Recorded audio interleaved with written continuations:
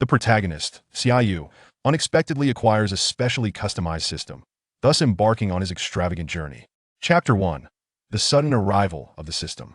In the balmy month of March, within a university library in the bustling metropolis, a young man stifles a yawn and stretches lazily, his half-closed eyes surveying the surroundings.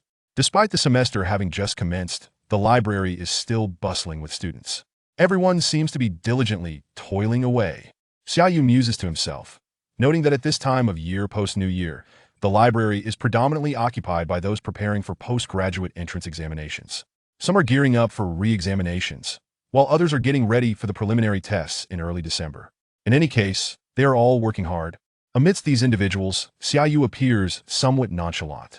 After all, being a sophomore, he considers it quite commendable that he has not joined his dorm mates at the internet CAF for a gaming spree, opting instead to save on internet fees and indulge in novels. However, today his visit to the library fails to ignite any enthusiasm. As a student at a second-tier engineering university in the metropolis, majoring in economics of versatile yet uninspiring field, Xia Yu has already glimpsed the mundane end of his career path. Upon graduation, he envisions a future as a bank teller or perhaps a minor civil servant in the tax bureau of his small hometown in Su province, leading a life devoid of excitement. He imagines marrying an ordinary woman and raising a typical child, only to repeat the cycle once more. While there may be better positions and more promising prospects at this moment, he simply wishes to bask in the pleasure of reading web novels, content to remain an idle observer. As for why he chooses to read web fiction in the library, it is entirely because Xia Yu finds that the ambience enhances the experience, and when he grows weary, he can also enjoy the sight of beautiful women. Indeed, a striking figure sits at 10 o'clock from his position, surrounded by a handful of other girls, but predominantly by eager male admirers. This is Zhang Beiying from the Foreign Languages College, a native of the metropolis and a freshman. She is meticulously engrossed in her studies, her long black hair cascading over her shoulders like a waterfall. The absence of bangs accentuates her delicate features, and her slightly furrowed brow seems to convey, "I am facing a challenge who will assist me?" In this day and age, referring to someone as a campus beauty feels somewhat kitsch, and the term goddess has become overused. Yet, when it comes to attractiveness, a discerning eye can always make the right judgment. Zhang Beiying is undoubtedly among the most stunning individuals in the entire school. Both the male and female students acknowledge this fact, leading to numerous confident upperclassmen attempting to win her affection last semester, only to find that she harbored no intention of dating. While Xia Yu refrained from making a move, it was his flamboyant dorm mate, Cheng Fei, who did, and he learned of these events through their conversations. Although Zhang Beiying rejected all advances, she remained surrounded by persistent suitors, while Xia Yu, fully aware of his own standing, knows he does not belong among them. Nevertheless, he believes that admiring beauty is still within his rights. Even if he eventually marries his wife, cannot strip him of the joy of discovering beauty. Xia Yu reads swiftly, finishing the latest 13 novels in under an hour. These authors, akin to a tortoise painstakingly squeezing out updates, seem to be in no rush. It's not as if he is impoverished and lacks starting point coins. Furthermore, would it be too presumptuous to ask them for monthly tickets? He scoffs and returns to the starting point interface, noticing in the upper left corner that he has yet to check in today. With a casual click, he probably receives 5 bonus coins. What a relief! His previously restless mood brightens instantly. Having previously researched the matter, Xia Yu is aware that bonus coins received through daily check-ins do not incur any costs, which is why he diligently checks in each day, saving the accumulated coins for those authors who are lackluster in their updates and fail to compensate for their absences. Upon witnessing a deluge of subscriptions, they will surely regret their laziness and ponder why they are not relentless writing machines. Caught up in these thoughts, Xia Yu nearly bursts into laughter. Yet, speaking of check-ins, the recent surge in check-in trends on the starting point has him wishing he could earn money in the same manner. Ding! Celebrating 1,000 years of the 10,000 Realms construction, a lucky reader will be randomly selected to receive a system. System version number. Special customized edition for the God of Wealth from the starting point. Congratulations to the reader with account number DQ185XXXX2917 for being fortunate enough to be selected. System distribution in progress. What in the world? A voice suddenly reverberates in Xia Yu's mind, leaving him momentarily stunned. System distribution in progress? Had he just imagined it? Such things as systems were supposed to exist only in novels or dreams, were they not? While Xia Yu stands in a daze, the screen of his phone abruptly turns entirely white, and a string of black characters materializes before him. System loading. System successfully loaded. Welcome to use. A system. It truly is a system. Xia Yu's expression morphs into one of astonishment, his hands trembling slightly as he holds his phone. As an unluckily average student who consistently gets called upon in class, he has somehow won a system? No. It is more accurate to say that the system has chosen him. He is the chosen one. In this moment, Xia Yu, radiating an intense aura reminiscent of teenage fantasy, stands out like a firefly in the dark, so vivid, so exceptional. Sensing something amiss, Xia Yu looks up only to realize he seems to be the center of attention. Has he been exposed? What if he gets dissected? Seizing his backpack, Xia Yu pivots and dashes toward the restroom, leaving behind a group of bewildered onlookers. Why are we looking up? Among the crowd, the rare sight of Zhang Beiying raises her head. She, too, is unsure why she has looked up, but after lowering her gaze, her previously relaxed brow furrows again. This question is perplexing. Click. Locking himself inside a restroom stall, Xia Yu finally breathes a sigh of relief. In novels, protagonists never escape the fear of being dissected. While this may merely be a trope, the emergence of a system renders anything possible. Therefore, it is best to shut the door and discreetly investigate. Unlocking his phone again, Xia Yu discovers that the once Redand-white-themed starting point app has transformed into a platinum hue, with the bookshelf interface completely vanished. It seems he will need to purchase another phone to read novels from now on. But what kind of system is this? He realizes he only caught half of the earlier message, as his brain had instinctively blocked the other half. With this in mind, Xia Yu clicks on the My section. Starting point reading special customized edition for the God of Wealth. Host, Xia Yu. Age, 20. System level, LV0. Regular check-ins yield 1,000 yuan each. Experience for level up, 01000. Special customized edition for the God of Wealth? Could it be that I possess the potential to become a God of Wealth? Xia Yu silently contemplates, realizing that such a clandestine matter could not remain hidden for long. Some things are simply meant to be revealed. However, the reward for check-in seems rather paltry, only 1,000 yuan. In those novels about check-ins, each time they check in, they receive luxurious houses or office buildings. Yet he is left with this meager sum? It must be the fault of being LV0. After pondering briefly, Xia Yu identifies the crux of the issue. Without upgrades, how can one become stronger? Even systems must adhere to fundamental principles. While being a level 999 may be exhilarating, in reality, it is not a game, and such an approach could lead to problems. Having resolved these thoughts, Xia Yu no longer dwells on the matter and directly switches to the check-in interface. Check-in. Xia Yu decisively presses the large button displayed on the screen. Ding! Your account ending in 0607 received an income of 1,000 yuan on March 8th at 1643 from Industrial and Commercial Bank. Current balance, 1,355.29 yuan. Industrial and Commercial Bank.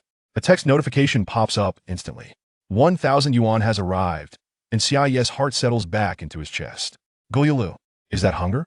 Feeling hungry in a restroom is hardly a good sign. Xia Yu hurriedly exits the stall and rushes out of the library. The God of Wealth system typically requires spending money to level up, with spent funds converted into experience points at a 1-to-1 ratio. Therefore, to level up, one must first spend money. As for how to spend this first sum, Xia Yu already has a plan in mind. 1,000 yuan is neither too much nor too little. It cannot buy significant items, yet small expenses can add up. Xia Yu intends to indulge in food, satisfying his culinary cravings.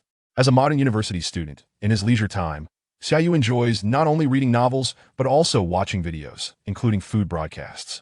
There is a particular establishment that has piqued his interest for quite some time. Now that he has funds, it is time to treat himself. While walking toward the school gate, Xia Yu opens the Didi app and flamboyantly requests a luxury car. Previously, aside from taking public transport, Xia Yu had taken many Didi rides, but due to financial constraints, he had never experienced this special feature. Today, he shall indulge in a rare luxury. Before long, a Mercedes-Benz S-Class accepts the order. As Xia Yu leisurely strolls to the school gate, he finds a sleek black Mercedes-Benz sedan with an upright emblem waiting for him. Opening the door to enter, he discovers a spotless back seat filled with snacks, bottled water, wet and dry tissues, and even a bouquet of flowers. This feels far more tangible than the 1,000 yuan directly deposited into Xia Yu's account, overflowing with the scent of money. Only after arriving at his destination does Xia Yu realize he hasn't touched a single snack nor sipped any water. What a waste. Perhaps this is what the phrase poor dog refers to in the present context of Xia Yu. For ordinary individuals, a shift in mindset is not something that can occur overnight. It is a lengthy process. Chapter 2. A lavish feast, though grumbling, is inevitable. The priority remains the meal. Otherwise, succumbing to the embarrassment of being overly satiated on snacks is simply untenable. Xia Yu turned around to behold the grand sign of Crab Supreme Pavilion prominently displayed before him. Indeed, he had resolved to indulge in crabs for dinner tonight.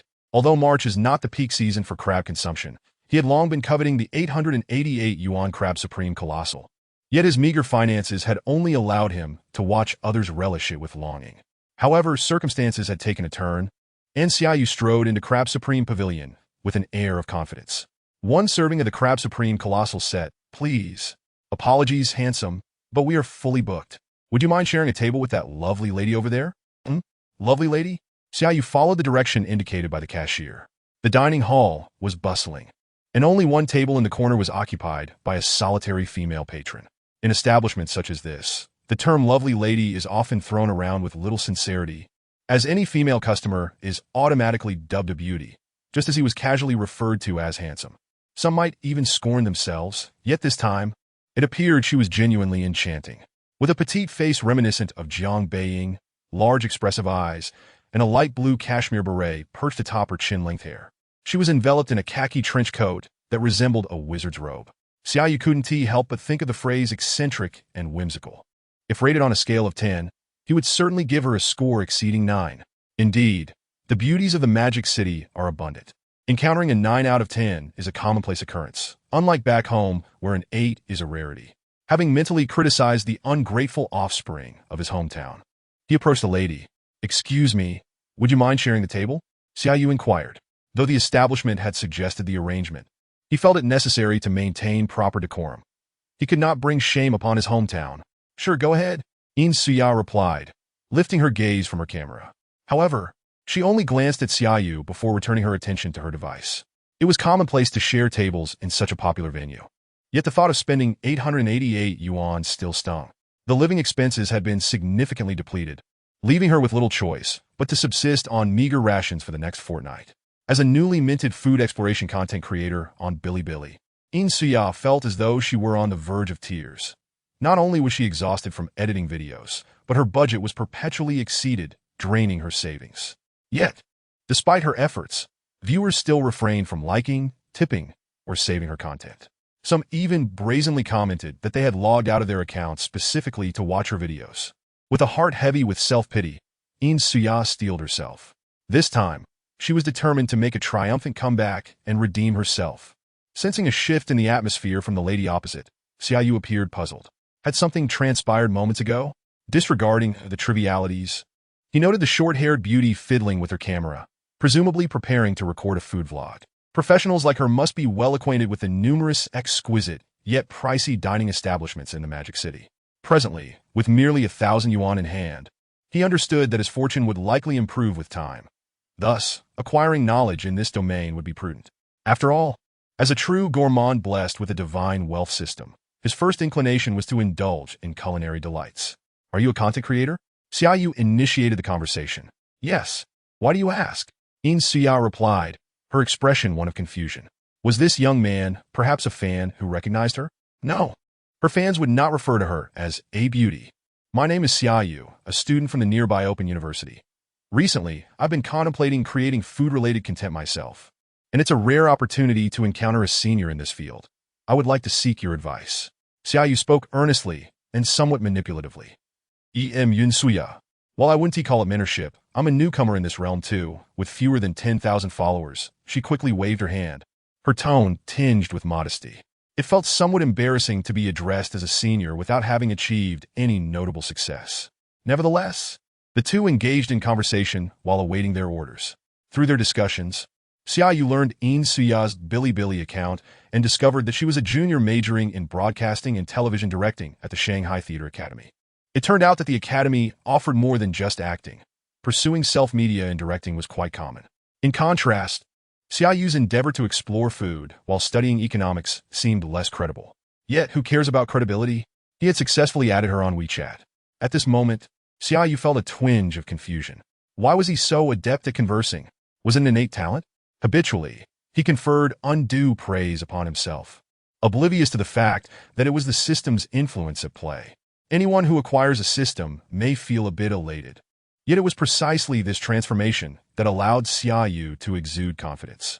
Cloistering oneself tends to render one's demeanor rather unsavory.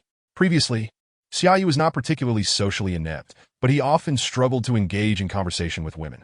To avoid awkwardness, he typically shunned one-on-one interactions, leading to a gradual decline in his luck with the opposite sex. However, the emergence of the system instilled a newfound assurance in him. Even without donning designer labels, he would no longer shrink before others. This is what one might call charisma, a quality of which Xia Yu was entirely unaware. "Senior, feel free to invite me to meals in the future. I'm just a WeChat message away," he declared, clapping his chest upon hearing Xia lament about the cost of their meal. Splitting the bill for Chinese cuisine would save her a considerable sum while allowing her to record more material. And he could also spare himself the trouble of seeking out exquisite dishes and restaurants. Truly a win-win situation. "Really? That would be wonderful," Xia replied with a smile, delighted to have gained another dining companion. The savings could contribute to her future productions. As for why she mentioned again, she had begun her journey in self-media during her sophomore year, initially dining out with roommates and classmates. However, their wallets could not withstand her weekly frequency, so she found herself dining alone today. This enthusiastic Xia classmate did not appear to be a bad person, making him an ideal dining partner. As Xia Yu gazed at Xia's radiant smile, he found himself momentarily entranced. Indeed, a beautiful girl's smile is truly captivating.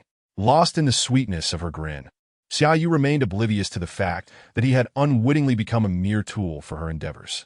"What's wrong?" "Nothing, cough, the noodles have arrived." Xia Yu regained his composure, coughing to mask his embarrassment. And indeed, the noodles had arrived. 2 servings of the crab supreme colossal were presented before them, each in a sizable bowl. The first sight was a single large bowl of noodles, devoid of any toppings.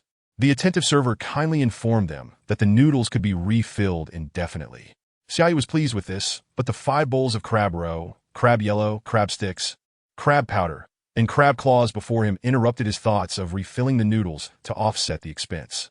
Truly, this was the legendary crab supreme colossal. Xia Yu instinctively swallowed hard, while Xia, taken aback, promptly activated her camera. "Hello, everyone, long time no see." Monologuing is an essential skill for Bilibili content creators, and food vloggers have their share of lengthy introductions. Xia Yu, not being a content creator, felt no need for such chatter. He signaled for Xia to begin while he directly poured all 5 bowls of toppings into his noodle bowl and mixed them, releasing an enticing aroma. The sound of slurping noodles resonated clearly in the air, causing Xia to momentarily falter in her thoughts, her speech becoming disjointed. Out of the corner of her eye, she observed Xia Yu savoring his food with such gusto that even those who were not hungry would find themselves salivating. And those who were hungry could only imagine how delectable it must be. This was undoubtedly a gift. With saliva pooling, Xia cut this segment short and resumed recording, her speech accelerating significantly. By the time she began to eat, Xia Yu had already polished off half a bowl.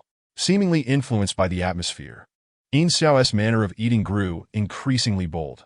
Without a hint of hesitation, her bowl was steadily emptied, even as Xia Yu, having finished first, slumped back in his seat. With a lingering taste on his lips and a satisfied hand resting on his slightly distended belly, his face radiated the essence of reminiscence. Who says money cannot buy happiness?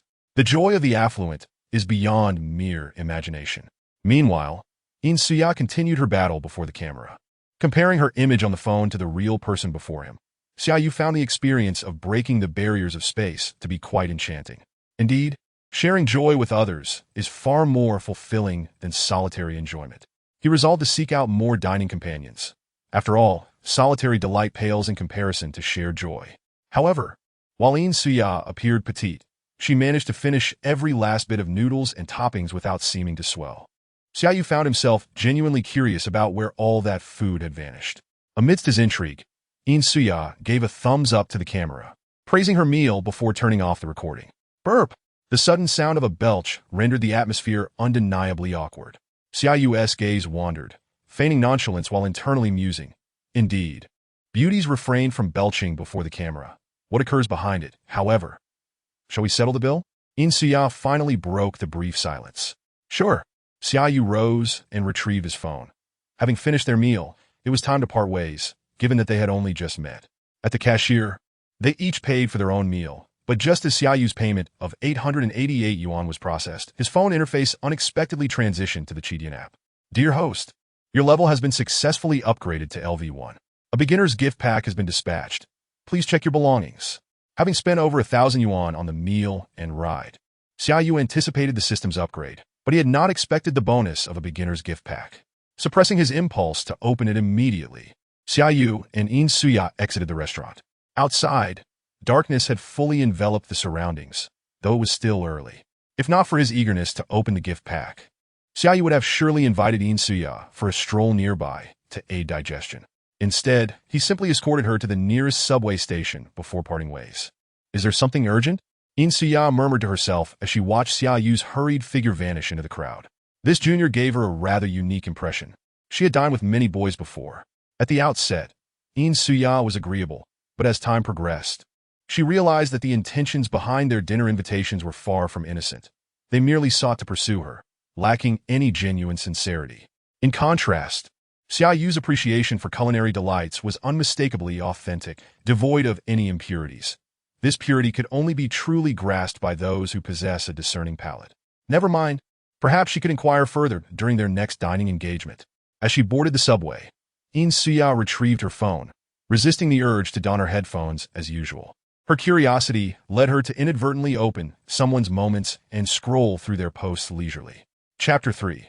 The delayed novice gift pack. Meanwhile, Xia Yu, oblivious to any ulterior motives, had no skeletons in his closet within his social media presence. He strolled along, guided by his phone's navigation, arriving at the Jing'an Shangri-La Hotel, not far from Xie Yuan.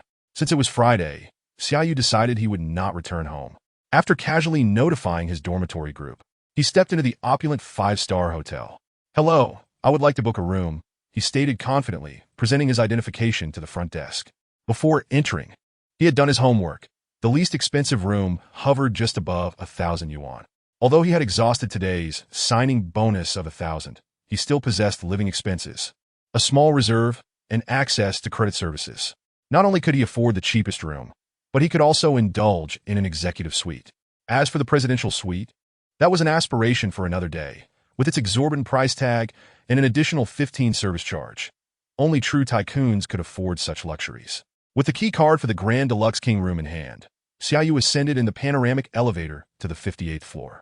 As the elevator climbed, the sprawling metropolis below shrank into insignificance, while Xia Yu's gaze extended further into the horizon. Excluding the deposit he had set aside, the 2,200 yuan transformed into a mere figure of experience points, a number that would only continue to grow. Ding! 58th floor reached, he noted, swiping the key card to unlock the door. Upon entering and switching on the lights, he found the 62-square-meter room surprisingly spacious, far superior to the cramped accommodations he had previously occupied at 7 Days or Home Inn. Surely, such a hotel wouldn't have surveillance cameras? This thought flickered in his mind, causing Xia Yu to hesitate. Turning off the lights, he utilized a method he had discovered online to conduct a thorough search. He found no anomalies, but the floor-to-ceiling windows were undeniably transparent, explaining their prevalence in domestic settings. Lowering the electric curtains, Xia Yu finally settled at the writing desk. He pulled out his phone and reopened the system interface, noticing some intriguing changes. Starting point reading, special customized edition for tycoons. Host, Xia Yu, age, 20, system level. LV1, regular sign-ins yield 2,000 yuan each. Experience points, 2,365, 10,000. Newbie gift pack 1 available for opening. The regular sign-in amount had increased from 1,000 to 2,000 yuan, while the experience points threshold had risen to 10,000. Contemplating this transformation, Xia Yu's expression shifted to one of contemplation. 2,000 yuan daily would accumulate to 60,000 in a month. In the sales and intermediary sectors, achieving a monthly salary of 60K in 2017 within the metropolis would require at least attaining a middle management position. This figure was commendable for an average individual, perhaps even garnering a popular post on Jihu, potentially surpassing 10,000 likes in under 24 hours. Yet, the crux of the matter lay in the fact that this was a tycoon system. No, he must accelerate his progression. One can only discern disparities through comparison. Xia Yu initially felt elated at the prospect of the system and thought he could take his time, but upon reflection, he realized his perspective had been limited. From the moment he was chosen by the system, he could no longer afford to stagnate. Complacency and settling for modest wealth would be a disgrace to the term tycoon. Only a spirit of relentless pursuit could forge his own legend. As a student of economics, Xia Yu's understanding of money currency transcended mere paper printed with anti-counterfeiting ink. The essence of the tycoon system would naturally involve far more than mundane expenditures. Perhaps it could be perceived as a cultivation apparatus of future technology, designed to elevate an ordinary individual from zero to a legendary tycoon. Failing to grasp this concept would mean that even with the system, one could only become a nouveau riche, akin to those who became wealthy through real estate redevelopment, no different in essence. Conversely, those who could envision and actualize their dreams would, even if they lost the system and the wealth it conferred, not find themselves destitute. Instead, they would rely on their own efforts to gradually reclaim their former heights. How profoundly positive! The mere thought of such a scenario nearly brought Xia Yu to tears. Yet these were considerations for another time. The immediate priority was to find a way to level up swiftly. Refocusing his thoughts, Xia Yu began to ponder deeply. Leveling up required expenditure. How could he acquire the necessary funds? Should he apply for a credit card or consider a small loan? This notion suddenly struck him, being a loyal user of various platforms. Xia Yu had perused numerous tycoon novels, one of which employed such audacious tactics. As a reader, he found it exhilarating. But that particular book had soon been relegated to obscurity, and by the time it resurfaced, all relevant content had vanished. Thus, this avenue was unfeasible. What then? Should he secretly mortgage his family's house? Forgetting that the property deed bore someone else's name. If his parents were to discover this, he would undoubtedly face dire consequences. With no viable solutions emerging from his brainstorming, Xia Yu could only deliberate further. Depleting his small reserve might allow him to level up once more. If the sign-in amount were to double, he would find himself in a more comfortable position. He nearly overlooked it. He still had a gift pack to open. Xia Yu's gaze fell upon the novice gift pack section. With a gentle tap of his finger, the pack instantaneously unfurled. Reward 1. Favorability detector, battle damaged. Usable once daily. Reward 2. Activate physical attributes panel. Reward 3. Universal sign-in supplement card 1. Click to use after a missed sign-in for 1 supplementary sign-in. Random consumption crit card 1. Click to use. All expenses will be randomly multiplied for a return within 24 hours. With a multiplier range of 1 to 10 times, 3 rewards, displayed sequentially from top to bottom, piqued Xia Yu's interest. The first, a favorability detector resembling the power level scouter from Dragon Ball, was a rare battle damage version, usable only once a day. Truly a scarce item. Nonetheless, this gadget could prove invaluable. Many urban novels featured similar products, although protagonists often misused them as mere progress trackers for romantic pursuits, unaware of their true purpose as enemy-identifying radars. Favorability is a broad concept. It encompasses the affection a girl may feel for a boy, and vice versa. High favorability indicates close friendship, while low favorability could signify disdain or rivalry. If a hidden adversary lurked nearby, even the most skilled actor could be easily identified, rendering this device an essential tool for daily life and travel. Xia Yu could vividly imagine the somewhat juvenile scenario of wearing it. System, can the favorability detector be concealed while worn? Yes, the host can simply will it to be hidden during use. Receiving the system's response, Xia Yu continued to explore, noticing a new attribute bar had appeared on his interface. Strength, 7, 1 agility, 6, 8 spirit, 7. This bore a hint of gaming flavor. The standard configuration of a system flow meant that enhancements were possible, contingent on the right opportunities. Upon glimpsing the third reward, Xia Yu's eyes gleamed. There were 2 cards, one a supplement card and the other a crit card, both esteemed items of legend. There was always a risk of missing a sign-in for any activity, be it due to oversleeping, accidents, forgetfulness, or even system malfunctions. After all, the starting point platform had experienced crashes. In such instances, the supplement card would come in handy. As for the crit card, it could not be overstated. It was a solution to Xia Yu's pressing needs. Gamers know that leveling up becomes increasingly challenging as one progresses. Although the crit card would return more the more one spent, saving it for later stages, LV4, LV5 would yield greater returns. The immediate priority was to focus on early development. Xia Yu resolved to utilize this card within the next few days to boost his level significantly. With the general direction established, it was time to refine the details. Opening his phone's calculator, Xia Yu began to tally his total assets. Remaining living expenses this month, 539. 7 yuan WeChat, 63. 84 yuan campus card, 76. 67 yuan Yuebao, 2020. 48 yuan certain East small reserve, 5013. 89 yuan certain East annual yield, 5042. 95 yuan certain East by Tiao, 8,000 yuan. Thus, his disposable amount totaled 20757. 53 yuan. As for why he didn't include Huabei, it was because he had exhausted all limits on rides, meals, and hotel bookings today, leaving him with a considerable deficit in his account. Until next month, he could not rely on Huabei. However, should everything go smoothly, he wouldn't need it next month. Yet, with just 20,000, even at a 10-fold crit, it would only amount to 200,000, and considering the multiplier was random, it was prudent to have a larger principal for security. It seemed borrowing money was the only option left. Chapter 4. The rural dog enters the city with a plan in mind. Xia Yu swiftly dialed a number. Hello. Brother Lin, I'm in urgent need of assistance. As soon as the call connected, Xia Yu commenced his performance. Lin Hao, his high school best friend, came from a well-off family. Even if he wasn't a second-generation rich kid, he received substantial amounts during the new year and could be counted on to lend money. Borrow money? How much do you need? Lin Hao asked directly, their rapport eliminating the need for pretense. 30,000. I'll pay you back by the end of the month and treat you to dinner when I return for the summer. 30,000 was the figure Xia Yu had settled on after contemplation. Even if Lin Hao could offer more, he knew that this was the limit. Both parties harbored an unspoken understanding of a threshold beyond which the relationship could sour. All right, I'll transfer it to you via Alipay. Lin Hao's response was quite straightforward. Some people borrow money out of necessity, while others have no intention of repaying it. In his eyes, Xia Yu was merely a means to alleviate immediate distress, although he did not inquire about the specifics.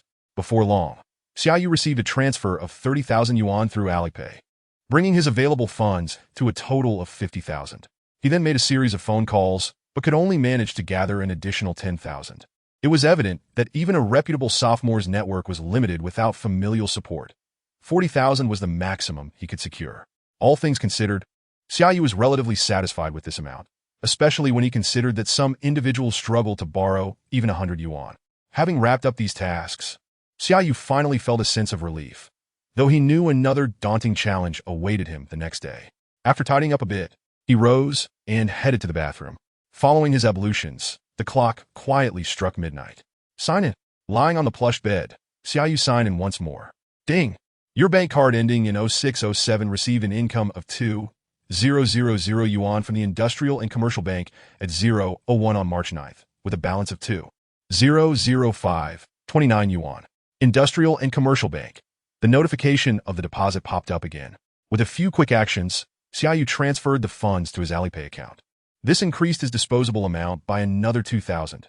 However, this was still not the final figure, as he had yet to utilize his critical hit card. With this in mind, Xia Yu switched to the card wallet interface and double-tapped the critical hit card. Ding! The consumption random critical hit card has been successfully used. All expenditures within the next 24 hours will be recorded, and the total amount spent will be multiplied by a random factor, with a range from 1 to 10 times. The game has begun. Without hesitation, Xia Yu opened the shopping cart interface of a popular online retailer. Although he was not a loyal customer, he knew that when it came to electronics, this was the go-to choice. As for visiting physical stores, he had learned his lesson after being ripped off when he purchased a subpar phone after the college entrance examination, which had ceased functioning after just 6 months. Since the app for his current phone had been discontinued, Xia Yu planned to buy a second phone. However, this raised a new dilemma. Which phone should he buy? This question was quite prevalent in urban fiction. Some protagonists preferred flagship models, while others favored niche brands. And there were even those who opted for explosive devices that transported them to another world. Xia Yu found this question easy to resolve. According to the principle of dual phone usage, the primary and backup devices should ideally be from different brands and operating systems, much like how it is advisable to avoid using 2 SIM cards from the same carrier. The phone he currently possessed was a highly popular model from a brand called Mo Yao, which led him to an immediate decision. He clicked to order the 256G Red Special Edition of the Shin 7 Plus sitting in his shopping cart, and in an instant, 988 yuan was deducted from his credit line, leaving him with a meager balance of just 12 yuan. Damn, was this all planned? Xia Yu silently complained. As for whether it was expensive or not, in light of the potential cashback, it was hardly worth mentioning. It felt almost like receiving it for free. With a phone secured, a computer was also essential. Trading in his old device netted him 500 yuan, and he added over 10,000 to purchase a sleek XPS Ultrabook. Devices from Alienware were far too heavy and cumbersome for his taste. It must be said that shopping can be addictive.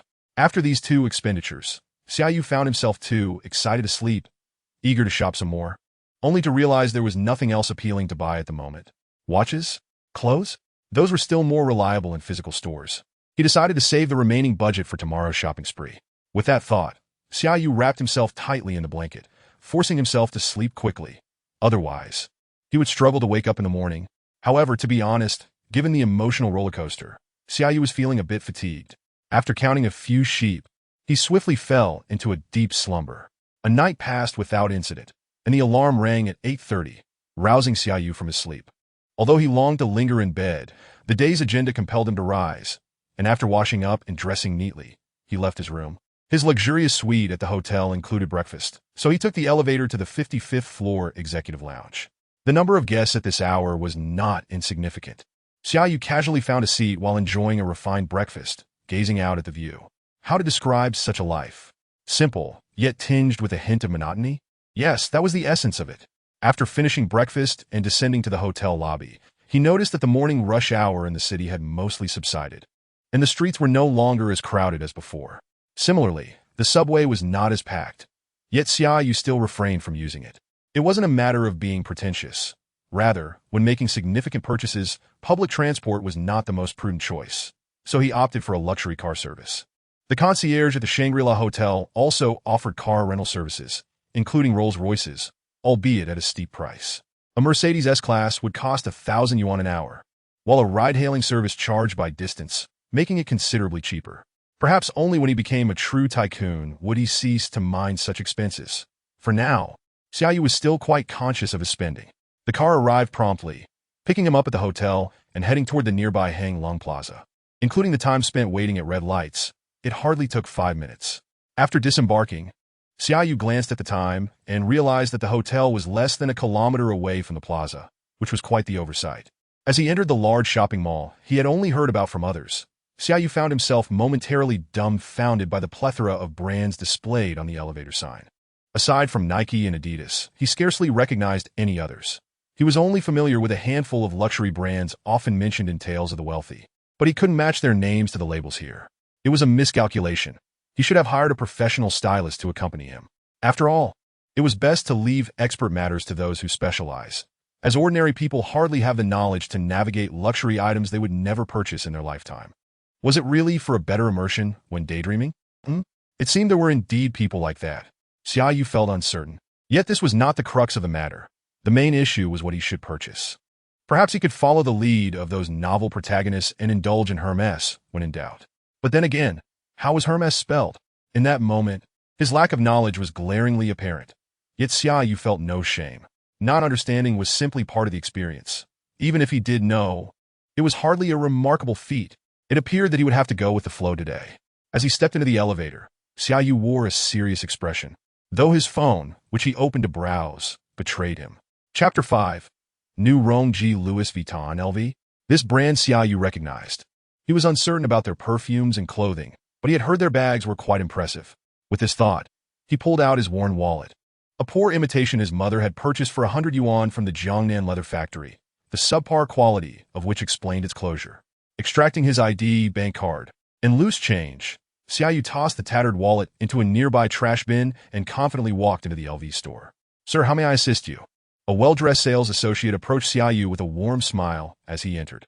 "I would like to see your wallets." "Right this way, sir," she gestured, leading him to the wallet display. On the expansive table lay dozens of wallets in various styles and sizes, overwhelming Xia Yu with choices. After a brief moment, he picked up one that caught his eye. Often purchases are driven by instinct. "Sir, you have excellent taste." This multiple wallet features a color block theme, perfectly combining damier graphite-coated canvas with embossed AP leather, vibrant yet understated, making it a perfect match for your character. The sales associate's flattery flowed effortlessly. Although Xia Yu couldn't fully grasp her description, it did not hinder his interest. "How much is this one?" 50 yuan. Glancing at the receipt, showing both whole and fractional amounts, Xia Yu displayed no signs of regret. After all, he was spending 5,000 now, with the potential to earn back 50,000 tomorrow. It was a sound calculation. He promptly stowed his ID and bank card into the new wallet and exited the LV store. While they also offered men's clothing, the prices were exorbitantly high, and the styles limited. The money he had left might barely cover a single jacket, which would contradict the day's theme of shopping extravaganza. Thus, when in doubt, it was best to stick with Hermes. A two-tone zip-up hoodie cost 100 yuan, joggers 600 yuan, and the avatar sneakers 50 yuan. As for a belt, the joggers didn't require one. Another 750 yuan was swiped away, and since entering Hang Lung, Xia Yu had already spent 800 yuan. He calculated that he now had just over 16,000 left. Surely, his level must have increased. Buzz! His phone vibrated in response, and with bags in hand, Xia Yu found a place to sit. Dear host, your level has successfully risen to LV2. Finally reaching LV2 brought a smile to Xia Yu's face as he clicked on his interface. Chidian reading special edition for tycoons. Host, Xia Yu age, 20, system level. LV2, regular signing grants 3,000 yuan each time. Experience points, 18, 450 30, 000, strength, 7. 1, agility, 6. 8, spirit, 7. 7, card wallet. Universal supplementary sign-in card X1, special item. Favorability detection device, damaged, with regular sign-ins now yielding 3,000 yuan daily. It seemed the increments were not exponential, and the precise pattern would require further exploration. The experience points had increased to 30,000, with less than 12,000 remaining for the next level. It appeared he could achieve that today. As for whether he could reach LV4, that remained uncertain. Xia Yu felt it unlikely. One must not be overly greedy. Doing his best was sufficient. Upon exiting the app and glancing at the time, Xia Yu realized he was nearing the restaurant. However, juggling several bags proved quite inconvenient. Thus, he made another trip to the Samsonite store, spending 3,000 yuan on a carry-on suitcase. He swiftly unpacked his clothes and shoes, stuffing them directly into the case, allowing him to manage with just one piece of luggage. As for lunch, Xia Yu preferred not to venture too far. A nearby solution would suffice. He opened a certain review app and began searching for restaurants in the vicinity. A barbecue spot with an average expenditure of 183 yuan per person? Too low, pass. How about the Cantonese hot pot restaurant with an average of 431 yuan? Still insufficient, pass. Then, what about the new Rongji, boasting an average spending of 1,000 yuan? Get, that will do. For a student like Xia Yu, a higher average expenditure typically indicated a better dining experience. He walked to the Bei Xian Grand Mansion, nestled discreetly on Nanyang Road, where the ambience exuded the charm of the Republic of China. At this moment, Xia Yu felt a twinge of hesitation. Restaurants of this caliber in films generally required reservations. Surely, he wouldn't be asked to leave due to insufficient booking? That would be utterly embarrassing. Oh well, and he went. If it didn't work out, he could always retreat to Hot Pot. Good afternoon, sir. May I ask if you have a reservation? Upon Xia Yu's entrance, a young female server approached him. No, is there still availability? Are you dining alone, sir? There are seats at the bar. Note, the server's response relieved Xia Yu, while slyly hinting that the business at this upscale restaurant was not as thriving as he presumed. Little did he know, reservations had been made a month in advance, and he was merely lucky to find a spot at the bar by chance. Just me? This way? Please. Seated in a corner of the bar, Xia Yu opened the menu and began to peruse. Could you recommend something good? This was advice he had gleaned from reading extravagant novels. When unsure of what to order at a fine restaurant, simply ask for recommendations. If you have no aversion to seafood, I suggest our signature dish, golden crispy ribbon fish, which is sourced exclusively from the plumpest part of each fish.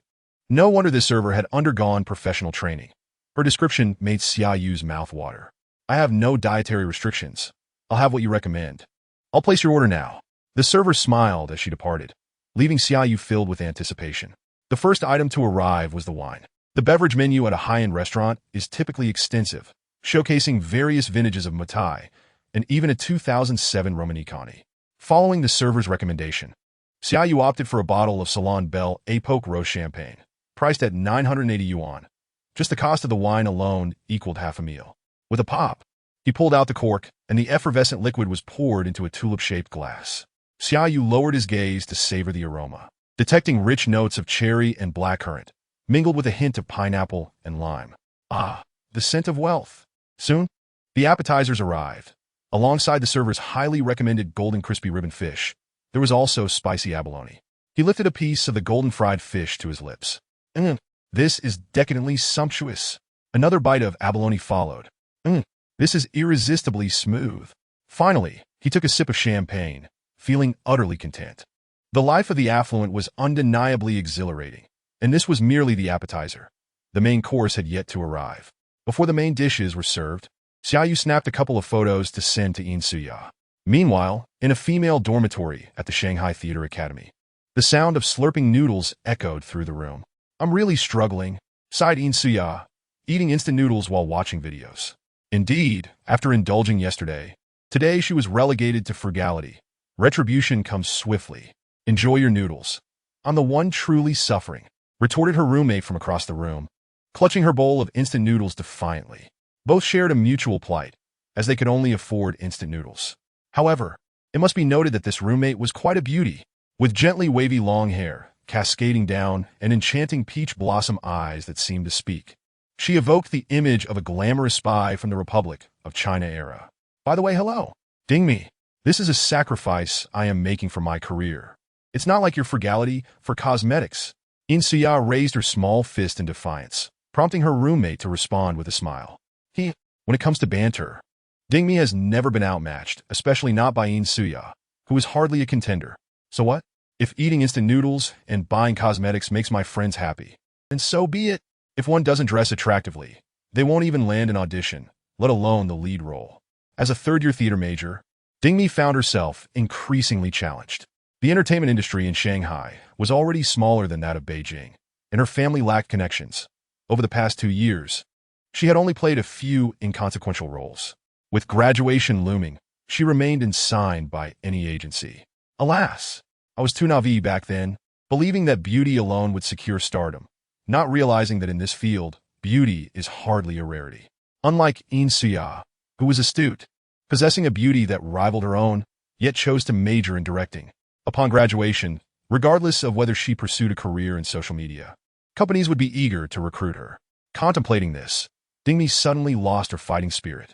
Just then, the familiar notification sound of WeChat chimed, interrupting Xia's train of thought. Who could possibly be messaging her at this hour? Upon unlocking her phone, she discovered it was a new contact, Xia Yu, sending her a photo. What could it be? Xia clicked on it with curiosity. This, as she gazed at the golden fried fish. Her instant noodles suddenly lost their allure. Today, I strolled around Henglong and had a meal at Xia Rongji. I specifically took a photo to share with you. Am I a good bro or what? Good bro? Good bro? No. Are you a demon? Are you toxic? At that moment, Xia's chest heaved with anger, her emotions palpable. Yet, Xia Rongji, the most expensive location on Nanyang Road. How utterly delectable. For a food enthusiast, the greatest torment lies in watching others indulge through a screen, especially when they are feasting on exquisite fare. Imagining Xia Yu's expression of enjoyment, Xia found her mouth watering involuntarily, sending a barrage of bloodied kitchen knife emojis. Xia felt utterly drained, collapsing back into her computer chair, her face reflecting a profound sense of despondency. What is wrong? Is that all the fight you have? Observing Xia's defeated expression, Ding Mi, having finished her last bite of noodles, leaned in closer. Oh, Xia, when did you start seeking out wild men? Upon seeing the chat interface on the phone, Ding Mi immediately exploded with indignation. During their freshman year, they had formed a sisterhood alliance, vowing to inform one another of any romantic entanglements. Regrettably, nearly 3 years later, none of the trio had managed to find a partner. Nonsense. He considers me a bro. How can you call him a wild man? Xia blushed, flustered by Ding Mi's teasing. A bro? Let me tell you, Xia, there are no brothers between men and women. If I consider you a bro, then you've got your sights set on my role. I've seen this play out too many times. The sharp-tongued woman launched another verbal assault, reigniting the sisters' daily skirmish. If there's no quarrel, there's no friendship. It's fortunate that their bond is strong enough to withstand such constant bickering. Otherwise, they would have changed dorms long ago. Chapter 6. Exquisite Delicacies. Meanwhile, Xia Yu chuckled at the kitchen knife emojis sent by Xia. When one reaches a certain level of desperation, they become invincible. He could only imagine her current frustration, unaware that his WeChat message had sparked a war. A man who has been single for too long finds beauty everywhere, and the same goes for women. At this moment, the main course arrived, beginning with a dish of home-style yellow croaker, presented whole and wild-caught. The fish appeared modest in size, yet this single dish cost a staggering 1,500 yuan. The phrase, exquisite delicacies worth a fortune, likely referred to this dish. In earlier times, Xia Yu would never have believed that a single dish could consume his entire monthly budget, yet here it was before him. Should he take a photo to commemorate this moment? Perhaps not. No one would specifically recall having consumed a plate of yellow croaker, much like no affluent individual would remember having eaten a single fish. He picked up a chopstick, delicately lifting the tender belly of the fish to his mouth. It melted instantly, the essence of nature exploding across his taste buds, leaving him yearning for more. This tastes like diamonds. Accompanying the fish was the restaurant's signature dish. Garlic noodle with bean paste, a Taizhou culinary delight. It was said that those who appreciated the flavor found it delightful, while those who did not could only find it average. Before tasting the first bite, Xia Yu was uncertain which camp he belonged to. But as soon as the noodles arrived, his anticipation grew. He filled a small bowl to the brim and took a big mouthful. The flavor was unlike anything he had ever experienced, reminiscent of a taste beloved by certain Sioux province locals. At a loss for words, Xia Yu struggled to articulate this dish. It was a unique flavor that could only be described as being akin to cilantro. One must find someone whose genes match in order to appreciate it, or else they would refuse to consume it at all. The meal stretched on for over an hour. After indulging in food and drink, Xia Yu felt an overwhelming sense of satisfaction, and his satisfaction extended to the bill, including the wine, table fee, and a 15 service charge. The total came to 4,300 yuan. Indeed, the average expenditure was deceiving. Once one let loose, it could easily soar into the thousands, and Xia Yu had managed to exercise restraint. Nonetheless, the meal was truly exceptional, and despite the cost, it felt worth every penny. Expensive? Not my fault. Being poor? That's your issue. He pulled out his phone to settle the bill with ease when the server inquired, "Sir, would you like me to store the remaining wine for you?" High-end restaurants typically offer wine storage services, and Xia Yu's bottle of rose champagne held 750 milliliters, of which he had only consumed half. Storing it would allow him to enjoy it during his next visit. No need to store it. I'll take it with me. Xia Yu declined the server's offer outright, as he intended to sample a different wine on his next visit. Dragging his suitcase and carrying half a bottle of wine, Xia Yu leisurely exited the ancient Bay residence. A pre-ordered luxury DD car awaited him at the entrance. He was heading back to the nearby hotel, where he had booked a luxurious executive suite with a king-size bed. Unlike standard rooms that required checkout before noon, his room allowed a departure extension until 4 in the afternoon. However, with the next day being a holiday, he intended to extend his stay for another night. After settling the additional night's fee at the front desk, Xia Yu took the elevator back to his room. The room had already been tidied, with used toiletries replaced by fresh ones. Upon closing the door, Xia Yu planned to take a nap. After a morning of wandering, fatigue weighed heavily on him, and coupled with the elevated blood sugar from a hearty meal, he fell asleep the moment he touched the bed. 2 hours later, the sound of his phone rang, rousing him from slumber. "Hello? Yes, this is the delivery from a certain East. I'm downstairs at the hotel. All right, I'll be right down." In a 5-star hotel, deliveries were not permitted to go upstairs. Xia Yu hung up and got out of bed, grabbing his old laptop on the way down, having already backed up all personal data to the cloud. Upon returning to his room, Xia Yu held 2 boxes, one large and one small, containing his phone and laptop, respectively. He opened the larger box first, revealing a striking red phone that could only be described as flamboyant, boasting an impressive 256 gigabytes of storage, ample space for countless lovely ladies. Ahem, it seems something was inadvertently revealed. Transferring the operating system to the new phone, Xia Yu reinstalled the Qidian app on his old device. Although reading novels on the new phone was feasible, he recalled once following a struggling author whose work garnered a surprising donation when it hit 1 million words. A single blind reader had rewarded him with a lordship, much to the author's delight. Naturally, with a donation came the expectation of additional chapters, leading to a late-night writing spree of 10 chapters. However, when the next month's payment arrived, he was baffled by the figures. Later, he learned that iOS donations were subject to a 30% cut by the fruit company, making that lordship a costly affair. In retrospect, the calculations added up. Qidian would split the 1,000 yuan, giving 500 to the struggling author. And after the fruit company took 30%, only 350 remained. After deducting a 14% tax on the 800 yuan threshold, the author ended up with a mere 301 yuan from 1,000. With similar deductions for subscriptions, the struggling author pleaded with readers to refrain from donating through the new phone. Xia Yu noted this, but found it of little use, as his own financial limitations precluded him from affording such a device. Now, however, he could finally afford it, and this lesson proved invaluable. Paying taxes was a given, and while the expense of a phone was understandable, the excessive deductions on content purchases seemed rather unseemly. After a brief acclimatization to the iOS system, Xia Yu cast the phone aside. Since acquiring the system, he felt that phones had lost their allure, and his computer seemed to follow suit as he felt no urge to indulge in it. Indeed, poverty dictates one's pastimes. Wealthy individuals flaunt watches, while the financially challenged play with computers. The phone vibrated, drawing Xia Yu's attention. "Dear host, your level has been successfully upgraded to LV3. Had the courier confirmed receipt?" The transaction was only deemed complete upon confirmation, which was also why Xia Yu had not upgraded immediately after his 2,000 yuan purchase yesterday. Nevertheless, it wasn't too late now. Closing the pop-up, he re-entered his interface. Chidian reading, special edition for tycoons. Host, Xia Yu, age, 20, system level, LV3, daily sign-in grants 5,000 yuan. Experience for upgrade, 22650.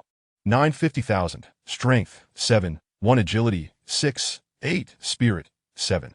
7. Card pack. Universal sign-in card X1 special item. Affection detector, damaged. The daily sign-in now earned him 5,000 yuan, and reaching LV4 required 50,000 experience points. An exhilarating prospect. Once the critical return arrived tomorrow, the remaining experience gap of just under 28,000 would be swiftly covered, ensuring a guaranteed upgrade to LV4. With anticipation for the critical multiplier, reaching LV5 seemed entirely plausible. Clicking to display the active critical card, he noted a countdown alongside his current expenditure, 57938. 47 yuan. Calculating his remaining funds, he found approximately 5,000 yuan left. And with tomorrow's sign-in bonus of 5,000, he could spend another 10,000. How should he allocate this amount? Xia Yu fell into contemplation. Online shopping was no longer an option, so he would have to spend nearby. Perhaps a lavish dinner? However, he was already feeling quite full and could not indulge in lavish feasts daily. With dining options exhausted, he considered other alternatives, such as a spa treatment.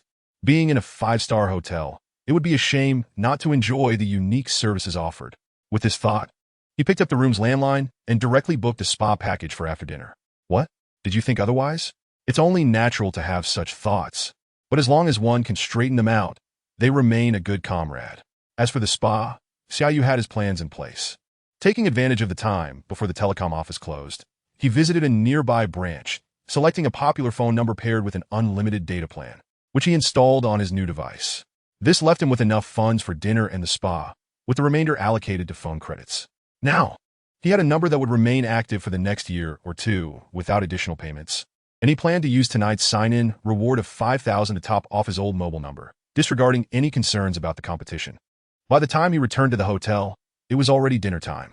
Xia Yu made his way to the Xia Palace on the 3rd floor of the hotel. This was a Cantonese restaurant divided into 2 sections. The left side, Xia Small Restaurant, focused on dim sum, while the right, Xia Palace, specialized in Cantonese cuisine. Having eaten well at lunch, Xia Yu lacked the appetite for a full Cantonese meal and ordered several portions of dim sum to satisfy his dinner. After finishing his meal, Xia Yu headed straight to the spa center on the 4th floor to experience a vitality aromatherapy massage, priced at 1,180 yuan. This was his first time indulging in such luxury. The Swedish massage technique applied light to medium pressure, complemented by Eastern aromatic oils, soothing sore muscles while promoting blood circulation, providing an exhilarating experience. He couldn't help but marvel at the sheer decadence of his lifestyle. Chapter 7. Critical return. The 90-minute massage soon came to an end, far surpassing the pleasure of a winter bathhouse experience. Reluctant to leave, Xia Yu returned to his room. With 2 hours left until midnight, he lay in bed, turning on the television to casually find a movie to watch. As the film reached its conclusion, the clock quietly struck midnight, illuminating the gray sign-in button on his phone once more. Sign in. Sitting up, Xia Yu proceeded with the sign-in. Ding! Your bank account ending in 0607 received an income of 5 5,000 yuan from the Industrial and Commercial Bank on March 10th at 001. Current balance, 5,005. 29 yuan. Ding! You have signed in for 3 consecutive days. Congratulations, you have received a consecutive sign-in gift package. The 5,000 yuan was as expected, but the consecutive sign-in gift surprised Xia Yu. The system actually had new features. Yet, reflecting on it, didn't the Xia Yu app also offer consecutive sign-in rewards? His main account had been signed in for over 200 days, earning him around 10 gift packages. It seemed that receiving a gift package for 3 days of sign-in mirrored the app's reward system. With this in mind, Xia Yu quickly opened Xia Yu, where the consecutive sign-in gift package interface revealed rewards for signing in for 3, 5, 7, 15, 30, and 49 days. Goodness! This was the system's hidden benefit. A profitable venture. However, the rewards from Xia Yu were typically experience points, bonus coins, and chances for a lottery. What might the Tycoon system's gift package contain? With curiosity, Xia Yu clicked to open the package. Reward: a Rolex identical to that worn by the internet celebrity Xia Yu model. Date just 116233. Withdrawable: a Rolex. And it was the same as Xia Yu's. The system was truly extravagant. In Xia Yu's impression, every wealthy character in a novel had a watch-buying scene, as one couldn't be deemed a tycoon without donning 1 or 2 exquisite timepieces. To his surprise, he received one before even visiting a watch store. Withdraw. Xia Yu pressed the withdrawal button. With a whoosh, an olive green box suddenly appeared before him, bearing the iconic crown emblem of Rolex, instantly elevating the ambience. Opening the box, he first found an invoice. Wow! The attention to detail was commendable. Continuing to lift the lid, the watch finally revealed itself. And Xia Yu was immediately struck by its understated elegance. Though it was merely the standard Datejust, the gold-accented black dial was strikingly exquisite, exuding an air of luxury. However, it seemed misaligned with his personal style. Was it because he was too young? Perhaps that was indeed the case. The internet celebrity Xia Yu was a middle-aged businessman with several companies. Wearing a Rolex seemed fitting for him. Yet, Xia Yu was only 19. While he aspired to be a future tycoon, he was still just an average young man. This watch simply did not suit him. Wearing an ill-fitting watch appeared more lowly than not wearing one at all. It seemed the only appropriate course was to gift it to his father. Removing the watch, Xia Yu mused that his father had always had a penchant for wearing watches, though he currently sported an old Seiko. Presenting him with this Rolex would certainly be an upgrade. Of course, he couldn't favor one parent over the other. He would have to prepare a gift for his mother as well to avoid any potential discord. Wiping the fingerprints off the watch with a tissue, Xia Yu carefully repackaged it in its box. Next, seizing the remaining time on the critical card, he used the newly credited 5,000 yuan to top off his phone balance, depleting his account to its final cent ding. The 24-hour countdown has concluded. System is settling. System settlement complete. You have incurred a total expenditure of 68,132. 48 yuan, and have randomly received a 3x critical hit, resulting in a total rebate of 292,969. 66 yuan. Please check your account. Ding! Your card ending in 0607 has received an income of 292,969. 66 yuan from Industrial and Commercial Bank at 027 on March 10th, with a remaining balance of 292,974. 95 yuan. Industrial and Commercial Bank. The 3x critical hit has directly deposited a substantial sum nearing 300,000 into Xia Yu's bank account. This figure seems somewhat abstract, yet it is akin to the Rolex he had just held. With this money, he could purchase 3 of them in one go or indulge in a daily allowance of 5,000 edzonranji, allowing for 2 months of continuous dining. The imagery materialized as Xia Yu instinctively reached for the champagne on his bedside table and took a generous gulp. Gulp, gulp, what a relief! However, how should he wisely spend such a fortune? A new dilemma arose. Purchase a house? 300,000 in the bustling metropolis would scarcely suffice for even a restroom. By 2017, housing prices had already begun to ascend, with the better locations in his hometown surpassing 11,000 per square meter. This time he could afford a restroom, and perhaps even a kitchen as well. Buying a house was not a consideration for the moment. How about a car? The selection for a vehicle within the 300,000 range seemed rather limited, not to mention that in this metropolis, a single license plate could be worth half a car. Wouldn't a luxury DD service, complete with a dedicated driver, be more appealing? With both car and house off the table, Xia Yu found himself in a quandary, as poverty had constrained his imagination. Now that he had money, he was at a loss for how to spend it. Perhaps he ought to rent an apartment outside of campus. After all, he couldn't possibly reside in a hotel every day. But where should he rent? Tanshanipin? It seemed that in the opulent tale set in this metropolis, the protagonists were all equipped with a suite in Tanshanipin. Quite impressive indeed. In comparison, Xia Yu, who had to rent on his own, felt akin to a counterfeit tycoon. How difficult it was? Complaints aside, Xia Yu began to search diligently. As a premier luxury community, properties in Tangshanipin were available for both sale and lease. After reviewing several options, he noted that the rental prices, while lower than the exorbitant 20,000+ per square meter sale prices, were still not trivial. A complete rental of a 400 to 500 square meter flat could be secured for merely 70,000 to 80,000 per month. Over the course of a year, it wouldn't even reach $1 million. The outrageous rental-to-sale ratio left Xia Yu astounded. Indeed, unless one were a true tycoon, renting in this metropolis was far more economical. Not to mention, most people lack the qualifications to purchase a home. Clicking on a property with a monthly rent of $75,000, he noted the stipulation of a deposit equivalent to 1 month's rent and 3 months' rent in advance. The funds he possessed were sufficient for a quarter's rent, with daily sign-ins yielding $5,000, that amounted to $150,000 a month, allowing him to comfortably cover the subsequent rental costs. However, being able to afford it did not necessarily imply it was necessary. Although the location of this property was exceptional, it was still too far from the school. Xia Yu planned to search for an apartment closer to campus. Upon re-examining available listings, Xia Yu discovered that properties around the school were surprisingly affordable. Even renting a villa cost merely over $10,000 per month, and the less desirable locations still maintained reasonable prices.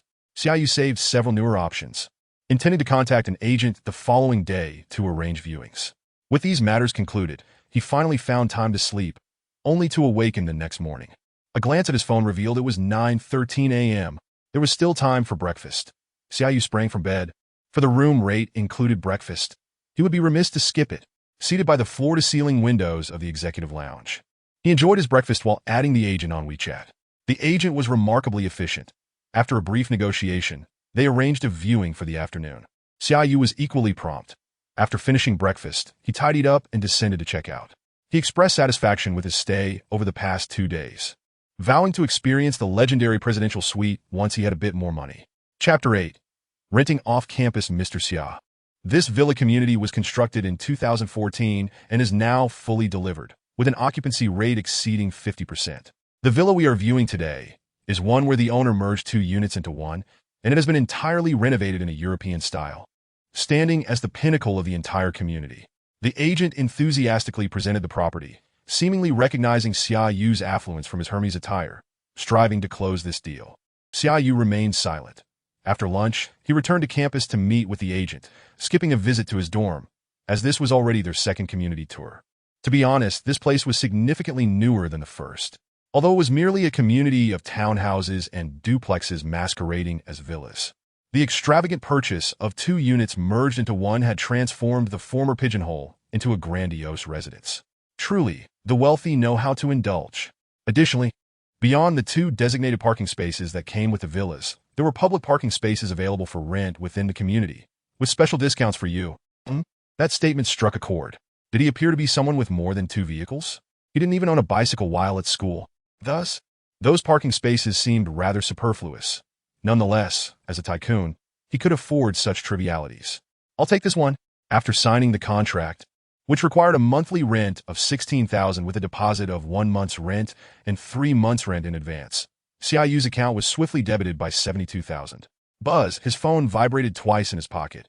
He understood immediately that one message was from the bank, while the other was a system upgrade notification. Dear host, your level has successfully risen to LV4. Finally, he had reached LV4. Once he was alone in the villa, Xia Yu took out his phone, noticing that the system interface had undergone minor adjustments. Starting point reading, special custom edition for tycoons. Host, Xia Yu age 20, system level, LV4, regular sign-ins yield 10,000 yuan each. Experience for upgrade, 55,673, 47,100, 000, strength, 7, 1 agility, 6, 8, spirit, 7, card pack, universal makeup card X1, special item, favorability detection device, damaged. The regular sign-in reward had doubled again, increasing from 5,000 to now 10,000. Such a mere numerical change still felt intangible, yet it was a cause for celebration. The experience points required for upgrading to LV5 had also doubled, but it seemed that the recently signed contract had already fulfilled half of that requirement, leaving just under 50,000 to reach the next level. One could not deny that the critical rebate card was indeed a marvelous item, significantly shortening Xia Yu's time for gradual development in the early stages. He believed it wouldn't be long before he could let loose entirely. At that point, not only luxury cars and mansions would be within reach, but perhaps even a private jet. Were luxury yachts on sale? This was the life a true tycoon ought to lead. For now, he was merely experiencing a taste of ordinary life, a delightful memory to reminisce about in the midst of future monotonous days. Sigh. Perhaps this was akin to the mindset of ancient emperors incognito on their excursions. No one knew this, yet Xia Yu, blissfully unaware, was indeed living in such a state. Regrettably, no one was there to awaken him from his delusions, allowing him to bask in his inflated ego a while longer. Whistling and skipping, Xia Yu ascended to the master bedroom on the second floor, jotting down the bed dimensions in preparation for an online purchase of bedding, and casually deciding to buy 2 silk comforters as well. Having only ever used cotton blankets, Xia Yu was yet to experience the sensation of silk. He had heard that sleeping under a high-end silk comforter felt akin to being enveloped in the skin of a maiden, a rather fanciful description whose truth he could not ascertain. Lacking knowledge of home textile brands, he could only opt for the more expensive options. He purchased 2 sets of bedding, one for washing, one for changing, and 2 silk comforters, one thick and one thin. As for pillows, he hesitated over whether to buy 1 or 2. At home, he had always slept on a double bed, yet his mother had only provided him with 1 pillow. So for 19 years, he had used but a single pillow. This habit had become second nature, and even when in hotels, he would toss any extra pillows onto the sofa. Yet one must embrace change. Although one person could not use 2 pillows, he could certainly find a companion for the other. With this thought, the path ahead seemed clearer. Ultimately, he added 2 imported latex pillows priced around 1,500 each to his order, totaling nearly 20,000. The master bedroom was quite spacious, featuring 2 additional doors besides the entrance, one leading to a wet and dry separation bathroom, and the other to the fabled walk-in closet. Upon opening the closet door, the sensor lights activated, revealing 3 walls transformed into an open wardrobe. There were large compartments for bedding, small slots for shoes and boots, and an abundance of clothing racks. To fill it with luxury items would require at least $1 million, and that was without mentioning the cabinets centrally positioned for a watchwinder. Forget it. Better to buy what was needed rather than fill it for the sake of filling. Such behavior was no different from that of a nouveau riche. Closing the closet door, Xia Yu approached the balcony.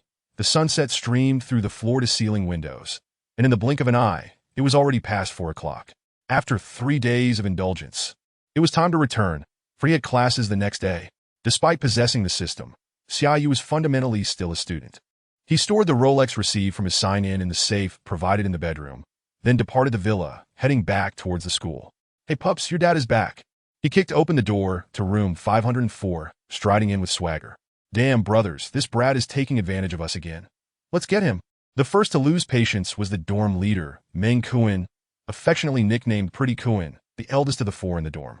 Although room 504 did not adhere to a seniority system, the oldest member was unanimously recognized as the dorm leader, resulting in Meng Kuan's somewhat accidental tenure of nearly 2 years. "Right, let's get him." Joining the fray was Cheng Fei, who was lounging on his bed. And just as Xia Junjie was preparing to join in, Xia Yu calmly produced a stack of hot pot vouchers. "I heard someone is looking to mess with me?" "No, that's simply not the case. Father, you must have misheard." Meng Kuan's ability to change expressions with such swiftness left the other 2 utterly astounded. After all, calling someone father should not be a matter of pride.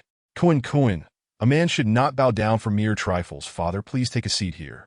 Cheng Fei, ever the sycophant, seized the moment and spoke with exaggerated warmth. "Regardless, during my freshman year, I must have called countless people father while requesting meals.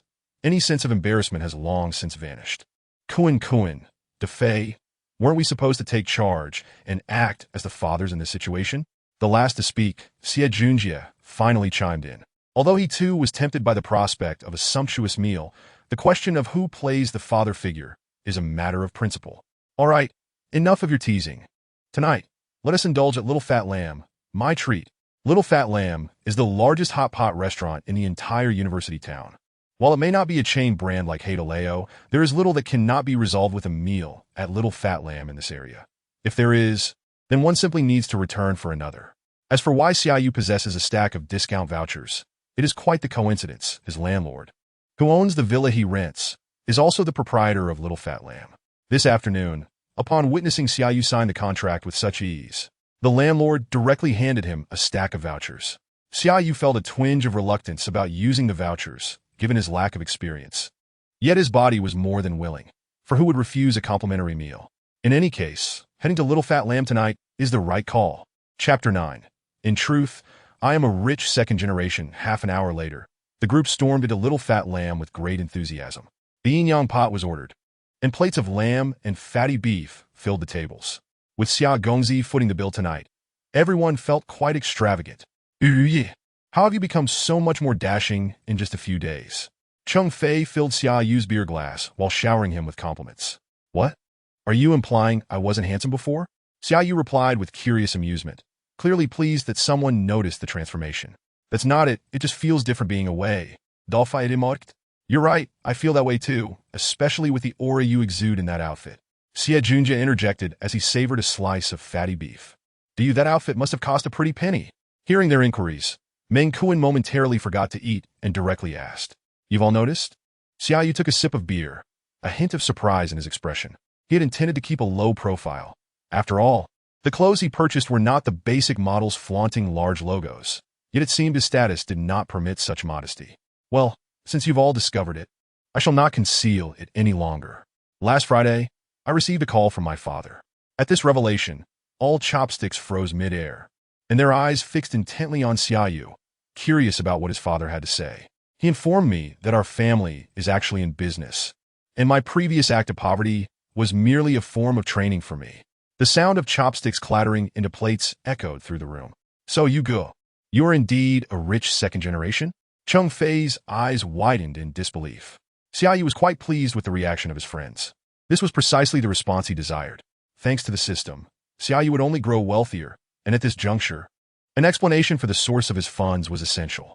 Pretending to be a rich second generation was a clever choice, as it would spare him a great deal of trouble. No way, Yuge. Even novels wouldn't dare to write this. Your father has been quite relentless with you over the years, Xie Junjie remarked after downing a drink. The four of them had been well acquainted, all hailing from ordinary backgrounds.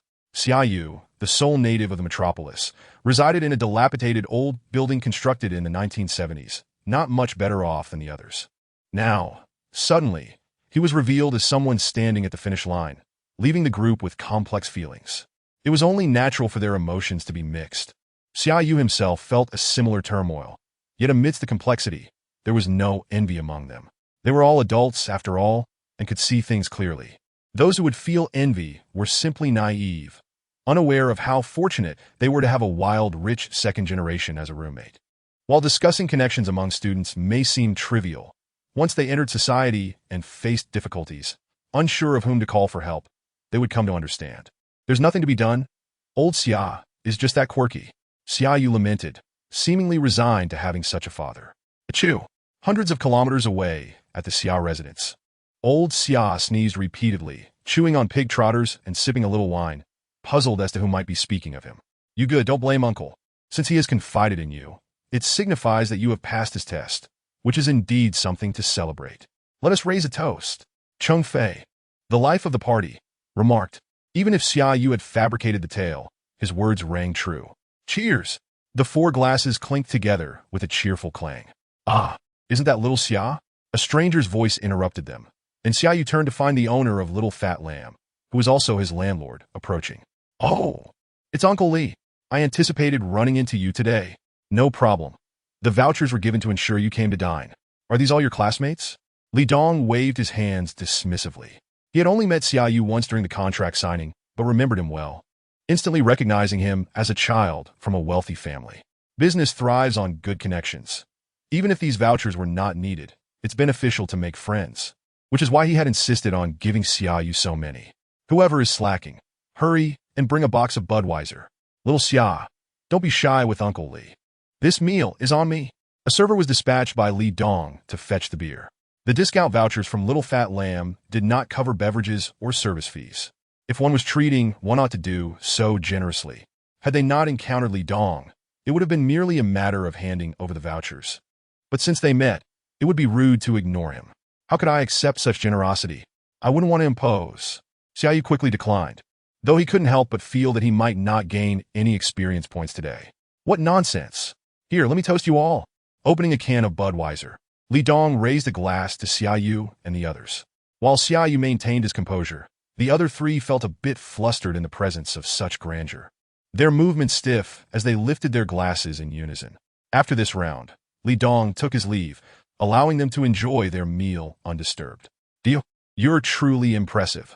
Not only do you get a free meal, but even the owner comes to toast you.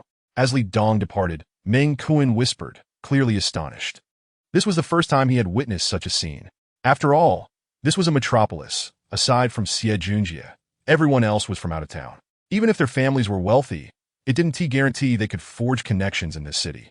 But now, Xia Yu had managed to do so, deepening the curiosity of the others. Wealth comes in various tiers. A few million might qualify as a small business owner in a small town, while starting in the metropolis requires tens of millions, especially since real estate often costs hundreds of millions. Could it be that Xia Yu's father has a company here in the metropolis? With this thought, the three turned their gazes back to Xia Yu. What's wrong? Why are you all staring at me? Eat your meat. Unaware of his roommate's speculations, Xia Yu simply encouraged them to continue feasting. You go.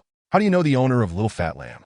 Xie Junjie asked, articulating the question that lingered in everyone's minds. They had been too preoccupied with eating to consider where Xia Yu had acquired such a stack of vouchers, only now realizing they were directly given by the owner. Oh, it's not that I know him. He is a friend of my father, Xia Yu deflected, attributing the connection to his father. A man who preferred to remain understated and had no need to share his affairs with everyone.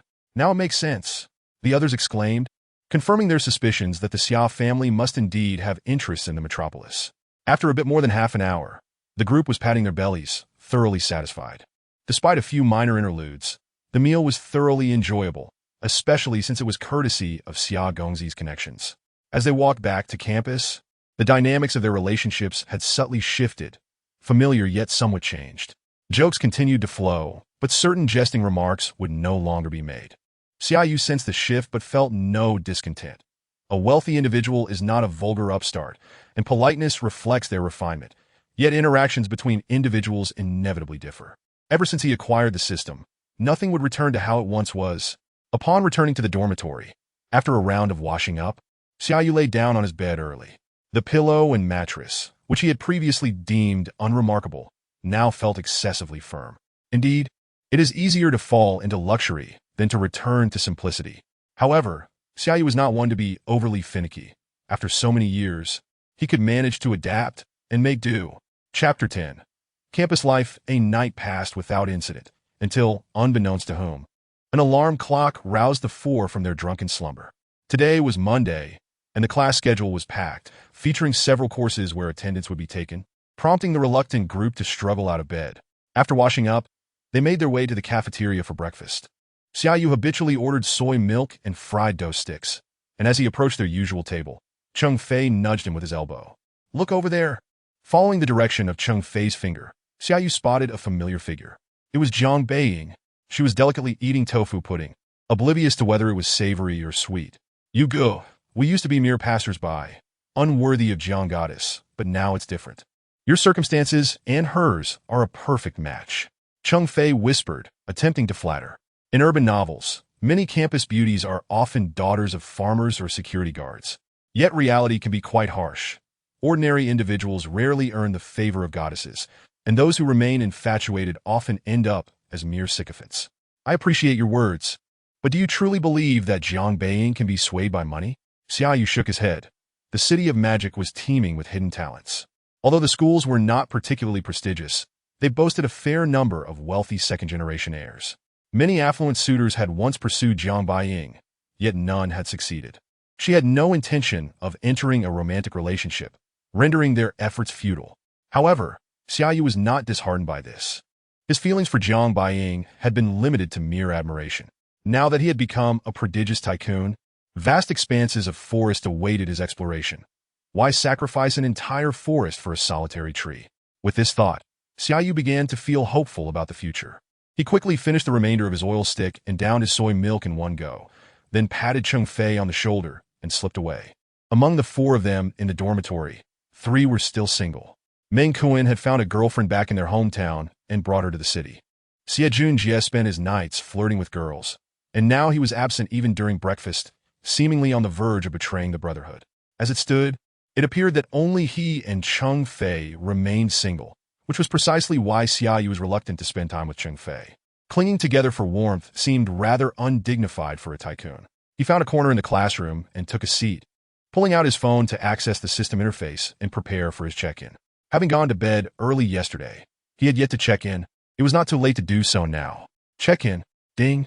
Your account ending in 0607 received an income of 10,000 yuan from Industrial and Commercial Bank on March 11th at 8:23, with a balance of 168,551.48 yuan. Industrial and Commercial Bank. Regular check-in income of 10,000 yuan.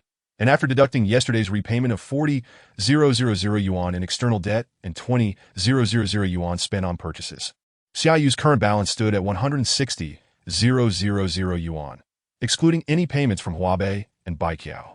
After accounting for a few yuan spent on breakfast, his experience points still showed no visible change. If the items he purchased online arrived today, he could expect an additional 20,000 experience points, narrowing the gap to level up to LV5 to approximately 25,000. Even without touching his balance, this small goal could be achieved in just 3 days of check-ins. Yet, one should not underestimate LV5. Many LV4 riders struggled to advance to LV5, making his system relatively more considerate by comparison. As Xia Yu pondered this, the day's classes commenced. The first lecture was on international economics, a subject whose name alone was enough to induce yawns. Sleeping in class seemed unbecoming of a university student. Yet the lecturer reading from the PowerPoint made the already tedious course even more monotonous, causing Xia Yu to fight off drowsiness. If it were possible, he too would like to experience the joy of learning as depicted in the novels starring academic prodigies. But alas, his system was a rather pedestrian, customized version for tycoons, offering nothing beyond monetary prowess. Quite rudimentary indeed. After enduring through the morning until the afternoon, Xia Yu received a call regarding his delivery, informing him that it had arrived at the entrance of the community. It was too late to rush over, so he instructed the courier to leave the items with the security guard. In the past, he would not hesitate to have even items worth 2,000 yuan left there. But now it was just a routine matter. After the last class concluded, Xia Yu handed his textbooks to Cheng Fei and the others to take back, letting them know he wouldn't be returning to the dormitory that evening. He exited the school gates and headed straight for the community. Upon reaching the security desk, he found the corner piled high with parcels, a significant portion of which belonged to him. "Excuse me, could you lend me your patrol car to help transport my items?" Xia Yu said as he handed a pack of hard Chinese cigarettes to each of the two security guards. "Of course, it's our duty," they replied courteously, and seeing the homeowner's generosity, they promptly loaded all of Xia Yu's belongings onto the electric patrol vehicle and drove him to his doorstep. In matters of social etiquette, few people in society are oblivious. Whether one chooses to assist is often a question of willingness. Li Dong was generous with his vouchers, and Xia Yu was generous with his cigarettes. These gestures left a lasting impression of magnanimity. However, Xia Yu once again felt the inconvenience of not having a vehicle. While the security guards helped with this delivery, future purchases would still require him to carry them in himself, which could be quite bothersome. Currently, he did not have enough money to buy a car, but renting one was well within his means, and he planned to look into it later. He found a utility knife in the drawer of the shoe cabinet and began to unpack his parcels one by one. The quilt and pillows were tossed onto the sofa, while the bedding set was taken to the laundry room on the 3rd floor. Although the rent for the villa was somewhat steep, it came furnished, and the laundry room boasted 2 washing machines, one for delicates and another for heavier items, all equipped with drying functions. Xia Yu stuffed the bedding set into the larger washing machine, added detergent, and set it to wash and dry, initiating the cycle. Once that task was completed, the sky outside had turned completely dark, and Xia Yu began to feel a twinge of hunger. "What should I have for dinner tonight?" he mused as he made his way to the 1st floor. Besides the lobby and dining room, the 1st floor housed both a Western and an Eastern kitchen, both well appointed due to Li Dong's background in the catering industry. However, both refrigerators were empty. It appeared he would need to do a major grocery run after dinner. Most people have a tendency to stockpile supplies, but due to financial constraints, this habit often goes unexpressed. Xia Yu was one of those individuals, but times had changed. Now financially comfortable, he no longer needed to suppress his nature. Shopping was the order of the day. Furthermore, his culinary skills were quite commendable, having grown weary of cafeteria food. This time he could buy ingredients to cook for himself. Moreover, with such a splendid kitchen at his disposal, not utilizing it felt somewhat disrespectful to the landlord. Resolute in his decision, Xia Yu pulled out his phone to order a ride. The university was located in a suburban area far from the city center, making transportation somewhat inconvenient. Previously, Xia Yu would remain at school unless absolutely necessary, as taking the subway for several stops could be quite taxing. Yet now, in pursuit of consumption, he had to brace himself and venture into the city, especially since prices were high there. And he was unaware of any places in the suburbs suitable for large expenditures. By the time Xia Yu successfully boarded a vehicle and arrived in the city center, it was already past 7 in the evening, and he felt as though his stomach had emptied completely. Chapter 11. Supermarket shopping spree after disembarking. Xia Yu casually approached a pizzeria where the average meal cost over 100 yuan and ordered a spicy seafood pizza, along with side dishes such as roast chicken wings, cheesecake, and salad. Fast food lived up to its name, as the entire process from ordering to finishing took less than a moment.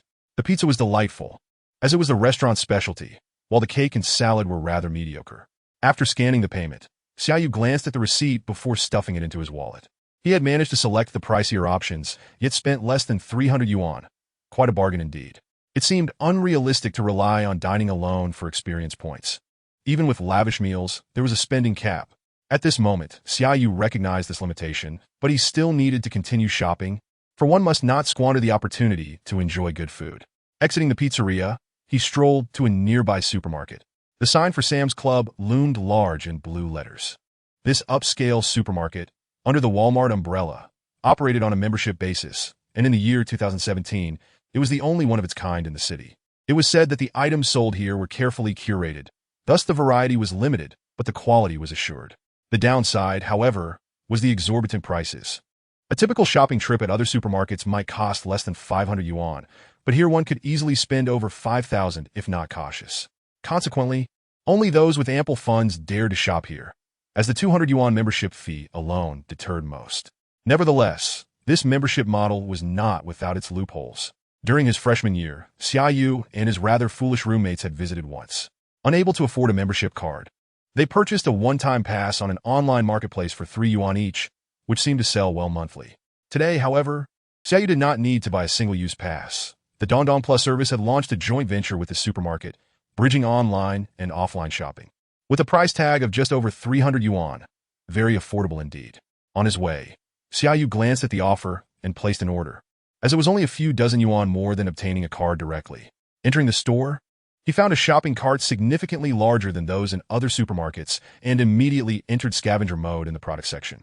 This mixed pack of nuts looked excellent, perfect for snacking on the coffee table. Buy.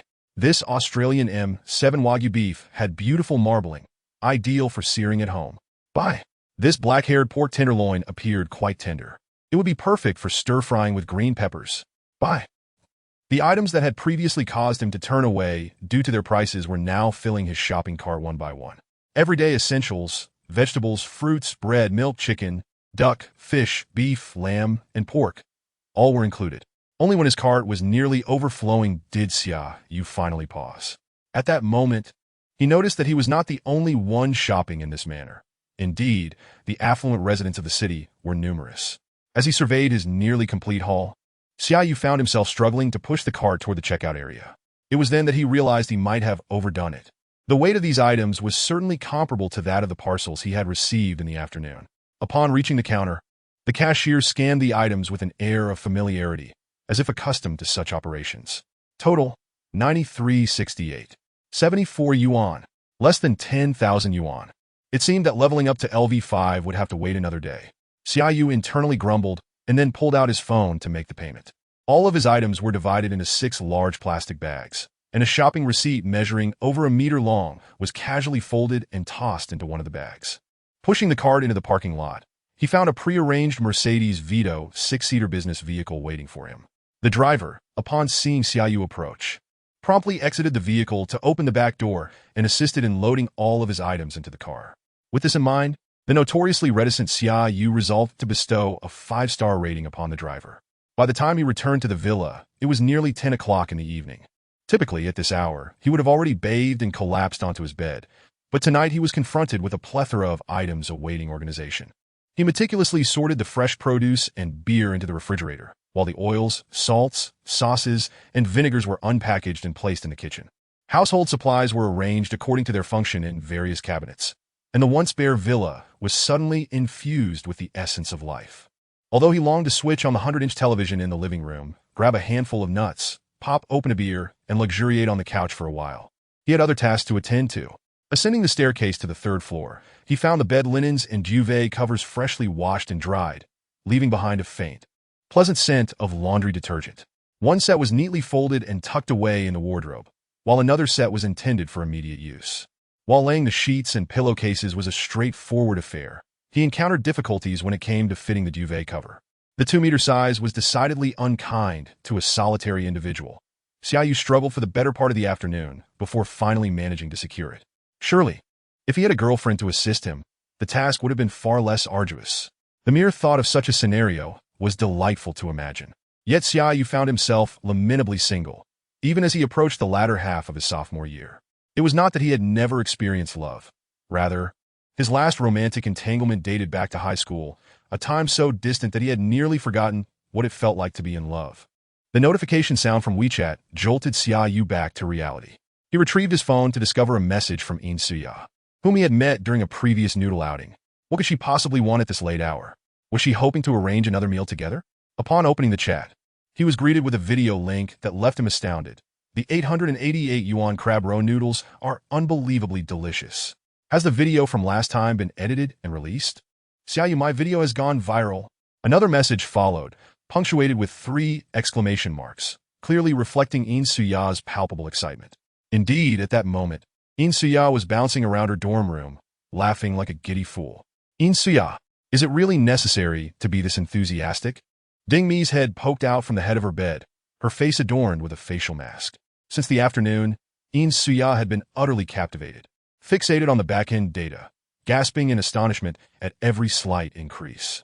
In less than 24 hours, the video had garnered 200,000 views. She had uploaded a total of 20 videos, and none had achieved such a milestone collectively.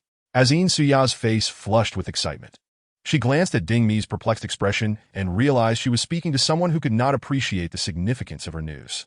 This foolish woman had no comprehension of what it meant. Perhaps she should share her joy with someone who did. But who could that be? After pondering for a moment, Xia's thoughts settled on Xia Yu's visage. Surely, someone with an appreciation for culinary delights would understand her current elation. Resolute, she sent him the link without hesitation. Congratulations. Signorine, I'm going to watch the video now. After sending the message, Xia Yu promptly clicked on the video. Although he had followed Xia's Bilibili account during their noodle meal, he had not opened the app since life had become more vibrant in recent days. Indeed, the affluent indulge in their phones when they have the leisure, while the less fortunate are confined to mere mobile entertainment. The link redirected him to the app, and without hesitation, he clicked to support her with 3 coins, something he had previously been reluctant to part with. He then immersed himself in the video. The opening scene was set outside the restaurant, and based on the timing, Xia Yu realized he must have still been in the car at that moment. Despite it being evening, the video quality was commendable, a testament to the professional camera used. The thought of a camera piqued Xia Yu's interest. He had long harbored the desire to purchase a DSLR, yet his financial constraints had kept him from doing so until now. However, circumstances had changed. He could afford both cheap and expensive options alike. Whether he would leave it gathering dust in a cupboard was a conundrum for the average person. But for someone of his stature, impulsive purchases were the norm. Firm in his resolve, Xia Yu decided to place an order for a camera after viewing the video. At that moment, the camera panned from the exterior to the interior, capturing Xia as she took her seat. After a brief montage of waiting, the scene shifted directly to the moment the noodles were served. "Hello, everyone." Long time no see, Xia finally spoke, her usual greeting. Yet Xia Yu noticed an influx of comments flooding the screen. "Sister Xia, who is sitting across from you. The sound of slurping those noodles is irresistible." "Exactly. It can't possibly be your stunning roommate, right? The sound of slurping?" It turned out the microphone had captured the sounds of her eating. causing Xia Yu's face to flush with embarrassment. What was this about a beautiful roommate? Surely, these longtime fans had mistaken her identity. New fans echoed the same sentiments. Previously, Xia had boasted fewer than 10,000 followers, but now, with over 200,000 views, she had attracted nearly 10,000 new fans in a single sweep. What was it that captivated them so? Was it Xia's looks? Xia Yu conceded that she was indeed attractive. Yet there were countless beautiful women on Bilibili. If one were to judge solely on appearance, surely the dance category would yield even more stunning contestants. Delicious. Truly delicious. Just as Xia Yu contemplated this, the tone of the comments shifted dramatically. Everyone began exclaiming how delicious the noodles appeared. The reason for the video's explosive popularity was finally unveiled. This was not merely a matter of superficial appeal. It was the literal enjoyment of the delicious food that captured their attention. Watching Xia savor the noodles brought back vivid memories for Xia Yu of their shared experience. He had found the meal delectable, and he could only imagine how the viewers, starved and watching from their screens, must have felt. Perhaps they were practically drooling as they typed their comments. Xia Yu scrolled through the comment section. What a delightful video to accompany a meal. Even my bread roll seems to taste better while watching. I'm definitely going to check out this restaurant. I must go when I get the chance. These were among the most liked comments, and Xia Yu then clicked to view the most recent posts. Why did I open this video at this hour? I'm completely out of instant noodles at home. Are you a demon, content creator? A chorus of lamentations erupted, as Xia had inevitably stirred the hunger pangs within her viewers, leaving them restless throughout the night. Yet it was not just them. Even Xia Yu himself felt a sudden pang of hunger, despite having eaten a hearty dinner. Chapter 12. The travel series. As it turns out, emotions are indeed contagious. Feeling somewhat peckish, Xia Yu made his way to the kitchen, opening the refrigerator in search of something to satiate his hunger. The moment the light flickered on, his gaze was ensnared by a platter of marbled beef, so captivating that he found it difficult to look away. It was premium-grade, grain-fed short ribs, and he could already envision the succulent meat dancing in melted butter, accompanied by the rich aroma that would soon waft through the air. A smile crept onto Xia Yu's lips as he succumbed to a sly grin. Since you have awakened my appetite, do not blame me for my impending indulgence. With a sizzle, he placed the short ribs into the frying pan, the ASMR-like sound instantly resonating with every fiber of his being. Timing it perfectly, Xia Yu began to flip the meat with his chopsticks, while his phone faithfully documented each transformation of the short ribs. A few minutes later, savoring the tender beef, Xia Yu sent the video to Xia. Swallowing hard, Xia, perplexed by the video, found her eyes widening in surprise as they fixated on the enticing meat on the screen. Senior, your video is amazing. It's making me hungry. Hurry and fry some steak to fill your stomach. As the video concluded, another message popped up from Xia Yu. What goes around comes around. Xia had not anticipated such a turn of events. Cursed be this affluent man. She regretted sending that message to Xia Yu just moments ago. No amount of remorse would rectify the situation now. She still needed to send him a thank you. No problem. By the way, are you free this Friday? Let us meet up. Xia Yu replied. While he preferred the convenience of dining alone, sharing a meal with a beautiful woman would certainly be a delightful experience. Moreover, he could glean some insights from Xia regarding filming techniques. With plans to purchase a camera, Xia Yu intended to document aspects of his daily life, thus fulfilling the fib he had spun during their initial meeting. Of course, his primary aim remained to provide a glimpse into the mundane existence of a wealthy individual to the general public. All right, see you on Friday, came Xia's response. The success of this video had invigorated her, and she was determined to seize the momentum and create another major production. When her living expenses ran low, she would simply request additional funds from her father. After all, a little charm would surely soften him, and he would be reluctant to deny her. Unbeknownst to Xia Yu, the determination behind Xia's words was profound. He merely replied with an approving gesture before logging off. He loaded the dishes and frying pan into the dishwasher, planning to gather a few more before washing them. With a satisfied stomach and a sense of comfort, Xia Yu could not help but yawn.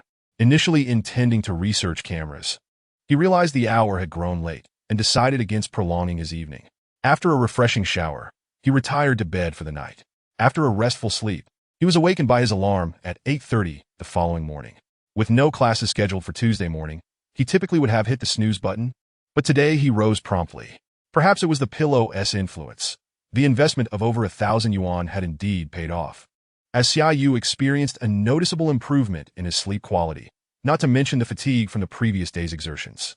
Breakfast was too cumbersome to prepare, so he opted for a fried egg, 2 slices of toast, and a glass of milk to suffice. As he ate, he pulled out his phone to check in. Although staying up late to check in could yield quicker rewards, Xia Yu had grown less impatient over the past few days. Signing in after waking would suffice. After all, luck has its moments, and who knows? Perhaps he might encounter a grand reward that would leave him too excited to sleep.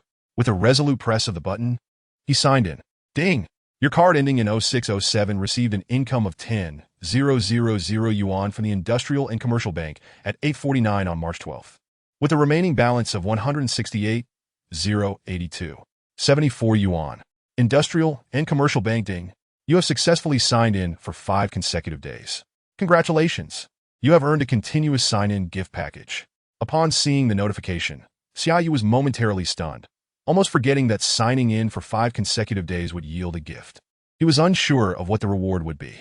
Without further thought, Xia Yu's fingers tapped on the gift package, opting to open it. Reward: BMW Touring Series motorcycle. Model: K1600 GTL, with license plate, cash withdrawable. To his astonishment, it was a motorcycle. A touring motorcycle at that. Xia Yu could ride a motorcycle. He had taken his father's motorcycle for a joyride in middle school and had conveniently obtained a motorcycle license during his summer break after the college entrance examination. However, what was this touring series? Was it perhaps a tricycle with a cabin to rest in? That seemed a bit far-fetched. Never mind, let us just retrieve it. After all, it is a BMW. Finishing the milk in his cup, Xia Yu made his way to the spacious living room. Retrieve. Whoosh! A pure white mechanical beast materialized before Xia Yu's eyes. The massive 6-cylinder engine instantly evoking images of bodybuilders with their strong, inverted triangular physiques, creating an atmosphere that felt almost philosophical. Approaching the motorcycle, he observed its front, which resembled an owl, fierce yet endearingly clumsy. As he moved to the back, the combination of 2 side boxes and a rear box made Xia Yu realize why BMW categorized this motorcycle as part of the touring series.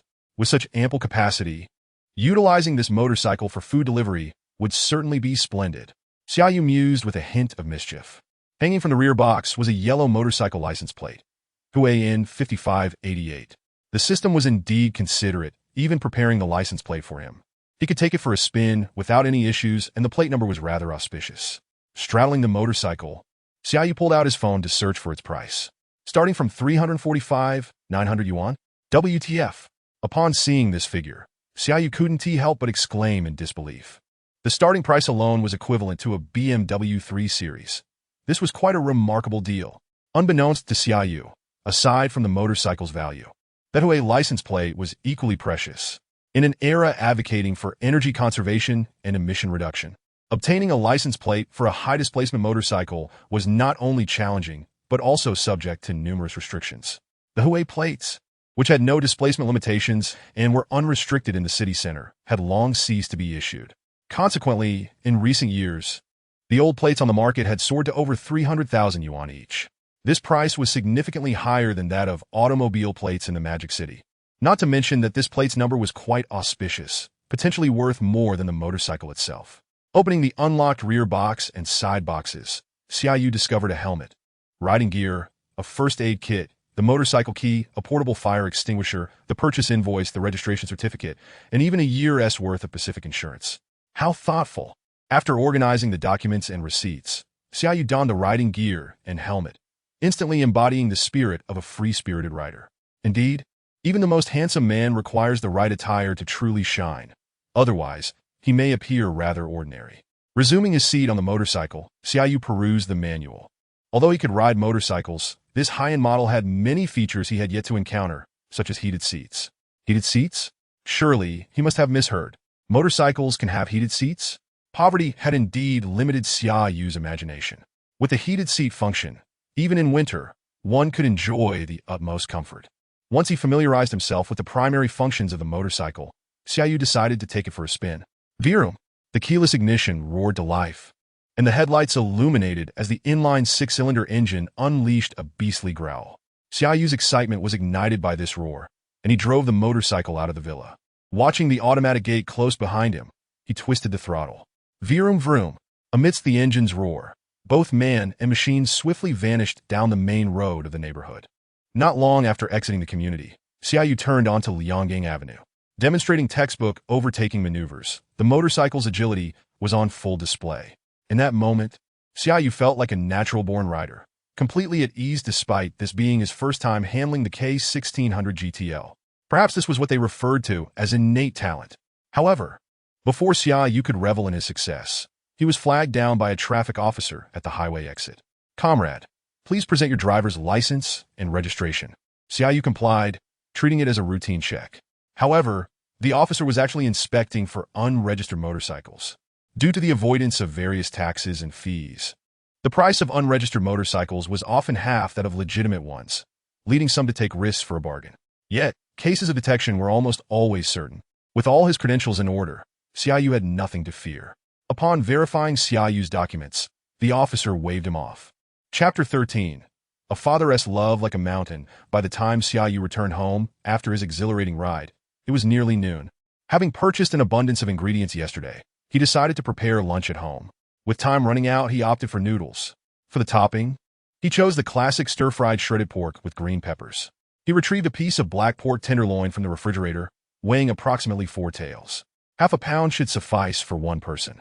After washing and shredding the pork, he added egg white and starch for marination, then sliced a few green peppers. Heating the oil in the pan, he checked the temperature before promptly adding the shredded pork. Sizzle. After merely a few stirs, the aroma of the meat wafted through the air. The high-quality pork truly lived up to its price, which was even higher than beef, showcasing a stark contrast to the meat from the local market. How decadent the life of the wealthy is, Xia Yu mused, chastising himself in the process. He still struggled to adapt to his changed circumstances. Once the pork was cooked through, he set it aside and began sauteing scallions, ginger, and green peppers. Meanwhile, the water in the other pot had reached a boil. Tossing a handful of wheat noodles into the pot and covering it, he then added the marinated pork into the pan. Through Xia Yu's deft cooking, a steaming bowl of shredded pork with green pepper noodles was quickly prepared. Although it didn't possess the exaggerated allure of culinary creation seen on television, its presentation was appealing and whetted the appetite. Time for a photo for my social media. Xia Yu, who typically refrained from posting photos while dining out, felt no resistance to showcasing his homemade dish. Click. The noodles were captured in the frame as Xia Yu edited and uploaded the photo, simultaneously taking a bite of the shredded pork. The fresh spiciness of the green peppers perfectly complemented the tender pork strips, creating a flavor explosion in his mouth that could only be described as bliss. Indeed, the excellence of the ingredients surpassed the chef's skills, leaving a lasting impression. This taste was love, devouring the entire bowl of noodles. Xia Yu left not a drop of broth behind. Letting out a contented burp, he sprawled on the sofa, only for his phone to buzz with notifications. Upon checking, he discovered numerous likes and comments. "Wow, it looks delicious," commented Xia. "Next time, I'll have some with you." Xia Yu replied impulsively, but only realized after sending it that it could be interpreted differently. "All right, it's a deal." Before Xia Yu could gather his thoughts, Xia replied, seemingly unbothered by any misunderstanding. "Senior, are you free right now?" Relieved by the absence of awkwardness, Xia Yu remembered another matter. "I'm free. What's up?" Xia replied, lying in bed, having intended to take a nap.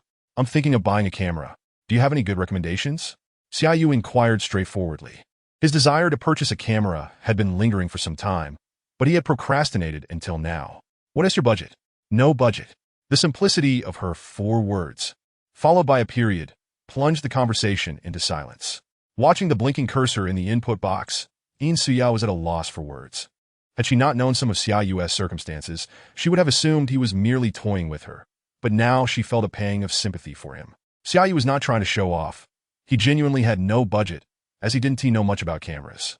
If he had to set a limit, it would be the balance in his bank account. With over 160,000 yuan remaining, this sum felt rather awkward. It was insufficient for significant purchases like a house or car, yet ample for daily expenses, so he was indifferent to spending it, as it would ultimately count toward his experience points for upgrades. However, 160,000 yuan could buy an entry-level video camera. I use a Canon M50. If your budget allows, I recommend the Sony A73. Of course, if you have the money, then the big brands are the way to go. Xia replied with a hint of sarcasm. A 73? Upon hearing Xiao's suggestion, Xia Yu promptly searched for it on a shopping site, discovering the body priced at around 13,000 yuan. So cheap. Xia Yu couldn't help but scoff. He had expected it to be much more expensive, yet it was still less than a fraction of his budget. Perhaps there were even better options? With that thought in mind, Xia Yu entered the official store of the brand, searching for cameras and sorting by price in descending order. A9? Following the common naming conventions for digital products, the A9 appeared to be a more premium model than the A73, and the price confirmed this, with the body alone costing 31,999 yuan. While still relatively affordable, a complete set with lenses would likely reach a price of 40,000 to 50,000 yuan, just barely sufficient. With a decision made, Xia Yu no longer hesitated and clicked to place the order. Additionally, adhering to the concept of going all in, he casually purchased several lenses, finally wiping out the remaining balance of over 60,000 yuan from his account. Have you bought it? After a prolonged absence of a response from Xia Yu, Suya sent another message. Yes, I purchased it. I'll bring it over this Friday. Senior, could you please teach me how to use it? No problem, see you then. As this conversation came to a close, Xia Yu glanced at the time, realizing that it was already past 1:30. It appeared that a midday nap was no longer feasible. He should hasten to class. Could you grab a book for me? He called out in the roommate group chat, and Big Fei was the first to respond. 1 bottle of the fizzy drink. It can't be any less. Deal? With the agreement sealed, Xia Yu retrieved a can of imported cherry cola from the refrigerator, a playful expression adorning his face. The purple can bore the Coca-Cola logo, looking quite splendid, but the carbonated liquid contained within had a deadly allure. He had specifically bought this for someone like Fei. After more than a year of friendship in the dorm, it seemed that the previous little lamb had been a free meal. As a stern figure, he felt it was his duty to correct the flawed values of his friend. And today he would impart a lesson to Fei. Upon entering the school, he strolled leisurely to the classroom, where students had begun to gather in small groups. A swift glance was enough for Xia Yu to locate Fei, who was huddled in a corner with Xia Junjie. Here is your book, Fei said, hastily handing over the textbook as his gaze fixated on the cola in Xia Yu's hand. Go ahead and drink it. With money exchanged for goods, Xia Yu suppressed a chuckle as he made his way to the other side. Whoa, it's all foreign labels. This is imported, Xia Junjie exclaimed, feeling regretful for not reacting swiftly enough to snag a bottle of imported cola for himself. As expected of you, go. So generous.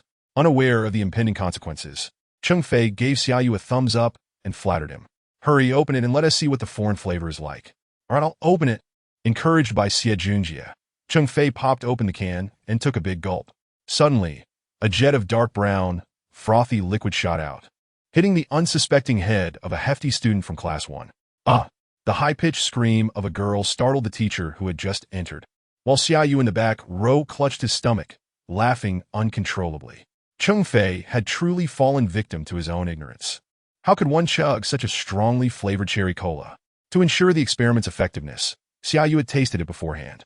The overwhelming bitter almond flavor was akin to mixing cola with Mentos, so repugnant that it could lead one to question existence itself. Fei. Lu Wan turned with fury blazing in her eyes, her teeth gritted. Lu Jie, don't blame me. I had no idea it would taste that awful. Fei waved his hands in a flustered manner, feigning innocence, but it was too late. Lu Wan's arms, thicker than a girl's calves, reached for him like an eagle snatching its prey. In a moment of sheer survival instinct, Fei displayed remarkable agility, ducking under the deadly grasp and bolting towards the back door. Fei, you stop right there. Lu Wan pursued him, leaving the rest of the class in stunned silence. Ha ha ha! Laughter erupted, filling the classroom with a joyous atmosphere. Ahem, it seems our 2 classmates have urgent matters to discuss outside. Let us proceed with the lesson, the teacher said with a serious demeanor, though the twitching corners of his mouth betrayed his amusement. Chapter 14.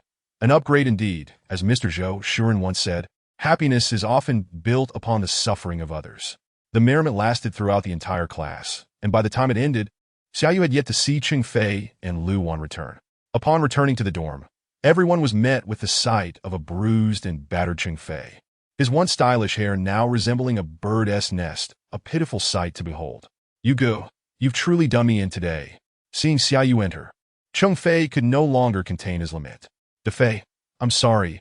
I had no idea that cola would be so dreadful when I bought it. If you have grievances, please share them with me. Xia Yu feigned righteousness, entirely oblivious to the situation. Yet life is but a performance, and he wore this facade skillfully. With so many flavors available, zero, vanilla, plum, peach. Why had he chosen cherry? It was clearly intentional. Yes, DeFei, if you feel wronged, speak to your brothers. Seeing Cheng Fei's forlorn expression, the others approached, stifling their laughter to offer concern. At that moment, only the bonds of plastic friendship remained in room 504. Except for Cheng Fei, who was left in the dark, the others were all too aware. You have no idea what Luan is capable of. She tackled me with a move like Mount Tai pressing down on the playground. Cheng Fei's description elicited gasps of shock, as the visual was too horrifying to conjure. How did you manage to survive? Meng Kuan asked, pinpointing the crux of the matter. Facing such a lethal attack, none of them stood a chance of survival. I promised to buy her new clothes and take her out for a meal as an apology.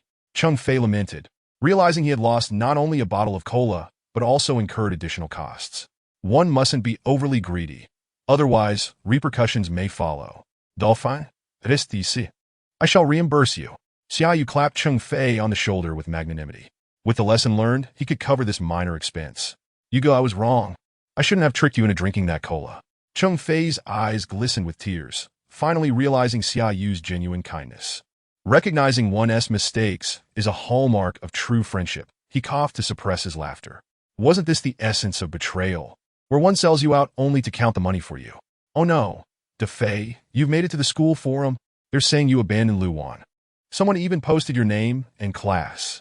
Xie Junjie, who had been silent in the corner, suddenly raised his phone in alarm, delivering a fatal blow to Cheng Fei. It's over, my reputation. Upon hearing the dire news, Cheng Fei stumbled back into his chair, his eyes gradually losing focus.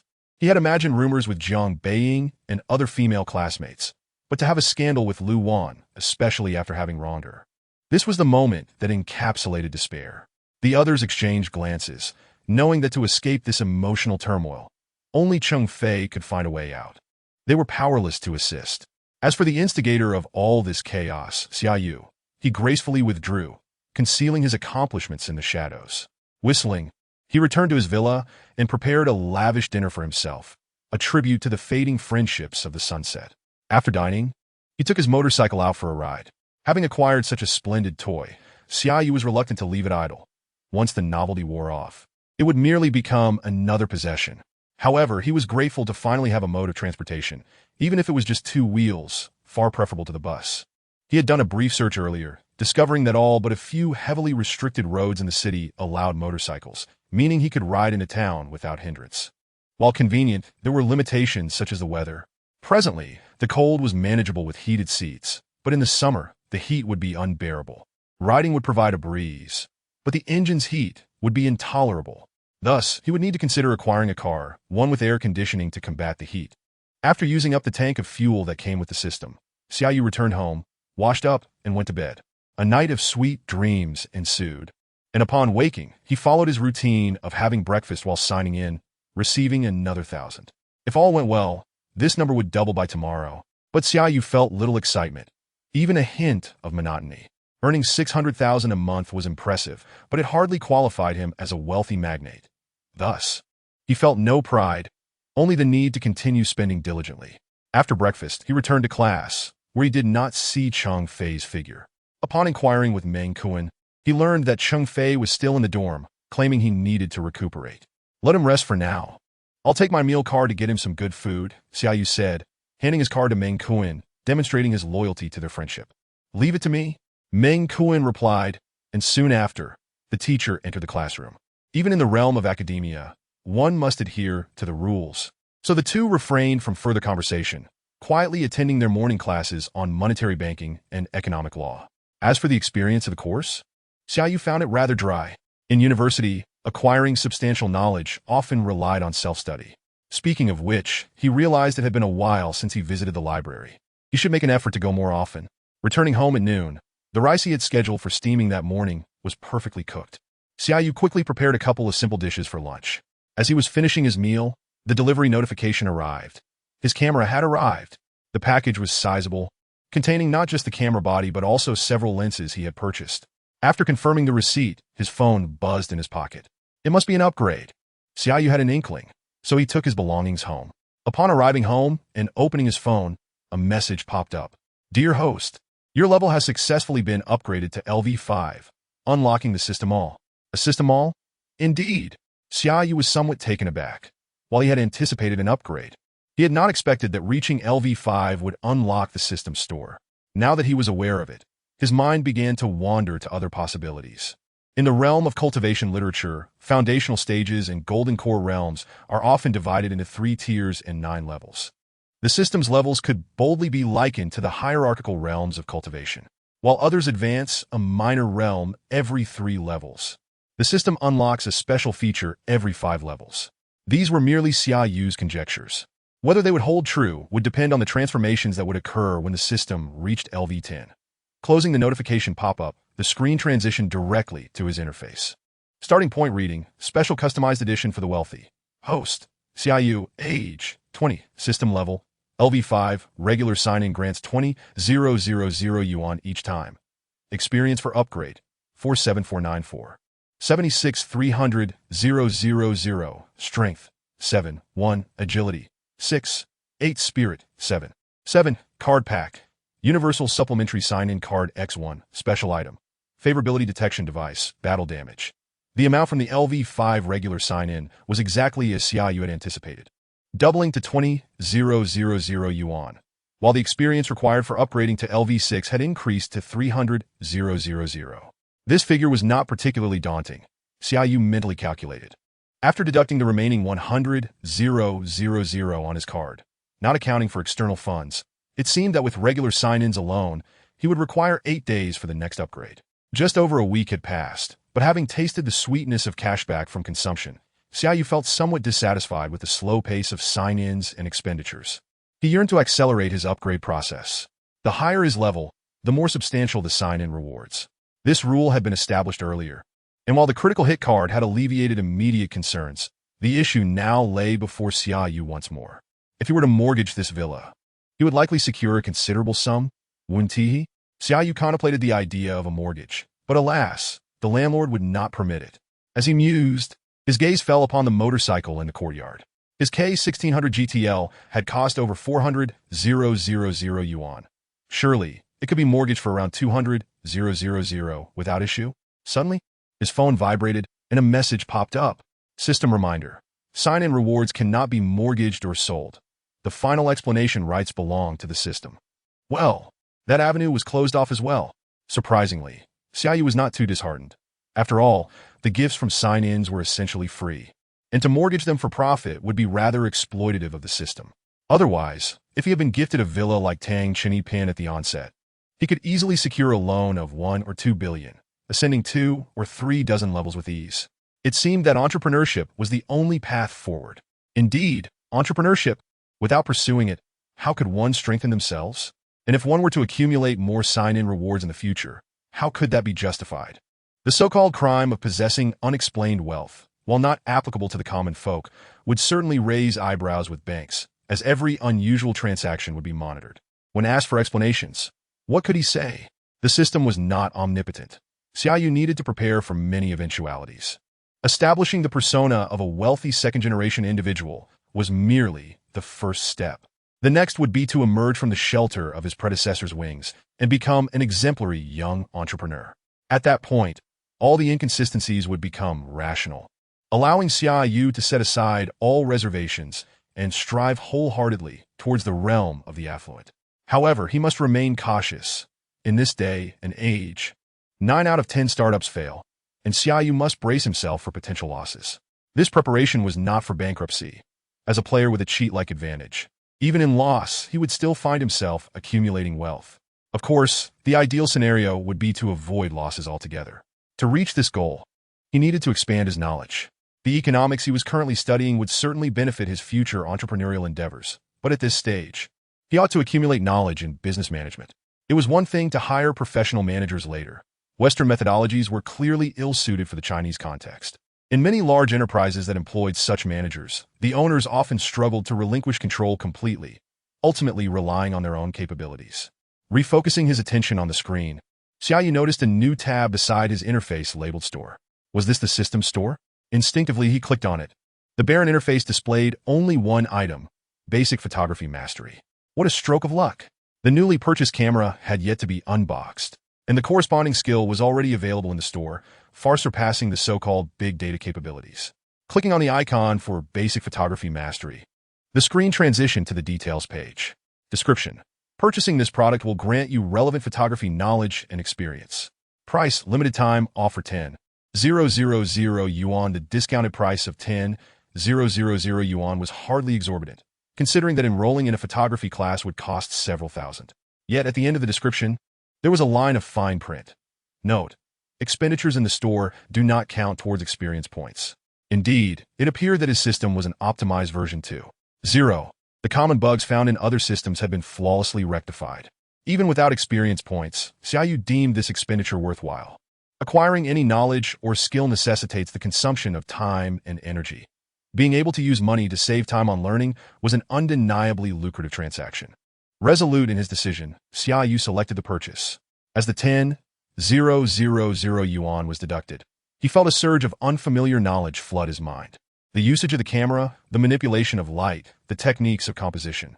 He rapidly evolved from a photography novice into someone well-versed, advancing into the realm of true professionalism. Awakening from this enlightening experience, Xia Yu gazed at his hands, feeling a sense of strangeness.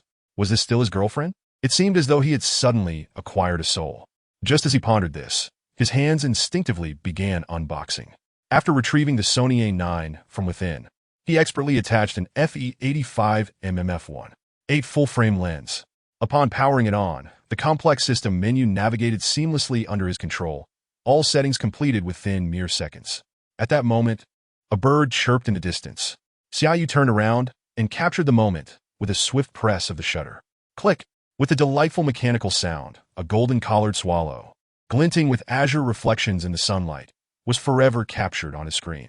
What defined professionalism? This was professionalism. Even though his basic skills could not compare to those of the photography masters, they were still of a professional caliber.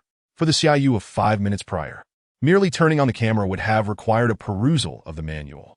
It appeared he could now take his camera along for extravagant dining experiences, documenting his life with vlogs. However, with the camera now in hand, Xia Yu realized he lacked a bag to carry it in. He certainly could not keep it in his hands at all times. Otherwise, one might mistake him for a paparazzo, with 100,000 yuan still in his account. Was it feasible to purchase a luxury bag? That seemed reasonable. After all, his intent was merely to shoot vlogs, and equipping the camera with a lightweight Fe35 f2.8 Zeiss lens would suffice for most of his needs. Bringing along an array of lenses would not evoke the feel of a wealthy individual. It would rather suggest he was a videographer. Of course, acquiring a specialized camera bag for his lenses would also be prudent. Xia Yu browsed online, selecting a waterproof outdoor photography backpack priced around 2,000 yuan before placing the order. As for the luxury bag, Xia Yu decided against online shopping. He planned to buy it during his next clothing purchase. Speaking of which, he had been wearing his Hermes ensemble for several days. It was high time he acquired a change of clothes. The day after tomorrow would be ideal, as he had lunch plans with Suya, and afterward, he could visit the mall. Adding in the sign-in amounts for the next 2 days, he would suddenly have an additional 40,000 yuan in budget. Truly perfect. Glancing at the time, he realized it was nearly 2 o'clock, prompting him to return to school for his classes. The second semester of his sophomore year was neither too light nor too heavy, primarily concentrated from Monday to Thursday. After completing his final English application writing class on Friday morning, a 2.5-day mini-holiday awaited Xia Yu. Those classmates intending to pursue graduate studies would utilize this time to immerse themselves in the library. Xia Yu had frequented the library in the past, although more for reading novels than studying. The day he obtained the system was spent in the library engrossed in a novel. It was hard to believe nearly a week had flown by. Time truly passed swiftly. Xia Yu could not help but reflect, his heart brimming with anticipation for the future. Hugo, shall we hit the internet CAF tonight for some gaming? After the final class, Xia Junjia approached discreetly. Gaming? That's all you ever think about. Listen to me. Tonight we're heading to the library. Xia Yu replied, exasperated at his friend's lack of ambition. Hugo, you're just putting on a front. You're going to the library to study, right? More like to read novels. Xia Junjia scoffed, having been duped by Xia Yu too many times to count. Nonsense. I'm clearly going to read. Xia Yu insisted stubbornly, his last vestige of defiance.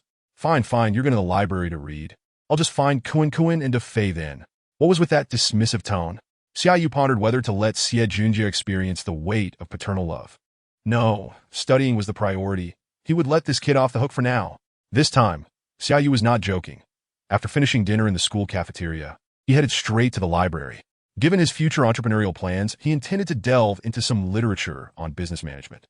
Throughout his life, the highest position Xia Yu had held was that of a group leader in elementary school, and suddenly being tasked with managing several people was no small feat thus. It was crucial to bolster his knowledge in this area. Had he not been a sophomore, he might have even considered pursuing an MBA. In terms of accumulating knowledge, the degree was secondary. What mattered more was building connections. Although he had only possessed the system for less than a week, Xia Yu had already keenly felt the limitations of his social circle. In simpler terms, his network was far too narrow. Even with newfound wealth, Xia Yu remained confined within his previous social strata. Now, he is in urgent need of stepping outside to meet more people, regardless of their status or wealth, in order to expand his social circle. In ancient times, scholars formed friendships not only with their classmates, but also by participating in poetry gatherings, and even visiting brothels and pleasure boats. In modern times, salons and parties have gained popularity abroad. Domestically, this has undergone some modifications, leading to the emergence of luxurious charity galas and down-to-earth car enthusiast clubs. Although Xia Yu is not yet qualified to attend galas, it seems he might have a chance with car clubs. Even if he only possesses a single motorcycle at the moment, he is still part of the esteemed motoring community. He quickly decides to check online for any upcoming motorcycle gatherings in the vibrant metropolis. If he qualifies, he will join in the festivities this weekend. Soon, Xia Yu arrives at the library after leaving the cafeteria. Before coming, he specifically retrieved his meal card from Meng Kuan, allowing him to borrow books for later reading if he doesn't finish them in one sitting. Chapter 16. Returning to the library upon entering the library, Xia Yu notices that the place is as crowded as ever. All these individuals are valiant warriors striving for their dreams. When he eventually becomes a boss, he is determined to hire these outstanding seniors at a generous salary, contributing in a small way to his alma mater. Silently making this resolution, which he knows might draw some criticism, Xia Yu heads towards the book lending area. Business administration belongs to the field of economic management, and some relevant books are located in Zone F, Economics, Category 2. He has just looked up a few books' precise locations on the self-service machine, so he heads directly to find them.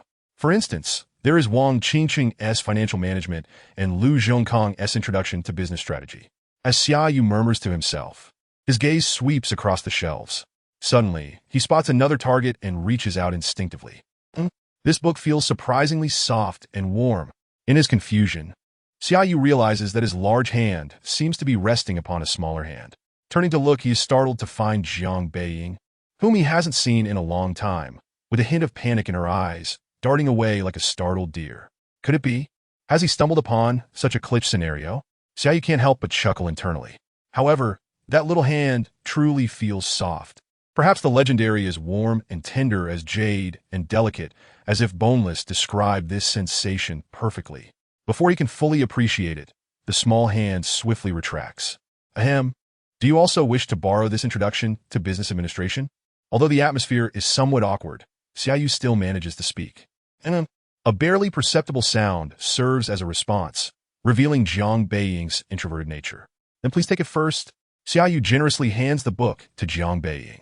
Thank you, she replies, her voice as soft as a kitten's. What an intriguing girl. Xia Yu muses, but just as he considers chatting a bit more to exchange WeChat numbers, she turns and walks away. Is this what happens when one has been approached too much? Xia Yu finds it both amusing and curious. Why is Jiang Beiying, a student from the Foreign Language Institute, borrowing a book on business administration? Could it be that she has a family business waiting for her to inherit? Unbeknownst to him, he has guessed correctly by mere chance. Jiang Beiying's father, Jiang Lei, is a local entrepreneur in the metropolis, having amassed over 100 million in assets by 2010. Who knows how much more he has now? With such a family background, it seems Jiang Beiying should not be attending a second-tier university. If she couldn't reach the 985 or 211 institutions, surely she could be sent abroad for further studies to enhance her qualifications. Jiang Lei initially had such plans, but it appeared that his daughter's intelligence had been entirely dedicated to her looks, with poor academic performance and inadequate English skills. How could she study abroad under such circumstances? Thus, Jiang Lei revised his plans, allowing his daughter to study English locally for 2 years after the college entrance examination, laying a solid language foundation for her future overseas studies. Naturally, she would major in business administration. He has only one daughter, and despite fearing she might squander the family fortune, the company will ultimately be handed down to her. This is precisely why Jiang Beiying would borrow a book on business administration. Due to her poor academic performance, she yearns for her father's approval. Consequently, upon entering university, she refrains from romantic pursuits, shopping, or entertainment, dedicating all her spare time to the library and diligent study. Neglecting her appearance, aside from her inherent beauty, she bears no trace of a wealthy heiress, which is why she is deemed a goddess of the common folk. Yet, even after such efforts, her learning efficiency remains dismally low. Back at her desk, ignoring the subtle gazes around her, Jiang Beiying opens Introduction to Business Administration. As she had anticipated, it is dense and perplexing, and she struggles to comprehend even the Chinese text. What will she do when the textbooks abroad are all in English? At this thought, her brows furrow once more. No matter how challenging it may be, she must tackle it piece by piece. On the other side, Xia Yu is also engrossed in his studies, albeit at a much swifter pace. If Jiang Beiying is a genuine academic underachiever, then Xia Yu is a pseudo-academic overachiever. Having excelled in a special class during middle school, he ranked among the top 3 to gain admission to the city's best high school, only to become enamored with reading novels and let his grades slip thereafter. He barely scraped through the notoriously difficult college entrance examination, arriving in the metropolis with dreams of a grand urban life. Thus, although they attend the same university, Xia Yu's comprehension and assimilation of knowledge far surpassed Jiang Beiying's. Not to mention his optimistic outlook on the future, which has propelled his study efficiency to the max level. As the library nears closing time, Xia Yu has roughly skimmed through Introduction to Business Strategy. Fully immersed in his studies, his mind is buzzing with excitement, and he realizes he is beginning to feel hungry. Should he return to make a late-night snack to reward himself? That sounds like a splendid idea. Having made his decision, Xia Yu proceeds to complete the borrowing procedures. For any later, and he won't be able to borrow the book. Many people are lining up to borrow books just before closing time, and Xia Yu finds himself at the end of the queue. Before long, he hears the sound of light footsteps running towards him, followed by a familiar fragrance wafting from behind. A familiar scent? When did he become accustomed to such fragrances? Xia Yu turns in confusion, locking eyes with a pair he recognizes. It is Jiang Beiying. She is also here to borrow books. What a coincidence. Just as Xia Yu prepares to strike up a conversation, he recalls her previous reluctance to engage in small talk and decides against it. Nodding slightly, he turns back to continue waiting in line, leaving Jiang Beiying a bit caught off guard. She had braced herself to flee. Why did he suddenly fall silent? Could it be that she misread the situation? Watching Xia Yu's retreating figure, curiosity fills her gaze. While she is quick to reject those who confess their feelings, she tends to avoid conversations with those who approach her indirectly. Yet, she has never encountered someone like Xia Yu before. Her eyes drift down to the 2 books in his hands. Noticing they are both related to business administration, she suddenly feels as though she has found a kindred spirit, a fellow member of her academic quest.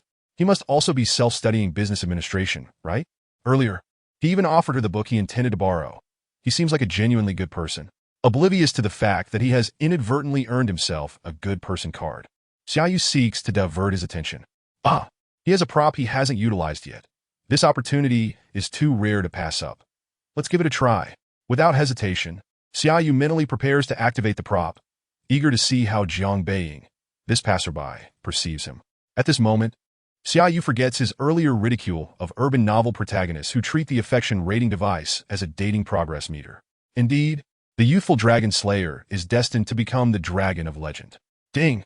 Detection complete. Target: Jiang Beiying, affection level 36. Is it truly 36? Xia Yu is somewhat astonished. He has seen how the affection level is categorized, and those with grudges can have negative scores. A mere passerby typically oscillates between 0 and 10. For humans are visual creatures, and attractiveness invariably earns some points. As for the number 36, it exceeds the threshold of mere acquaintanceship, reaching the realm of budding friendship. Am I really that charming? Xia Yu feels a swell of pride, buoyed by Jiang Beiying's influence. However, he restrains the impulse to turn around, maintaining his composure. A true gentleman must exude an air of sophistication. Of course, the reality is that Xia Yu fears saying something inappropriate that might lower his affection level. While a low-key individual may not care for the spotlight, they certainly value their image. Having made a favorable impression, he has no intention of jeopardizing it. The line soon moves forward, and after completing his borrowing procedures, Xia Yu waves to Jiang Beiying before disappearing through the library doors. What an interesting person. Jiang Beiying adds another entry to her assessment of Xia Yu. There aren't many boys in the Foreign Language Institute, and she can hardly recall a few. Now, she can add Xia Yu to her list, though she still doesn't know his name. Meanwhile, Xia Yu returns home after leaving the library. The spring evening is still a bit chilly, so he quickly prepares a bowl of wontons, slurping them down to warm himself thoroughly. However, it is not advisable to sleep right after eating, so Xia Yu plans to read a bit more in his study. Reading is undoubtedly a good thing, but he inadvertently loses track of time, becoming engrossed in his studies until he realizes it is already past midnight. Chapter 17. Study week card. Having stayed up so late, Xia Yu sets down his book and stretches. Since it is already past midnight, he might as well check in before bed. He pulls out his phone and opens the check-in interface. Check-in. Ding. Your last four digits 0607 card on March 14th at 009. Industrial and commercial bank income of 20,000 yuan. Balance 127, 377. 87 yuan. Industrial and commercial bank. Ding. You have checked in for 7 consecutive days. Congratulations, you have received a continuous sign-in gift 1. Ding. You have checked in for a week. Congratulations, you have received a weekly sign-in gift 1. A series of prompts left Xia Yu somewhat taken aback. He had not anticipated that the system would offer weekly signing gift packs. One could only wonder if there were also monthly and annual signing gift packs to follow. The abundance of benefits was truly remarkable. However, he was left curious about the treasures these gift packs might unveil. Wiping the sweat from his palms, Xia Yu decisively clicked on the signing gift pack, opting to open it. Reward. Lang Richard Lang Series Wristwatch, Model 252-029, withdrawable. To his astonishment, it was a Lang watch. Xia Yu was familiar with this brand, a prestigious German watchmaker that competes with numerous Swiss luxury watch brands. Due to certain historical circumstances, Lang was notably absent from the list of the world's top 10 watches released at the turn of the millennium, which consequently endowed it with a reputation for understated elegance. Indeed, it was understated. Most people did not recognize its logo, yet its unique allure was unmistakable. Contrasting with its subtlety was its exorbitant price. Xia Yu conducted a search for the Model 252-029 of the Richard Lang series and discovered its staggering price of 568,000, a wristwatch costing over 50,000, surpassing even the value of his motorcycle. After being astonished by the price, Xia Yu's gaze was drawn to the understated yet opulent timepiece in the photograph. Withdrawable. An image could hardly convey the tangible experience of the watch. Upon opening the box, Xia Yu was greeted by a profound black dial, adorned with 3 intersecting circles, instilling an immediate sense of enchantment. This was a classic jumping seconds mechanical watch, while many quartz watches on the market bore similar designs. A mere glance at the back revealed a transparent case, showcasing the intricate mechanical movement, epitomizing the beauty unique to mechanical watches, a sight to behold. Truly worthy of its price tag. As he unfastened the handcrafted alligator leather strap, Xia Yu donned the watch on his left wrist, and his entire demeanor transformed instantaneously. How could one describe it? Even though Xia Yu was clad in sportswear and had not styled his hair, an air of sophistication akin to that of a suited gentleman enveloped him, his expression exuding an enigmatic intensity. Was this an exaggeration? No, it was not. The quality of the watch merely accentuated his inherent charisma, for without such a foundation, even the most extravagant timepiece would be rendered meaningless. It seemed he would need to invest in a watchwinder soon. A true connoisseur of luxury would not settle for just a single watch. Once ensnared in the world of horology, Xia Yu's collection would only continue to grow. Refocusing his attention from the watch, Xia Yu picked up his phone once more. He still had another gift pack to unveil. The 3 signing gift packs had revealed a pattern to Xia Yu. They predominantly yielded tangible items. So what delightful surprise would the first ever weekly signing gift pack hold? He clicked on the weekly signing gift pack, choosing to open it. Reward, Reading Buff Weekly Card. Description, cultivating good reading habits will benefit one for a lifetime. This card aims to foster the user's reading habits. Effect, reading efficiency increased by a 10-fold buff, valid for 1 week. A buff card indeed, a card that enhances reading efficiency. Did the system reward him for his diligent reading habits? This thoughtful gesture greatly moved Xia Yu, invigorating his spirit. Seizing the opportunity afforded by the buff, he resolved not to sleep that night, but to immerse himself in reading, determined to thoroughly absorb the 2 books he had borrowed. That night, the study in the villa remained illuminated throughout. By morning, as Xia Yu walked to school, he felt no hint of fatigue. It seemed this buff not only amplified efficiency, but also subtly enhanced one's vitality. The day unfolded in a manner typical of any other, and in a bid to maximize his time, Xia Yu discreetly read during class. This truly allowed him to experience the daily life of an academic prodigy. What defines a prodigy? Merely paying attention in class does not qualify one as such. That would be the realm of diligent students. A true prodigy is one whose self-study pace far exceeds the teacher's lesson flow, making independent learning their daily routine. The girls in his class hardly noticed Xia Yu, yet his roommates in dormitory 504 observed his transformation keenly. Kun, can you believe that Yugu is already a rich second-generation heir, yet he still studies so hard? Isn't that robbing us of our opportunities? With their eyes drawn away from the sculpture-like concentration of Xia Yu, Xia Junjie whispered to Meng Kun. Being wealthier than you is not the issue.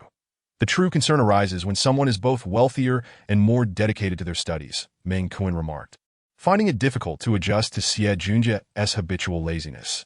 Indeed, perhaps this is precisely why they are wealthy, Meng Kun mused, before reshaping himself comfortably to continue playing his game.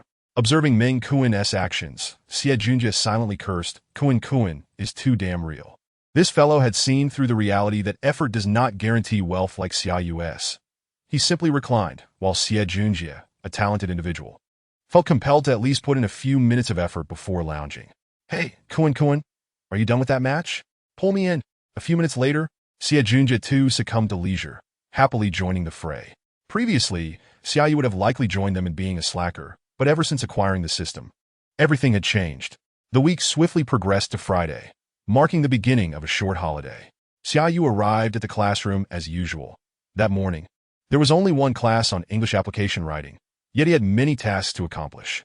After class, he planned to return books to the library and borrow a couple more. Lunchtime with Xia had been prearranged. He intended to bring his camera along to test its capabilities. In the afternoon, he also wanted to visit the shopping mall. His schedule was rather full, yet Xia Yu relished this fulfilling lifestyle. When class time arrived, the teacher entered the room. Classmates, registration for the CET-4 and CET-6 exams has begun. Everyone should prepare accordingly. The teacher's casual remark elicited groans from the students. Xia Yu remained silent, yet the statement piqued his interest. He had passed the CET-4 last semester, but he had yet to take the CET-6. Although passing the CET-4 was sufficient for graduation, most who passed the CET-4 would still attempt the CET-6. And there were even some peculiar individuals who, dissatisfied with their scores, registered repeatedly to improve them. Xia Yu was determined to register for the CET-6 this time, but not merely to chase after scores. A well-crafted transcript might bring even greater joy to his parents than a Rolex. And Xia Yu wanted to make his father and mother happy. Furthermore, he wished to systematically study English, especially since many professional books related to business administration and economics were available only in English. If feasible, one ought to read the original text. And how could one showcase the sophistication of a connoisseur without learning additional languages? Many novels depict protagonists ordering in French at upscale restaurants to exhibit their flair. Xia Yu had yet to visit such an establishment and was unaware of the customs involved, yet he felt it was essential to at least possess some English proficiency. Reflecting on this rationale, Xia Yu silently resolved to borrow 2 reliable English textbooks from the library after class. Under the influence of the tenfold reading efficiency buff, planning ahead would undoubtedly save him considerable time. Suddenly, his phone vibrated. Xia Yu glanced at it and saw a message from Xia, stating that she would be bringing along another roommate for lunch, much to her regret. What was there to apologize for? Xia Yu found this puzzling. Their lunch was not a date, and they would each cover their own expenses. Chapter 18. The meeting of 3 the roommate Xia intended to bring was, of course, Ding Mi. Although she had been surviving on instant noodles the previous week, she was prepared to splurge this time just to catch a glimpse of the wild man Xia had been nurturing. Aspiring to be a renowned actress, Ding Mi, currently an unknown, self-proclaimed soul searcher, prided herself on her keen eye for character and judgment. If Xia Yu harbored any ill intentions, he would undoubtedly fall under her discerning gaze. Dingmi, are you ready yet? One might think you're preparing for a blind date. Insuya's teasing snapped Dingmi back to reality, as she was only half done with her makeup in front of the mirror. What do you know? Taking the time to beautify oneself is a woman's best respect for others. Dingmi countered, continuing to apply foundation. You should save that line for Shengnan. Insuya replied wearily. Jiang Shengnan? I don't even consider her a woman. In our dorm, you're the only one with any redeeming qualities, Dingmi sighed, her tone filled with exasperation. Their quartet dormitory was currently occupied by only 3, as the elusive Jiang Shengnan, a photography major, had never appeared.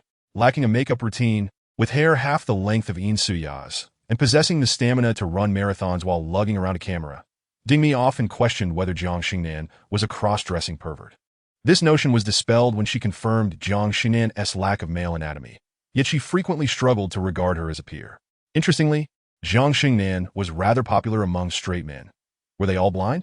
Sarcasm was yet another attribute of the actress, though she typically reserved her sharp tongue for her friends, as being rude to strangers could lead to trouble.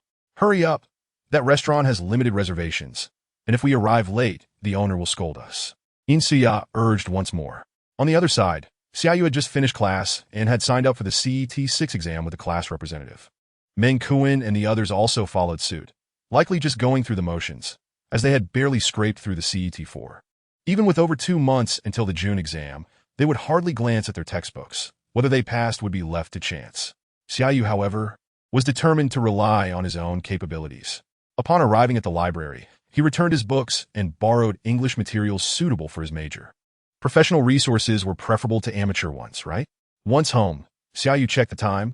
It was nearly 10 o'clock, and he needed to set out, as it would take over an hour to reach the city. He ascended the stairs, retrieved his camera, and placed it in the motorcycle storage compartment. After a moment's thought, he also grabbed the foundational English textbook he had just borrowed. Life is a continuous journey of learning, and even fragmented time should be utilized wisely. Without donning a complete set of cycling attire, Xia Yu simply threw on a cycling jacket over his sportswear, donned his helmet and gloves, and rolled out his motorcycle. This marked his inaugural ride into the city, filling him with exhilaration. With a roar, he revved the engine and sped away, leaving a trail of dust behind. While he was riding his motorcycle, on the other end, Insuya and Dingmi were taking the subway. The exorbitant starting fare of 14 yuan in the bustling metropolis forced the 2 girls from the slums to reluctantly forego this option. An hour later, Xia Yu had already arrived at the city center. He parked his motorcycle in the underground garage of a shopping mall, removed his cycling gear and helmet, and stowed them in the trunk. Grabbing his camera and a book, Xia Yu took a moment to glance in the rearview mirror before departing, and was struck by how handsome he appeared. Confidence is key, he thought, though he was even more eager for the culinary delights that awaited him. Senior, I've arrived, he messaged Insuya as he walked toward the parking lot's exit. We just got off the subway. Let us meet at the Jingxian Road station, came her quick reply. Okay. Xia Yu turned off his phone and made his way toward Jingxian Road. As he approached, he spotted 2 striking figures beneath the station sign from a distance. One was Insuya, and the other was her roommate, as she had mentioned. The moment Xia Yu laid eyes on her, he was momentarily stunned. With her tall stature and exquisite features, the phrase "a striking beauty" immediately sprang to his mind. Xia Yu swallowed hard, chastising himself. He had maintained his composure in front of Jiang Beiying, and he couldn't let himself falter now. Taking a deep breath to steady his nerves, he walked over to the 2 women. Senior, I'm here, he called out with a smile, waving at them. You finally made it? This is my roommate Dingmi, and this is the junior I met while eating, Xia Yu. Insuya smiled as she introduced them. Hello, Senior Ding. It's a pleasure to meet you, Xia Yu said, unsure if she would mind a handshake, so he refrained from extending his hand. Hello, it's also a pleasure to meet you, Dingmi replied, her gaze appraising Xia Yu. He seemed to radiate a sunny disposition. His sports sweatshirt bore no noticeable logos, yet its fit and fabric quality were evident. He wore a watch on his left wrist, though only half of it was visible. His sneakers were neither the common Nike or Adidas, nor the overpriced Jordans, but their craftsmanship and materials were equally impressive. Insuya is impressive. She even managed to reel in a little rich second-generation guy while having noodles, Dingmi thought, as she scrutinized Xia Yu. Suddenly, Xia Yu felt a shiver run down his spine, as if he had been laid bare to their judgment. Let us go eat first, and we can chat later. Oblivious to the subtle tension, Insuya tugged at Dingmi, leading the way forward, with Xia Yu following closely behind. Their destination was a quaint little restaurant tucked away in the city, aptly named Chun Restaurant. Beneath its ordinary name lay a treasure trove of flavors that evoked deep nostalgia. Xia had scoured the internet for information before uncovering this gem. A few steps into Jingxian Road, Xia Yu spotted the restaurant sign, featuring the character in red. Below, the glass door meant for single entry bore the traditional script. The faded lettering hinted that this establishment had been around for quite some time. The trio entered in single file. The modest space housed only a few small tables, and, as it was still before meal hours, only one table remained unoccupied. As soon as Xia Yu sat down, the proprietress emerged from the kitchen, and he suddenly sensed something amiss. Huh? Is there no menu here? There were no menus on the walls, none on the tables, and the proprietress was empty-handed, leaving him perplexed about how to order. He glanced at Xia, only to find her expression one of expectation. Are you Miss Yin? What would you like to eat? Xia Yu understood, thanks to his innate grasp of the Wu dialect. He could comprehend about 50 of the local lingo, although anything beyond that was beyond him.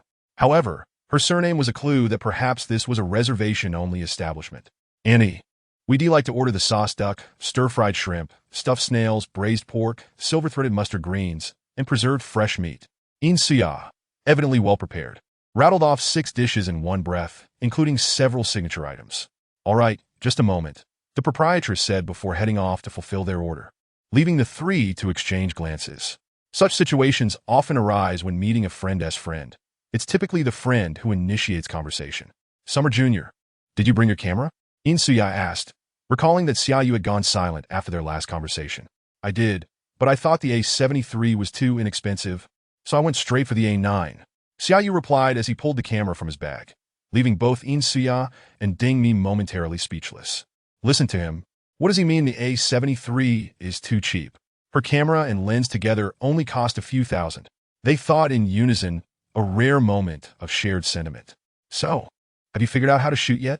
Xia continued, remembering Xia Yu had mentioned wanting her guidance. As a responsible individual, she had even borrowed an A73 from a photography major to familiarize herself with its operation. Not entirely sure. I heard that for vlogs and street photography, a prime lens is sufficient, so I got this Zeiss lens. As for the settings, I'm still figuring them out. Xia Yu said earnestly, passing the camera to Xia. But wasn't he just spinning tails? How could he not know how to adjust the settings when he had clearly mastered it? His true intent was. However, Xia Yu wasn't being disingenuous. He simply hadn't possessed these skills when he first mentioned seeking her help. Chapter 19. Chun Restaurant. As she observed the two engrossed in discussing the camera, Ding Mi felt her composure beginning to unravel. Why them? I was the one who arrived first. The atmosphere shifted, growing somewhat strained, but Ding Mi was nothing if not straightforward, embodying the archetype of a blunt woman. Her displeasure stemmed largely from seeing her dear friend being swept away. For beginners, the parameters should be adjusted within this range. I have a roommate who is an expert in this area. Once she returns from her internship, I'll introduce you to her so she can teach you some tricks. After a brief explanation, Xia returned the camera to Xia Yu, her roommate being Jiang Xingnan, who had gone away for an internship on a documentary and was expected back next week. All right, thank you, senior. I'll treat you both to a meal then. Xia Yu smiled, recognizing how relationships could blossom through such exchanges. Many understood this simple truth, yet poverty often made it difficult to indulge. Thankfully, Xia Yu was not currently burdened by such concerns. Sounds good. Xia readily agreed, but then noticed Xia Yu had simply stuffed the camera back into its plastic bag. Summer Jr., you shouldn't treat your camera so carelessly. It would be best to get a camera bag. You can just call me Dayu from now on, senior. I was in such a rush to buy the camera that I forgot to get a bag, but I plan to find one after our meal today. Xia Yu replied, feeling slightly awkward being referred to as a junior, as if he were a little brother. Well, he was indeed a younger brother at heart. All right, I'll call you Dayu then. Xia amended, just as the proprietress began serving their dishes. The first dish to arrive was the sauce duck, which was markedly different from what one might find at a deli. This homemade version glistened with a rich, reddish sauce, making it utterly mouth-watering. Let me tell you, the sauce duck is the signature dish here, especially the sauce. It's so delicious you could just eat it with rice and be utterly satisfied, Xia declared, opening her camera as if she were a seasoned food vlogger. Hello everyone, I'm your Yaya, and today we're exploring a new restaurant. The introduction felt painfully embarrassing to Xia Yu, who couldn't help but imagine the scene. Joining me today, besides Mimi, is our new friend, Dayu. Xia's camera panned from Dingmi to Xia Yu in quick succession. "Hello, everyone." Xia Yu waved, greeting the viewers. When Xia had asked him if he wanted to be on camera, he hadn't declined, as he had plans to film videos himself later. After Xia completed her intro, a few more dishes arrived, including the stir-fried shrimp and braised pork, both glistening enticingly and whetting their appetites. However, Xia Yu first reached for the sauce duck. The texture of the duck leg was distinct with each bite, and the meat was tender, bursting with a delightful salty and savory flavor. Delicious. Is this the charm of local cuisine in the metropolis? Xia Yu mused, realizing this was his first genuine experience of such flavors after nearly 2 years in the city. Indeed, following Xia had proven to be a wise decision for culinary adventures. Is it really that good? Dingmi thought, eyeing Xia Yu's enjoyment of the food with skepticism, yet she too picked up a shrimp. The moment her teeth sank into it, the crisp sound made her shudder, and the shrimp's freshness tantalized every taste bud. This flavor is extraordinary. Each dish on the table had its unique flair. What seemed like ordinary home-cooked meals were elevated to something remarkable in this restaurant. The proprietress truly had a gift. "Hey, you two, slow down. Leave some for me," Xia exclaimed, her face a mix of frustration and amusement as she juggled filming and eating. "I invited 2 food enthusiasts to dine together, and I must say, it was quite a challenge. Nevertheless, the braised pork was absolutely delectable. With a single bite, the expression on Xia's delicate face transformed from one of bitterness to sweetness, her eyes narrowing with delight. 3 individuals, 3 food lovers, savored the culinary delights at this quaint restaurant in the bustling metropolis, cherishing the most wonderful moments. Other tables around us echoed this scene, and the proprietress, standing behind the kitchen curtain, wore a satisfied smile as she observed the joyful diners. Ensuring that her patrons enjoyed their meals and felt happiness was her utmost pride. If it were possible, she would wish to keep this little establishment running forever. Well then, that concludes our meal for today. I invite everyone to like, tip, and save this experience. Love you all. Xia made a heart gesture towards the camera, and the scene froze on a table adorned with empty plates. This, perhaps, encapsulates the allure of fine cuisine.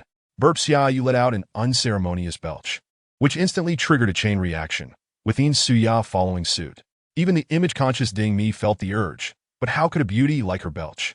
She could only suppress it, yet eventually, she could no longer hold back. Burp, burp, burp, observing Dingmi belch repeatedly like a honking goose. Xia couldn't help but laugh, capturing this rare moment on her camera. "Xia, you just burped." Dingmi's sharp remark was interrupted mid-sentence by another belch. At this point, Xia Yu could no longer contain himself, bursting into laughter. The sight of a beauty in such a predicament was indeed amusing. Yet while they found joy in the moment, Dingmi was left feeling utterly defeated.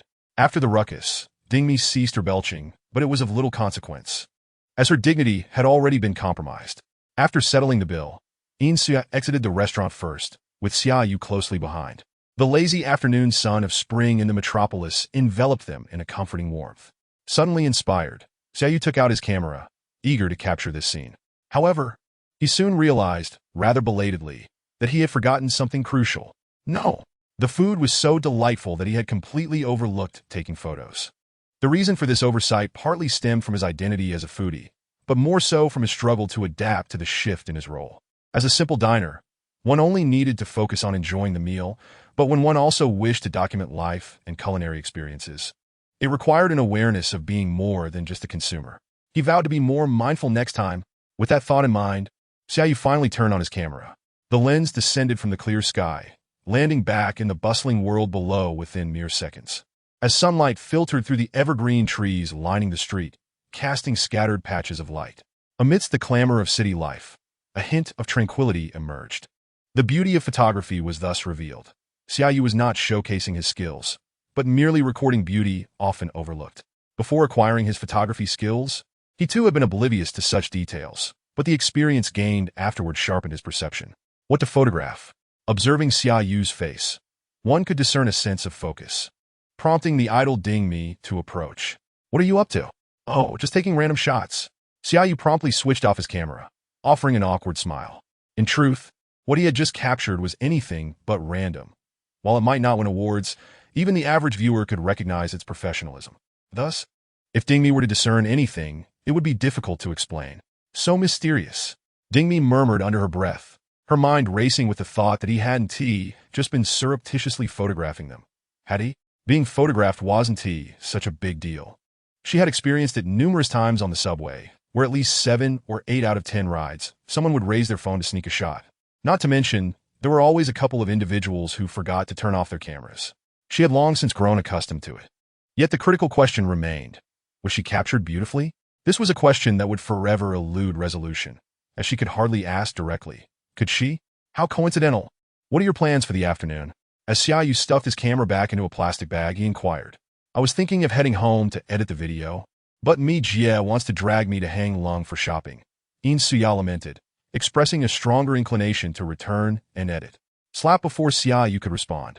A hand landed heavily on Suya's shoulder, its force causing her to sway slightly. It was Dingmi. With a gentle nudge, she effortlessly pulled Suya into her embrace. My dear sister, this isn't quite what we had planned when we came out. I must have remembered wrong. It was me who wanted to take Jie shopping. I absolutely love shopping. Suya immediately capitulated to the dominant force, her obedient demeanor causing Xia Yu to click his tongue in disbelief. The bond between these two friends was truly formidable. Was it a misunderstanding of sisterly camaraderie on his part, or were these two sisters simply unconventional? What about you, do you have any plans for the afternoon? While Xia Yu pondered this profound question, Suya posed her query. How coincidental. I was also planning to stop by Hang Lung this afternoon to buy a couple of clothes and perhaps pick up a bag for my camera. Xia Yu replied, raising the plastic bag in his hand. After a day of shopping, he intended to retreat for a weekend of diligent study, not emerging until the following week to revel in freedom. How coincidental. Let's go together. Suya removed Dingmi's claw from her shoulder and extended an invitation to Xia Yu. Sure. As Xia Yu agreed, he instinctively sensed something amiss. However, a glance around revealed no apparent discrepancies. Perhaps it was merely a trick of his mind. The distance from Jingxian Road to Hang Lung was not considerable. In just over 10 minutes of walking, the trio arrived. Yet, it was at this moment that Xia Yu finally discerned where things had gone awry. Upon entering the mall, the demeanor of the two girls beside him shifted dramatically. Suya, in particular, was affected. Although she claimed she didn't want to shop and preferred to return to work, her body betrayed her sincerity. Especially upon seeing the rows of cosmetic and women-esque clothing stores, her eyes sparkled with excitement. I told you, this year's spring collection has arrived. Dingmi's eyes also ignited with fervor, as if the horn of battle had sounded in the distance. Those with wealth had their own style of shopping, while those without also had their way of indulging. But one must wonder, could families that could enroll their children in prestigious acting schools truly be impoverished? Both girls hailed from standard middle-class backgrounds, receiving generous allowances from their parents each month. Yet no amount of money could withstand their spending habits.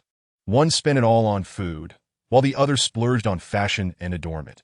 When the funds were depleted, even the wealthiest beauty would be left with instant noodles. Compared to the previous week's meager finances, both girls were now considerably better off. Suya was supported by her father, while Dingmi had finally received her living expenses from home. However, unlike Suya, for whom dining out was merely an afterthought, shopping was Dingmi's primary objective for the day. For the next hour, Xia Yu, feeling utterly defeated, resigned himself to the chaos. Who was he? Where was he? What was he doing? A look of confusion clouded Xia Yu's eyes. After obtaining the system, he had sought to familiarize himself with various luxury brands and market trends to better spend in the future. He had considered himself somewhat knowledgeable about these brands, yet today, Dingmi and Suya shattered his confidence. Isn't Armani a brand for suits? The domineering CEOs in novels always wear their suits. Why are they suddenly selling lipsticks? Moreover, what was with the lipstick's watery consistency? Was the mall's air conditioning too strong, causing it to melt? What on earth is happening? This was Xia Yu's genuine thought, and indeed, it resonated with a significant portion of men in Huaxia. As for Saint Laurent and TF, after mentioning the brands, there were those baffling shades. Weren't they just red and pink? Why were there hundreds of variations and classifications? And this was merely lipstick. One couldn't help but lament. Being a woman is challenging, but being a man is even more so. Are you thirsty? Shall I get you some milk tea? Suddenly realizing, Xia Yu understood he shouldn't have given up so easily. There was still hope for salvation. Oh, no need to trouble yourself. Dingmi replied, though she knew that if she wanted, there would be a queue of people eager to buy it for her. Yet she wasn't financially strained. Don't be shy. I trust me Jia's taste. I'll buy some clothes, and you can help me pick. Xia Yu offered without giving them a chance to decline, quickly inquiring about their preferred flavors before making his escape. Just around the corner, Xia Yu felt as though he had been reborn, a sense of relief washing over him. Women could be quite formidable. Having learned from this experience, he resolved never to go shopping with women again. This was not merely a physical endeavor. It was a dual torment for both body and spirit. Shopping? One merely needed to remember their size and choose a suitable price range. A quick visit to each store, trying on what fit, and if nothing suited, simply walk away. By the end of the day, there would surely be something appropriate, increasing efficiency. The last time Xia Yu visited Hang Lung, he had shopped in precisely this manner. At that time, he was less familiar with brands and price ranges, leading to a longer shopping trip. However, this time, even with plans for a shopping spree, he was confident he could complete his mission within half an hour. Yet, this would also test one's fashion sense. What one deemed suitable might not truly be a good fit. Fashion is all about coordination. Poor coordination could render even the most expensive clothing looking cheap. Fortunately, there was a versatile option: sportswear. Most of Xia Yu's wardrobe consisted of athletic attire. He rarely wore jeans. His dislike for them was one reason, but more significantly, he found that loose-fitting joggers suited him better. However, after wearing sportswear consistently, he desired a change of pace. If he struggled with coordination, he could always seek advice. Dingmi's fashion sense was evidently excellent. During their earlier meal, Xia had mentioned that many of her clothes were recommendations from Dingmi. In Xia Yu's mind, she instantly established her persona as a fashion guru. To secure her assistance in selecting attire, with just a cup of milk tea, is truly a remarkable bargain. After a brief delay, I ventured to queue for the milk tea, and by the time Xia Yu acquired it and reunited with the two, another hour had elapsed. From a distance, I spotted them carrying several bags, evidently having made some successful purchases. They must be nearing the end of their shopping spree, I mused, while silently commending my own cleverness. Thank you, we're almost done. What kind of clothing do you plan to purchase? Upon receiving the milk tea from Xia Yu, they expressed their gratitude and inquired about his intentions. Budget considerations were something Xia would never raise. After all, one cannot afford to suffer the same folly twice. During Xia Yu's absence, she had already conferred with Dingmi, who assured her that he was not financially constrained. He intended to buy spring clothing, trousers, and shoes, along with 2 bags, one large and one small, both capable of accommodating a camera. As Xia Yu counted on his fingers, he realized he had quite a list. Would 3 suitcases fit in the car? He felt a pang of uncertainty at the thought. Understood, just follow my lead, Dingmi declared, comprehending Xia Yu's needs. In truth, she relished the opportunity to assist others in their fashion choices. After all, the funds allocated by her family were limited, and once spent, they were gone. Helping others meant she could enjoy the thrill of shopping without bearing the cost. Truly a win-win situation. Chapter 21. What an exhausting endeavor. In truth, shopping for men's attire at Hang Lung is not an optimal choice, as premier brands such as Kaiton and Brioni do not have outlets here, nor even Canali or Easy. As we ascended the escalator to the first floor, Dingmi enumerated the brands with the familiarity of an expert. It was evident that she possessed knowledge not only of women's fashion and cosmetics, but also of menswear. However, since we were here, Sister Mi would ensure that you left with something. Upon entering the men's section of Hermes, Dingmi suddenly realized why Xia Yu's outfit seemed familiar. It was indeed from Hermes. A glance around the store revealed matching shoes and joggers. So, he was clad entirely in Hermes? Sister Mi, what's wrong? Noticing the odd look Dingmi was casting his way, Xia Yu inquired. You're still too young. Fashion is all about the artful combination of pieces from different brands, Dingmi explained, shaking her head. While some may have a singular brand preference, it is more common for ensembles to consist of various labels. I see, I've learned something new. Xia Yu had not anticipated such intricacies. He had merely sought convenience. Cool. Let us first examine the shoes. In contrast to men's apparel, the selection of men's shoes at Hermes was evidently more extensive, with their leather shoes showcasing a level of professionalism surpassing that of their athletic footwear. After trying on merely a few pairs, Dingmi selected a pair of navy blue calfskin loafers for Xia Yu. The lambskin lining was softer than the exterior leather, and they exuded a youthful charm, subtly hinting at an air of sophistication. Swipe the card. On to the next door. We proceeded to the adjacent LV, where Xia Yu had previously purchased a wallet. This time, Dingmi assisted him in choosing a belt. Admittedly, The interlocking letters of the buckle were far more aesthetically pleasing than Herm's large H. Additionally, she paired the camera with two LV backpacks, one small and one large. Once the large backpack was unwrapped, Xia Yu promptly utilized it, stuffing his new acquisitions inside. Next came clothing and trousers. Dingmi transformed Xia Yu into a fitting model, experimenting with various styles until the perfect outfit was chosen. This was what Xia Yu had initially hoped for, yet now he found himself regretting it. This is utterly exhausting. I've never had to try on so many new clothes in my life. Not to mention, Dingmi's meticulousness required him to strike multiple poses and expressions. A far cry from his expectation of merely swiping the card. A novice encountering a seasoned professional, he had underestimated the effort involved. When the final text notification chimed, an hour and a half had slipped away. Finally, it's over. Xia Yu sighed with relief, laden with bags. Yet upon glancing outside, he noticed the sky had darkened. How swiftly time had passed. Evening had arrived in the blink of an eye. Sisterine, I truly appreciate your help today. I hadn't realized it was already this late. Let me treat you to dinner, Xia Yu declared generously. They had split lunch evenly, yet with the multitude of items they had helped him choose, he felt that 2 cups of milk tea did not adequately convey his gratitude. Thus, he resolved to treat them to a meal. That sounds splendid. I was already feeling hungry.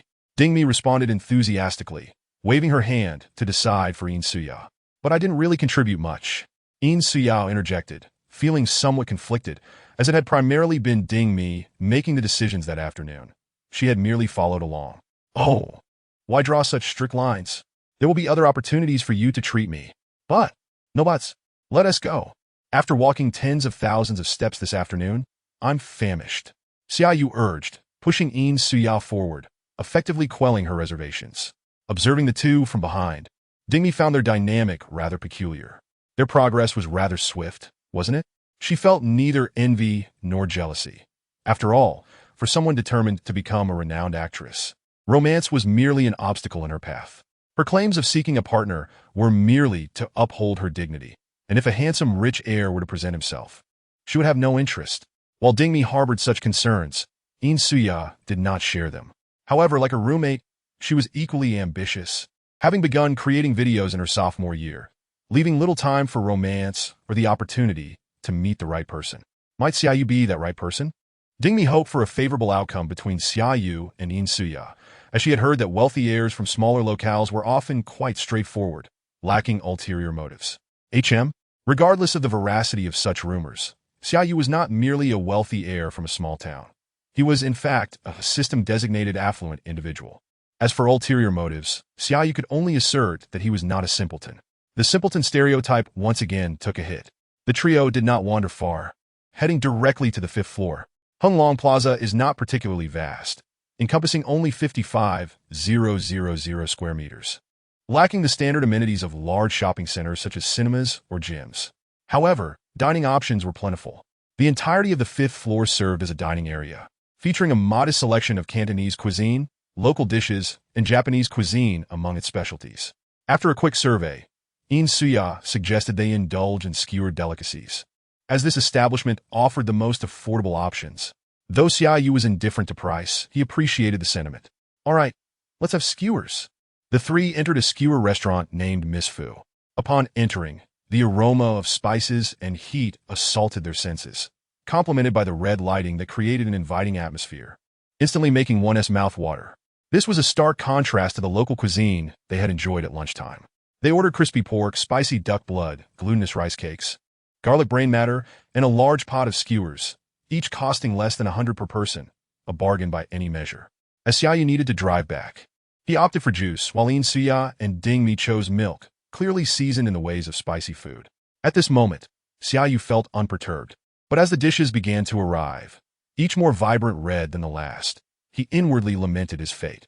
If his calculations were correct, the chrysanthemum would surely not survive the night. He would have to serenade Chrysanthemum Terrace in due time. Yet, the allure of the spicy flavors was undeniably captivating. Throughout the meal, the trio engaged in lively conversation, markedly more animated than at lunch, as Xia Yu and Dingmi had grown more familiar over the afternoon. Dingmi recounted her past filming experiences to Xia Yu. Sister me, let us not mince words. With your looks, if you were cast in a spy film, adorned in XXX military attire, you would undoubtedly be the belle of the military. Perhaps the spiciness had awakened his boldness, prompting Xia Yu to speak candidly.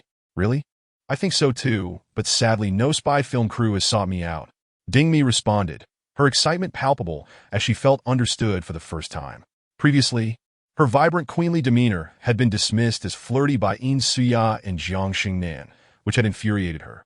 Now, she had finally encountered someone who recognized her worth. Yet, there was a tinge of regret, as she lamented that even the most fitting roles went unfilled if no one sought her. Those people are blind. Once I graduate, I'll form a crew and definitely cast you as the lead, Xia Yu declared with bravado. After all, he was affluent and could dabble in any popular industry. Chapter 22, Then I shall await your invitation to star in your film.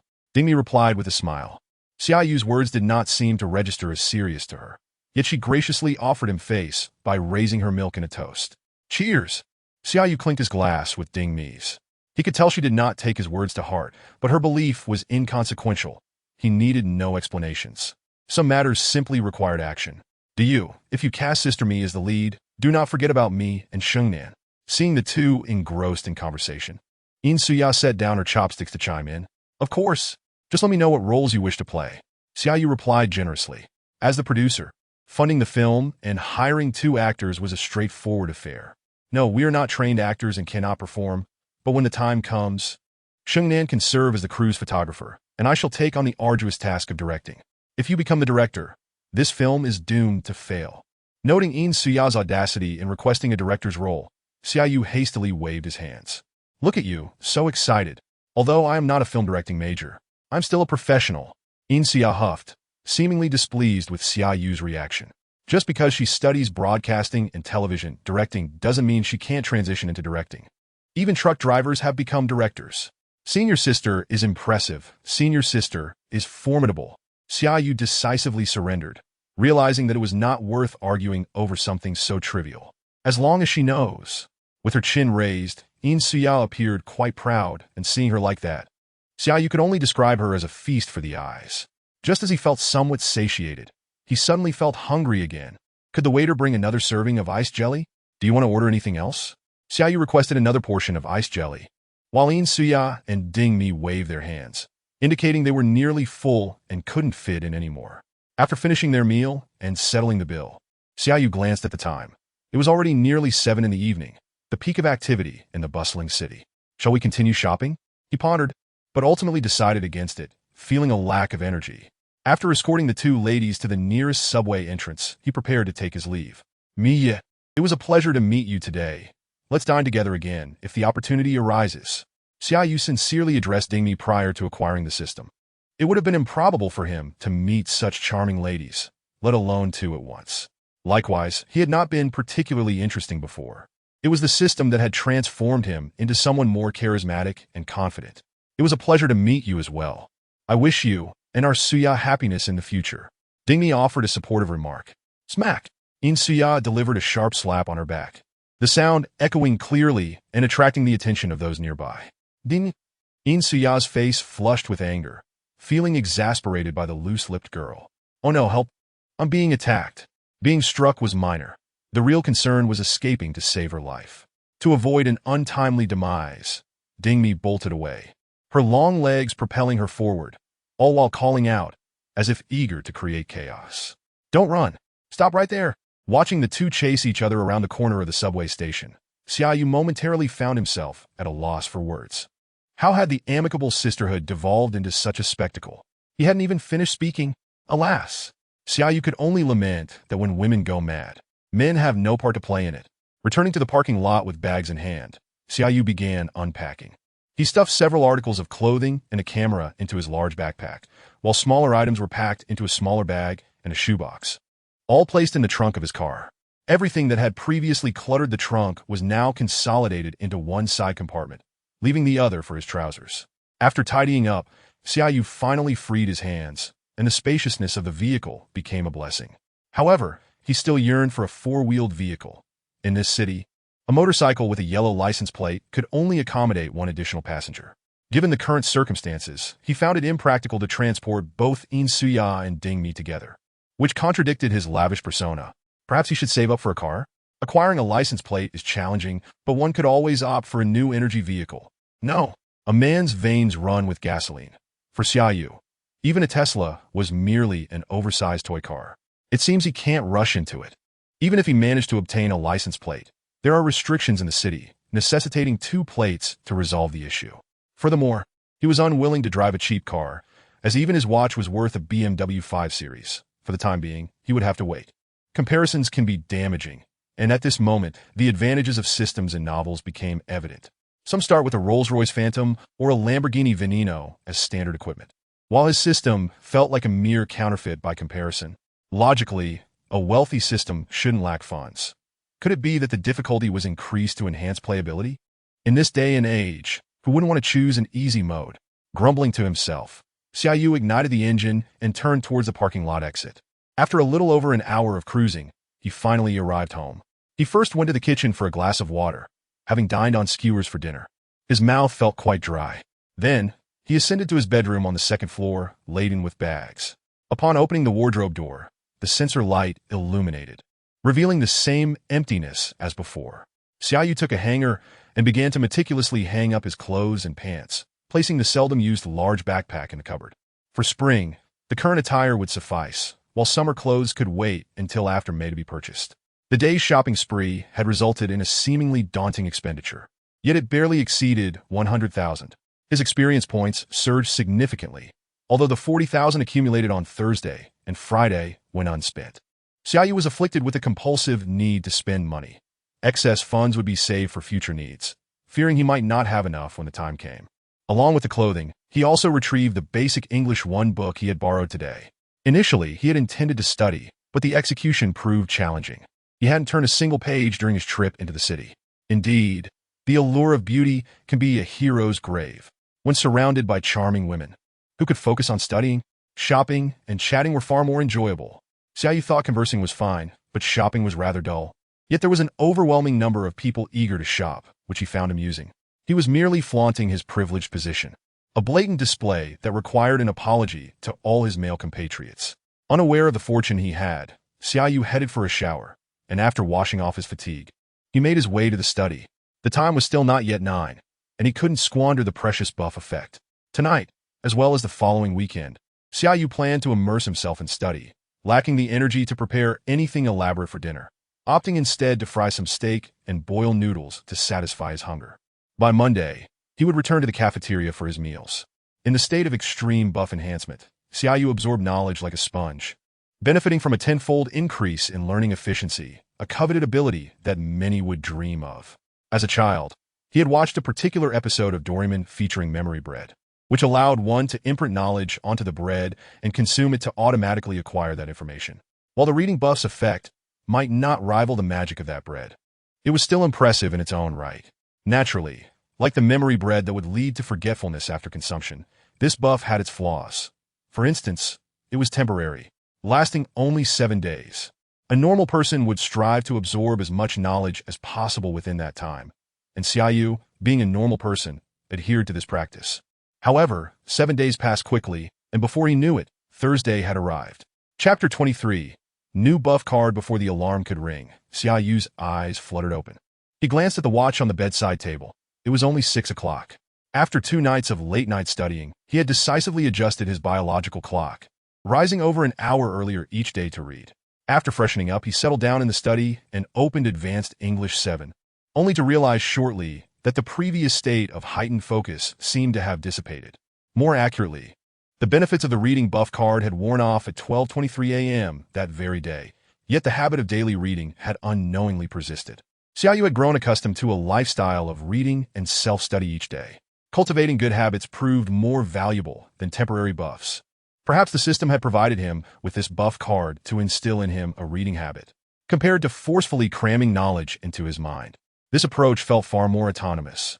As for which method was superior, it could only be said that each had its advantages and disadvantages. Having lost the buff, Xia Yu nonetheless read aloud from his textbook for half an hour as usual. While the time seemed shorter than before, it was just right. Daily study emphasizes gradual progress, and he had abandoned the poor habit of cramming before exams. He headed to the kitchen and prepared a bowl of cereal for breakfast. As today, he would be dining at home, Speaking of which, there should be a new weekly sign-in gift today. Shoveling a hefty spoonful of cereal into his mouth, Xia Yu chewed while retrieving his phone, directly accessing the system's sign-in interface. Sign in? Ding! You have received a deposit of 20,000 yuan from Industrial and Commercial Bank on March 21st at 7:03, ending in 0607. Your balance is 161,427.75 yuan. Ding! You have signed in consecutively for a week. Congratulations on receiving the weekly sign-in gift. This past week, aside from his meal card, Xia Yu had no additional expenses, and the sign-in rewards had accumulated, restoring his balance to 6 figures since last Friday's 40,000. Excluding the license plate conversation, he could barely afford a regular joint venture car. So saving was still the prudent choice. The highlight of the day was the new weekly sign-in gift. Xia Yu clicked on the gift icon and chose to open it. Reward: Fitness Buff Weekly Card Description. A healthy body keeps you free from illness and full of vitality. This card aims to cultivate the user's daily exercise habits. Effect: efficiency during physical exercise increased by 10-fold buff, lasting 1 week.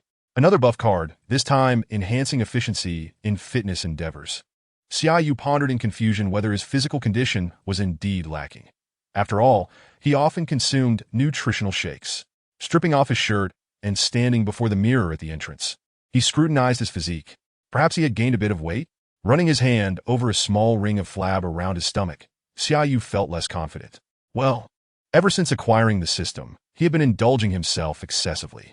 Not only did he frequently dine out at every opportunity, but in the school cafeteria, he also tended to order the pricier items. With such eating habits combined with a lack of exercise, it was no wonder his weight had increased. The system seemed to be addressing his deficiencies directly. If he lacked knowledge, he should read more. If he was gaining weight, he should exercise. Simple and straightforward, yet highly effective.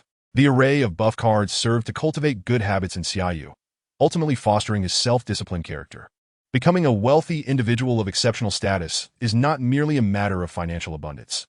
Those who are simply affluent are often referred to as Teheo, local tyrants. In contrast, a Xinhao, divine rich person, embodies a wealth that is complemented by a myriad of admirable qualities. Thus, a Xinhao is not only a financially prosperous individual, but also a spiritually rich one. He can lavishly spend on his passions while maintaining a lifestyle devoid of ostentation. He excels at forging friendships without being constrained by social strata, engaging in discussions about astronomy, geography, art, and culture with depth and insight. As Xia Yu embarks on his journey to become a Xinhao, he acknowledges that there remains much for him to learn. Rather than feeling daunted, he experiences a sense of anticipation. After all, who would decline the opportunity for self-improvement? After finishing breakfast, Xia Yu took a brief respite before heading to the gym located on the 3rd floor of his villa. Li Dong, during the villa's renovation, had dedicated a space for a gym. Yet, like many affluent individuals, he had envisioned grandeur that soon faded, leading to abandonment of the equipment after only a few uses. The brand-new machines had languished, gathering dust until Xia Yu's arrival. Admittedly, he felt a twinge of embarrassment. He had been aware of the gym's existence since renting the villa. Yet this was only his 2nd visit. What exercise should he commence with? As a novice in fitness, he could only identify the treadmill and dumbbells among the myriad of machines. To be safe, he decided to start with running. Last time, he managed 1,000 meters in 4 minutes and 3 seconds. While this time was technically satisfactory, it paled in comparison to his high school days when he could run under 4 minutes. If he were to be assessed in his senior year, he might find himself hovering near the passing mark. Upon reflection, it was clear that since entering university, his physical condition had deteriorated. Indeed, a life devoid of discipline was profoundly alarming, so much so that one might not realize their own decline. However, it was not too late to amend this. After selecting a moderate speed on the treadmill, Xia Yu commenced his morning run. Due to a prolonged absence from physical activity, he soon felt a tingling sensation in his thighs, indicative of cholinergic urticaria, which can occur when individuals who have been inactive suddenly engage in vigorous exercise. Typically, the itching subsides by the following day, but Xia Yu paid it no mind, continuing to run until the discomfort faded.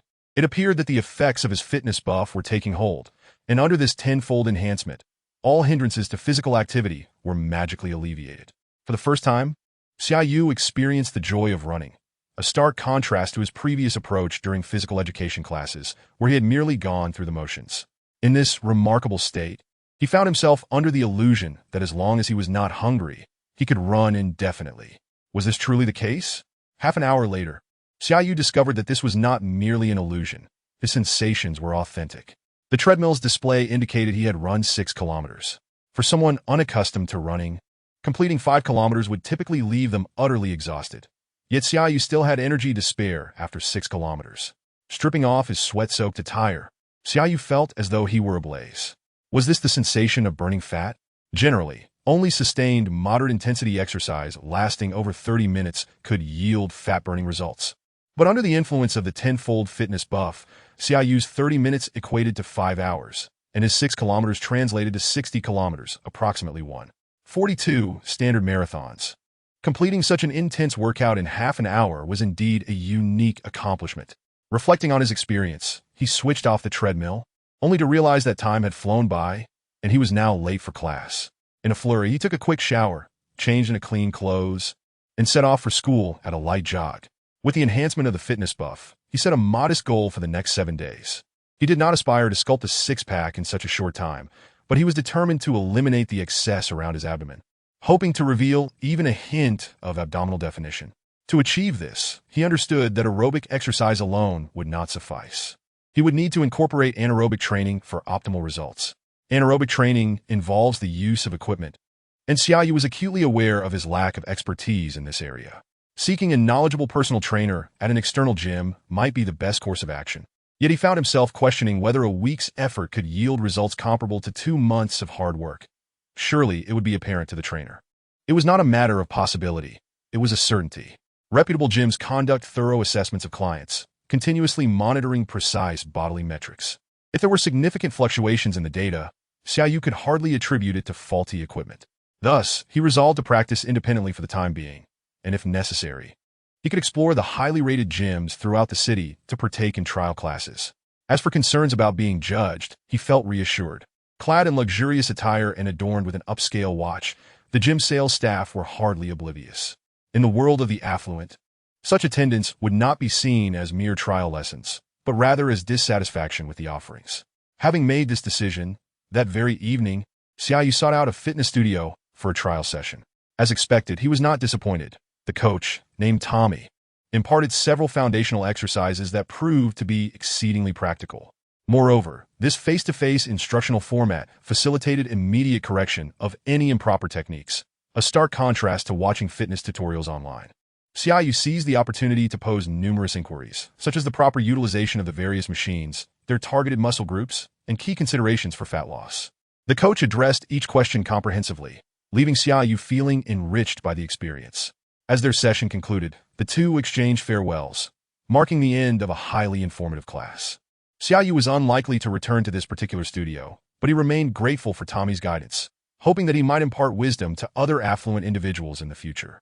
Regarding his next destination for fitness training, Xia Yu took to his phones, consulting a popular review platform while simultaneously rolling dice in a WeChat group, ultimately arriving at a decision. Upon returning home, he reinforced the exercises he had learned earlier in the day with some dumbbell training.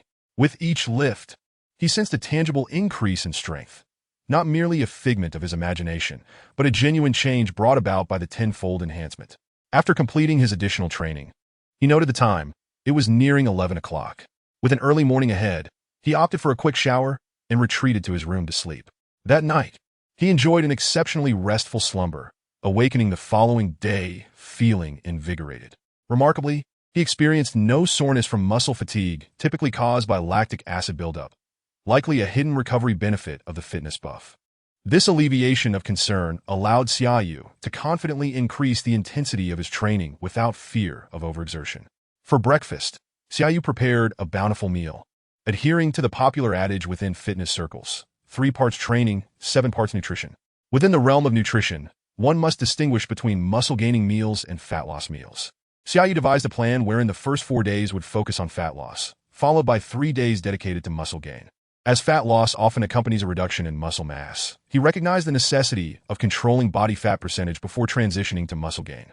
To this end, he had stocked up on an entire box of chicken breasts during his trip to the fresh market the previous day.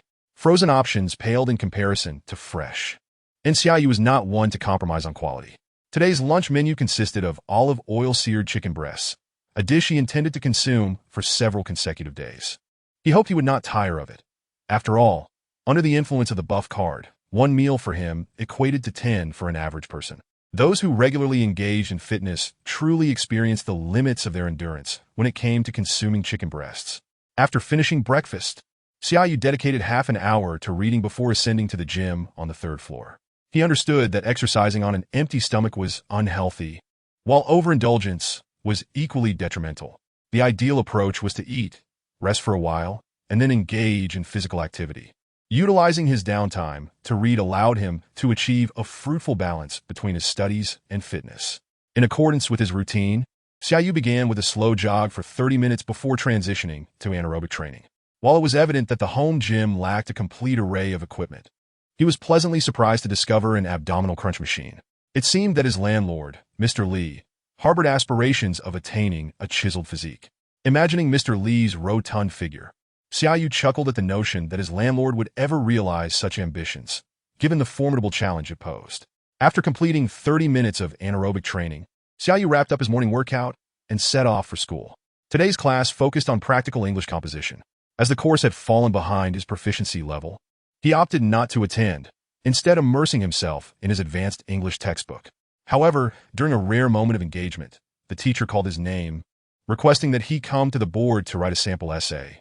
Alongside him, Cheng Fei and another female student were summoned. Xia Yu approached the task with confidence, while Cheng Fei appeared disheartened. He had been covertly playing games just moments before being called upon, utterly unprepared for the assignment. Ever since he had playfully shaken a bottle of cola at Xia Yu, misfortune had seemingly dogged his steps. Having only recently emerged from the shadows of a scandal with Lu Wan, he now found himself ensnared in another predicament. Once at the board, Xia Yu took up the pen and began to write. The female student, though slower, had been attentive enough to grasp the task. Meanwhile, Cheng Fei fidgeted anxiously, scratching his head in confusion. Fortunately, the teacher did not scrutinize them too closely. Her attention drifted towards Xia Yu's work, allowing Cheng Fei to piece together a somewhat coherent essay. When all three students set down their pens, the teacher returned to the front to offer feedback. Xia Yu's essay is the most well-structured and appropriately composed. 5 extra points for you. The teacher's praise brought a flush of pride to Xia Yu's cheeks, and his classmates were unaware of his newfound proficiency in English. In truth, his improvement had only recently come to fruition. Had he attempted this task in the past, he would have barely scraped by, with no hope of additional points. The female student received a modest 2 points for her efforts, while Cheng Fei not only failed to earn any extra points, but was penalized 5 points instead, receiving a thorough reprimand from the teacher. Yet, in the face of Cheng Fei's thick-skinned demeanor, the lecture held little weight. He had no aspirations of relying on this course for his future and merely hoped to pass the exam at the end of the term. Avoiding the need for a retake, Xia Yu refrained from commenting on the situation, believing that adults must take responsibility for their own actions, as long as they are aware of their circumstances. After class, he began to pack his belongings in preparation to return home, when a figure abruptly halted in front of him. "Lin, is there something you need?"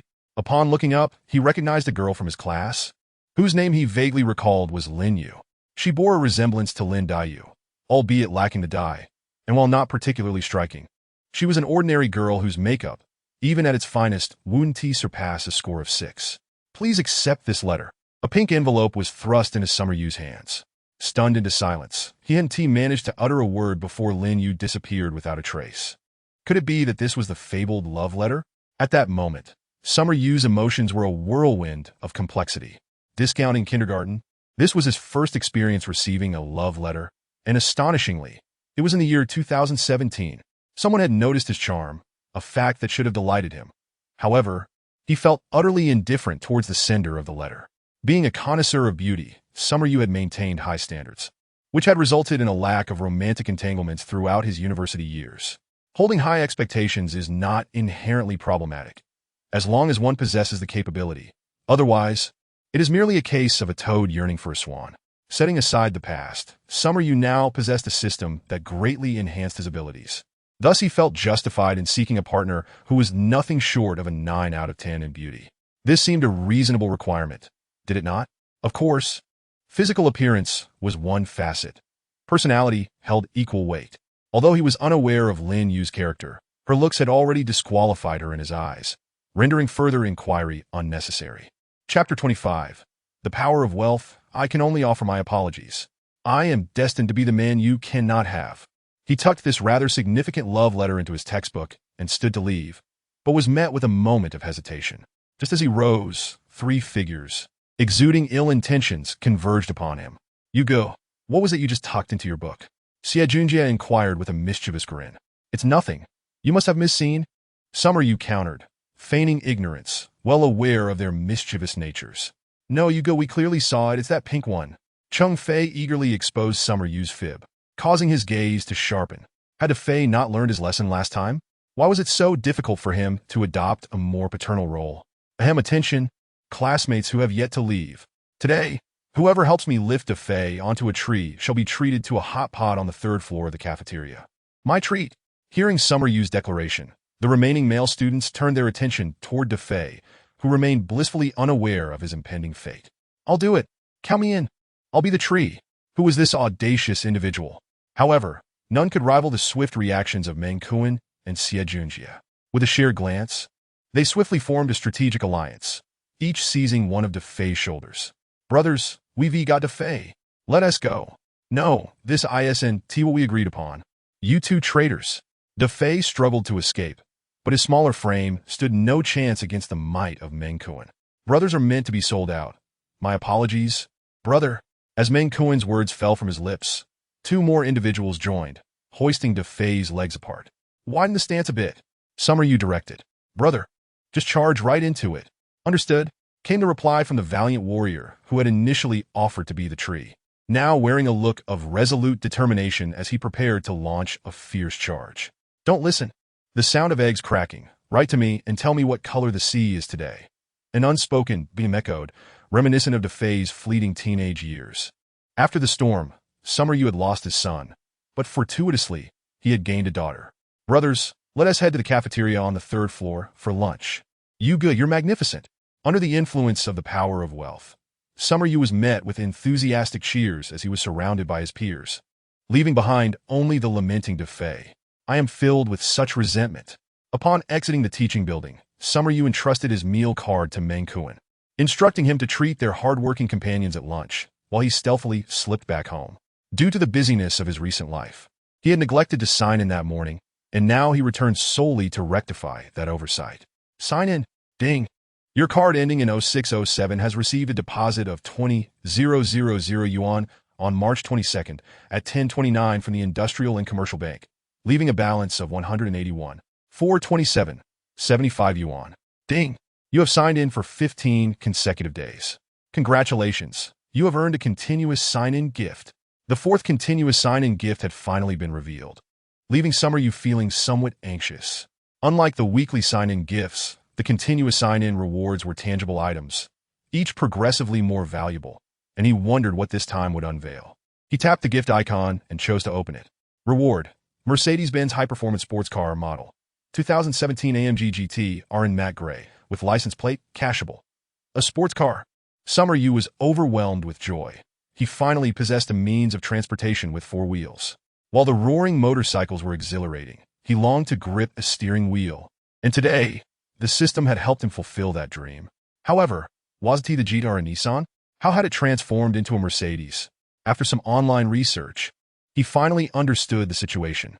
GT, derived from the Latin term Gran Turismo, translates to Grand Tourer in English, now commonly referring to high-performance sports cars. The R denotes a specific model within the GT category.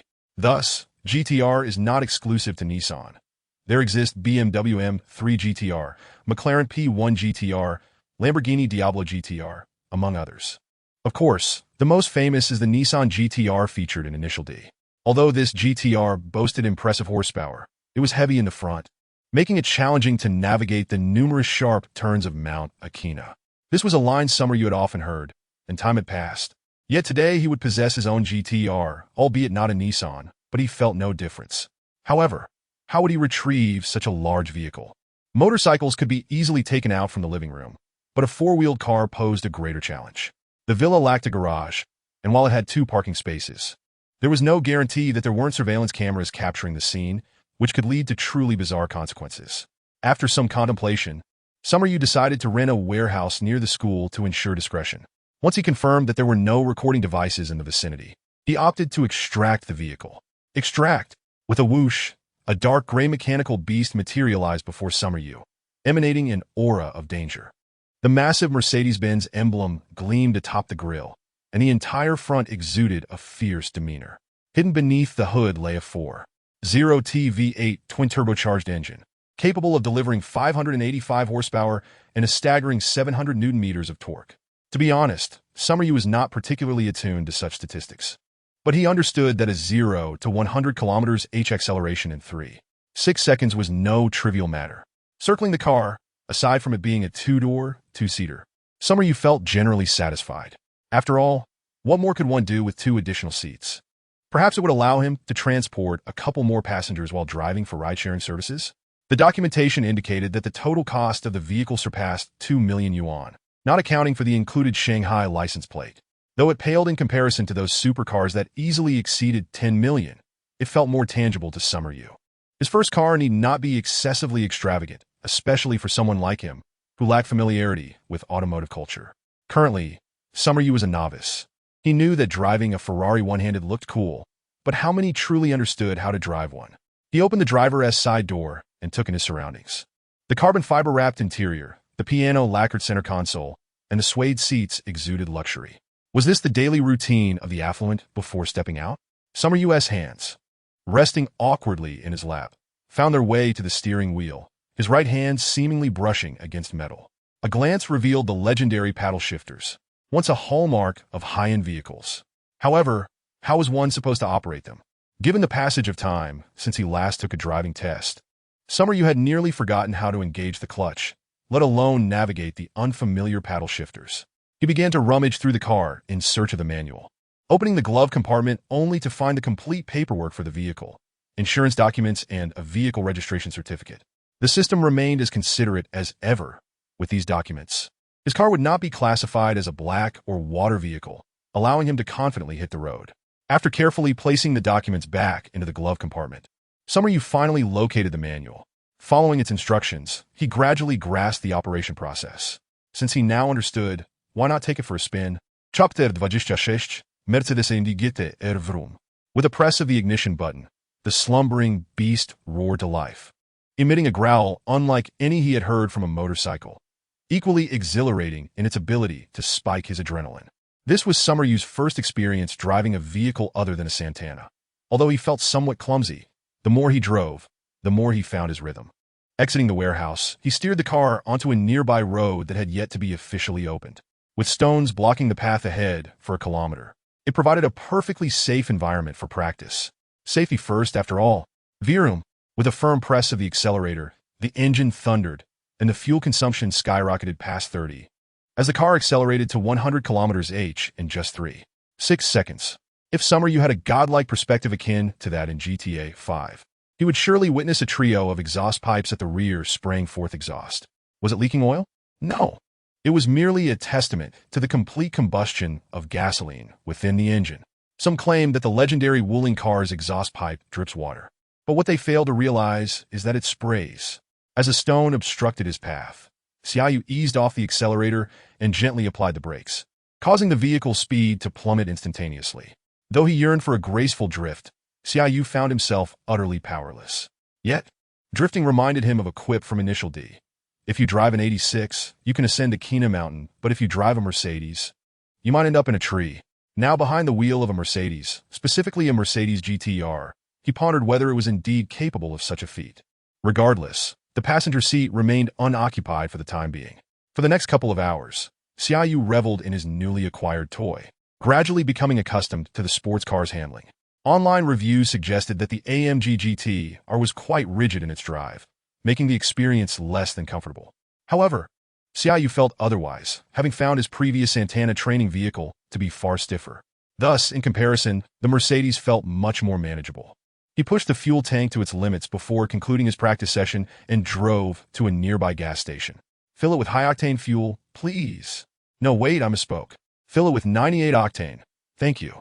He grimaced at the bill, which amounted to just over 500 yuan, feeling quite dissatisfied, even after paying. He hadn't fully exhausted the balance on his bank card. Relying on fuel to elevate his status seemed unrealistic, merely a fleeting thought. Upon returning to the entrance of his residential community, Xia Yu was halted by the security gate. The guard initially mistook him for an outsider, but soon realized he was a resident and promptly registered his license plate, handing him an access card in the process. With this card, he could freely enter and exit the community. Yet given the current trend, Xia Yu suspected one card might not suffice. After parking in his designated spot, he returned to his villa. His day had been thrown into disarray due to morning warehouse rentals and afternoon driving practice. However, he was relieved that the evening still held potential for reorganization. As he entered the kitchen to prepare dinner, Xia Yu planned to eat quickly before heading to the gym he had booked the previous day. Just then, his phone vibrated. Upon checking, he discovered a message from Xia on WeChat. It occurred to him that since their dinner together last week, they hadn't been in touch. This realization struck him only now, though Xia had been aware of it all along, her emotions oscillating dramatically. Day 1, he hasn't messaged me. Day 3, why hasn't he messaged me? Day 5, has he forgotten about me? Day 7, all right, I'll message him. Xia was perplexed by her own feelings of vulnerability. They were merely acquaintances who had shared a meal, so why did his silence gnaw at her heart? Unbeknownst to them, they had transcended the bounds of mere dining companions. They had forged a genuine friendship. They could converse about food, careers, the minutiae of life, and countless other topics. What else could define a true friendship? Though their time spent together had been relatively brief, the essence of friendship should not be measured by time alone. The video we filmed last week has been uploaded and featured on the homepage, racking up over 100,000 views. You must check it out? This message exuded normalcy, devoid of any hint of anxiety, leaving Xia Yu oblivious to Xia's current state of mind. My apologies, senior. I've been swamped with classes lately, and I just signed up for a gym to lose weight, so I haven't had the chance to catch up on Bilibili. Xia Yu expressed his regrets, as 2 new commitments had filled his schedule to the brim, leaving him with little time for conversation. His phone, once charged daily, now required charging every 2 days, a testament to his busyness. Weight loss? You're not overweight. Upon realizing he was simply preoccupied, Xia's anxious heart calmed, her spirits brightening. Alas, my cravings have gotten the better of me. Not only have I lost my abs, but I've also gained a bit of weight. Xia Yu jested, speaking as if he had ever possessed abs. I truly envy how you can eat without gaining weight, senior. Not at all. I also work out regularly. Xia reminisced about her challenging times when instant noodles had become her sole sustenance, leaving her no room to gain weight. I'll watch the video first, then I'll reach out to you. All right. With their conversation concluded, Xia Yu promptly opened Bilibili and searched for Xia's video. Just as he was pondering what to eat, the video had arrived, and at that moment his healthy meal was also ready. The barrage of comments at the video's start was predictably filled with my wife, a telltale sign of the single men among the viewers. Xia Yu was blissfully unaware that he had unwittingly included himself in that group. The screen quickly transitioned to Xia greeting the audience, followed by Ding Mi, prompting another round of comments declaring her to be his second wife.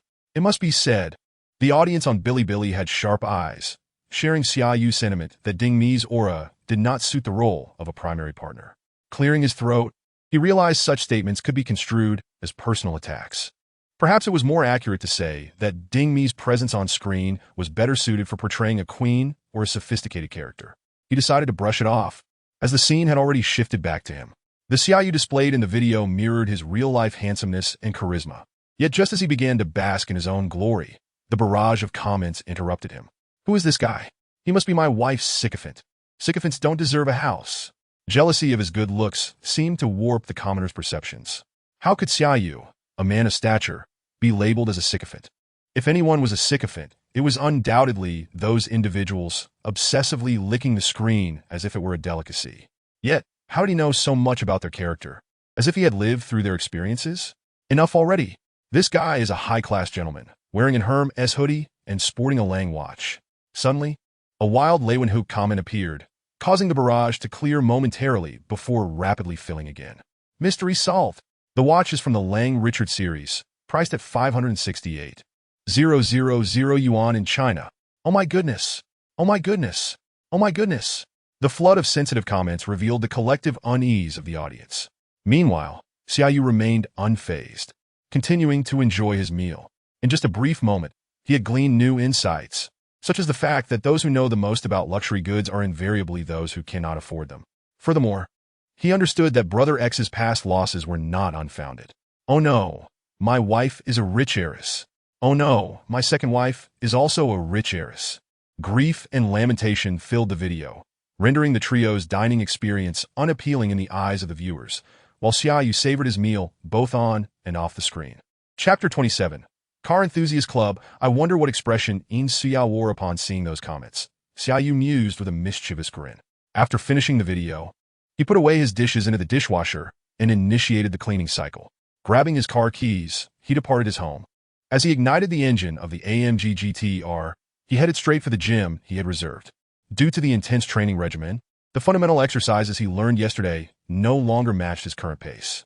Upon arrival, he parked and ascended directly to the front desk. Similar to the previous day, the gym consultant invited him to undergo a physical assessment to gain a comprehensive understanding of his fitness level. Xia Yu responded with his usual retort. Let us have a class first. If I'm satisfied, we can discuss the assessment later. Otherwise, it would be a waste of time. Most businesses lack the audacity to refuse the whims of the affluent, and thus, he was promptly assigned a female trainer. Having encountered a particularly burly male trainer yesterday, this was Xia Yu's first experience with a female instructor. He couldn't help but wonder if she might resemble the protein queen from his biology textbook, whose physique had been sculpted into muscle. A haunting image for many young men. Hello, Mr. Xia. I'm your instructor for this trial class, Zhang Shui. Her melodious voice resonated from behind him. Turning around, Xia Yu was taken aback to find a stunning beauty standing there. Was she trying to charm him? However, he quickly recognized that, aside from her striking looks, her arms were more muscular than his, her abdominal muscles well-defined, and her curves in certain areas were astonishing. Setting her beauty aside, her physique was absolutely impressive. Pleased to meet you, Coach Zhang. Acknowledging Zhang Shui's formidable presence, Xia Yu adopted a more serious demeanor. Without further ado, let us commence the lesson. Zhang Shui wasted no time, diving straight into the session. Although she lacked Xia Yu's physical data, a mere lift of his shirt provided her with an accurate estimate of his body fat percentage, the margin of error being negligible. What defined professionalism? This was professionalism.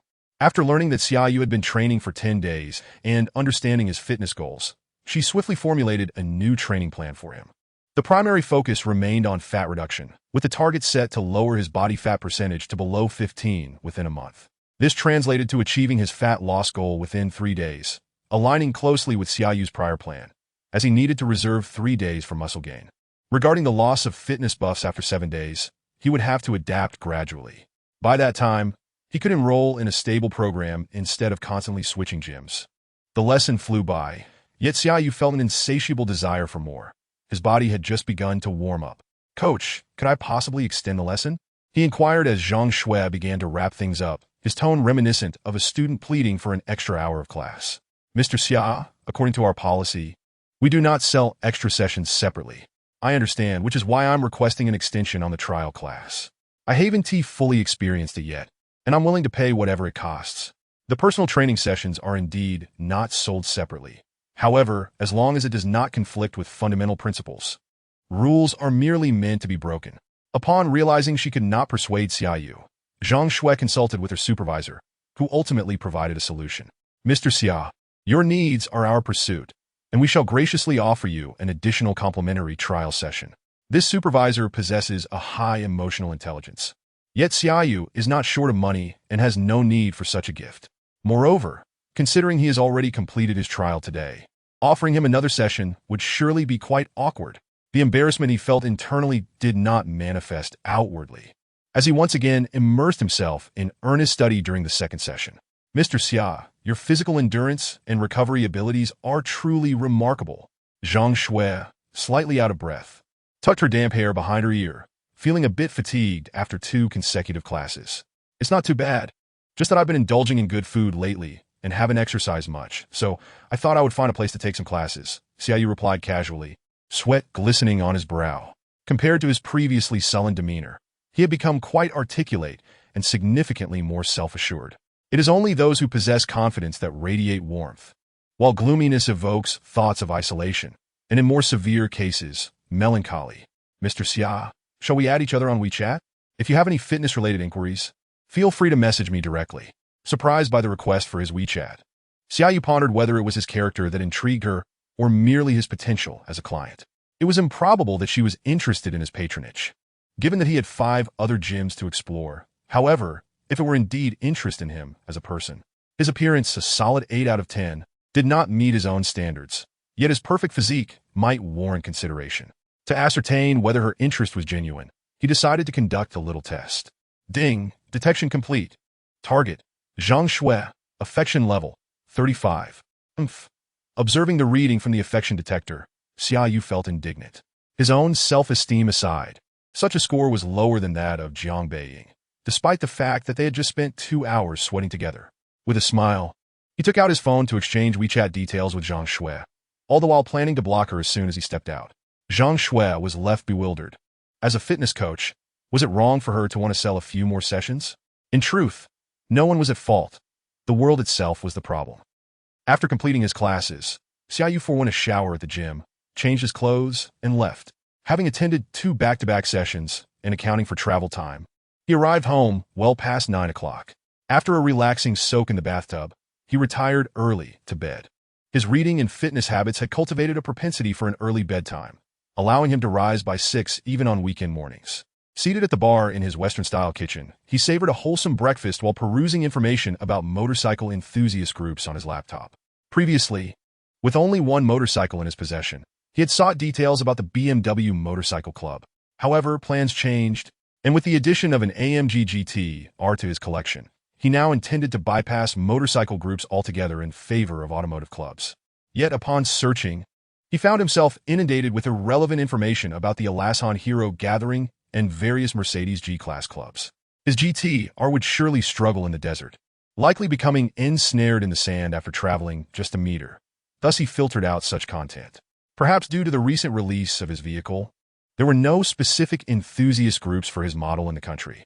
With no other option, he reduced his search terms, typing Shanghai AMG Car Club into the search bar. After some searching, he finally discovered the Sham Car Club. Chapter 28. Joining the group. Established in February 2015 in Shanghai, this club warmly invites AMG owners and prospective owners, regularly hosting offline meetups. This was precisely what Xia Yu was seeking. Delighted by the club's introduction, he promptly registered for a forum account, leaving a message in the pinned recruitment post expressing his desire to join the group. The forum primarily featured technical discussions. For casual conversation, one needed to join the group. However, Xia Yu could not locate the group number on the forum, indicating that recruitment was conducted manually. After refreshing a few times with no response, he decided to move on, continuing to maintain his own rhythm, reading, exercising, and tidying up. Taking advantage of the sunny weather, he washed all the clothes in his hamper, hanging them out to dry in the sunlight. Although his washing machine had a drying function, he preferred the scent of sun-dried clothes. Whenever the sun shone and he had the time, he opted for natural drying. He had certainly embraced the role of a domestic chef. Perhaps it was time to find a female counterpart for his home? In the afternoon, after a refreshing nap, he retrieved the dried garments, ironing those that had wrinkled and organizing them neatly. These were merely the washable items. He still had several leather jackets that would require dry cleaning if they became soiled. At this point, the drawbacks of luxury clothing became apparent. While they were stylish and chic when worn, their maintenance and cleaning could be quite troublesome. Life had been simpler when he was poorer. With limited finances, such complications were non-existent. Glancing at his watch, he noted it was already 4:30 in the afternoon. Xia Yu descended to the kitchen to prepare ingredients, planning to drive into the city after dinner. His morning training had concluded early, and he intended to stop by a fresh produce supermarket on his way. After days of consuming chicken breast, he had grown weary of its blandness and decided to pick up some seafood for a change. Most seafood is high in protein and low in cholesterol, making it suitable for weight loss diets, especially when cooked with minimal oil and salt. Yet it remains surprisingly unpopular. The reason? Poverty. Affordable seafood is barely cheaper than frozen chicken breast, costing around 7 or 8 yuan per pound, and the preparation can be cumbersome, certainly less convenient than simply consuming protein powder. For a food enthusiast like Xia Yu, such inconveniences were no deterrent. He relished the cooking process. Once he finished this phase of nutritious meals, he might even capture some cooking videos to share on video platforms. The quality of the content mattered less than the intent to convey a sense of deliciousness. It looks appetizing, but you can't have any. Xia Yu always took joy in such endeavors, often finding himself genuinely immersed in the process. After dinner, with the dishes pushed aside, Xia Yu ventured out, arriving at the gym shortly after 6. By the time he finished his class, it was already 7:30. Unfortunately, luck was not on his side today, as he did not encounter the female instructor and instead was taught by a muscular man. To be honest, he felt no envy towards such a physique. He preferred a more balanced and natural build, recognizing that excessive size could bring its own set of challenges. Wandering into a nearby fresh produce market, Xia Yu bypassed the bustling dining area and made a beeline for the seafood counter. The sound of bubbling water from the oxygen pumps was pleasant, and the array of seafood in the tanks was tantalizing. This pink-spotted grouper looked stunning. It would surely taste delightful when steamed. That king crab appears enormous. One should suffice for a hearty meal. These mantis shrimp seem quite lively. They would make for excellent flaming shrimp. He found himself tempted to purchase everything he laid eyes on, and even unfamiliar dishes could be easily researched with a recipe. Yet, the reality was he was alone. Unlike the butchering of pigs, sheep, or cattle, seafood is delicate and perishable. Once it dies, it becomes inedible, so he could not buy in excess. After some contemplation, he ultimately settled on a 6-pound king crab, at a price of 299 yuan per pound. That totaled 1,794 yuan. A single crab costing nearly 2,000 yuan was far from cheap, and while he could afford to buy 11 with a day's wage, labeling it expensive felt somewhat disingenuous. It ultimately depended on one's perspective. After completing his purchase, Xia Yu took the packaged styrofoam cooler from the staff. It felt heavy, not due to its monetary value, but simply the weight of the contents. The 6-pound weight, combined with the ice used for preservation and the awkward shape of the box, made it feel akin to lifting a 7.5 kg dumpe. Back at the parking lot, he stuffed the box into the trunk, remarking on the car's surprisingly small storage space, barely accommodating a 24-inch suitcase. To ensure he could travel comfortably, it seemed he would need a larger SUV, as this GT-R was only suitable for short trips. As for which SUV to purchase, Xia Yu had yet to form a solid idea. Driving home, he carefully placed the securely bundled king crab into the refrigerator's preservation compartment. In the past, when indulging in hairy crabs at home, his mother would always do the same with leftover live crabs, ensuring they remained alive and preventing them from losing limbs due to fighting, as might occur in a bathtub. Of course, they wouldn't stay fresh for long. Tomorrow's lunch would consist of this crab. After closing the fridge door, Xia Yu reopened his laptop and refreshed the forum, discovering a response to his earlier inquiry. Timestamped just a few minutes prior.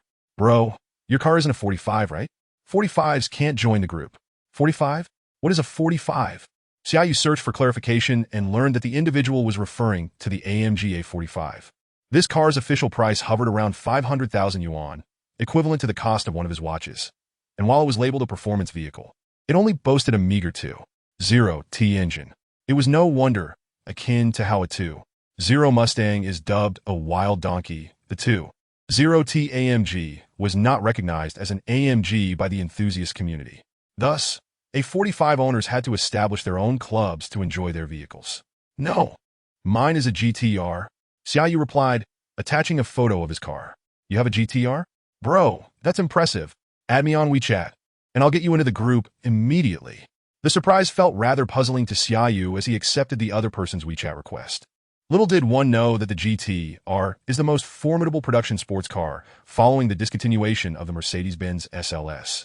With only 28 units allocated to the domestic market, a mere handful reaching the bustling metropolis of Shanghai. The identities of those fortunate enough to possess one are well known among the elite circles. Suddenly, a wild one appears, leaving everyone astonished. Soon after, the other party swiftly accepted Xia Yu's friend request and directly added him to the sham car enthusiast group. Brother Du has officially joined the chat. Ming Ming, driving a G-Wagon. Let's welcome our new member. Finally, someone new in the group. As soon as Xia Yu entered the group, before he could utter a word, the chat was inundated with messages. On a weekend evening, one couldn't help but wonder if these car owners were all single. Lao Su, AMG GTS, let's give a warm welcome to Brother Du. Yet another GT, our owner joining our car club. Lao Su, the one who invited Xia Yu into the group, called out, and the members immediately began to cheer for Xia Yu, causing someone to feel rather elated. However, this did not necessarily imply that Xia Yu was indeed a big shot. Many group members own multiple cars, with models such as the Mercedes-AMG G63 and G65 surpassing his GT-R in value. Yet, they still willingly hailed Xia Yu as a leader. For the GT-R is a newly released model from AMG. The domestic allocation is limited, And even with substantial funds, acquiring one is no easy feat. Social standing plays a crucial role. Xia Yu's ability to procure one not only attests to his financial prowess, but also indirectly signifies that his social connections are indeed invaluable. Such a figure, of course, warrants a round of admiration from those in the know. Chapter 29. The city knows how to play, you all flatter me.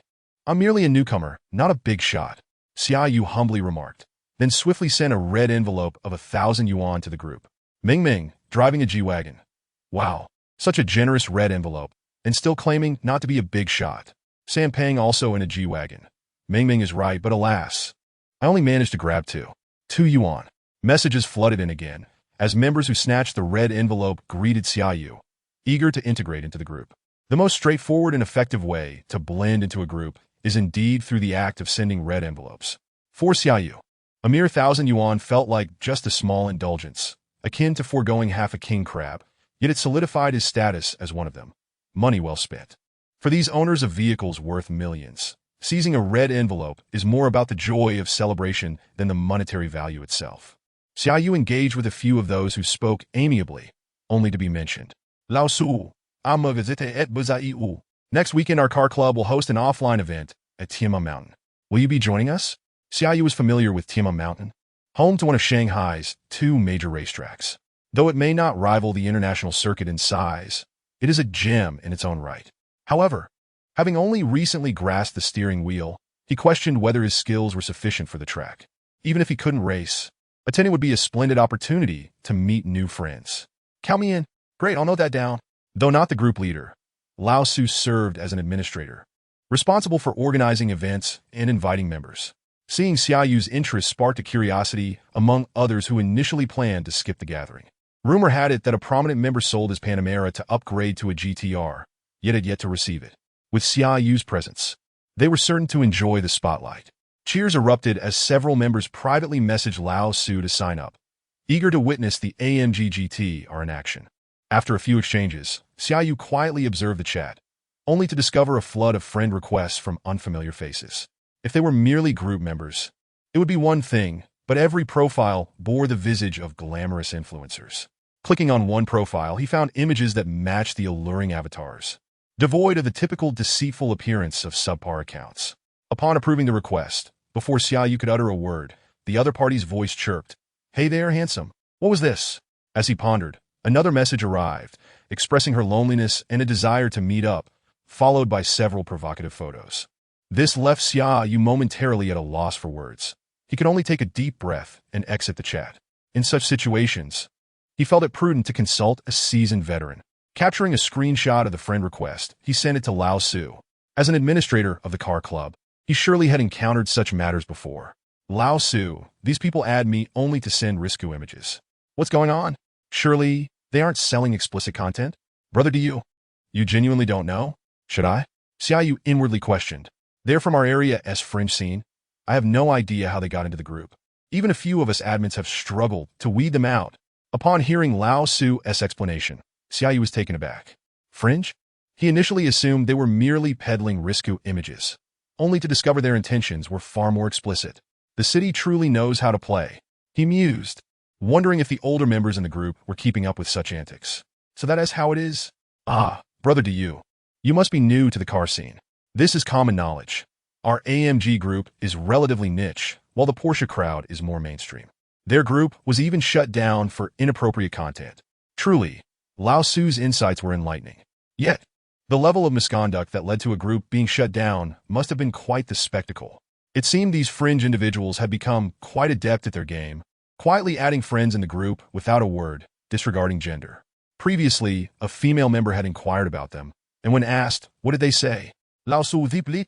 They claimed not to mind the gender, even stating that female patrons receive a discount. Discount? What on earth could that possibly entail?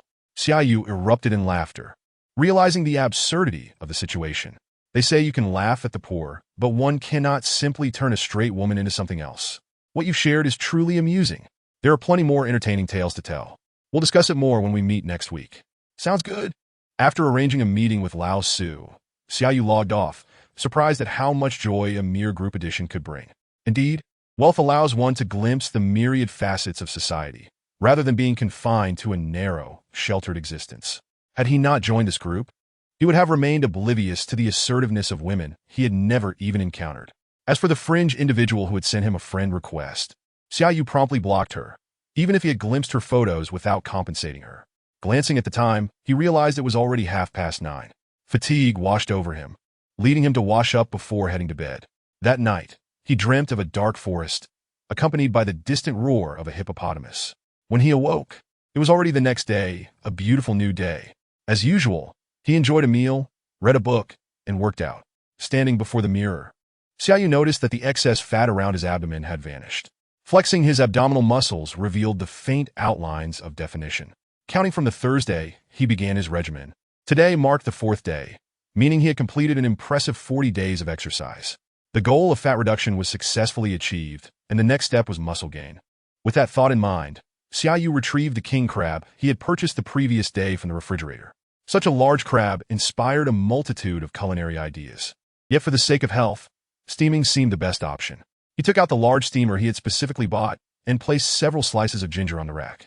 Just as he was about to set the king crab in the steamer, a thought struck him, and he hurriedly set the crab down to retrieve his camera from upstairs.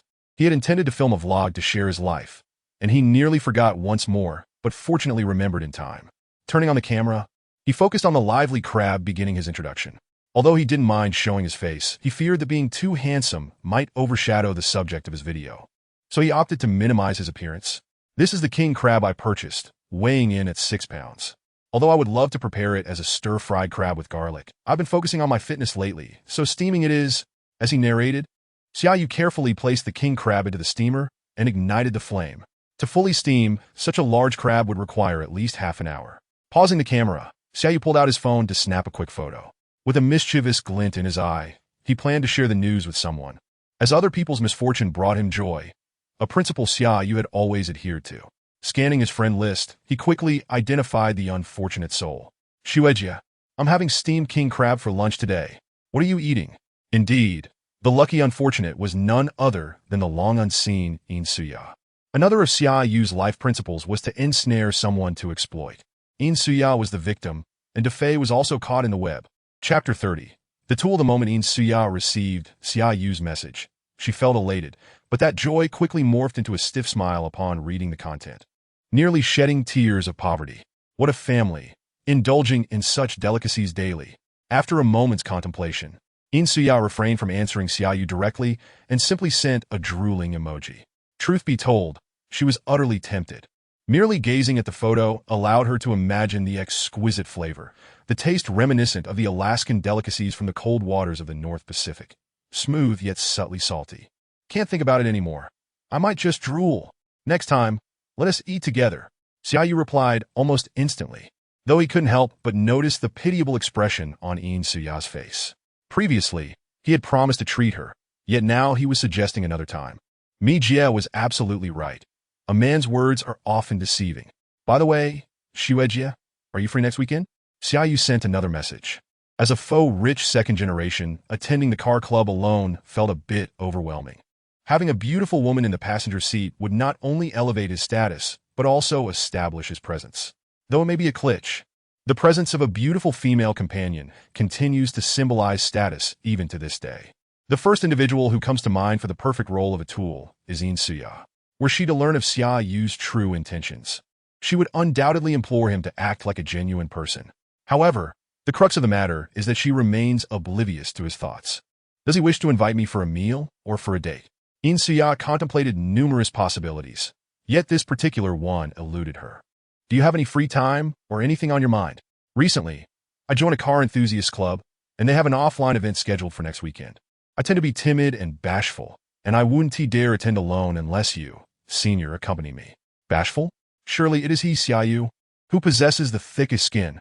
Nevertheless, such words are music to a woman's ears, instilling a sense of being needed, which Xia Yu inadvertently succeeded in achieving. All right, I will accompany you this weekend, Xia declared resolutely. Thank you, senior. You are the best. Upon sending this message, Xia Yu instinctively sensed something amiss. Such phrasing was typically employed by women. Why was he so adept at it? Xia, too, felt a peculiar dissonance. As she set her phone down, she remained somewhat dazed, failing to hear Dingmi calling her from beside her. Een, so, duh. Oh dear, Dingmi. Have you lost your mind? The startled Xia shot a glare at Dingmi, perplexed by her sudden outburst. I see the truly deranged one here is someone else, consumed by thoughts of another while neglecting food and tea. As Xia regained her composure, Dingmi swiftly switched to her mode of mockery. How sour? Did you just consume a lemon, Dingmi? Faced with Dingmi's intense barrage, Xia cleverly countered with a sharp retort. Me sour? You claim I'm sour? Dingmi's face was a picture of disbelief, but inwardly she conceded, all right, I admit it, I am the lemon fairy, not to dwell on these two dramatic sisters. On the other end, Xia Yu's timer finally beeped. The king crab was ready. Xia Yu opened the camera again to record, turning off the heat and lifting the lid. Steam mingled with the aroma wafted out, revealing the star of the day, the crab. Its shell transformed into a vibrant red hue. Our king crab is fully cooked. The months from November to March are when king crabs are at their most succulent, and we are fortunate to indulge in this delicacy at the tail end of the season. Xia Yu, lacking a script, narrated spontaneously. Though it sounded a bit chaotic, it was authentic. Steaming preserved the king crab's most natural flavors without sacrificing its nutritional value. Each 100 grams of king crab meat contains nearly 20 grams of protein. While this figure may not surpass that of chicken breast, it is comparable to that of skinless chicken thighs. For fitness enthusiasts who have grown weary of chicken, trying king crab could be an excellent alternative. As he spoke, Xia Yu broke off a crab leg, skillfully cutting through the hard shell with scissors, revealing the vividly colored crab meat within. Look, doesn't this crab leg resemble the crab sticks found in spicy hot pot? He queried. If you cannot procure king crab sticks could serve as a substitute. Indeed, the resemblance was remarkable, yet Xia Yu wondered if his statement might provoke ire from viewers. Apologies? He hadn't even considered that possibility. After finishing his introduction, he popped an entire crab leg into his mouth. And the unique, briny flavor of the ocean surged through him, eliciting a profound sense of happiness. Since acquiring wealth, Xia Yu felt that happiness had become somewhat trivial, given the abundance of delicious food available. Delicious. For this flavor, no price is too steep. Xia Yu praised sincerely, reaching for a second crab leg. Dipping the crab meat in ginger and vinegar introduced another delightful flavor, yet all emphasized one key element: freshness. River crab meat is equally delectable, but due to its size limitations, it often leaves one wanting more, unless one opts for establishments like Crab Supreme, where labor is employed to extract the meat for you. King crab, however, imposes no such restrictions. One can simply grab the scissors and dig in. Olike. Under the watchful eye of the camera, the crab, larger than a human face, gradually disappeared, leaving behind a mountain of empty shells. Burp! After finishing, Xia Yu contentedly belched. That's it for today. Dear viewers, until next time. With his only clean pinky, he switched off the camera, wiped his hands, and slumped onto the sofa, devoid of any motivation to clean up. Ah, this is life. If only I had two maids. One to handle the trash, the other to massage my back in winter and fan me in summer. Such a life would be heavenly. Half an hour later, Xia Yu roused himself from the sofa. Still groggy from his nap, he wondered where his maids had gone. Sigh. Dreams were far better. In dreams, one possessed everything. Clearing the kitchen waste into the trash bin, Xia Yu called a housekeeping service to send someone over for cleaning. With two adjoining villas, he feared he would take an entire day to tidy up alone, so he entrusted the task to professionals, merely needing to provide payment.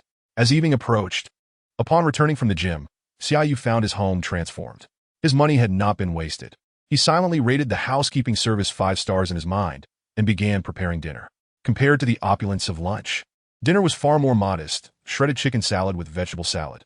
Xia Yu genuinely felt like he was grazing on grass, devoid of any dressing. It was tolerable for an occasional meal, yet he had been consuming this for several days now. Fortunately, the rewards of his efforts were becoming evident.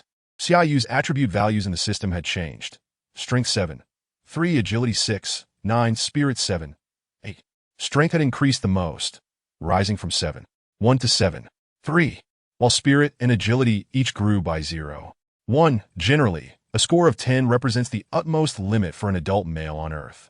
To mention the extraordinary, one might recall the childhood favorite Dragon Ball, where Earthlings could surpass their limits through training, reaching scores in the tens or even hundreds.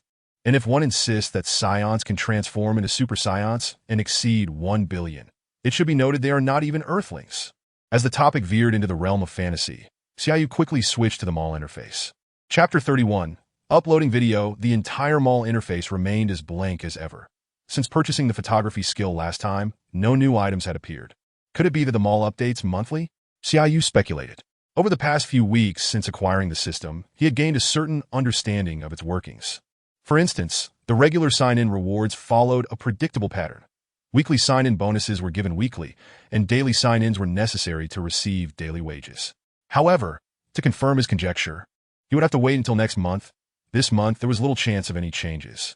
Setting down his phone, Xia Yu retrieved the memory card from the camera, inserting it into the computer to transfer the footage from earlier. The high-speed card read and wrote quickly, and soon all the material was transferred.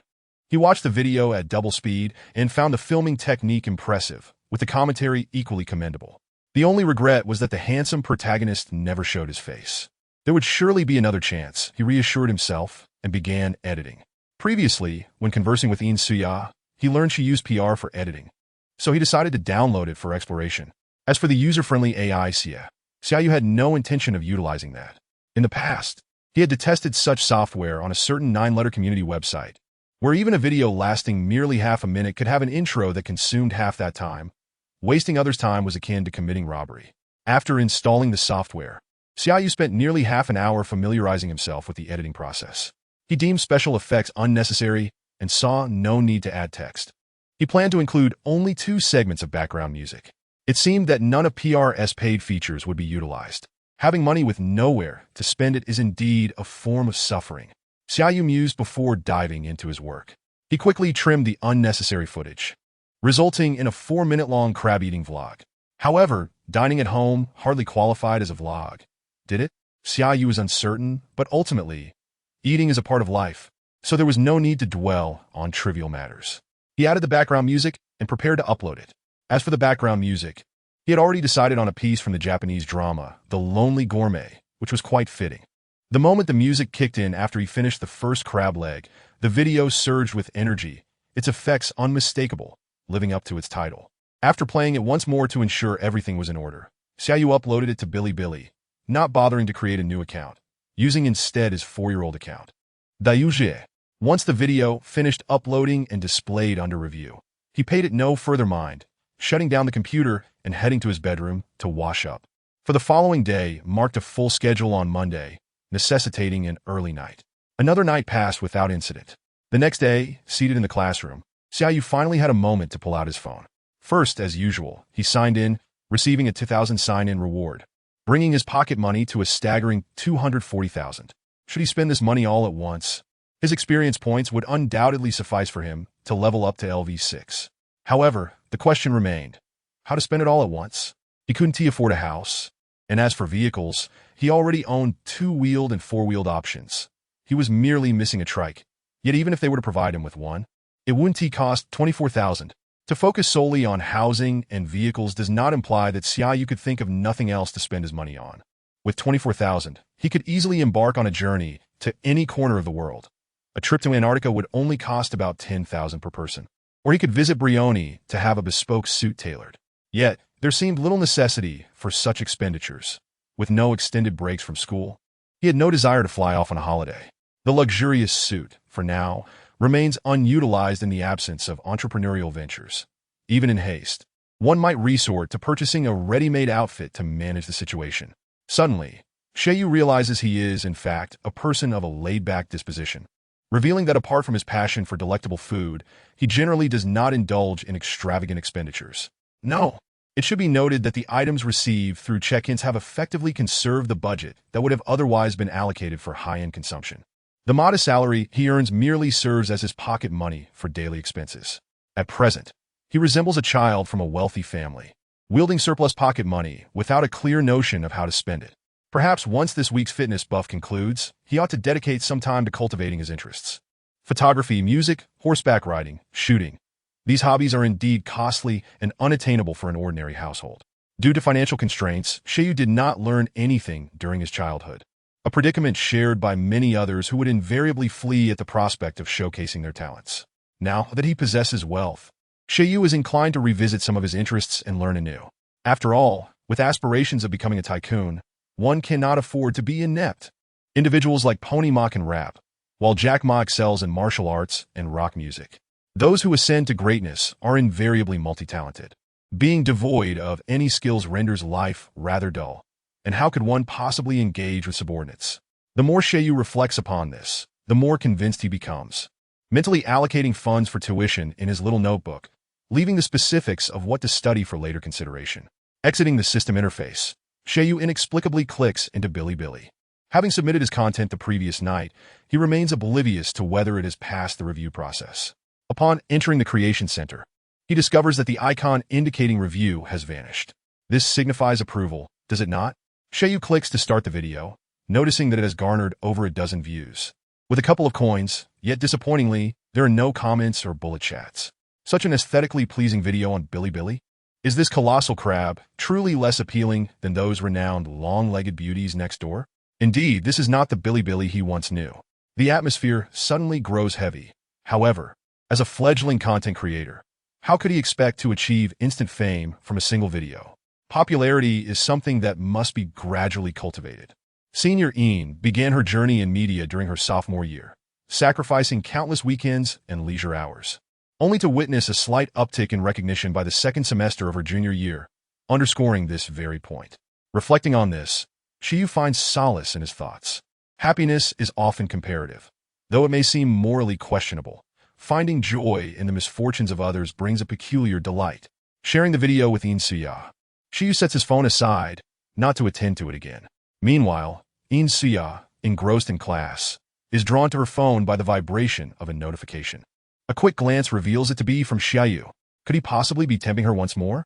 The use of once more stems from her frequent defeats since their acquaintance, which have become ingrained in her memory. With a skeptical mindset, she opens the message. Indeed, he has not disappointed her in the slightest. Watching the gradually disappearing king crab in the video, Xia's youthful heart is impacted far more profoundly than by that initial photograph. Her saliva, so uncontrollable, excessively floods her mouth, forcing her to swallow it down, teeth grinding. How delectable! How she longs to indulge! No, this burden cannot rest solely on her shoulders. The corners of Xia's mouth curve upward, as though she has gleaned a modicum of wisdom from Xia Yu. With a swift motion, her finger taps the share button beneath the video. Xia Yu's first video. Everyone go and support him. Chapter 32. Viral sensation unaware of the unfolding events. Xia Yu continues attending his classes, selecting those that offer substantial content. In the blink of an eye, the day has passed. In the evening, Xia Yu finds himself with some free time, driving to a new gym for over an hour before heading to the supermarket to stock up on supplies. Life appears to have returned to a state of tranquility, yet he remains oblivious to the undercurrents brewing beneath this calm fade. The video he had forgotten, initially lacking traction, begins to attract attention after Xia shares it, entering the sights of a broader audience. Some, driven by curiosity about the king crab, click to watch. Others, intrigued by the figure of rich brother, do the same, all contributing to the video's view count. 1,000, 2,000, 10,000, 20,000, 100,000, 200,000. The skyrocketing views propel the video into the top 20 of the lifestyle category. Simultaneously, the number of followers for Xia Yu surges. What once was a single-digit figure rapidly surpasses 10,000 within mere hours, on the verge of overtaking Xia, who has toiled for over a year. Unfortunately, Xia Yu remains unaware, just as Xia, preoccupied with her studies, is oblivious to the developments. Burdened by assignments that consume her energy, she scarcely has time to browse Bilibili. The following morning, Xia is unexpectedly roused by "Ding me, hurry up. If you take any longer, the cafeteria will run out of breakfast." Seizing this rare opportunity, Ding me, while applying makeup, scolds Xia. Understood. A yawning Xia replies, grabbing a brush from Ding me's table to tame her unruly short hair. Within 10 minutes, she is ready, hardly resembling a woman. Xia, you've clearly learned bad habits from Jiang Xingnan. Ding me sighs, still finishing her makeup. Could you speed it up? After applying some oil to her face, Xia completes her transformation. After a few more minutes of fussing, the two finally exit the dormitory and head to the cafeteria for breakfast. Xia opts for soy milk and red bean buns, although she can relish any flavor. She prefers something sweet in the morning. With ample time before class, she savors her meal leisurely. As she eats, Xia pulls out her phone. intending to scroll for a bit, but upon opening Bilibili, she is caught off guard. Boo! Ah! Xia! Her piercing scream draws the attention of the entire cafeteria, as a girl from the performing arts department finds herself splattered with soy milk. Those quick enough to react pull out their phones to capture the moment. The sound of a camera shutter jolts Xia back to reality, and she hurriedly apologizes. I'm so sorry, me. It was unintentional. It's all Xia Yu's fault. Look at how many views his video has. I was just watching Dingmi's expressionless face. Xia's explanations begin to falter. Avoiding eye contact, she starts plotting her escape. Yem truly sorry, me. Let us be sisters in our next life. In a flash, Xia bolts for the exit. Xia, you better stop right there. Dingmi races after her, calling out, reminiscent of their previous escapades at the subway station. The same people, the same chase. Only the roles have reversed. Such is the unpredictability of life. Xia clearly overestimates her abilities. After running just 2 dormitory buildings distance, Dingmi catches her by the collar, pulling her into an embrace like a chick. Run on? Why don't you? Mijie, just one meal? Please show mercy. Faced with the inability to fight back or escape, Xia has no choice but to negotiate. I can't possibly be dismissed with just one meal after losing face like this. Very well then, 3 meals, each with a budget of no less than 15. And you must serve the food to my bedside. Dingmi counts off her fingers, presenting a figure she finds satisfactory. No way. Xia begrudgingly agrees. The thought of losing 50 yuan fills her with pain. Ultimately, this predicament stems from Xia Yu. If it weren't for the explosive data on his video, she wouldn't have spilled soy milk, nor would she have inadvertently splattered it on Mijie's exquisite visage. But speaking of data, why does that make her feel even more sorrowful? She had been the first to create a video, the one who helped share it, and yet, no more.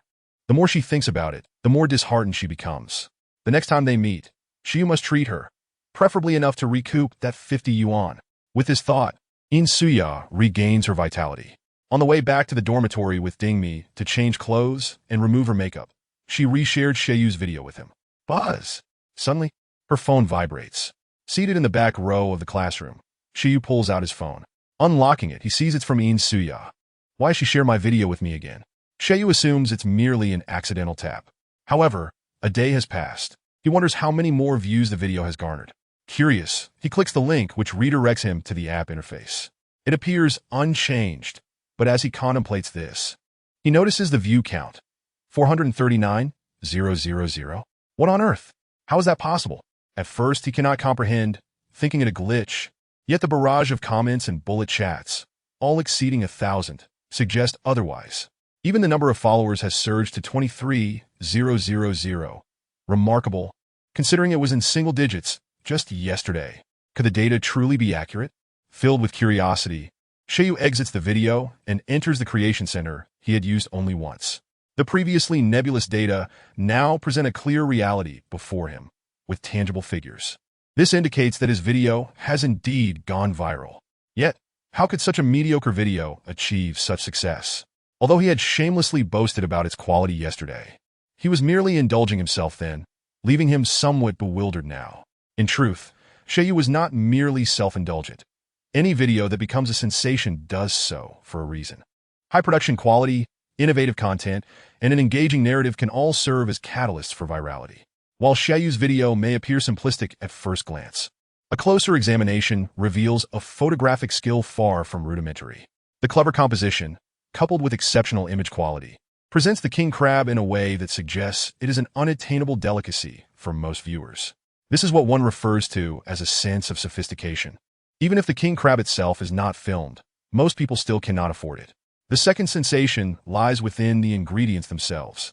In the year 2017, the lifestyle section of Bilibili saw audiences still captivated by the simplicity of food vlogs, primarily associating them with the likes of big eaters and the act of merely consuming. The trend of pairing extravagant ingredients with humble cooking methods had yet to gain traction, and serendipitously, Xia Yu emerged as a harbinger of this burgeoning wave. Furthermore, there exists a third point of intrigue, which is none other than Xia Yu himself. Even without revealing his face in the videos, his audacious remarks radiate an astonishing charisma. Coupled with his unique charm, while savoring delectable dishes, it would be rather astonishing if the videos did not go viral. Even though Xia did not share the video yesterday, it is only a matter of days before it accumulates momentum and ascends to the status of a hit. A quick refresh reveals that both follower count and viewership are on the rise, indicating the video still possesses potential for further virality. The typical reaction from an ordinary individual would be to seize the moment, filming several similar videos to continue attracting followers, and once the follower count reaches a certain threshold, monetization could ensue through various avenues. While this logic holds true, the crux of the matter is that Xia Yu is not an ordinary person. As a future tycoon, he finds himself with an abundance of pocket money. Why would he expend considerable time and effort to maintain a weekly upload schedule like Xia? Updates? He shall leave that to fate. With this thought, Xia Yu modified his personal profile to reflect that he is a new content creator, updating at his own pace and requesting no pressure for uploads. Pressuring him to update would yield no response. This alteration elevated his status, as he was no longer beholden to his fans. How could he sacrifice his dignity? Chapter 33, A Race? Senior, did you help me share the video? He scrolled through the comments and noticed a few indicating they had come from Xia, leading Xia Yu to realize that the benevolent Senior had indeed assisted in promoting his work. Indeed, it was merely a casual share. Observing Xiao's reply, Xia Yu could vividly imagine her feigning nonchalance. Senior, you are truly adorable. Xia Yu directly flirted, considering it a pity not to engage with such a charming senior. What nonsense are you spouting? Upon hearing Xia Yu call her adorable, Xia's ears turned crimson. She was not usually prone to shyness. So why did she will upon encountering Xia Yu? Just moments ago, she had contemplated extorting him for a 50 yuan meal. Yet fear of being perceived as a woman who relished petty gains rendered her mute. In any case, she expressed her gratitude to the senior. Next time, I'll invite you over to my house for a meal. Xia Yu's response instantly dispelled the inner turmoil Xia had been grappling with. After all, who could resist the joy of free food? Although she lacked the courage to vocalize her wishes, his personal invitation made it impossible to decline without appearing disrespectful.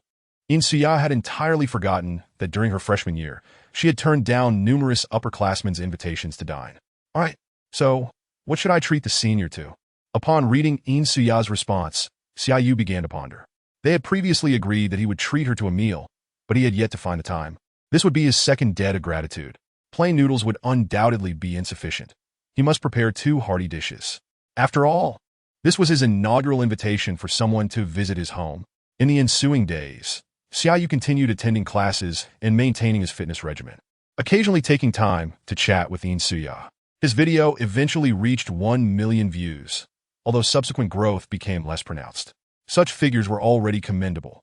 Waiting another year for Bilibili to initiate creator incentives, calculating 3 yuan per 1,000 views, the cost of the consumed king crab alone could be recouped solely through these incentives, with an additional profit of over 1,000 yuan. Yet, given that Xia Yu's daily sign-in salary reached 20,000, would he even care about a mere 1,000? If anyone were to be considered unfortunate, it would be Xia, who had been managing her account since 2015 without turning a profit even by 2017, incurring weekly expenses of several dozen to hundreds, akin to a bottomless pit. As for accepting advertisements, that was beyond the reach of a small content creator like her. She was left with no option but to power through with love. Xia Yu could only express sympathy for her plight, as he was of little help. If his own account as a laid-back creator were to gain traction, perhaps he could assist with some exposure, considering his account merely shared snippets of life without any monetization plans. Before long, Wednesday evening arrived, and Xia Yu found himself sweating at the 7th gym. Today marked the final day of his fitness buff, as he had acquired the system on Friday, making the conclusion of his week every Thursday. Thanks to the buff, a week of dedication to fitness transformed Xia Yu from a soft physique to one of robust strength. What was the secret behind this transformation? Discipline. After cultivating a commendable fitness habit, he also reaped the rewards of self-discipline. Indulgence may be enjoyable, but self-discipline is invaluable. Grounded in discipline, Xia Yu would garner even greater rewards in the future. Coach Han, I acknowledge your professionalism, and I hope our future collaborations will be as enjoyable as today. Xia Yu extended his hand to the muscular man before him. Without the buff, he would no longer need to frequently switch gyms, and he could maintain a more balanced routine of 3 workouts per week. Mr. Xia, thank you for your recognition. In our upcoming sessions, I will ensure you feel that every penny spent is well worth it. Coach Han smiled and shook Xia Yu's hand. marveling at the prowess of personal trainers in major cities. Impressive not only in skill, but also in their eloquence. After changing clothes and signing at the front desk, he noted the cost of 300 yuan per session, which was further discounted to 900 when presenting a student ID. Truly a bargain. Xia Yu paid for 50 sessions outright. Considering he would attend 3 classes weekly, this would last approximately 4 months, essentially covering the duration of the semester. He hoped to achieve his goals by then. Bidding farewell to his coach, Xia Yu made his way to the parking lot. As his pace and fitness slowed, he needed to dedicate some thought to the upcoming weekend's offline car enthusiast gathering, especially since he would be hitting the track. It was clear that Xia Yu did not possess the same innate talent for 4-wheeled vehicles as he did for 2. Not to mention the trench cornering maneuvers and even basic drifting were beyond his capabilities. To be honest, such skills were somewhat beneath the reputation of a GTR. However, with the roads less congested in the evening, it was a suitable opportunity for practice. Not aspiring to be a seasoned driver, but simply hoping not to suffer a humiliating defeat. As he waited at a red light, a deep-throated engine roared from behind, drawing his attention to a Shelby that had pulled up alongside him. The Shelby is a high-end model under the Ford Mustang brand, specifically the GT version, distinguished by its fierce Cobra emblem, as if poised to strike. But why describe this Shelby with quotation marks? Under the streetlights, Xia Yu discerned that it bore an uncanny resemblance to the fabled wild donkey. After acquiring the AMG GTR, he had familiarized himself with performance vehicles, including the classic American muscle cars spearheaded by the Mustang. Despite differing displacements, their shells appeared similar, yet subtle distinctions remained. This particular Shelby evidently sported aftermarket paint, had undergone wide-body modifications, altered wheels, headlights, and a rear wing. With so many modifications, the exhaust was likely altered as well, explaining the peculiar sound earlier. Xia Yu soon realized that this was not a genuine Shelby, but rather a 2.3T Mustang, and the owner was clearly a pretentious individual. At that moment, the window of the opposing vehicle rolled down, revealing a slick-haired man in the driver's seat, who brazenly flashed Xia Yu a pinky finger. "Oh, daring to provoke? Are we? Nice car you've got there, but the driver's skills leave much to be desired," the slick-haired man remarked, nonchalantly picking his nose with the very pinky he had raised in defiance. In response to such derision, Xia Yu merely smiled. If DeFei were present, he would surely break into a cold sweat from fear. They say when one ponders, God laughs. Whether or not God chuckles at DeFei's expense. He knew that if Xia Yu was smiling, trouble was afoot. This was a lesson learned from their year and a half of sharing a dormitory, and the slick-haired man evidently lacked such wisdom, sealing his own fate. How about a race? Sure, let's race, no matter how good the car. Poor skills render it useless, Xia Yu declared, and with that, they agreed on the terms. Whoever reached the end of the turn onto Shui Lake Avenue first would be the victor. With the slick-haired man taking the bait, Xia Yu continued, "Deal. Let us go." As the traffic light turned green, the 2 vehicles revved their engines, eager for an explosive start. The moment the light turned, the Shelby surged ahead, leaving Xia Yu trailing by a car length. Amidst the roar of engines, Xia Yu could barely catch a glimpse of the Shelby's taillights. Though he might be pretentious, the driver did possess some skill. Had Xia Yu not been forewarned, he might have truly lost this round. Chapter 34. Delivering performance. Xia Yu continued to drive at a leisurely pace, swiftly turning onto Shui Lake Avenue, only to find the Shelby parked by the roadside. 2 traffic officers surrounded the slick-haired man, one issuing a ticket while the other held a breathalyzer for him to blow into. At that moment, the once arrogant slick-haired man had transformed into a penitent figure. Witnessing this scene, Xia Yu could no longer contain himself and burst into laughter. Racing against Yu? This fellow had quite the audacity. Thanks to his prior driving practice, Xia Yu was well acquainted with the area's road conditions, and it seemed he was delivering performance to the officers on a silver platter. This road had a speed limit of 60, and the slick-haired man's speed was at least 50 over, meaning he was likely facing a 6-point deduction and a fine of 200 yuan. Whether or not he had the proper modification paperwork was uncertain, but altering the car's badge would cost no less than 500 yuan. If he had accumulated any previous infractions, he might very well find his license suspended on the spot. In short, the slick-haired man had drawn the short straw by crossing paths with Xia Yu today. But did he think that was the end of it? Xia Yu lightly pressed the accelerator, instantly drawing the slick-haired man's attention. "Officer, I report that vehicle for street racing." The slick-haired man, upon encountering his nemesis, retaliated with a report of his own. "Mind your own business. Speed traps aren't for racing. And what you're doing is what we call reckless driving. When the man with the flashy car acted out, the traffic police paid him no heed. Such behavior is nothing new to them. Does he think that reporting his violations will spare him from punishment? The youth is still too naive, lacking the harsh lessons of the law. Adhering to the minimum speed limit of 40 km/h, I pass slowly by the man, observing the transformation of his expression from helplessness to anger and then to grievance. How amusing. For the wealthy, playing games is as simple as this. Xia Yu vanished at the end of the thoroughfare, concealing his achievements and reputation. If one desires to race, they should head to the racetrack. Racing on public roads is akin to courting death. I truly cannot comprehend the mindset of such individuals. Upon returning home, Xia Yu refreshed himself and retired for the night, awakening the next day at 6 o'clock.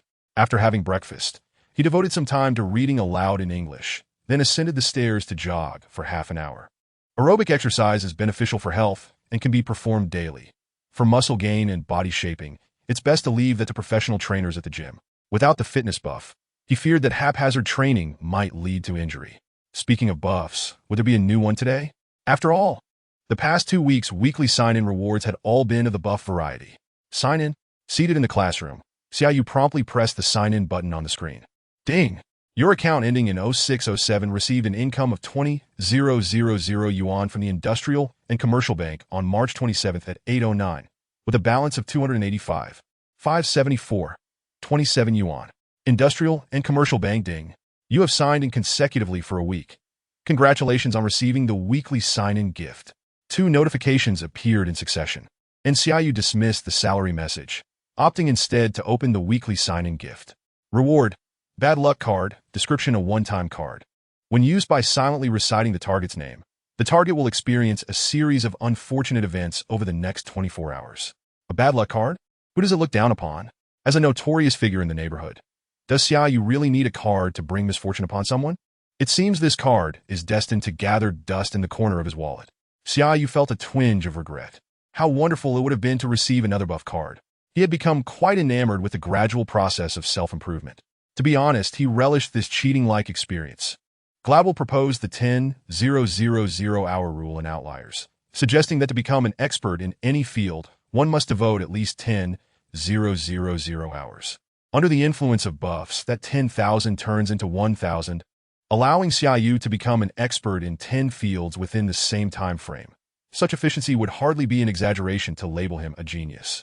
Regrettably, time-limited buff cards are more akin to intelligent habit-forming devices than outright cheats.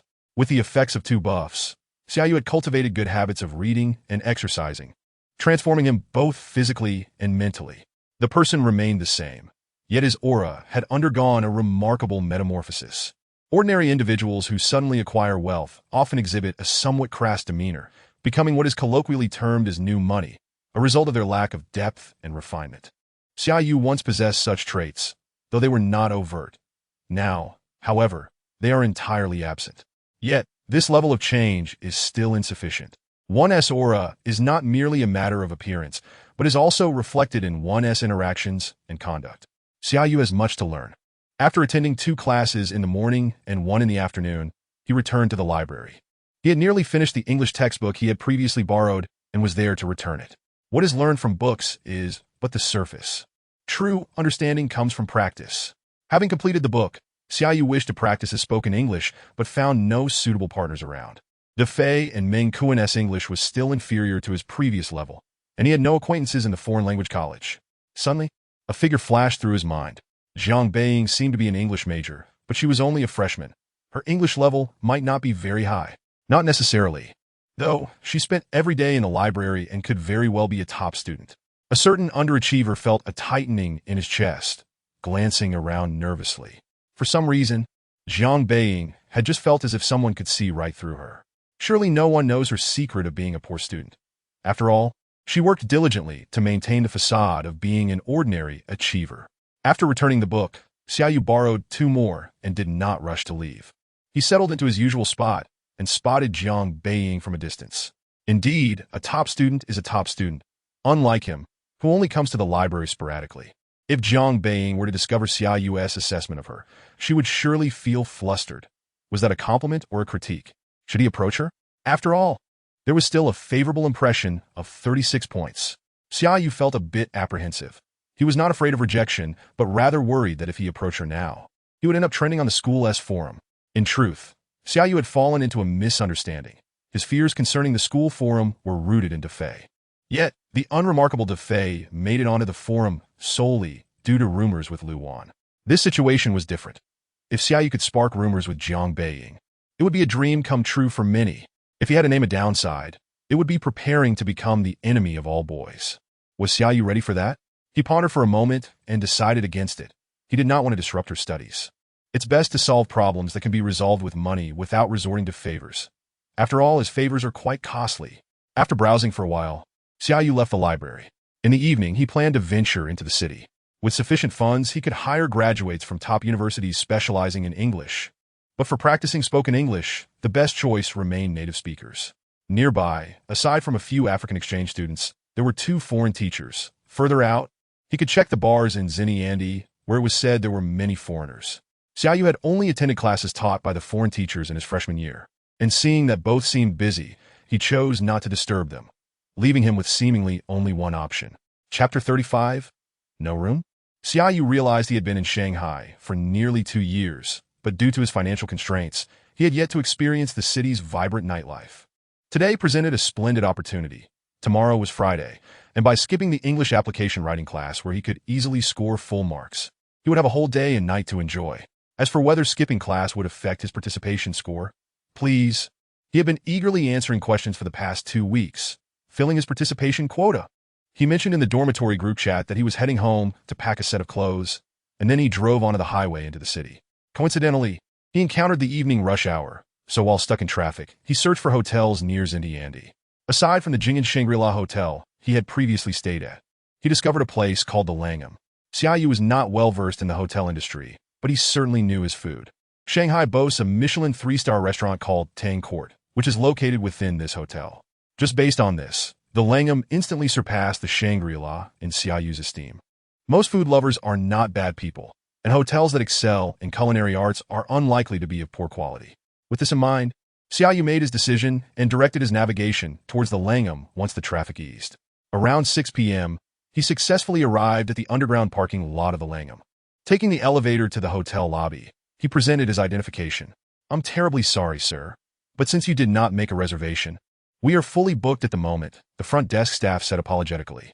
Situated at the entrance of Xinyiandi, the hotel enjoys a prime location that draws a steady flow of guests, and with the added allure of the Michelin 3-star restaurant Tang Court, availability is always scarce. Without a prior reservation, one is likely to encounter situations like today's. But who is Xia Yu? Having arrived, would he turn back to seek another hotel? Fully booked? Surely your presidential suite must still be available. Xia Yu's unconventional response left the front desk momentarily stunned.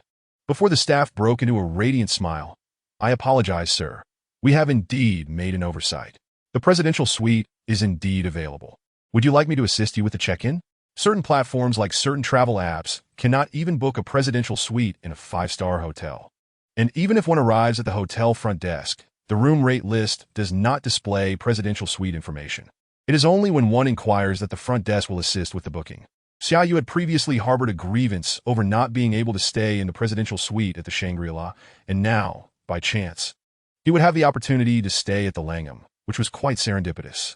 Naturally, he intended to proceed with the stay. "Let us get the paperwork done." Xia Yu nonchalantly placed his identification and bank card on the counter. "How many nights will you be staying, Mr. Xia?" the front desk staff asked, cradling his ID in both hands, glancing at it before addressing him differently. "Let us start with 3 nights.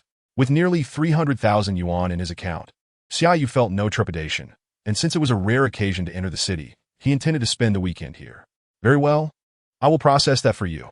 Ding! Your account ending in 0607 incurred an expense of 207,000 yuan on March 27th at 1829, with a balance of 78,574.27 yuan. Industrial and Commercial Bank. Ding. Dear guest, your level has been successfully upgraded to LV6. 2 notifications pinged on his phone. One was a deduction message, and the other was an upgrade alert. Due to Xia Yu's typically low spending habits, he had been unable to complete the upgrade tasks. But now they were all accomplished in one fell swoop.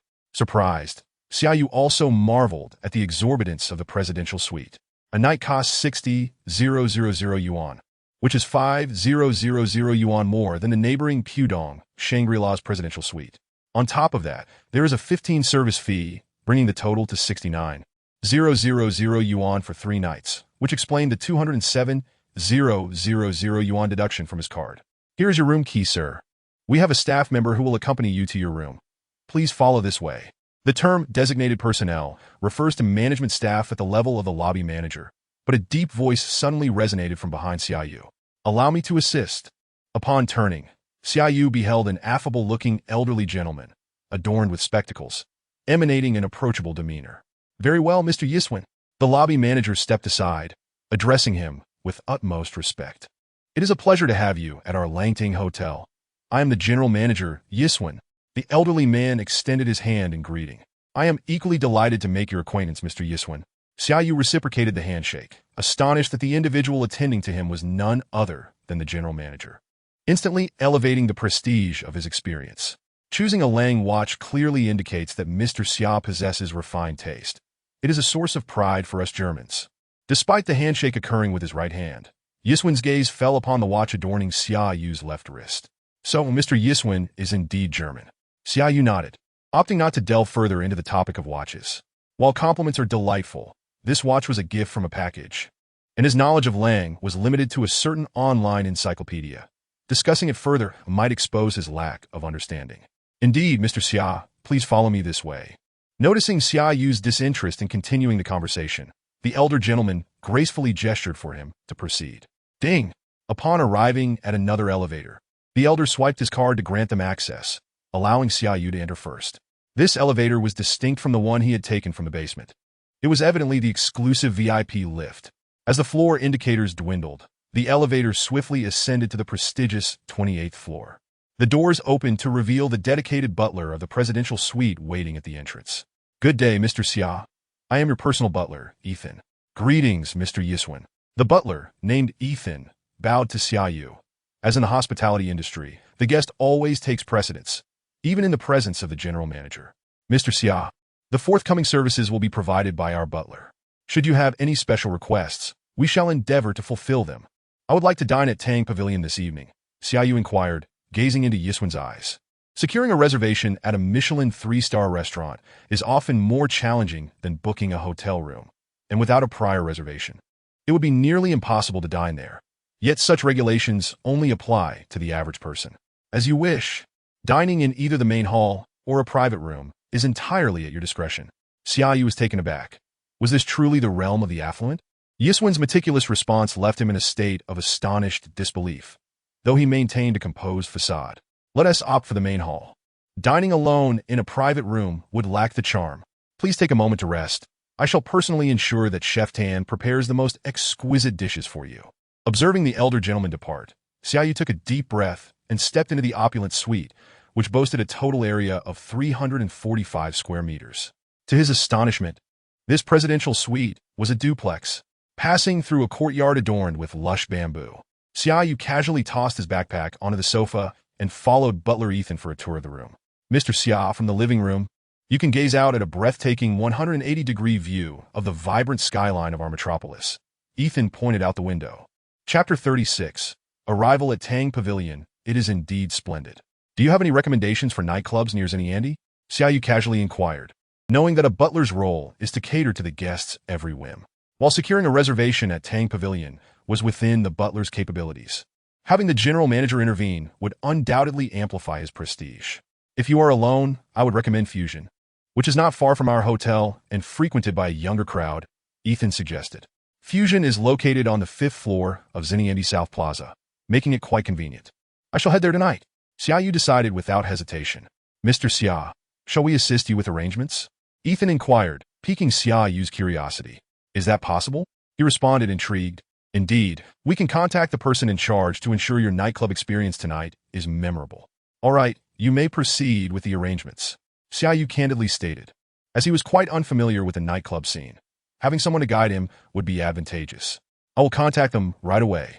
Should you wish to dine, you may head to Tang Pavilion at your convenience, where dedicated staff will attend to you. Watching Ethan depart, Xia Yu cast aside his pretense and reclined on the plush sofa. He was unsure of the brand, but it was far more comfortable than the furniture in his villa.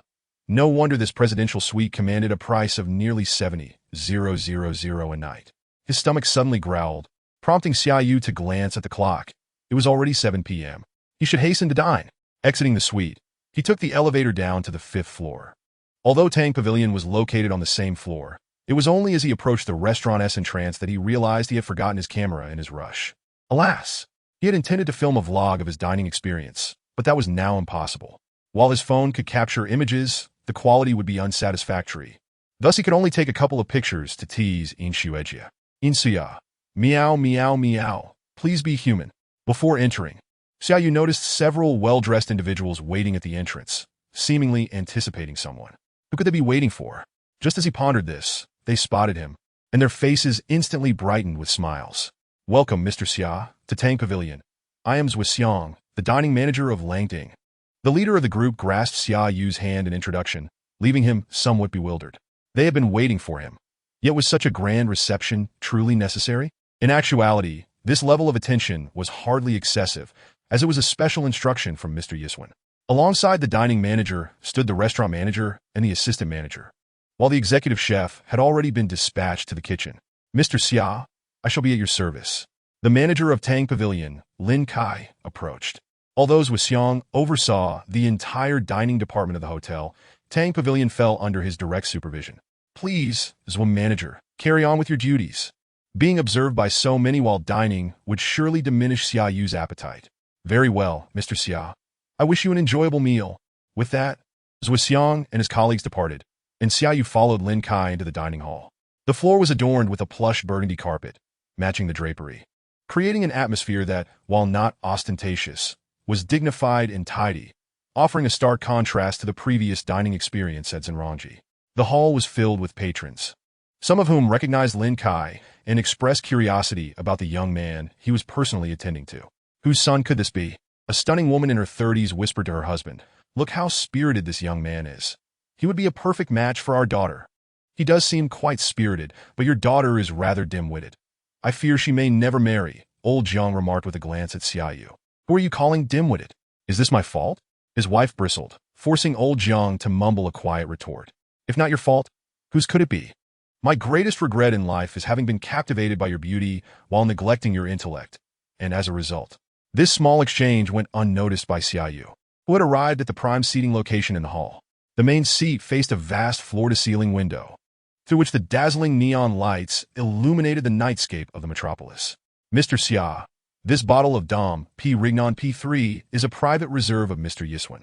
He instructed me to present it to you, hoping you enjoy your dining experience tonight." A bottle of premium champagne adorned with a shield label was presented. As Lin Kai introduced it to Xia Yu, "I appreciate Mr. Yiswen's generosity. I will savor it thoroughly."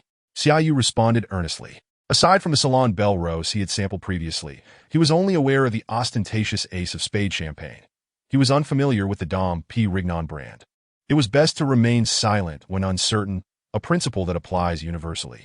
"Mr. Xia, our chef Tan has arrived," Lin Kai informed, as a middle-aged man clad in an elegant chef's uniform approached. "Greetings, Mr. Xia. I am Tan Shirya." "Hello, Chef Tan." Observing this unassuming man, Xia Yu pondered whether he was indeed the legendary Tan Shirya. The Tang Pavilion had successfully attained the prestigious Michelin 3-star title in September 2016, largely due to the culinary prowess of this very chef. Xia Yu was unaware that in a few months, Tan Shirya would depart from Tang Pavilion. Without its soul, the quality of the dishes would gradually decline, resulting in a drop to 2 stars in 2018 and 1 star in 2019, forever tarnishing its former glory. However, as of now, with Tan Shirya still present, the culinary standards remained assured.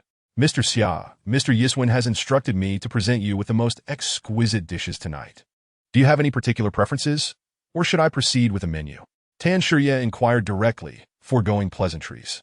"As I am not well-versed in Cantonese cuisine, I have no specific preferences, and since this is my first visit to Tang Pavilion, please prepare your finest specialties," Xia Yu candidly replied. Since he was unsure of what to order, he decided to entrust the choice to the chef, ensuring that what would arrive would be Tan Shirya's signature dishes. "Very well, Mr. Xia. I shall now attend to preparations. I will invite you to taste the dishes shortly." Once Tan Shirya departed, Xia Yu finally found a moment of respite. He took out his phone and searched for the Dom P. brand, discovering that this particular P3 bottle was priced at no less than $10,000. This is merely the price obtained from the wine merchant. Should it grace the restaurant's wine list, a markup of 70 to 80%, or even double, would be entirely plausible. That old man Yizhuan is remarkably generous, presenting such an extravagant bottle of wine right off the bat. It left Xia Yu feeling somewhat embarrassed. Even if he could consume to his heart's content tonight, he wouldn't be able to match even half the price of this wine. Wasn't this a rather indirect way of offering a complimentary meal? Regrettably, he had plans to visit a nightclub afterward and couldn't indulge too much at this moment, lest he find himself downing half a bottle in one go. Reflecting on this, Xia Yu also realized his lack of knowledge regarding wines. He was unfamiliar with champagne, red wine, and even more so with brandy and whiskey. It seemed he had much to learn.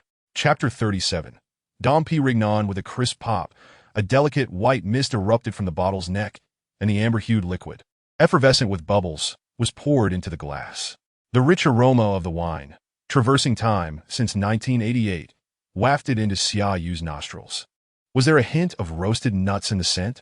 Xia Yu pondered uncertainly, yet a true gourmand's nose is remarkably sensitive. Mr. Xia, you possess exquisite taste. During the production of Dom P. No oak barrels are used, and the nutty aroma is a result of the wine's sediment aging. Chun Kai praised his flattery, though somewhat lost on Xia Yu, still resonated with a certain elegance. When drinking champagne, there is no need to swirl it as one would with red wine. Xia Yu lifted the glass and took a gentle sip. As the liquid flowed down his throat, a complex explosion of flavors erupted in his mouth, delicate and full-bodied, light yet refreshing, with vibrant tropical fruit notes. The myriad layers of taste left a lasting impression, fully justifying its price. It seemed prudent to cultivate a good rapport with the old man. Perhaps in the future, he could empty his private wine cellar. Unbeknownst to him, the diligent Yizhuan, assisting in the hotel lobby, had already caught the attention of a certain demon named Xia. Soon, the first dish arrived, a dual platter of roasted meats. Roasted meat, referring to Cantonese barbecue, is a beloved street food that can grace both humble stalls and five-star hotel tables alike. Xia Yu picked up a piece of caramelized char siu, and upon tasting, he savored the perfect fusion of sweetness and the meat's firmness. Simplicity is the hallmark of true skill, and the chef's prowess was immediately evident.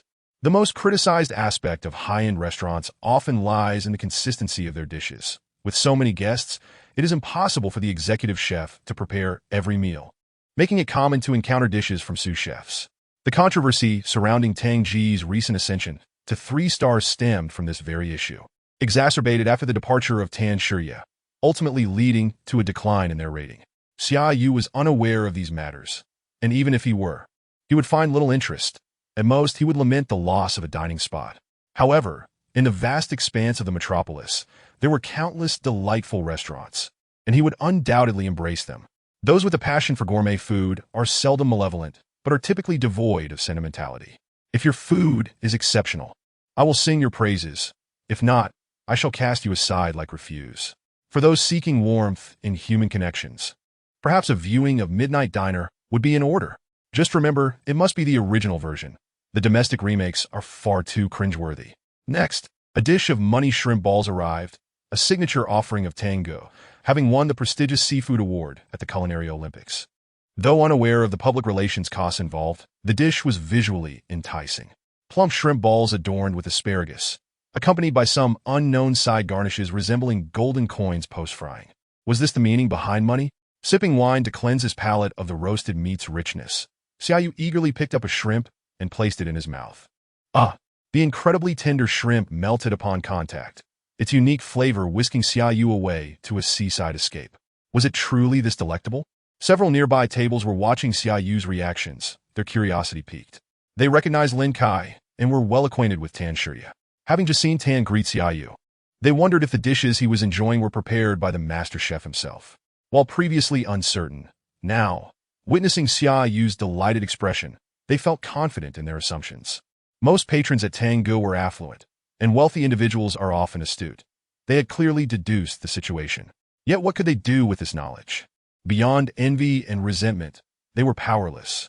For Xia Yu to have the restaurant manager cater to him throughout the evening hinted at a status far beyond mere wealth. He could very well be the scion of a prominent family. As they speculated, Little did they realize that with sufficient means, anyone could enjoy the same privileges as Xia Yu, should they choose to splurge on a presidential suite at the Langham for a night. However, the staggering price of $69,000 for a single evening would prompt most wealthy patrons to reconsider. This was not merely a matter of money, but rather of value, reflecting one's consumption philosophy. With the system he possessed, Xia Yu's spending habits had become peculiarly extravagant. He was more willing to part with his money than before, but did so with discernment. Over time, his consumption philosophy would mature, aligning more closely with that of a true high roller. Having only sampled a few shrimp, another dish was soon presented, a signature conch soup. The clarity of the broth was immediately apparent, and upon tasting, Xia Yu found the richness of the money cakes was swiftly neutralized. The thoughtful progression of the dishes intrigued him. The following offerings of scallion beef and smoked fish were equally commendable. Once the main course had been sufficiently enjoyed, a dessert known as swan's silky pastry was served. Its shape indeed resembled a swan, and after blowing away the steam, Xia Yu devoured it in one large bite. The outer crust shattered delightfully, while the filling oozed forth like flowing sand, even causing Xia Yu's usually indifferent mouth to perceive a hint of warmth. Yet the texture was truly delightful. Sipping the last remnants of his wine, Xia Yu contentedly set down his chopsticks. The dining experience had been exceptional, and he would certainly return if time permitted, though he hoped to have someone accompany him on his next visit. Tan Shiye paid another visit, and Xia Yu engaged him in conversation, showering him with compliments regarding his culinary skills. "Chef Tan, should Tangu ever let you go, feel free to come work for me. It would be but a word." Xia Yu jested, knowing full well that a chef of Tan Shiye's caliber would hardly work as a private chef.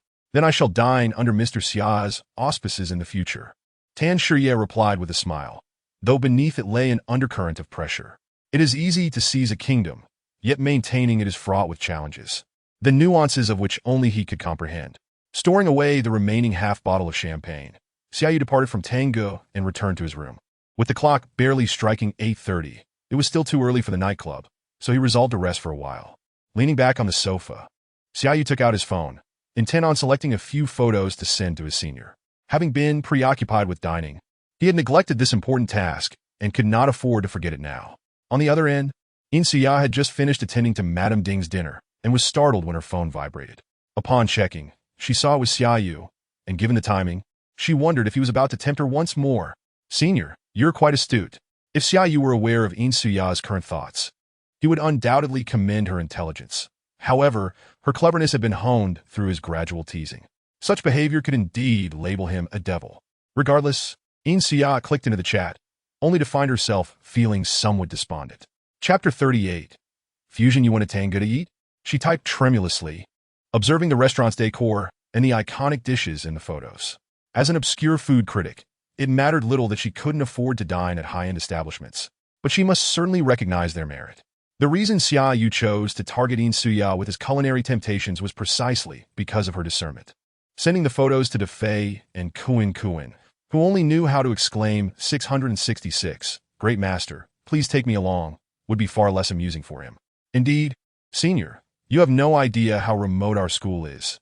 It's a rare opportunity to venture into the city and dine at Tangu." Xia Yu lamented as if he were merely recounting a trip to the market back home for a bowl of lamb soup. Was this the lifestyle of the affluent? Xia found herself at a loss for words, feeling like a lemon, sour and envious. She wasn't resentful of Xia Yu's wealth, but rather envious of his access to such delectable cuisine. This was the jealousy of a true foodie. "Senior? Why the silence?" Noticing Xia's prolonged quietude, Xia Yu sent another message. "I don't know what to say. I'm so tempted," she replied, sending a meme that encapsulated her feelings. Xia's nature was inherently candid. She craved good food without any pretense. "Next time, I'll treat you to a meal at Tangu," Xia Yu declared. Yet, with the promise of a next time looming, Xia feared she might perish from the anticipation before it arrived. "No, just invite me over for a bowl of green pepper pork stir-fry instead." She disliked taking advantage of others. Even though the average cost at Tangu was over 1,000, she could not accept it, even as friends. This was one quality Xia Yu admired in her. Though he did not mind spending the money, Xia endeavored to save him as much as possible. He had indeed found a good girl in this senior he had picked up from Xiezun Yuan. Just then, the phone on the table rang, interrupting Xia Yu's thoughts. "Hello? Mr. Xia, this is Ethan. Your itinerary has been arranged, and you are free to depart at any time. Xia Yu glanced at his watch. It was already 9 o'clock. Let us head out then. While it is said that nightclubs only come alive after midnight, Xia Yu, being a first-time visitor, wished to immerse himself in the changing atmosphere of the night. In addition to that, there exists another advantage.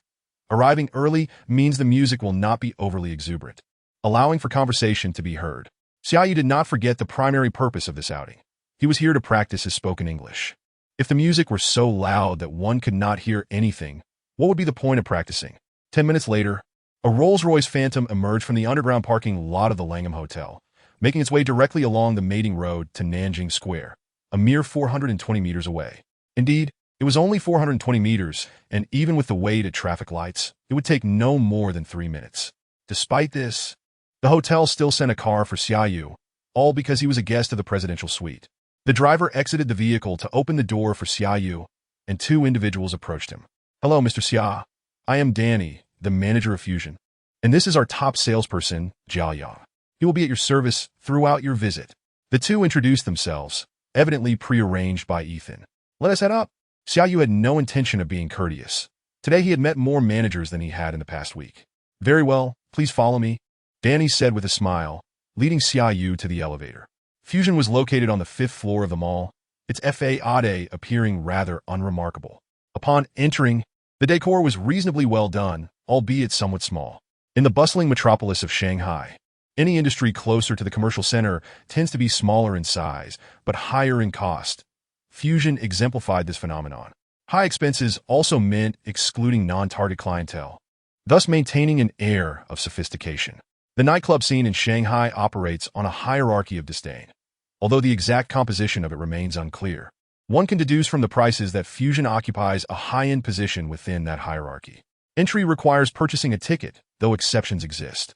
Xia Yu was allowed in by virtue of being escorted by the manager, while another category consisted of fillers, mainly international students and attractive women, who enjoyed complimentary booth access and free vodka, as well as soft drinks, to enliven the atmosphere and attract more patrons. A venue lacking in beautiful women would hardly entice anyone, as most attendees seek thrills. And the most primal thrill is undoubtedly beauty.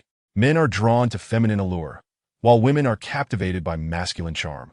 And amidst the music, everyone revels in the release of their hormones. "Mr. Xia, how would you like to spend your evening?" Zhao Yang inquired, stepping forward, while Danny discreetly withdrew to avoid interrupting Xia Yu's enjoyment. Leaving professional matters to the professionals, Zhao Yang, as the marketing champion, was undoubtedly skilled. "Do you have any good suggestions?" Xia Yu asked directly. "The tables by the roadside are too cramped and do not suit your status, and the corner booths are hardly quiet or provide good sight lines. I suggest you opt for a dance floor booth. Choosing a location is paramount." Fusion also had private rooms upstairs. But what was the difference between a private room and a KTV? "I'll follow your advice. Let us book a dance floor booth. On weekdays, the minimum consumption for a dance floor booth is 5,000, which is hardly more than half a bottle of P3 for Xia Yu. Booking was a no-brainer. "Please, follow me." Zhao Yang led Xia Yu to a booth facing the dance floor. The size was neither too large nor too small, but the location was excellent, allowing for a quick respite after dancing without the need for excessive running back and forth. "Mr. Xia, these are complimentary drinks and a fruit platter for you."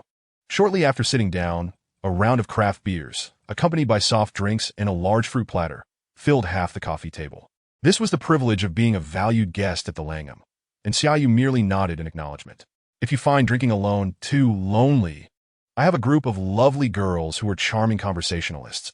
Would you like me to invite them over to liven up the atmosphere?" At that moment, Zhao Yang resembled a proverbial matchmaker, seemingly poised to initiate a selection process. Yet he was at a legitimate establishment. While the venue was indeed reputable, the clientele's legitimacy was uncertain. "Mr. Xia, please don't misunderstand. These ladies are respectable individuals. We in the industry refer to them as the Atmosphere Group." Noticing the peculiar look in Xia Yu's eyes, Zhao Yang hastily clarified. "Atmosphere Group? Are there any foreigners among them?"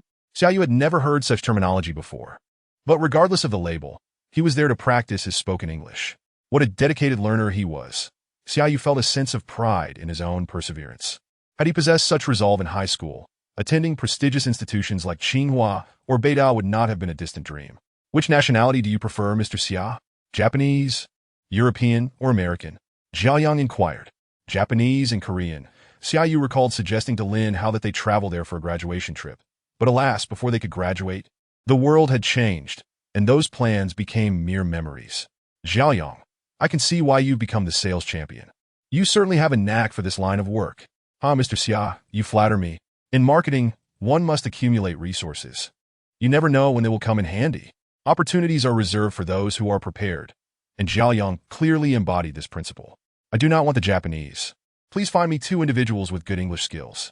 Xia Yu expressed his requirement, as the English spoken with a Japanese accent was simply disastrous. He did not wish for his own accent to be skewed and risk being mistaken for a foreigner abroad. Understood. Please wait a moment. I will arrange that right away. Xia Yu bowed slightly before departing, though he was curious whether a proficiency in English had become a peculiar preference of Xia Yu's. Indeed, the eccentricities of the wealthy are often intriguing. Pulling out his phone, Xia Yu located the WeChat of a promoter. Regardless of nationality, international students wishing to enjoy complimentary access to the bar must obtain a secret passphrase from a promoter to enter without purchasing a ticket. Some university students familiar with international students could easily gain admission using this passphrase. Since Xia Yu's campus was quite remote, he had never encountered such a system. Otherwise, given Dafei's abilities, he would surely have become a regular at the bar. As he awaited, the crowd in the bar gradually grew, and the DJ began to play music, the style remaining relatively mellow. Indeed, bars before midnight generally maintain a quieter ambience, lacking the raucous energy, though they still possess a certain charm. Those who arrive early with ulterior motives may find themselves disappointed, as their intentions are not as innocent as Xia Yu's. Xia Yu recalled the individuals he had in mind and requested their contact information from the promoter before inviting them one by one. While this might seem inefficient, it was due to Xia Yu's specific criteria. The thought processes of foreigners differ markedly from those of locals. Had Xia Yu not specified foreigners, he could have simply taken a photograph of the girls and shared it in a group chat, and the keen-eyed would have eagerly rushed to accept. It is not that foreigners are not materialistic. Rather, those who are confined suitors back in their home countries, rendering the journey to China unnecessary. Hence, female international students prioritize the experience itself. As for foreign models that belong to an entirely different realm, predominantly populated by Eastern European women. To be fair, Slavic women are indeed beautiful, yet Xia Yu was unsure of their proficiency in English. Only through conversation could he ascertain. While waiting, a girl approached him, but was intercepted by a staff member. I'm sorry, miss, but you cannot enter this area. Why not? I'm looking for someone to talk to. Are you here alone? Handsome? Lin disregarded the staff's obstruction and called out to Xia Yu. Upon glancing up, he found an attractive girl, perhaps scoring an 8 out of 10. It seemed she intended to latch onto him for a free ride. Where there are those who book booths, there are also those who seek to capitalize on them. But Lin was more interested in Xia Yu as an individual. Among the nightlife crowd, she was astute. Her attire was from Hermes, and the watch peeking out was by Lang. Accompanying her was Fusion sales champion, a clear indication of affluence. Unlike seasoned nightclub regulars, Xia Yu was a fresh face, implying he was still in his untamed phase, an opportune moment for her to make her move. In her mind, Lin envisioned herself as a queen galloping across the plains. I'm sorry, I'm waiting for a friend. Xia Yu's refusal shattered Lin's fantasies. Well, there goes my chance to be a queen tonight. Although she had no qualms about being approached by attractive women, the way this one looked at him felt somewhat predatory, akin to a tigress ready to pounce. Coupled with her subpar appearance, Xia Yu had no hesitation in turning her down. Soon, a few others approached to strike up conversations, each varying in attractiveness. Yet all were similarly rejected by Xia Yu. Indeed, a man of his allure would inevitably attract attention wherever he went. Escaping such admiration was an impossibility. As for why he was so sought after, Xia Yu, while enjoying the attention, remained blissfully unaware. After taking a bite of watermelon, Xia Yu returned, leading 2 white ladies toward him. One was petite and cute, while the other stood at a striking 7 meters with slender legs rivaling those of Ding Mi. In terms of looks, they aligned well with Chinese aesthetic preferences, likely scoring between 8.5 and 9 out of 10. However, for Xia Yu, beauty was secondary. Proficiency in English was paramount, so he bypassed Xia Yu and directly introduced himself in English. Ladies, my surname is Xia. You may call me Sherlock. Why is he called Sherlock? It is because Xia Yu had a fondness for Holmes since childhood, influenced by a particular television series featuring the character. He named himself Fu or Ma Yu. As he matured, he realized the name was somewhat juvenile and thus decided to change it to Sherlock, which conveniently phonetically matches his surname. Hello, Sherlock. I am Jenny from Igu. Your accent resembles that of our people. The first to speak was a petite girl, and Xia Yu suddenly noticed that her profile bore a slight resemblance to the actress Emma. One might say that most people of Chinese descent have a somewhat similar accent. After all, we have been taught British pronunciation since elementary school. Xia Yu, exhibiting the humility of a gentleman, left a favorable first impression on both of them. Pleased to meet you, Sherlock. I am Tina from Nanfei. Thank you for the invitation. The taller girl also greeted Xia Yu while expressing her gratitude. Although they typically enjoy complimentary booth seating and free drinks at the bar, establishments like these aim to profit, offering only inexpensive beverages. Thus, when someone else is treating, it is only proper to show due respect. In this regard, the customs are quite similar across cultures. The two had previously attended gatherings hosted by wealthy heirs, so they were somewhat seasoned, although that experience was not particularly pleasant. The host had been far from a gentleman, and after a short conversation, had attempted to impress them with his wealth, leading to an unfortunate end to the evening. Such wealthy heirs often lack class. Unwillingness should not be coerced. Money cannot resolve all issues, but investing it in self-improvement can enhance one's allure. As the saying goes, if you bloom, the butterflies will come. Currently, Xia Yu is yet to blossom, yet the budding flower still exudes an irresistible charm. Chapter 40. Little Sherlock Lin, when returned from a stroll around the dance floor, only to find Xia Yu's table graced by two foreign beauties. I thought you were gay. Turns out you enjoy the company of foreign ladies, you scoundrel. Lin Wen's thoughts resonated with many of the sisters who had faced rejection from Xia Yu. Yet what could be done about it? Jenny, you are more familiar with nightclubs than I am. Could you recommend any delightful drinks? Feeling that beer was insufficient, Xia Yu directly inquired, also seeking their opinions. There is no such thing as a free lunch. Having come from school to honor his invitation, he could only reciprocate with fine drinks. As for what constitutes a fine drink, Xia Yu believed that apart from the price, the flavor is also a crucial standard. Whiskey, brandy, and rum depend on personal taste, while champagne is universally appealing. And in nightclubs, particularly in Huaxia, Ace of Spades reigns supreme. Jenny recounted with enthusiasm, and Xia Yu nodded along. Although he had never sampled Ace of Spades, as a seasoned individual, he had encountered its name countless times in affluent literature, portraying it as a legendary beverage. Eager to try, he was cautious, having just enjoyed Dom Pérignon P3 at dinner, fearing the flavors might clash. Champagne is exquisite, but tonight presents a splendid opportunity. I wish to sample whiskey, brandy, and rum to determine which is most delightful. Sherlock, this isn't your first visit to a nightclub, is it? Indeed not. In Huaxia, minors are prohibited from consuming alcohol, so I have never experienced a nightclub before. Xia Yu candidly admitted, recognizing there was no shame in such a revelation. Then it seems the sisters must take good care of you tonight, Tina playfully remarked, having perceived Xia Yu's maturity, unaware he had just reached adulthood. Then I kindly request the two sisters to shower me with affection. In response to their teasing, Xia Yu cleverly engaged, eliciting laughter from both. But what delightful recommendations do you have for those three types of alcohol? Finally broaching the main topic, Xia Yu waved over Jiaoyang. For whiskey, we must certainly indulge in Scottish whiskey, and Chivas Regal is undoubtedly the finest choice, Jenny suggested first. Chivas Regal 12-year-old has long been the most popular whiskey in nightclubs. Alas, counterfeits abound, indistinguishable to anyone but an expert. Jiaoyang, what is the most expensive Chivas you offer? Young Master Xia, we provide both Chivas and its sub-brand, Royal Salute. The most expensive are Chivas 25-year and Royal Salute 38-year. Then let us have a bottle of each for comparison. Xia Yu declared generously, realizing only then that Royal Salute was indeed under the Chivas brand, akin to the relationship between Shelby and Mustang. Those unaware might truly miss the connection. Certainly, young Master Xia. I shall fetch them immediately. Jiaoyang smiled as he departed to procure the drinks. As a guest of the Langham, even without ordering the most extravagant drinks, he was still indulging in premium beverages.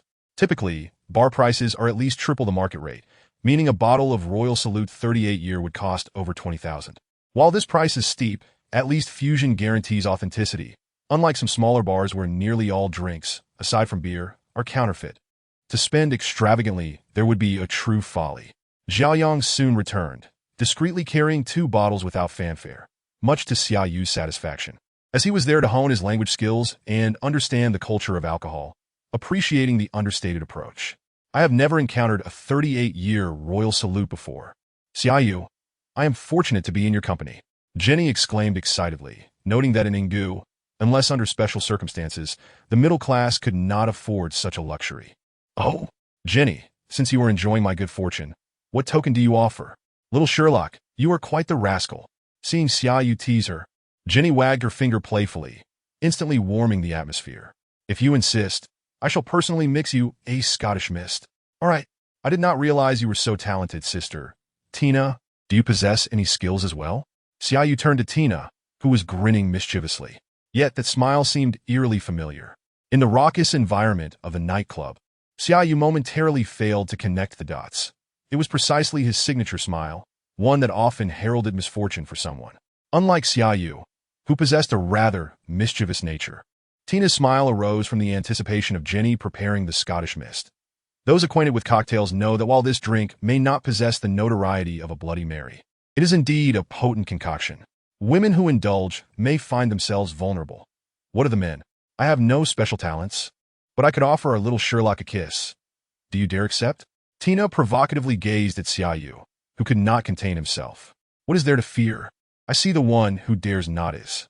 Xia Yu's words were abruptly interrupted by the sensation of warm breath against his ear.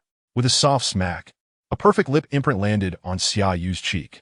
Goodness, is this really happening? I wish to exit this bus to kindergarten. Now, let us toast with a Scottish mist to our little Sherlock, wishing him a happy coming of age and eternal youth.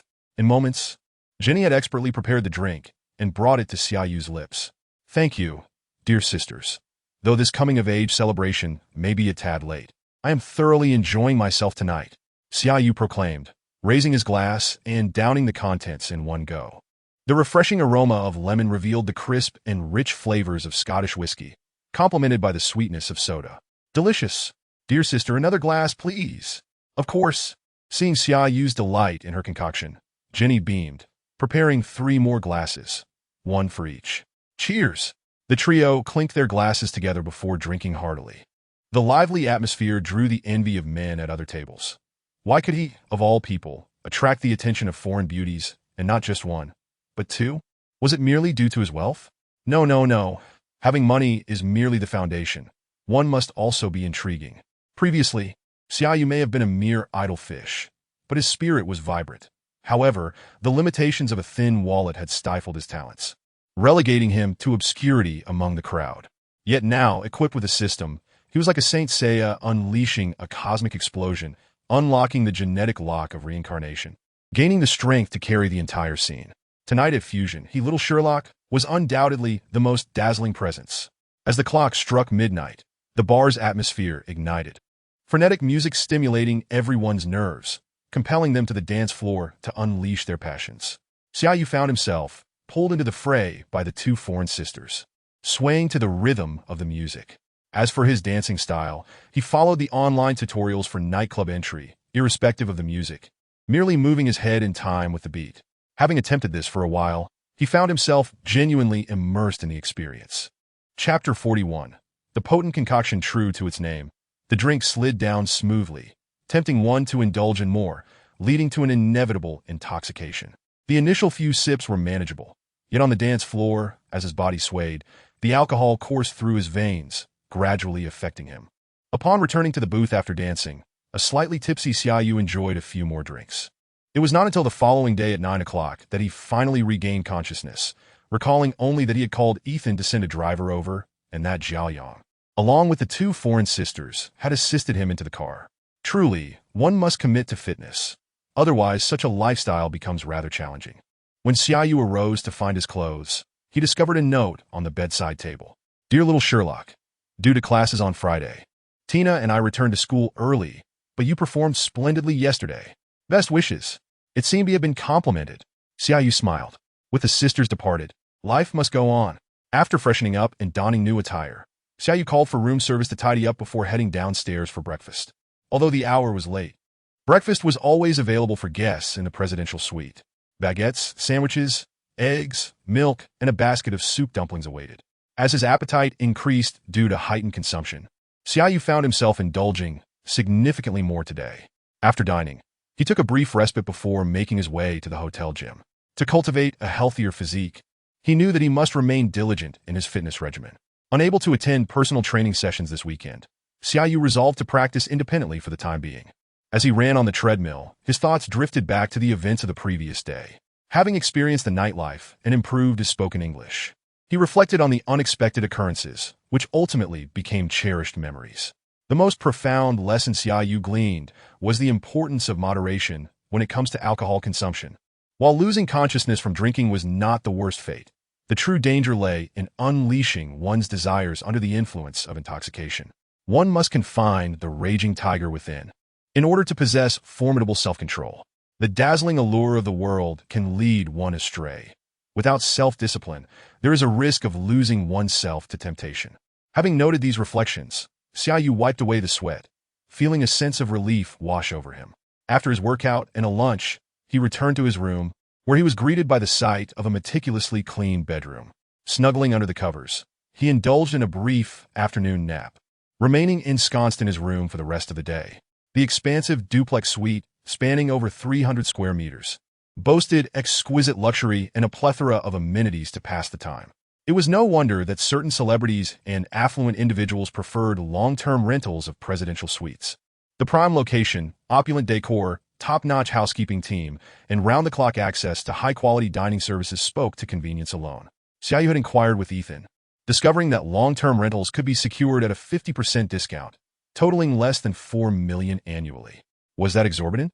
Just yesterday, Xia Yu's system had been upgraded, transforming his regular sign-in salary to $30,000 per day, indicating that he could reside here for an entire year with less than 4 months' worth of sign-in earnings. The thought was indeed tempting. Yet he ultimately concluded that no matter how splendid the suite, it could never replicate the feeling of home. Should he find himself wealthier in the future, he might consider renting a suite at a 5-star hotel as a secret refuge beyond his home. If fortune smiled upon him further, he could even acquire the hotel chain itself, granting him access to any room he desired. Such an undertaking would truly align with his newfound identity as a wealthy individual. For now, however, he was merely a grounded soul with barely $100,000 in his account. After settling the room fee, he was left with $78,000, and after spending $2,000 at Tangu and nearly $30,000 at Fusion, his balance dwindled to just over $46,000. This marked the first time in 2 weeks that he had felt so financially constrained. Fortunately, his sign-in salary had increased by an additional $10,000. Otherwise, he would have truly struggled. Speaking of the sign-in salary, Xia Yu suddenly remembered that he had neglected to complete it, hastily retrieving his phone to sign in, lest he waste his sole makeup card. Upon receiving the $3,000, Xia Yu noticed the date. Today was the 28th. As the end of the month approached, although the bills for Huabei and Bite Yao had yet to be issued, he opted for early repayment, disbursing nearly $12,000. After all these transactions, his bank card ultimately reflected just over $60,000 in cash. With no significant expenditures anticipated for the day, he reassured himself that once he completed tomorrow's sign-in, his balance would rise to $90,000, provided he refrained from extravagant spending. Having mentally organized his finances, Xia Yu felt at ease. When dinner time arrived, he instructed Ethan to deliver dinner directly to his room. While dining, he engaged in conversation with his senior, finalizing plans for the following day. Once arrangements were confirmed, Xia Yu noticed that the car enthusiast group chat had also become lively. Typically, the chat was filled with arrangements for meals and spa treatments, contrasting with the adjacent BMW M group that discussed engine oil and suspension. Despite being performance vehicles, the owners seldom conversed about performance. The AMG owner stood out as a peculiar breed among the performance car community. However, with tomorrow's offline meetup approaching, discussions about cars surged. Upon checking the chat, Xia Yu realized he had been tagged, only to discover that a fellow car enthusiast had finally received their GTR. Eager to challenge Xia Yu on the racetrack and determine who was the strongest GTR in the magical city, what could Xia Yu do but accept the challenge with enthusiasm? Although he was aware of the likely outcome of his skills, he could not shy away from a challenge. A man must stand tall even in defeat. This, one might say, epitomized the spirit of racing, undaunted by challenges and unafraid of victory or loss. Suddenly, Xia Yu felt an urge to re-watch Initial D. Without hesitation, he searched for the resource on the hotel television. As the exhilarating soundtrack of Dai Xia, who played, his youthful exuberance was rekindled. Even while reliving his youth, Time relentlessly marched on, and before he knew it, it was 5 in the morning. Outside, areas untouched by streetlights remained cloaked in darkness, while in one of the dormitories at the Shanghai Theater Academy, rustling noises began to stir. Was it a mouse? No. It was a living, breathing person. The commotion caused by this individual finally triggered an outburst from someone who had been deprived of sleep. Xia, was it really necessary to rise at 5 to apply makeup just because she went out on a date? Dingmi was exasperated. This girl rarely made an effort with her appearance, yet now she was more diligent than ever. Sister Me, please don't be so worked up. Do you rarely ask for my help? I can't let him down. As she meticulously shaped her brows in front of the mirror, Xia responded with a playful tone. You may not be letting him down, but you've certainly embarrassed me enough in the past. Dingmi's voice was laced with melancholy. Men live for those who appreciate them, and women adorn themselves for those they love. It seemed that Xia had indeed succumbed to romantic inclinations. Otherwise, why the sudden urge to beautify herself? Even when filming videos, she typically opted for a light dusting of powder, unlike her current extravagant efforts. All right, if you insist on transforming Xingnan, I will help you hold her down. Xia readily threw her distant friend Jiang Xingnan under the bus, despite Dingmi's ongoing claims of giving up on her. Yet, the desire to restore her friend's image had never waned. Really? Dingmi's interest was piqued. Is there any doubt? If you can't sleep, come down and help me with my makeup. Your skills are the best in the school. Xia winked at Dingmi, giving her a thumbs up. With such a heartfelt invitation, Dingmi felt compelled to lend a hand, eager to showcase her artistry. Flattered by the praise, Dingmi's spirits soared, blissfully unaware of the sly glint in Xia's eyes. Who wouldn't appreciate a free makeup artist? The 50 yuan spent on 3 meals had not gone to waste. Meanwhile, Xia Yu had risen early, as Tianma Mountain was located in District SS, requiring an hour's drive even on the highway, so he needed to prepare ahead of time. After breakfast, he returned to the gym for a brief run, understanding that self-discipline was essential even while living away from home. After changing into a fresh outfit, Xia Yu descended to the underground parking lot. The matte gray GT are rested in a corner, resembling a slumbering beast. Xia Yu had long been curious about this car's performance limits, and today on the racetrack, all mysteries would be unveiled. He ignited the engine, and as the headlights blazed to life, the beast stirred. Xia Yu drove out of the hotel, heading to pick up Xia before proceeding to the racetrack. The Shanghai Theater Academy was 15 kilometers from the Langham, and upon merging onto the elevated highway, Xia Yu arrived at the school entrance in 20 minutes, where he spotted a graceful figure waiting. Typically, it was the boys who waited for the girls, but Xia Yu and Xia had reversed that norm. Observing his senior craning her neck towards the road, he found her irresistibly charming. Clad in a Korean-style khaki trench coat paired with black loafers, Xia exuded a distinctly Japanese vibe. Her carefully applied makeup elevated her already striking features. With such a companion, Xia Yu was likely the most dapper individual at the racetrack that day. Envisioning this scene, Xia Yu activated his hazard lights, instantly capturing Xia's attention. Within the inner ring of the magical city, the sound of honking was muted. While many disregarded regulations, Xia Yu was a model of civility. Dayu, is this your car? It's stunning. Xia exclaimed as she opened the passenger door and climbed in, her curious gaze sweeping over the luxurious interior. Aside from the emblem, she had no idea what model it was, but it certainly appeared expensive. It's not bad. My family bought it for me. I couldn't afford it on my own. Xia Yu candidly replied, acknowledging that a vehicle worth over 2 million was indeed beyond his means, and thus he saw no need for ostentation. Yet, in Xia's eyes, this humility transformed into a sign of modesty and approachability. To not boast about one's background and to be down to earth. What kind of family could raise a child like this? And to think Xia Yu is only 19, unbeknownst to him, Xia had unwittingly fallen under his charm. Her regard for him elevated even further. By the way, have you had breakfast yet, senior? Almost forgetting, she marveled at his thoughtfulness and consideration, deeming him a true gentleman. I have. What about you? Yes. I had breakfast at the hotel. I intended to bring you something, but I forgot in the rush. Xia Yu replied apologetically, genuinely having overlooked that detail. No waities. Let's just head out. Xia waved her hand dismissively, indicating that it was of little consequence. What mattered was the sentiment behind it, which warmed her heart. Indeed, it was worth the early morning effort, Xia Yu affirmed as he drove towards the highway, casually turning on the sound system as melodious tunes flowed from the high-end Gladen speakers. Though Xia Yu possesses little knowledge about audio systems, he is certainly not oblivious. The sound systems in luxury cars differ significantly, offering a sound quality far superior to that of his father's Citroën.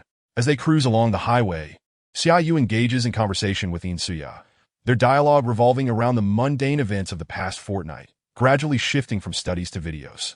Deal. Why haven't you updated your videos lately? Due to the viral success of his crab-eating video, numerous imitators have emerged on Bilibili, siphoning off a substantial amount of his viewership. Despite this, he has single-handedly elevated the production budgets for food videos on the platform, yet it seems as though he has vanished. With no new content in quite some time. I've been busy. I rushed out this time without my camera, and the other day at Tangu, I just snapped a few photos with my phone. Xia Yu replied nonchalantly, recognizing that a lack of time was merely an excuse. Updating is a matter of fate.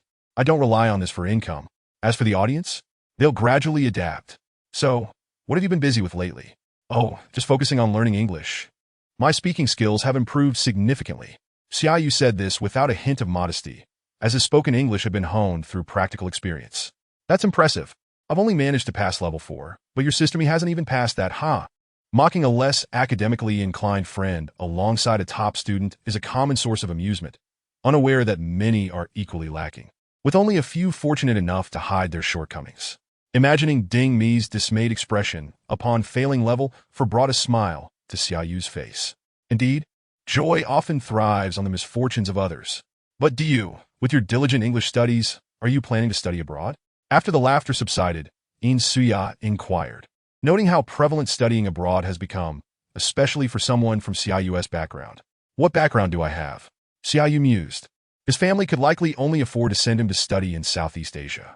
However, his persona as a wealthy second generation has become deeply ingrained, leaving no one to doubt his ability to afford a trip to Europe or America. Not for now, but mastering a language is always beneficial, he thoughtfully articulated in response to Suya's question. The topic of studying abroad felt too distant for him, yet traveling abroad was an appealing option, and he planned to take an extended holiday for a trip. I see, Suya remarked, feeling an inexplicable sense of relief. It was unclear what exactly had lightened her mood when suddenly an AMG GT sped past, honking to greet Xia Yu. That's a member of the car club. Ahead lies Tiama Mountain. Chapter 43, A Clash of Novices? As one of Shanghai's premier racetracks, Tiama Mountain boasts an F3 circuit that meets international standards. While modest in size, it is remarkably well equipped. This is not the crux of the matter. Rather, the key lies in its affordability and ease of rental. The car club had pooled resources to reserve a time slot, allowing fellow enthusiasts to revel from morning until afternoon. Upon arriving at the racetrack, Xia Yu drove straight through the entrance. Any AMG model, including the A35 and A45, was welcome. As entry-level AMGs, the number of A35 and A45 owners likely surpassed the combined total of other AMG owners, making it difficult for them to congregate together. Once inside the racetrack, Xia Yu spotted a long line of vehicles parked at the starting line. A dozen G-Wagons stood guard at the outer edge, while various performance-oriented AMG models filled the inner rows. Among them, one car stood out, reflecting an enchanting green hue under the sunlight, the GTR. The legendary matte magma green had finally made its appearance. Many who had seen promotional videos of the AMG GT are believed it came in just one color. The iconic green monster, unaware that it actually boasts 4 distinct color options: flowing sand gold, cosmic black, matte gray, with Xia Yu's matte gray being one of them. Undoubtedly, the green monster is the most striking of all colors. This vivid hue starkly contrasts with Xia Yu's understated demeanor. And since he could not quite pull off such a flamboyant color, the system thoughtfully selected the low-key, yet sharp matte gray for him. No one would assume that a mere color change would alter the essence of his GTR. The same V8 engine signifies the same heart. The other 2 GTRs were genuinely new, so the outcome of their race hinged largely on the driver's skills. As a novice driver, Xia Yu's abilities were neither exceptional nor lacking, and Old Su had privately shared insights about the competitors. He Jiawen, known in racing circles as Wen Xiao, hailed from a family in the construction materials business, boasting assets in the hundreds of millions and a passion for high-performance vehicles. The car enthusiast community is distinctly stratified. In the realm of supercars, it is predominantly the domain of those with family fortunes exceeding $1 billion. Individuals like Wen Xiao, despite their wealth, are not quite eligible to partake, for even if they scrimp to purchase a small Lamborghini, they would merely be putting on a fade. Not to mention, their fathers would surely disapprove. Most of their family's wealth is tied up in fixed assets. Converting all their liquid capital into cars would render them wastrels. Consequently, such affluent individuals primarily engage with performance cars, often trading one for another once they tire of it. When Xiao acquired his GT-R by selling his previous GTS and adding extra funds, Old Su mentioned that although he was an experienced driver, his skills were not particularly impressive. It became evident that this race would be a clash of novices, with everyone starting from the same line, thus alleviating any tension. When Xia Yu arrived, a throng of people gathered around him. The matte gray GT-R, who else could it be but Dayu? Dayu, I'm Old Su, wow. You look so young. A slender man in his 30s approached, astonished at Xia Yu's age upon introducing himself as Old Su. You must be Old Su. Just call me Dayu. It's a pleasure, Xia Yu said as he exited the car. The nickname Dayu certainly has its advantages. Regardless of age, upon meeting Xia Yu, everyone must first address him as brother, though in person, Dayu feels more appropriate.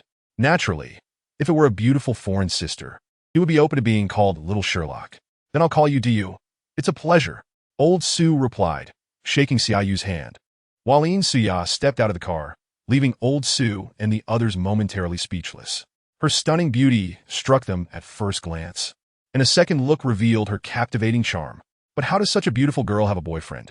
Dayu, your girlfriend is truly stunning. Old Su's address to Xia Yu shifted from Dayu to brother Dayu, embodying the sentiment of newfound camaraderie. Thank you for the compliment, Sugu. Xia Yu did not correct Old Su's misunderstanding. It was not the first time someone mistook his female companion for his girlfriend, and he had grown accustomed to it. Even though he regarded her as a brother, a friend. Let us not dwell on that. Let us admire your car first. We just finished admiring when Xiao's. Sure. As this was a car club gathering, the primary topic of conversation was naturally vehicles. Xia Yu lifted the hood, revealing the engine compartment, which emanated a wave of heat. After prolonged driving, the engine was scorching, and everyone's gaze focused on the engineer's signature inscribed on the engine. This V8 engine, handcrafted, bore the name of the engineer responsible. Should it leak, he would be held accountable. This was, of course, a jest, as the leaking oil from a certain manufacturer had become a running joke. Look, the engineer who assembled this engine is the same as when Xiao's. Someone exclaimed, recognizing the distinctive signature. Indeed, although the crowd couldn't decipher the foreign scribbles, they could confirm it was the same name by comparing shapes. What did this signify? The same engineer assembling both engines meant the performance gap between the two was minimized. The outcome now rested solely on the driver's skills. Brother, we must be fated. A tall, bespectacled youth spoke up from the crowd. It was indeed Wen Xiao. It seems we are. I eagerly anticipate the upcoming race, Xia Yu replied, eyeing Wen Xiao, whose features bore a slight resemblance to the racer Han Han. He wondered if Wen Xiao possessed a fraction of Han Han's racing prowess. The atmosphere grew charged. Racing thrives on a certain spirit, particularly among amateur enthusiasts. Xia Yu's impressions of racing were largely shaped by anime, yet being on the track ignited his passion. Everyone returned to their cars, preparing to familiarize themselves with the track, as some had prior experience while others, like Xia Yu, were newcomers. Dayu, are you all right? Suya inquired with concern upon returning to the car, as she knew nothing of racing. Should be fine, just getting acquainted with the track. All right, go for it. I'm rooting for you, Xiaojia. Hearing Xia Yu's words, Suya cheered him on, waving her small fist. You're so adorable, Xiaojia. Ah, Xia Yu chuckled, and with Suya's excited squeals, he pressed the accelerator pedal and surged forward. This marked the second time he had made such a remark, though it carried a hint of teasing. It was nonetheless the truth. The way she waved her fist with such earnestness. Wasn't he that adorable? Adorable enough to be heartwarming. Oh dear, I seem to have let something slip. Roaring engines shattered the silence, scattering secrets to the wind as one AMG GT after another surged onto the track, commencing an exhilarating chase. Chapter 44, Intense Driving. Grasping the car door handle, Suya felt her heart racing as under Xia Yu's deft maneuvers. The GT-R accelerated from 0 to 100 kilometers per hour in less than 4 seconds. If it were a highway, the speed would indeed be somewhat constrained. But this is a fully enclosed racetrack where there are no speed limits. The only constraints are the capabilities of your vehicle. As the most formidable performance beast of the AMG GT series thus far, Xia Yu took control of the GT-R and unleashed its power with wild abandon. 120 km/h. 150 km/h. 180 km/h. The speed continued to ascend, eventually surpassing the 200 mark. Did he believe that 200 km/h was the apex? No. 220 km/h. 250 km/h. 280 km/h. With the electronic speed limiter disengaged, the extraordinary potential of the V8 engine was finally unleashed. The moment the speedometer exceeded 300, amidst the roaring of the engine, Xia Yu suddenly felt time begin to slow, as if the world around him had quieted in that instant. Buzz! His phone in his pocket vibrated suddenly. He felt it, but in such a thrilling moment. He couldn't spare a hand to retrieve it, so he chose to ignore it. Yet this sensation was marvelous, reminiscent of bullet time in a television drama. Akin to unlocking a genetic code in a novel, utterly captivating. Unfortunately, the straightaway was merely a segment of the track, and a turn lay ahead. Even Schumacher would not be able to navigate a bend at over 300 km/h. Xia Yu eased off the throttle and gently applied the brakes. Accelerating is something anyone can do, but navigating a turn truly tests a racer's skill. Akina Mountain is renowned for its 4 perilous, steep 5-segment hairpin turns, and Xia Yu had to approach this with utmost caution. For a novice driver like himself, drifting through a turn was simply unrealistic. Better to decelerate and navigate the corner carefully. Just as Xia Yu was slowing down, a striking green vehicle sped past him, taking the turn ahead, followed by an awkward and improper drift out of the bend. It was Yi Jiawen. Their 2 GTRS had set off first, yet he unexpectedly gained an advantage at the entrance of the turn. However, it was evident that, despite his experience in racing, his skills were not extraordinary. Otherwise, that drift would not have been so clumsy. For Xia Yu, who couldn't even manage half a drift, mocking someone else's poor drifting felt somewhat akin to being a keyboard warrior. Yet this was merely a subconscious thought, as a voice within urged him that he could do it too. The AMG GTR is a rear-wheel drive vehicle, compared to front-wheel drive cars that require handbrake assistance. A sufficiently powerful rear-wheel drive car can drift by sharply pressing the accelerator at lower speeds while simultaneously steering. He mentally rehearsed the entire sequence several times, igniting a sudden urge to give it a try, but with his senior still in the car, he suppressed the impulse to drift and prudently navigated the turn at a lower speed. This outing was not a race, but merely a collective experience on the track, devoid of winners or losers. Nevertheless, even so, Yin Suya was quite frightened. It wasn't until they completed a lap that she finally exhaled in relief, only to suddenly feel a chill in her lower body. Oh no! Yin Suya's cheeks turned crimson at a visible pace as she recalled the warmth she had neglected in her earlier anxiety. It had been warm and now cold. Was this? You, please stop the car. I need to use the restroom. All right. Without a moment's hesitation, Xia Yu exited the track and drove to the restroom. Ban! He closed the car door as Yin Suya awkwardly rushed inside. While still contemplating the feasibility of drifting, Xia Yu's peripheral vision caught a glimpse of the passenger seat. What are those water stains? The temperature difference this morning wasn't that drastic, was it? With a puzzled expression, Xia Yu retrieved a tissue from the armrest to wipe the stains away. After completing this task, he finally had time to take out his phone, unlocking the screen to reveal the system interface. Ding! The host has gained insights during intense driving, randomly acquiring a driving buff, temporary one day. Henceforth, the experience accumulated by the host during racing will be amplified tenfold. Wow! Another buff! Though it lasts only a day, this was not from a gift pack. It was randomly awarded. When did he become so lucky? Or perhaps he had just been exceptionally unlucky before. Setting aside those thoughts, Xia Yu's focus returned to this temporary buff. It could enhance his racing experience tenfold, meaning mastering drifting in a day was no longer a dream. With this realization, Xia Yu's heart ignited with fervor. He was determined to leave behind a legend of the night demon at Xia Mountain. After about a quarter of an hour, Yin Xia finally emerged from the restroom.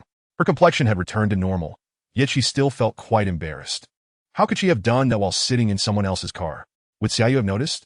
With a complex mix of emotions, she climbed back into the vehicle and stole a glance at Xia Yu, relieved to see no indication of anything amiss on his face. Senior, was my driving too fast earlier, making you uncomfortable? Huh? Xia Yu's sudden concern made Yin Suya's heart race again. He wouldn't have figured it out, would he? How mortifying.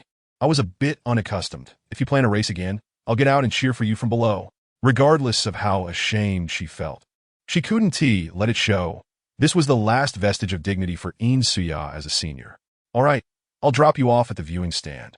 There are quite a few other girls who came along, Xia Yu replied, knowing that most of those driving AMGs were male. And many had brought female companions to enjoy the day, preferring to chat at the stands rather than race together. He drove over and let Xia out. "Are you fighting?"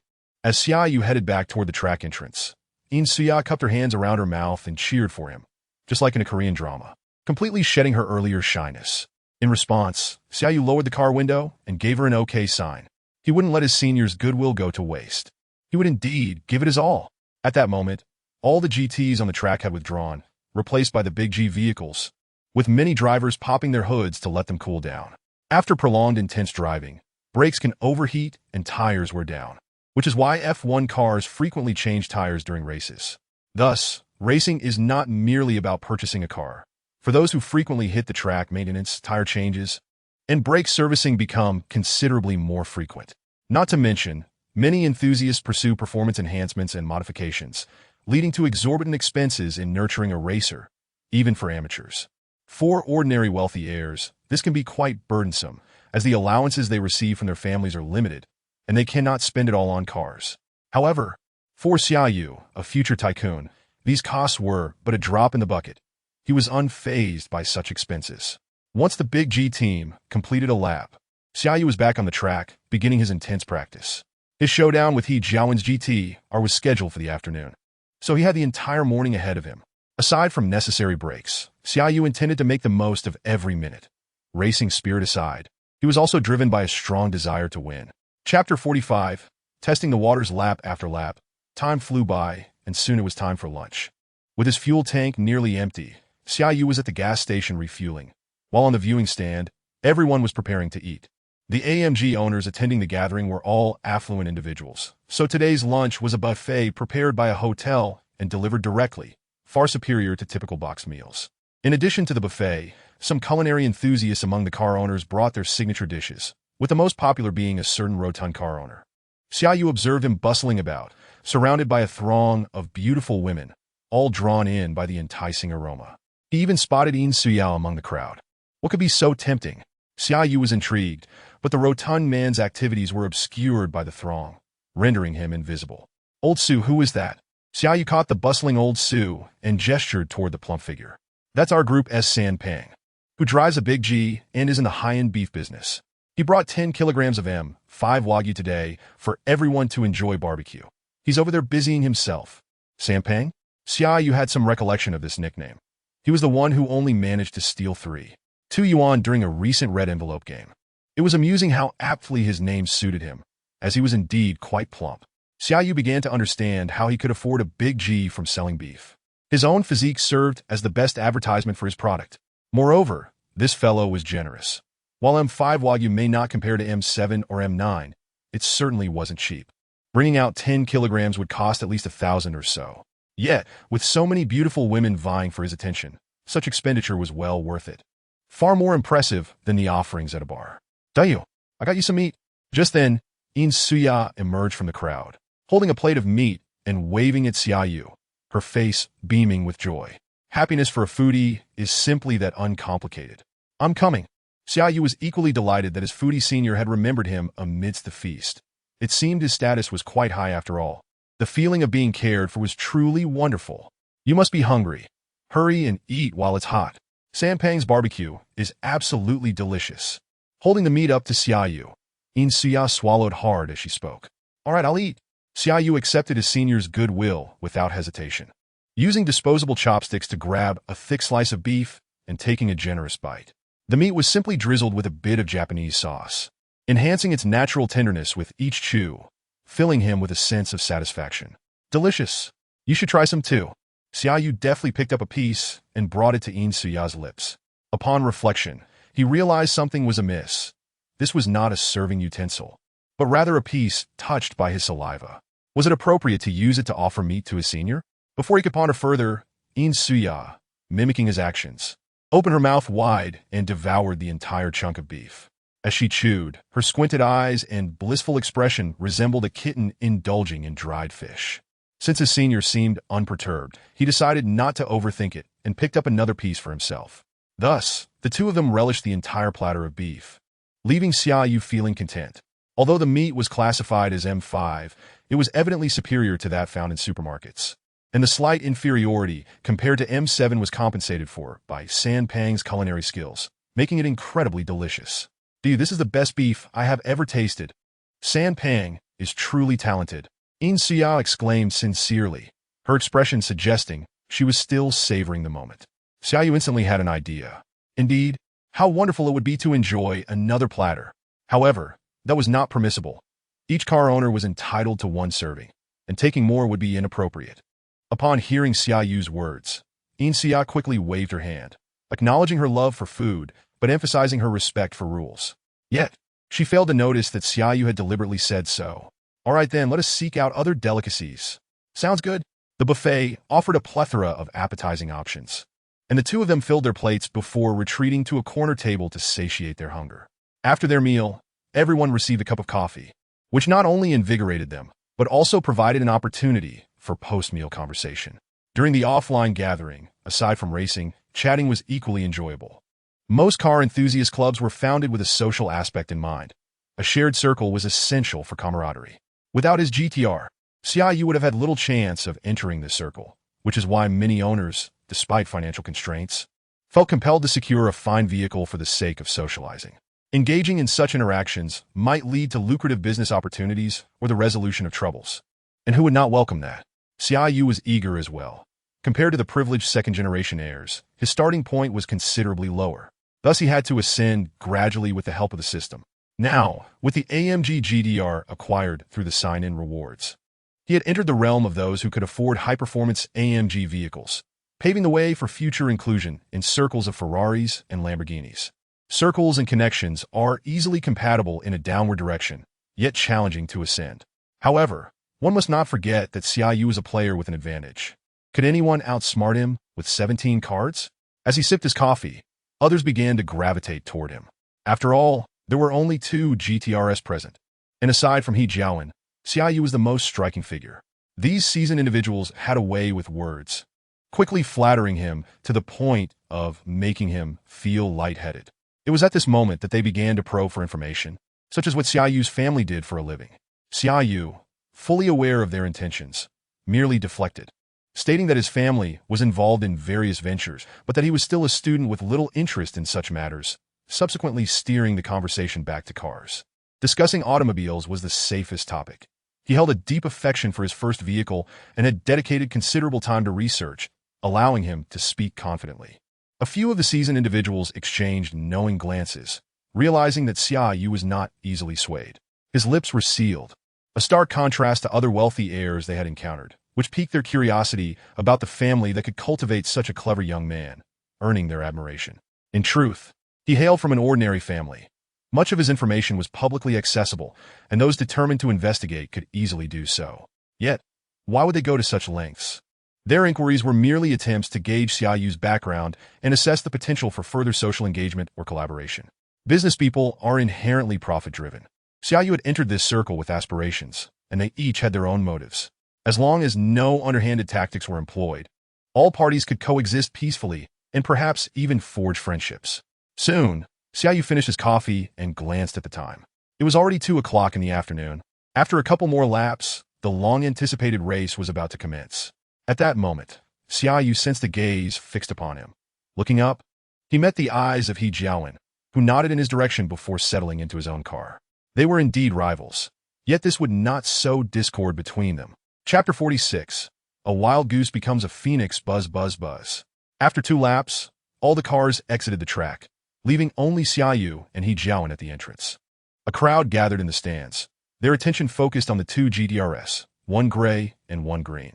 Among the audience, a woman named Ming Ming shed her outerwear, revealing an outfit reminiscent of a racing girl. Wow! While the competition was informal, all necessary procedures were being observed. As Xia Yu observed Ming Ming's cool, yet not overtly seductive attire, he found himself intrigued. It is said that distraction is the greatest sin on the racetrack. Was he becoming distracted? The outcome of the race would reveal the truth. Ming Ming stepped between the 2 cars, waved her outfit in the air, and tossed it high. Buzz! The rear ends of the 2 GTRs jolted as they launched off the line. Accelerate, accelerate, and accelerate again. The initial stretch of the track was crucial for seizing speed. The first car to enter the turn would gain a significant advantage, making it difficult for trailing drivers to catch up. During the morning's practice lap, Xia Yu had been overtaken by He Jiawen at the turn, finding himself unable to even glimpse the taillights of the car ahead. This was partly due to Xia Yu's unfamiliarity with the track, as it was his first visit, and partly because He Jiawen possessed considerable racing knowledge. Even the clumsiest drift would outperform 99 of novice drivers, and before receiving his buff, Xia Yu was among that 99. If he wished to win, maintaining a safe speed through the turn as he had previously would be utterly impossible. After all, this was merely the first turn, and the track consisted of numerous twists and straightaways. Falling behind in even one turn would accumulate to an inevitable loss. Only magic could defeat magic, and only drifting could conquer drifting. This was the first truth Xia Yu grasped after obtaining his buff. Although he had yet to execute a complete drift, a morning of practice had deepened his understanding of both the car and the track. Under the tenfold experience boost, he felt confident in his abilities. This notion felt strangely familiar, reminiscent of the third illusion of life, believing one can make a comeback. But whether this was Xia Yu's mere delusion would be revealed in the next moment. The turn had finally arrived. "Let us see how you plan to win," thought He Jiawen as he glanced at Xia Yu's vehicle. Though they had not exchanged words, He Jiawen had kept an eye on Xia Yu during the morning's practice. Upon witnessing his awkward entry technique, He Jiawen felt reassured. Even if he wasn't an expert, winning against such a novice would be a piece of cake, yet it made him feel somewhat cruel. After all, Xia Yu had only recently joined the car enthusiast club and might have just begun his journey into racing. Extinguishing his passion felt like a loss for the racing community. Only a select few could truly excel, yet the prosperity of the racing world relied on casual fans and enthusiasts. Without them, how would the experts find their subordinates? As He Jiawen prepared to drift into the turn, he pondered many things. Despite his seemingly arrogant demeanor, he was fundamentally someone who enjoyed adding drama to his life. Here he was, not yet having lost, yet already concerned about how Xia Yu might feel after a defeat. Indeed, a true dramatic soul.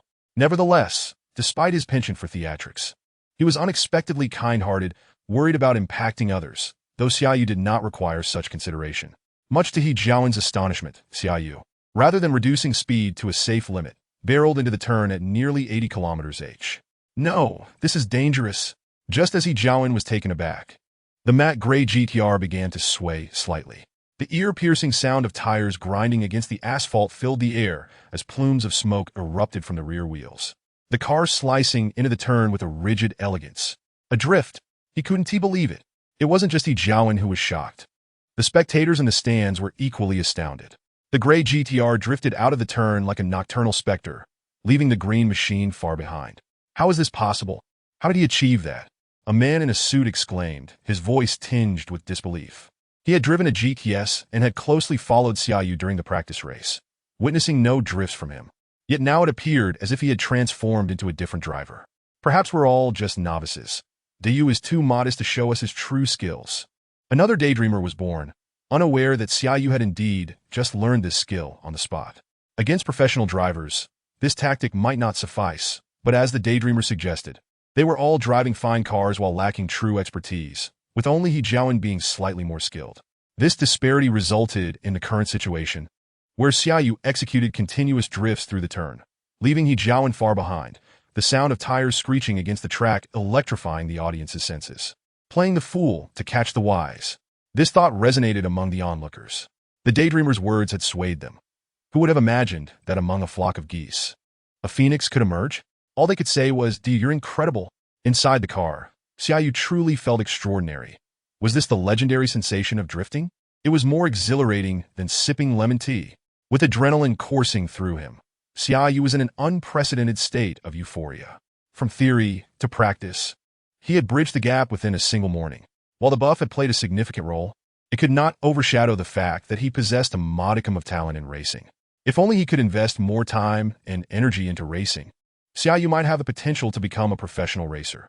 Alas, what he lacks are precisely those two elements. While it is manageable to indulge in casual racing during his free time, the notion of pursuing it as a livelihood seems less appealing. As Xia Yu pondered this, he had already reached the finish line of the racetrack. After a brief moment, He Jiawen finally arrived, albeit fashionably late. "I concede defeat. You are indeed the champion. You shall." Upon exiting the vehicle, He Jiawen readily acknowledged his loss and gave Xia Yu a thumbs up. Losing is nothing to be ashamed of. Aside from a few poorly raised individuals, most second-generation wealthy kids can handle defeat, and He Jiawen is certainly one of them. As the saying goes, no one truly knows another until they have competed, and he harbored a desire to get acquainted with Xia Yu. Thank you for your graciousness, but we are both novices. Should true experts arrive, we would be utterly outmatched, Xia Yu replied with a smile. Since his opponent had shown goodwill, he felt it only proper not to place him in an awkward position. A victor ought to embody the grace of a champion. Let's add each other as friends. We should hit the mountain roads together when time permits. He Jiawen pulled out his phone, still a bit reluctant to accept his defeat. As the mountain paths and racetracks are entirely different realms, he had far more experience racing on mountain roads than on tracks.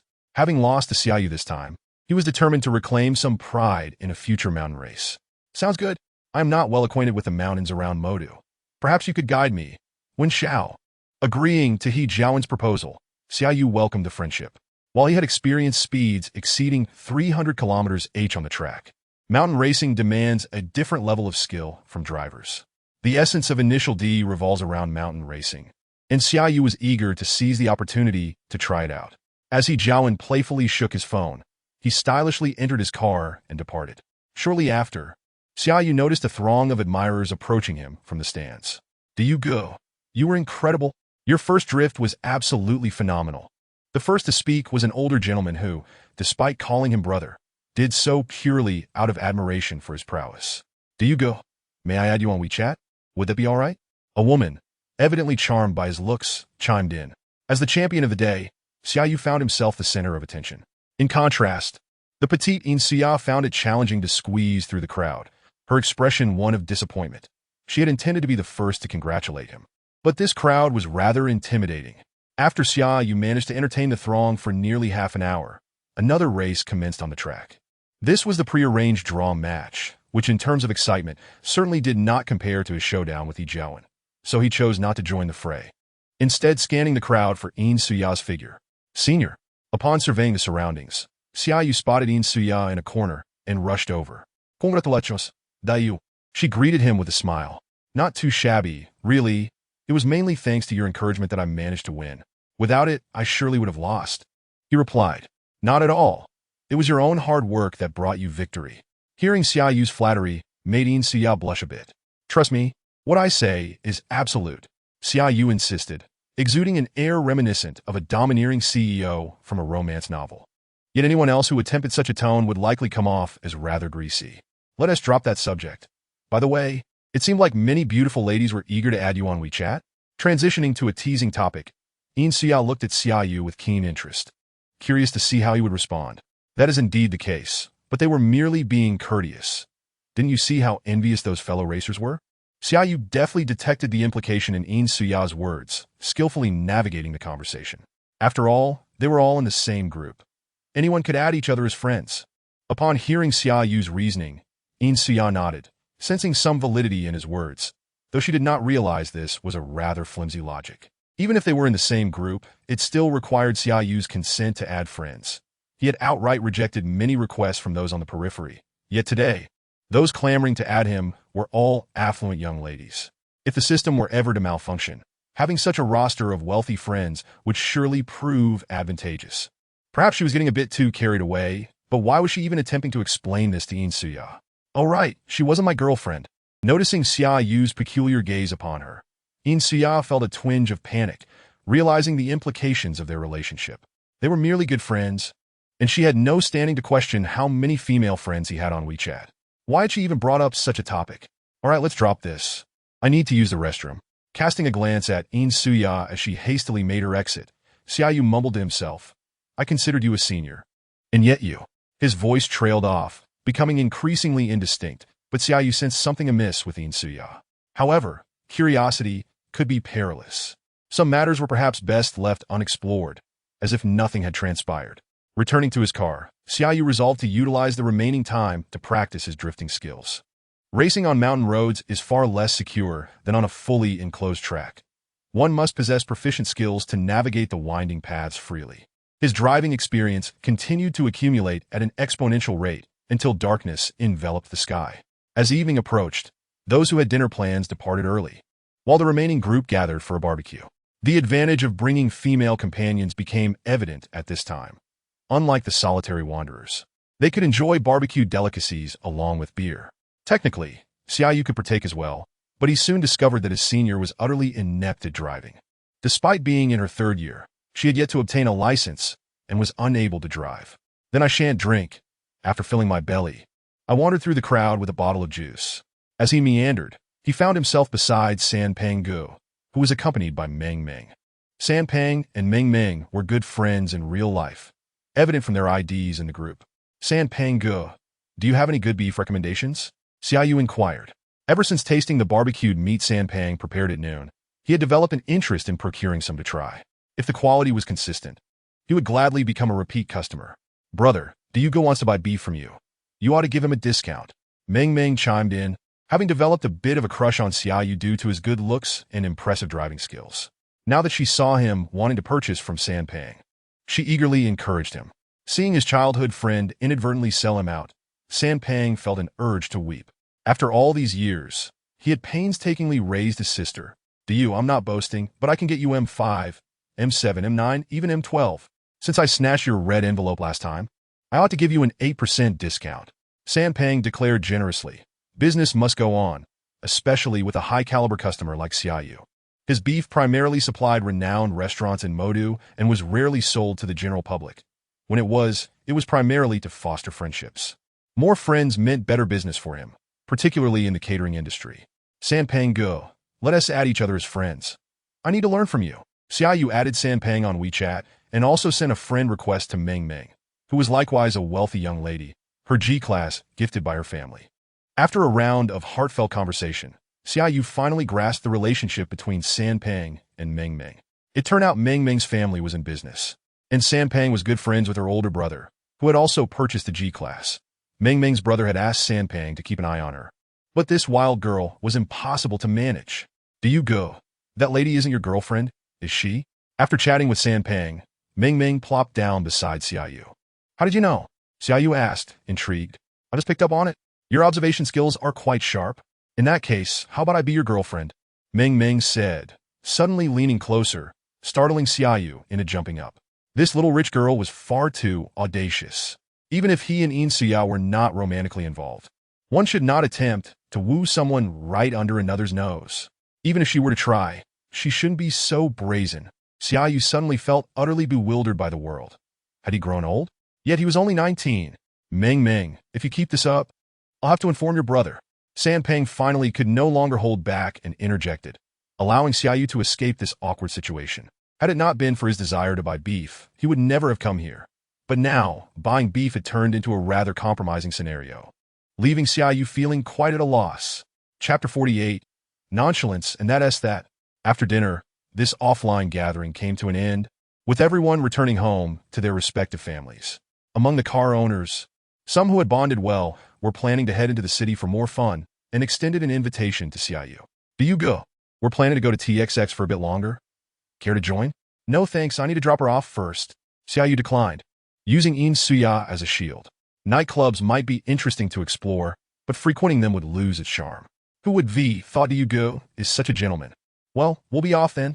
A few teased him before making their exit, leaving him and Xia in a slightly awkward situation. In truth, there was nothing particularly awkward about it. They were used to such moments. Xia Yu promptly gestured for Xia to get into the car. Let us go, senior. I'll take you back to school. All right. Xia opened the passenger door and climbed in, her thoughts rather complex. Although they were friends, she knew very little about Xia Yu's life, only that his family was quite affluent. Today marked her first real glimpse into his world. Having a super-rich friend would inevitably lead to a complicated emotional response, and Xia found herself navigating such feelings. Some may harbor jealousy, others may feel inferior. Some may engage in sycophancy, while a few maintain an air of equanimity and treat their affluent friends with equal regard, thus preserving the longevity of their friendship. So, what about Xia? She experiences envy when Xia Yu enjoys delectable food, her mouth watering at the sight. Yet she remains indifferent to the luxury car beneath her, valued at over 2 million. As for feelings of inferiority or sycophancy, those notions do not apply to her. She is merely curious, intrigued by the daily life of someone as wealthy as Xia Yu. Today, she was fortunate enough to witness a glimpse of it, and although slightly startled, she gained a deeper understanding of him. This insufferable junior drives quite well, but one mustn't sit in the passenger seat on the racetrack. Otherwise, one might find oneself in a predicament. Furthermore, he seems to be quite popular among the ladies. It is not merely due to his wealth, as the female car owners present today are also affluent. Their admiration for him indicates that he possesses genuine charm. Speaking of which, how is it that someone as outstanding as Xia Yu remains single? It poses a perplexing query. He is aware of his own excellence, yet he wonders why he is without a girlfriend. In old films, such matters were typically arranged by the state. Gustayist. This was Xia Yu's reflection while watching the Mustang. Finding a girlfriend is a pursuit one must undertake independently. He cannot dare accept one that is merely handed to him, for fear of unforeseen complications. Before acquiring the system, Xia Yu had no girlfriend simply because he had not encountered the right one. After obtaining the system, it appears the reason remains unchanged, though his criteria for a girlfriend have evolved. Previously, a mere 6 out of 10 and looks sufficed. Now, a barefaced 9 out of 10 seems reasonable, does it not? Earlier, he hoped for a pleasant personality. Now, he yearns for someone who is not overly clingy. Surely that is not too much to ask. If these stipulations were laid bare, Xia Yu would not only face the wrath of the rural feminist movement, but would also be scrutinized by his male peers. Thus, he has kept these thoughts to himself, leading to his current single status. Perhaps he will remain unattached for a while longer, or perchance tomorrow he may meet the right person. Such matters are left to fate. Presently, Xia Yu is quite the believer in destiny. After all, amidst millions of users across various realms, how fortuitous is it that he drew the system? If that is not good fortune, what is? Having lived his life akin to a protagonist in a novel, he is untroubled by the absence of a girlfriend. Consequently, he is not in a rush. Rather, he feels a sense of relaxation. It will soon be 9 o'clock. Where will you be staying tonight? Glancing at her phone, Xia disrupted the stillness of the car. She understood that Xia Yu's university town was in the countryside, and the drive back would take over an hour. Don't worry, senior. I booked a room at the Langting, just a 20-minute drive from your school. The presidential suite boasts more than one bedroom. So if Xia chooses not to return to her dormitory, she has a place to stay. While the logic is sound, one might wonder why she would not return to her dorm. Now it makes sense. I was puzzled about your visit to Tonga. But now I see you were staying at the Langting. Xia realized, yet again, the extravagant ways of the wealthy. In this metropolis, most cannot afford to stay in hotels. Even a standard room in a moderately priced hotel costs around 200. With that kind of money, one could indulge in a delicious meal. True to her nature as a foodie, her thoughts inevitably turned to food, while Xia Yu was casually discussing hotel accommodations. Noticing Xia suddenly fall silent, appearing lost in thought, Xia Yu refrained from speaking further, focusing instead on the road. The highway remained bustling at this hour, with Xia Yu skillfully weaving through the traffic. Unlike on the racetrack, his driving was now notably smoother, even devoid of the usual jolts. It is well known that AMG vehicles can be a bit bumpy. They do not quite compare to the BMW M series, yet Xia Yu's driving compensated for this flaw. Time had not yet reached dawn, and the driving buff was still fervently accumulating experience for him. However, even with this advantage, high-performance sports cars are not ideally suited for long-distance travel. The fatigue from vigorous daytime driving left Xia Yu feeling somewhat drained. This was one of the reasons he declined invitations from fellow car enthusiasts. He intended to drop Xia off at school and then return home to rest. Tomorrow was Sunday, and Xia Yu needed to regain his focus in anticipation of the busy week ahead. The primary duty of a student is to study. Even if he is not particularly passionate about his major, Xia Yu could still glean valuable knowledge from other subjects. There would be ample opportunities to relax during weekends and holidays. Xia Yu felt fortunate to have acquired the system during his university years. Had he entered the workforce earlier, it would have been a waste of time. University affords him abundant time to study and recharge. Though money can alleviate many problems after graduation, the mindset shifts significantly. While the overarching goals established after acquiring the system may not change much, he loses the tranquility of studying. Rushing to accomplish tasks often leads to subpar results. Unlike his current state, where he can balance work and leisure, developing at a measured pace. Exiting the highway, the theater soon came into view within the narrow confines of the GT/RS site. Senior, we have arrived. May I ask if you were satisfied with your ride? Xia Yu playfully assumed the role of a luxury ride-hailing driver. Very satisfied. I shall award you 5 stars. Xia responded, giving a thumbs up, but she continued with another remark. Driver, we've reached the ground floor. Why not come up for a cup of tea? Well, I could consider it, but the dormitory manager may not be too keen on that. Xia Yu replied, playing along. What a fanciful notion. Off you go. Xia laughed as she exited the vehicle, making her way toward the school gates. Thank you for today, senior. Xia Yu lowered the window and called out to her retreating figure, to which Xia waved her hand in acknowledgement. Such is the nature of friendship, carefree and uncomplicated. Chapter 49. Return to school. Oh, is that not our beautiful Xia? What brings you back today? Upon opening the door, Xia was greeted by Ding Mi's incessant chatter as she reclined against the bed railing with a face mask, resembling a mischievous spirit. Where else would I go if not here? Mi Jie, do you not wish for my return? Xia rolled her eyes, for Ding Mi was her lifelong rival. When the time came for her to find a partner, she would certainly tease her in kind. Off to a hotel? Are we? At this age when passions ignite, it would be a waste not to set the flames ablaze. Such provocative words. Observing Ding Mi's excited and somewhat inappropriate demeanor, Xia could not help but sigh, feeling a pang of defeat at the thought of having such a rival in life. 20 minutes later, Xia Yu returned to the hotel. Upon reaching the top floor via the elevator, he swiped his room key to open the door. Mr. Xia, welcome home. Ethan greeted him with a smile. Ethan, I need you to assist me with something.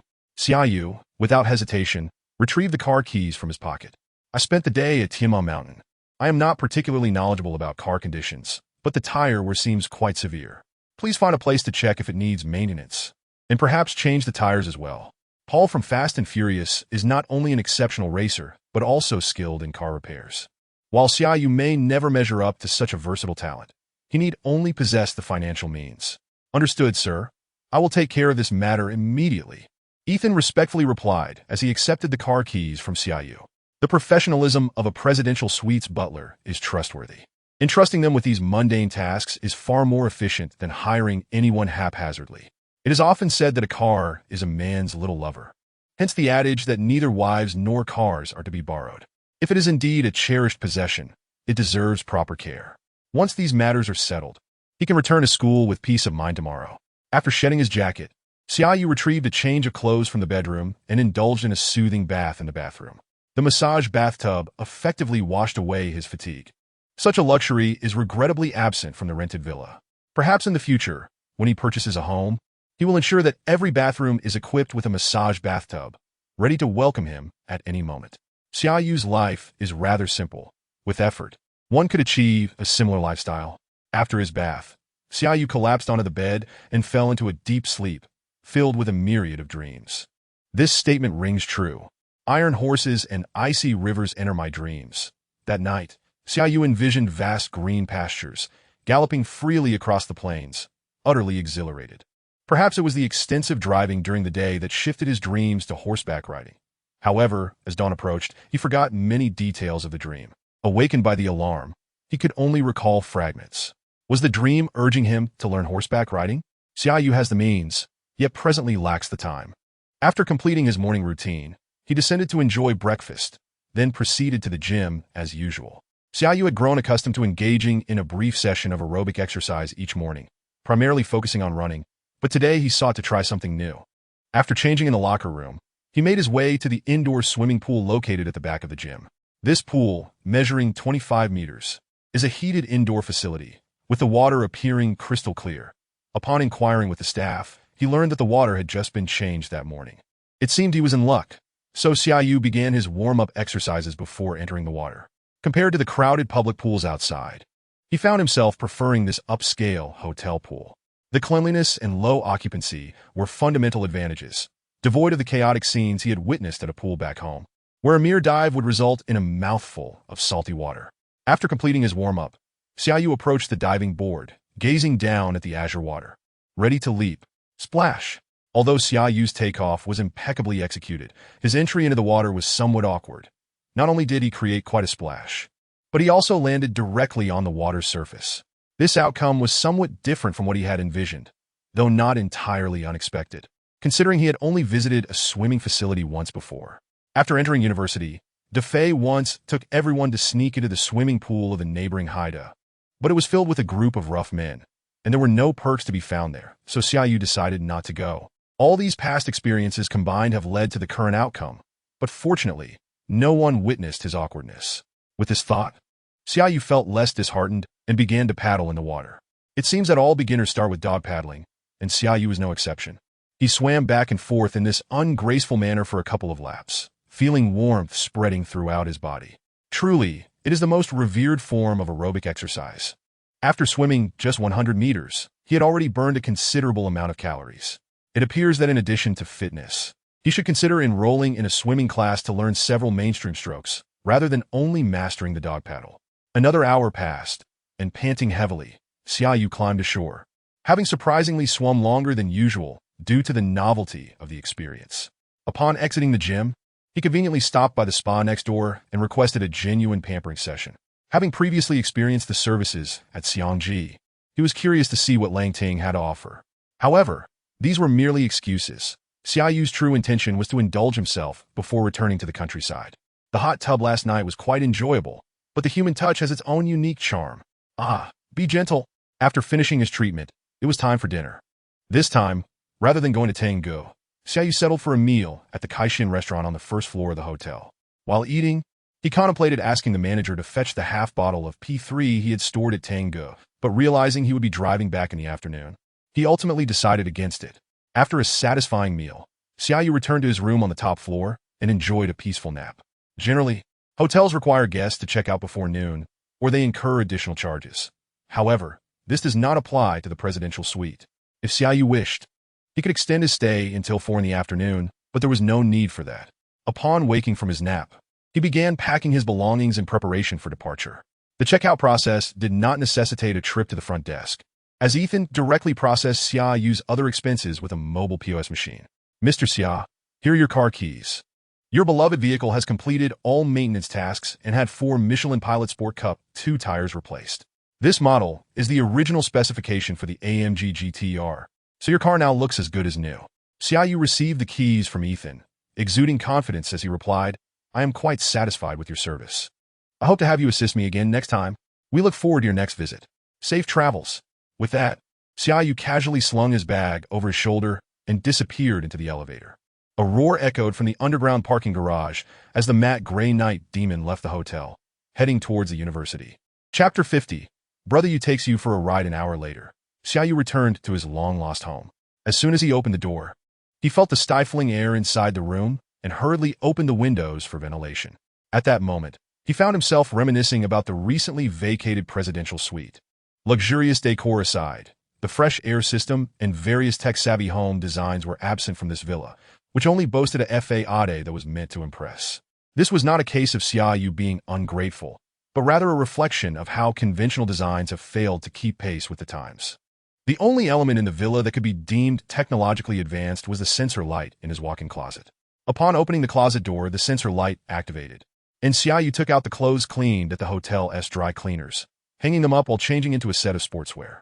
This attire helped him regain the feeling of being a student, especially since he had been living quite socially these past few days. After changing, Xia Yu pulled out his phone and sent a message to Kuan and the others, arranging to have dinner together that evening. Just as he was about to exit WeChat and turn off his screen, he paused for a moment and inadvertently opened the system interface. On Thursday, after settling the hotel bill, he had leveled up to LV6, and his daily sign-in salary had increased to 30,000.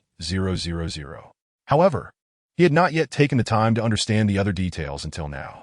Opening the interface, he noticed some changes since the last time he checked. Starting point reading, Godly Wealth Special Edition. Host, Xia Yu age 20, system level. LV6, regular sign-in grants 30,000 each time. Experience for level up, 162754, 47500. 000, strength, 7, 3 agility, 6, 8 spirit, 7, card pack. Universal sign-in card X1. Bad luck card X1, special item. Favorability detector, battle damaged. In the past few days, Xia Yu had unknowingly accumulated over 160,000 experience points, leaving him with less than 340,000 to reach LV7. With a daily sign-in salary of 30,000, his bank account now held just over 120,000. After balancing his accounts, Xia Yu felt reassured. As long as he spent his money wisely, he could upgrade by next Monday, or at most, A few days later, if he took his time, people's thoughts can change over time. When he first received the system, Xia Yu was fixated on spending in advance to level up quickly, but now he no longer felt that urgency. What difference does it make if he spends a few thousand more or less each day? After all, it is merely his pocket money. The bulk of his earnings still comes from sign-in rewards.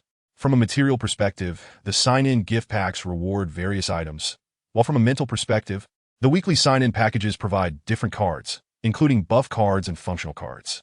The novice gift pack, which only appeared once, yielded a special item, but it was not representative. In summary, Xia Yu surprisingly enjoyed this gradual leveling up and growth process. It does not lead to sudden wealth, leaving one unaware of their true identity. When a person's mindset, status, and various conditions do not align with their wealth, it is easy for them to become a literal nouveau riche. They become ill-fitted for their original social circle and are not accepted by the upper echelons, which is quite awkward. When he first acquired the system and only received 1,000 from sign-ins, Xia Yu thought it was a fake system, only to gradually understand its true purpose, guiding him to become a genuine tycoon through gradual upgrades rather than making him rich overnight. There are frequent reports of lottery winners abroad who squander billions within a few years, astonishingly fast. Domestically, some second-generation wealthy individuals have been manipulated into gambling away fortunes that could sustain them for a lifetime. The phrase virtue, not matching position, likely encapsulates this. The system was designed with these factors in mind from the outset. Reading has made Xia Yu more diligent in his thinking, allowing him to perceive issues more deeply and thoroughly. Currently, he is attempting to integrate into a new social circle, striving to match the wealth he already possesses, which is far more beneficial than merely spending extravagantly. Consequently, there was no need to wait until tomorrow. After dinner tonight, he intended to spend the evening at the library. He was quick to immerse himself in his role, and he was doing quite well in this regard. For dinner, he met with Kuan and the others at the cafeteria, chatting about the events of the weekend. They informed Xia Yu that the English teacher had not taken attendance on Friday morning and had only assigned homework. Homework was trivial. The absence of attendance was what mattered. As a model student, he felt somewhat shy about skipping class, unlike DeFei, who was a seasoned pro. Brother Yu, where did you enjoy yourself over the weekend? Share some stories with us. DeFei prompted d'agir. Yes, Brother Yu, enlighten us, Xia Junja chimed in, although he was a local and could return home on weekends. He often found himself lifeless in his room. Going out to do anything would require spending money. The allure of the material world is captivating. But if you have no money, don't act rich.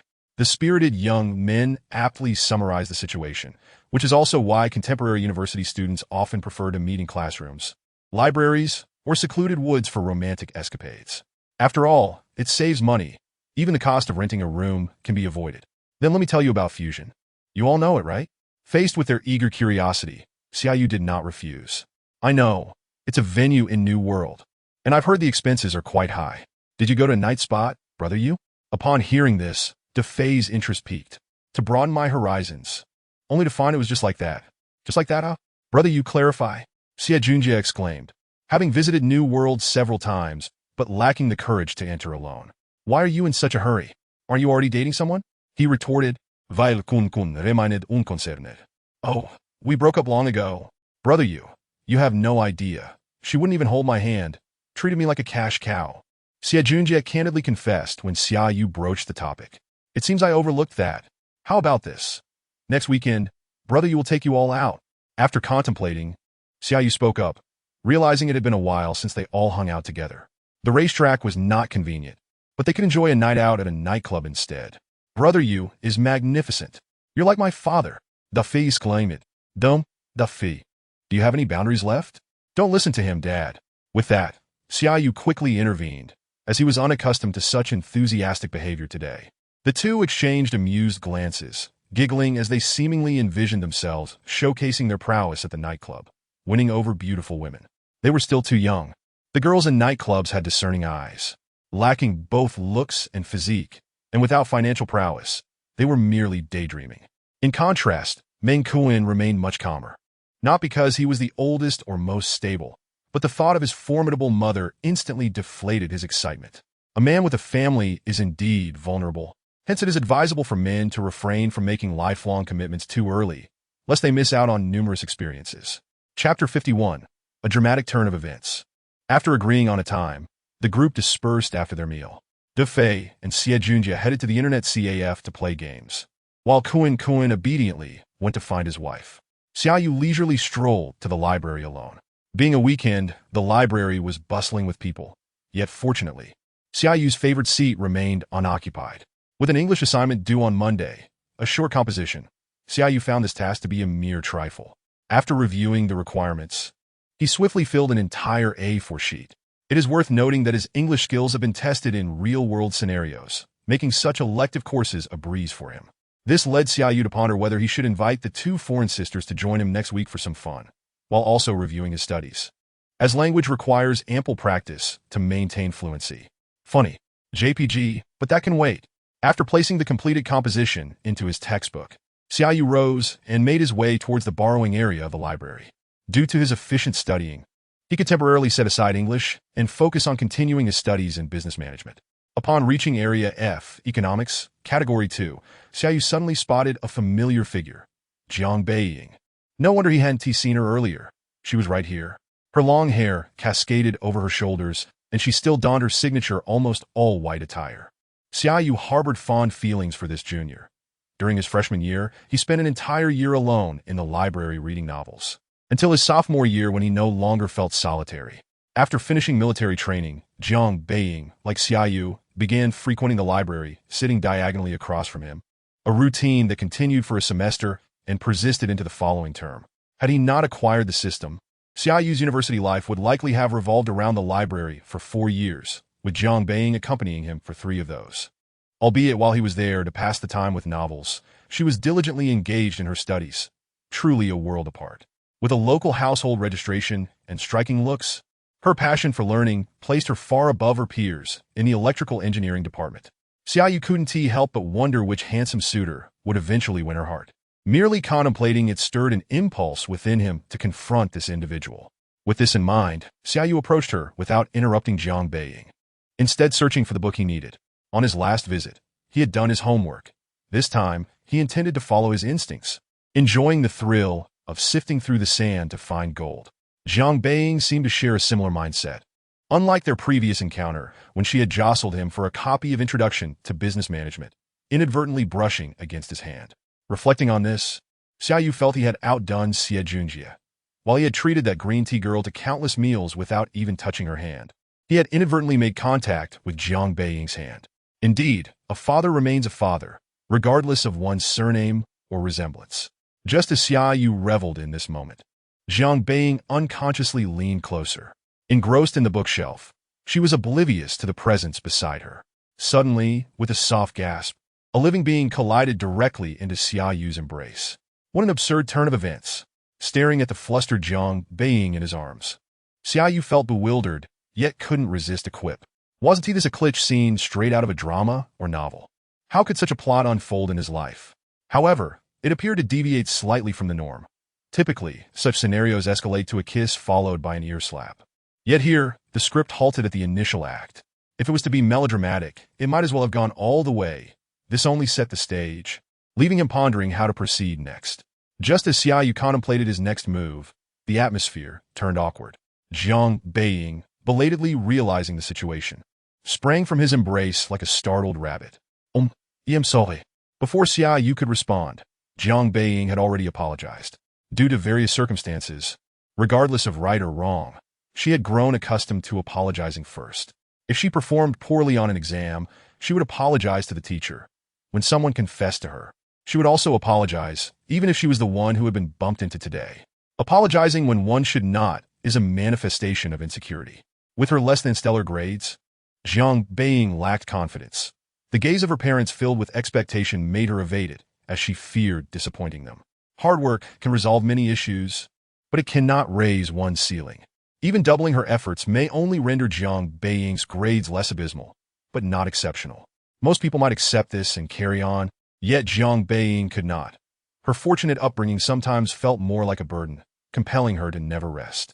Xia Yu was unaware of these details, but sensed something amiss, such as her evident lack of confidence. It struck him as peculiar that someone like her, who should be proud, appeared so unsure of herself. Xia Yu's curiosity stemmed from how well Jiang Beiying concealed her struggles since starting university. No one had recognized her as an academic underachiever due to her relentless pursuit of knowledge, leaving her little time for leisure. "I'm fine, Jiang classmate, are you all right?" Xia Yu inquired with genuine concern. "No, I'm fine," Jiang Beiying stammered, but as she looked at Xia Yu, he seemed remarkably familiar. "You're the one from last time? Aren't you that guy who always sits diagonally across from me?" After some contemplation, she recognized Xia Yu. "I'm Xia Yu from the economics department, currently a sophomore." Seeing that Jiang Beiying had acknowledged him, Xia Yu introduced himself, feeling a mix of surprise and pride at his newfound recognition within the electrical engineering faculty. It wasn't that he was particularly famous. Rather, his consistent presence in the same spot had left an impression. The last time Xia Yu had measured Jiang Beiying's favorability towards him, it had registered at 36 points. Largely due to this familiarity, an acquaintance without a name, a familiar stranger, a situation many experience, except for those with face blindness. "Hello, Senior Xia." Jiang Beiying's sudden call made Xia Yu's heart flutter. It was the first time someone had referred to him as such. They say that in reality, only the handsome are called seniors, while the less attractive are left to be sophomores or juniors. Xia Yu believed himself quite handsome, but hearing it from Jiang Beiying felt like a compliment from a celebrity. Yet, Xia Yu was merely overthinking. When Jiang Beiying rejected others' confessions, she would often say, "I'm sorry, senior, I can't accept." Had Xia Yu approached her with a confession like Defei, he might have earned that title sooner. It was merely a difference in upbringing. This story is a fictional adaptation. I hope it does not come off as overly dramatic. Chapter 52. Your serious study persona. Are you reading about business management? Xia Yu initiated the conversation. MHM. Jiang Beiying responded, as succinct as ever, though a flicker of curiosity sparked within her. Was there something wrong with her reading materials on this subject? "That's wonderful, Jiang classmate. Could you recommend a couple of books in this area?" Xia Yu expressed his delight. Contrary to what one might assume, his intent was purely academic.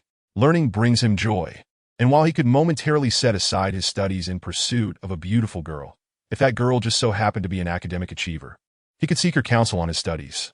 This? Jiang Beiying was momentarily taken aback by Xia Yu's inquiry. Did she appear particularly intelligent? She was well aware of her limitations. She wasn't exceptionally bright, but had simply devoted her coffee breaks to studying, managing to maintain average grades. By squeezing study time out of her breaks, she focused on subjects like business management that could benefit her father in the future. "I must apologize for my presumptuousness." Observing Jiang Beiying's prolonged silence, Xia Yu quickly amended his comment, realizing it might have been a bit forward given their level of familiarity. No, I was merely contemplating your words." Upon hearing Xia Yu's statement, Jiang Beiying quickly waved her hands in denial, her flustered demeanor starkly contrasting her usual aloofness. "Have you already perused those books on business management?" Xia Yu pondered aloud. Wang Qingqing's Financial Management, Lu Zhongkan's Introduction to Business Strategy, and that one Introduction to Business Management. He recalled that he had borrowed Introduction to Business Management later, having switched his brain to English after studying it for a while. "Your reading is quite eclectic, and while it leans towards practicality, your foundation seems shaky." Jiang Beiying articulated, organizing her thoughts.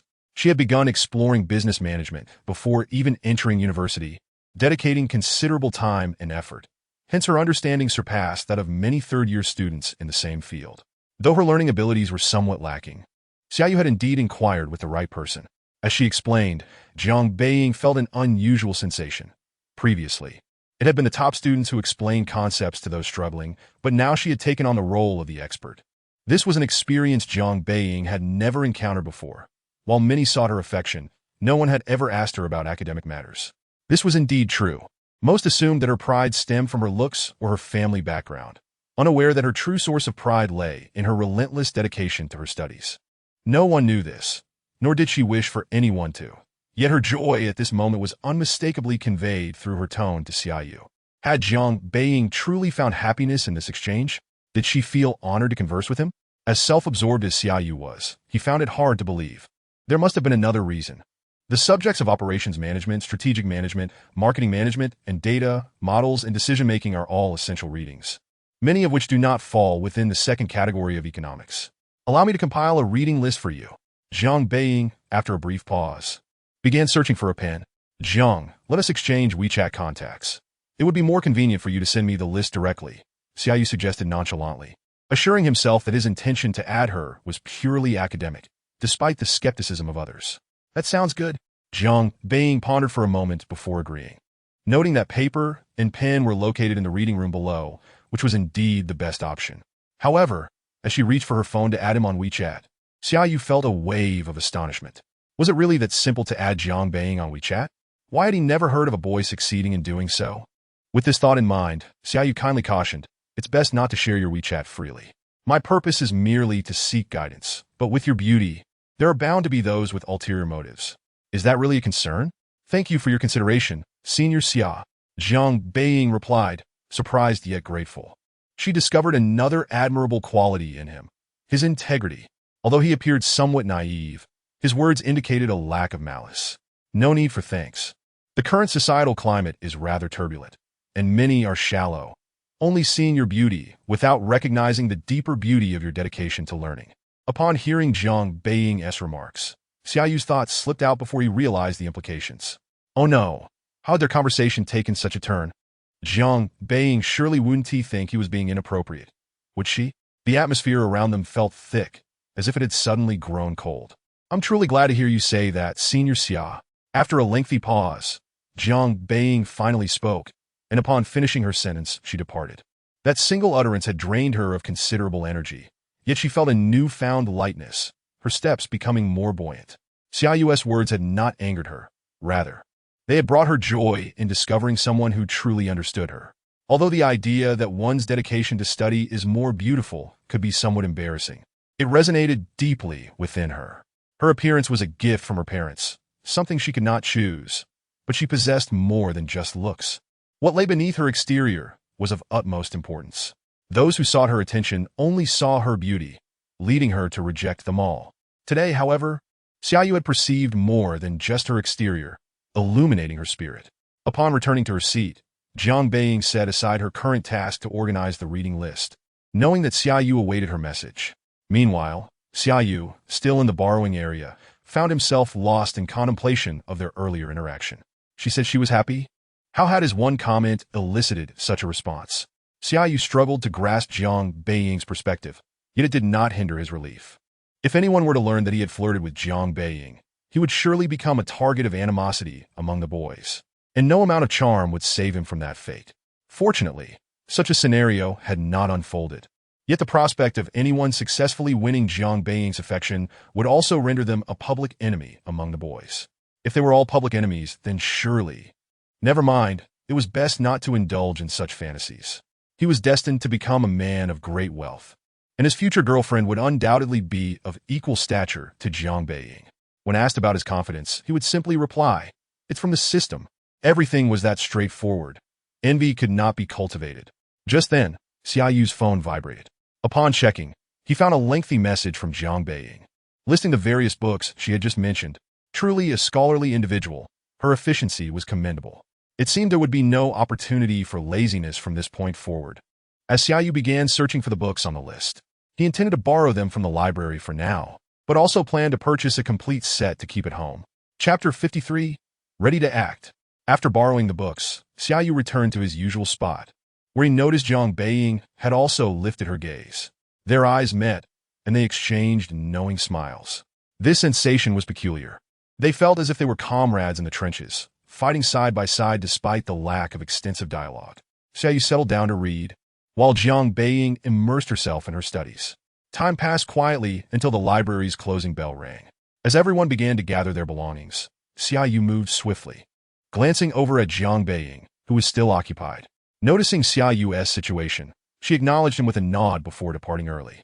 Departing early? Was that not a cue to leave together? Was he aiming for a post on the campus forum? Although Xia Yu's reputation had already spread throughout the School of Economics and Management, he was reluctant to embrace such notoriety. His relationship with Jiang Beiying was purely that of senior and junior. There was no need to tarnish anyone's reputation. Speaking of seniors and juniors, Xia Yu suddenly realized that all the girls he knew were in different grades. Even his acquaintance with Yin Suya fell into that category. It was amusing to note that he was either a senior or a junior, highlighting a lack of diversity in his social circle. Perhaps by expanding his network, he could avoid such situations in the future. Ultimately, it was simply that he knew too few girls, and he needed to find ways to engage more socially. He would also need to involve his friends Defei and Junjie. With their support, he would undoubtedly attract more attention. Defei, Yunti, we appreciate it.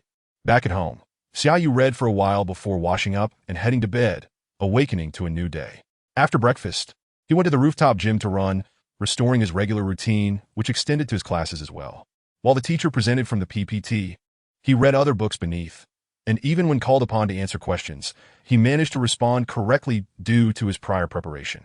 Good university students engage in self-study. Ordinary university students also do, albeit with varying degrees of commitment. Xia Yu successfully transitioned from the denominator to the numerator, striving to capture the attention of those around him. Of course, after the initial curiosity, everyone returned to their own pursuits. Sentimentality was out of the question, as their time for leisure was limited. Each person has their own life path. Some, like the former Xia Yu, had already glimpsed the future that lay ahead and simply followed the script. Xia Yu's narrative had been rewritten with the arrival of the system, and he could only pen his life one page at a time. This instilled in him a sense of anticipation for the future and eradicated his previous lethargy. Furthermore, Xia Yu began attending personal training sessions at the gym 3 times a week, simultaneously practicing his driving skills on open roads. He was aware that Jiawen might invite him for a mountain run, so he did not slack off. On evenings when he did not work out, Xia Yu would visit the library, standing shoulder to shoulder with Jiang Beiying as they tackled one academic challenge after another. Even without the added advantages of the system, he found these days fulfilling. Ding dong! His phone suddenly chimed, revealing a notification from Bilibili. Xia Yu owned 2 phones with separate SIM cards, so he had created another Bilibili account, solely following In Suya to ensure he wouldn't miss her updates. Presently, he was less engrossed in social media than before, yet he could not overlook the culinary videos shared by his senior. Clicking on the notification, he discovered that In Suya had uploaded another video titled, "Join Me for Steamed Dumplings." The title piqued his interest in dumplings. Also known as Zayashasha dumplings, this delicacy seemed prevalent in Jiangsu, Zhejiang, and Anhui. In his hometown, street vendors sold dumplings everywhere, some operated by locals and others by outsiders. Back in high school, after tiring of cafeteria food, he would often step out for 2 bowls of dumplings for lunch. However, he had yet to try the steamed dumplings of the magical city. He liked, upvoted, and saved the video, performing the actions on his other phone as well, and shared it. Thanks to the viral success of his crab-eating video, his follower count approached 90,000, soon to reach the coveted 100,000 mark. As he contemplated creating an unboxing video, someone unexpectedly messaged him, suggesting he dress as a girl for his 100,000 follower milestone. What? After all his hard work building muscle, they wanted him to dress as a girl? It was absurd. They claimed that cross-dressing could increase his follower count, but as a future tycoon, he wouldn't be swayed by such trivial gains. Therefore, reaching 100,000 followers was out of the question. Perhaps he might consider 1,000,000. However, with his sporadic posting frequency, it seemed unlikely he would ever achieve that milestone. Thus, he would never have to cross-dress. With this thought, Xia Yu couldn't help but feel a sense of pride. He truly was a clever individual. Moreover, while those thousands of followers may not serve him directly, they were valuable in promoting his senior-esque content, which is why he frequently shared In Suya's latest videos. As he did this time, after completing these tasks, Xia Yu clicked on In Suya's video, watching with great interest. As he viewed the video, he felt a sudden urge to take action. The process of making dumplings was not overly complicated. The key ingredients were the meat filling, dumpling wrappers, and broth. He already had the meat in the fridge, could easily make the wrappers himself, and knew the recipe for the broth. It seemed he had everything he needed. With that in mind, he decided to take action, as it had been a while since he last updated his content. And this could serve as inspiration for a new video. Perhaps that was the most important aspect. Xia Yu retrieved his camera from upstairs, adopting a first-person perspective as he took out the black-haired pig belly he had purchased yesterday from the fridge. Initially, he had intended to make Korean-style meat wraps, but now the 3 parts fat, 7 parts lean pork belly were perfect for the filling. Briefly introducing the process, Xia Yu pulled out 2 knives from the rack and began chopping the filling in front of the camera. At home, he was responsible for tasks like chopping filling when making dumplings, so he performed the task with remarkable skill. Once the filling was prepared, he added minced scallions, ginger, salt, and an egg, mixing everything thoroughly to complete the meat filling. While preparing the dough and rolling out the wrappers, he encountered some difficulties. After several attempts and errors, He finally managed to create wrappers of uniform thickness. He then used a mold to cut out the desired shapes. With the wonton wrappers and meat filling ready, the next step was to wrap the wontons. As he envisioned the scene from his childhood, watching vendors skillfully wrap wontons at their stalls, Xia Yu's hands began to move. Unlike large wontons, the small ones emphasize thin, translucent skin and a modest yet exquisite filling. Vendors at wonton stalls would often take a popsicle stick to smear a tiny amount of meat onto the wrapper, appearing somewhat frugal. However, this was a misunderstanding. The essence of small wontons lies in the skin, with the meat filling serving merely to enhance the flavor. Remembering this key point, Xia Yu successfully wrapped his first small wonton. Ding! The host gained insights while wrapping wontons and randomly received a temporary culinary buff, lasting 1 day. From this moment on, his culinary experience would be amplified tenfold, and the dishes he crafted would be rated as delicious 3. Chapter 54, Demonic Tactics. Could it be that he was so fortunate as to receive yet another buff? Initially, he merely intended to film a video and enjoy a bowl of his homemade small wontons, but unexpectedly, he had stumbled upon a new buff. With this thought, Xia Yu's hands did not pause. He picked up another wonton wrapper, smeared a bit of meat filling onto it, and with a deft grasp and knead of his left hand, another small wonton took shape. Compared to his earlier attempts, his movements now appeared significantly more skilled. This was the effect of the buff. While he wouldn't dare compare himself to those vendors who had been wrapping small wontons for decades, he could clearly see his own improvement. Moreover, there was an unseen difference. Unlike the previous buffs he had received, this culinary buff came with an additional feature, Delicious 3. Literally understood, this meant that the item Xia Yu created would taste even better, with 3 indicating the level of deliciousness. If 10 were the maximum score, as long as his small wontons passed muster, the combined effect of the 3 feature would elevate their flavor to a remarkable 9, just shy of perfection. With this thought, Xia Yu's speed increased tremendously. He was no fool. Taking advantage of the buff, he decided to wrap a few more to store in the fridge, ensuring he would have several servings of at least 9 rated small wontons. While 9 rated beautiful women were plentiful, 9 rated small wontons were quite rare. The small wontons he made at home typically hovered around the passing mark. Achieving a flavor level of 7 would be sufficient to sell them at a stall. The old shop featured in Xia's video charged over 15 yuan per bowl, as they managed to maintain a flavor level above 8.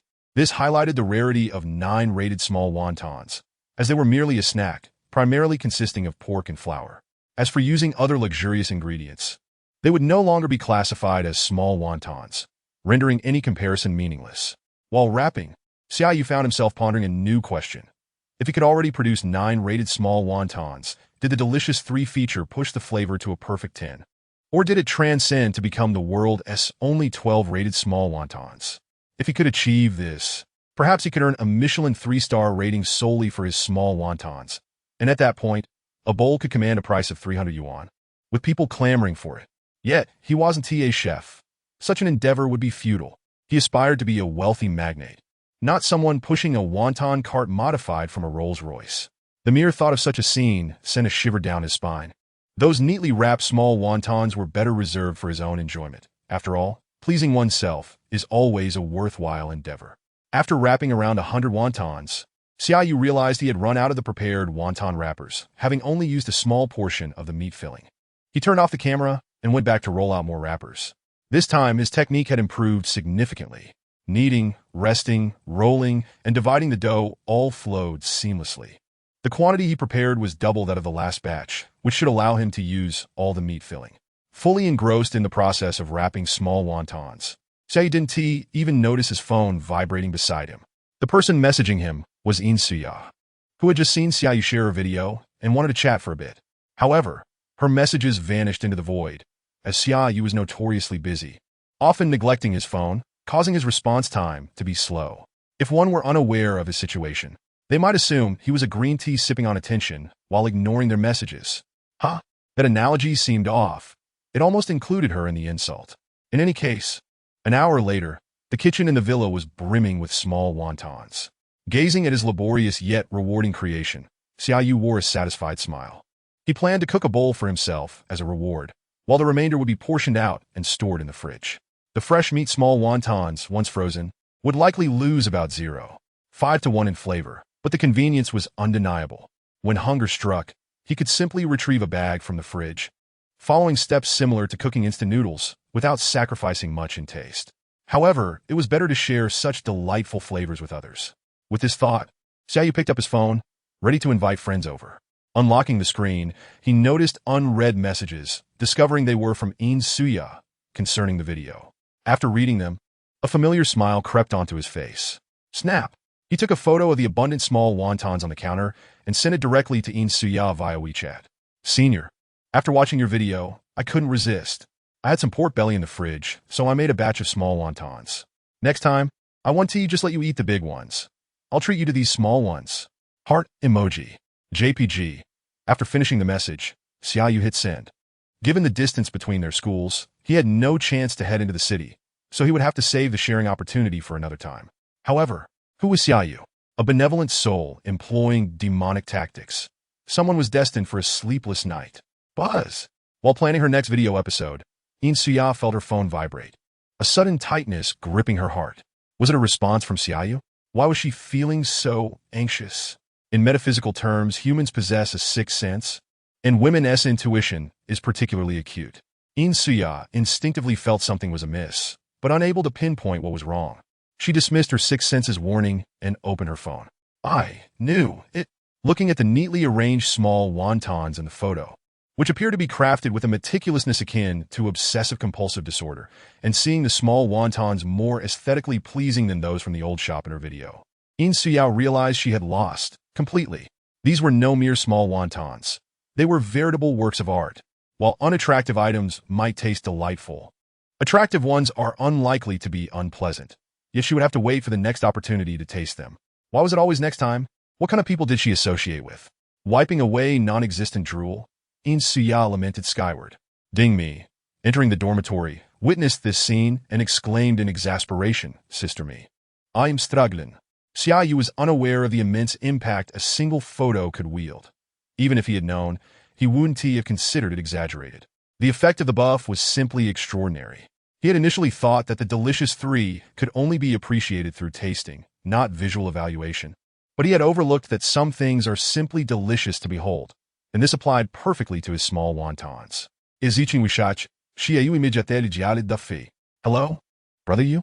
Network Administrator, number 43, grab a bucket of instant noodles, make it old vinegar pickle cabbage. Upon hearing the background noise, Xia Yu deduced that Defei was certainly at an internet CAF. Hurry back to the dorm.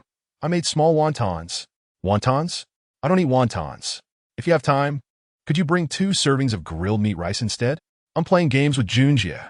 Upon hearing the word wontons, Defei lost interest, mistakenly believing Xia Yu was trying to drag them to a nightclub early. Not eating wontons? Bringing grilled meat rice? You should just go eat a snack. Seeing Defei's lack of appreciation for his culinary creations, Xia Yu couldn't help but feel exasperated. He retorted before hanging up. If you don't eat, that's your loss. Someone else will. Chapter 55, The Magic of 9. Xia Yu glanced at his contacts and dialed Kuan Kuan. Meng Kuan preferred playing mobile games and didn't frequent the internet CAF with Defei. He should be in his dorm at this hour, right? Just as he thought this, the call connected. Hello? The chaotic sound of heavy breathing reached his ears. Kuan Kuan, are you not in your dorm? No, I'm out with my girlfriend. I'll call you back. Meng Kuan abruptly hung up, sounding rather rushed. As expected, Xia Yu had guessed correctly. This fellow was likely on a date. It was best not to disturb them during such crucial moments, as one never knew who might end up being the scapegoat. However, it seemed he couldn't find anyone to share his small wontons with. Suddenly, Xia Yu realized that after nearly 2 years of university, his social circle was surprisingly small. He had never joined any clubs and hardly knew anyone outside of his classmates, with only a few in his dormitory being close friends. If he couldn't rally these few, the others would be even more difficult to invite. Exiting his contacts, Xia Yu refused to give up and opened WeChat again until he spotted Jiang Baiying. Jiang Baiying? Right, he could invite Jiang Baiying. He and T properly thanked her for the last time they met, so inviting her to enjoy a bowl of small wontons seemed a fitting way to express his gratitude. Xia Yu was not one to hesitate. Believing it was a good idea, he sent the message directly. Jiang, are you free right now? I'm at the library. Is there something you need, senior? Her reply came swiftly, and Xia Yu felt fortunate. Jiang Baiying must have had her phone on silent, as she had seen his message just as she checked the time. Thanks for the last time. I made a few small wontons at home and wanted to invite you for a bowl. Xia Yu sent out this message, accompanied by a picture. Little wontons? Jiang Beiying instantly perked up. As a resident of the magical metropolis, little wontons were a cherished memory of her childhood. Back when she was still in elementary school, her family wasn't as affluent as it is now. Scoring above 90 in both Chinese and mathematics was a rare achievement, and she would excitedly bring her report cards home to show her father, who would reward her with 2 yuan. Those 2 yuan were not spent on spicy strips or shrimp chips. Instead, she would head down to the wonton stall for a bowl of fresh meat wontons. Nothing evoked nostalgia quite like that flavor, a taste earned through her hard work and sweat. As time passed, the rapid development of the magical metropolis caused wonton stalls around her neighborhood to dwindle. Her father's business flourished, leading them to move out of their old house altogether once she entered middle school. Now, Jiang Beiying's pocket money could easily fund 10 wonton shops. Yet she could no longer savor the flavors of her past. Xia Yu's remarks stirred her memories and piqued her interest. She never expected that a boy like Xia Yu would know how to make wontons and even offer to treat her. For Jiang Beiying, whose life revolved solely around studies, this was a refreshing experience. "Senior, it's really nothing. I just happen to know a bit about this," she replied modestly. "Xia, could you do me a favor?" I just called around, but not a single bowl of wontons was delivered. None of these people appreciate good food. "All right, where shall we meet?" "How about the third floor of the cafeteria? At this hour, it's deserted except for the ante." Upon hearing Jiang Beiying's agreement, Xia Yu promptly stated the location. Inviting her to his home was out of the question, as he and Jiang Beiying were not as close as he was with the senior. Thus, it had to be at school, and preferably in a less crowded setting. Taking all these factors into account, the third floor of the cafeteria was the best option. At non-meal times, the cafeteria, aside from the staff, would only have couples engrossed in their romantic endeavors, and even they would be reluctant to climb to the third floor. "All right, I'll head over now," Jiang Beiying declared, promptly gathering her belongings, leaving a few onlookers puzzled. It wasn't mealtime yet. So why was the goddess Jiang leaving early? They were all infatuated with her, including both freshmen and sophomores, though they hardly dared to confess their feelings, content merely to admire her from afar. Xia Yu couldn't quite understand this mentality, but it didn't hinder him from enjoying afternoon tea with his goddess. The 2 servings of little wontons were already simmering in a clay pot, while Xia Yu was busy preparing the broth. The broth for the wontons was crucial. Seaweed, dried shrimp, chopped scallions, and cilantro were essential, and of course, the most important ingredient, lard, which was undeniably the soul of the wontons. Despite lard being labeled as a fitness killer, Xia Yu resolutely added it, instantly releasing a delightful aroma. After rummaging through the cupboard for 2 insulated bowls, he carefully packed the broth and the cooked wontons, resisting the urge to indulge right then and there. He left the community, making his way toward the school. Upon arriving at the cafeteria's third floor, he found Jiang Beiying already waiting for him. "Xia, classmate." "Senior Xia." Hearing Xia Yu's voice, Jiang Beiying looked up, but her gaze was immediately drawn to the little wontons he was holding. Although she was unsure of his culinary skills, her anticipation was palpable. For these were wontons, a snack that held a multitude of memories for her. "Have you been waiting long? Let's eat quickly, or they become soggy." Soggy was a local term analogous to lumpy, referring to how prolonged exposure could cause the noodles to lose their original flavor. In truth, Xia Yu was simply hungry. "I brought chili oil and vinegar, just in case you like them," he said, producing the condiments as if performing a magic trick. "Thank you, senior," Jiang Beiying replied, opening the lid of her bowl. The fragrant aroma of pork wafted up, causing her eyes to widen in surprise. If it were merely the scent, she wouldn't have been so astonished. What truly captivated her was the familiar fragrance that transcended time, a taste that lingered in her memories. How is this possible? This is unimaginable. The deliciousness of the wontons was not only due to their exquisite flavor, but also because they evoked some of her most cherished memories. The essence of true deliciousness lies in its ability to touch the soul, a quality that resonated with both Jiang Beiying and Xia Yu. Scooping a wonton with a teaspoon and bringing it to her lips, the sublime smoothness melted in her mouth, while the gentle chewiness was a comforting warmth. And the subtle flavor of the meat filling was simply divine. Her youth had returned. These wontons, scoring a perfect 9, surpassed even the culinary delights of her memories. Even without spending much, the satisfaction derived from them far exceeded that of her last visit to Tangge. Now, Xia Yu didn't even bother to wait for them to cool, gulping down an entire bowl of wontons without hesitation, leaving not a single shrimp behind. Feeling warm and content, He glanced at Zhang Beiying, who was blowing on a wonton in her spoon before taking a bite, only to find herself scalded. She doesn't seem too bright, does she? Xia Yu suddenly recalled a famous quote from a gaming prince, but she was clearly an academic prodigy. However, at this moment, Zhang Beiying appeared refreshingly genuine. As if sensing Xia Yu's gaze, Zhang Beiying looked up and caught him watching her. Is it delicious? Quite naturally, Xia Yu inquired. Delicious. Zhang Beiying nodded vigorously. She never dreamt that Xia Yu's culinary skills would be so exceptional. Whoever eventually married him would surely be blissful, as they would enjoy such delectable wontons every day. Unlike Xia, who was a true foodie, Zhang Beiying had dined at numerous upscale restaurants due to her family circumstances, rendering even the most exquisite flavors somewhat commonplace to her. This was precisely why a simple bowl of wontons could touch her heart, because it embodied the flavors of her memories. Xia Yu's success was perhaps serendipitous, or perhaps it was inspiration drawn from the senior. Shall I continue eating? Zhang Beiying asked, lifting another wonton.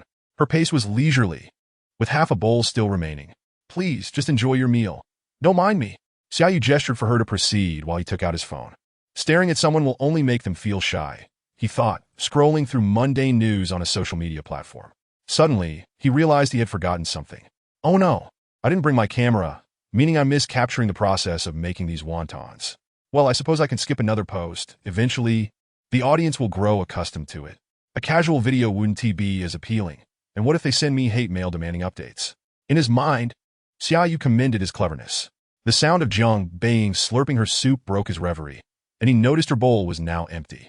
Thank you for the wontons, Senior Xia. They were truly delightful. Zhang Beiying expressed her gratitude sincerely. No need for such formalities. I should be the one thanking you, Xia Yu replied with genuine warmth. Though he was not a professional chef, receiving compliments for his culinary skills was always gratifying, as it represented a form of acknowledgement. Most people, to varying degrees, yearn for approval from others, and Xia Yu was no exception. Well, I can never make such delicious wontons. Next time, I'll treat you to something nice, Zhang Beiying said earnestly.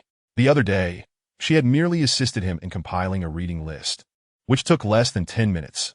This was hardly comparable to the effort Xia Yu had put into making the wontons. Hence, her invitation was entirely justified. I'll await your message, Zhang classmate, Xia Yu replied, intrigued about what she would treat him to next. The conversation shifted toward their studies. The early bird catches the worm. Diligence can make up for lack of talent. In terms of business management knowledge, Zhang Beiying could indeed teach Xia Yu a thing or two. However, when Xia Yu focused, his efficiency was remarkably high. Where Zhang Beiying would require a week to thoroughly comprehend a book, Xia Yu could grasp the material in just 2 to 3 days, mastering the key concepts with solid understanding.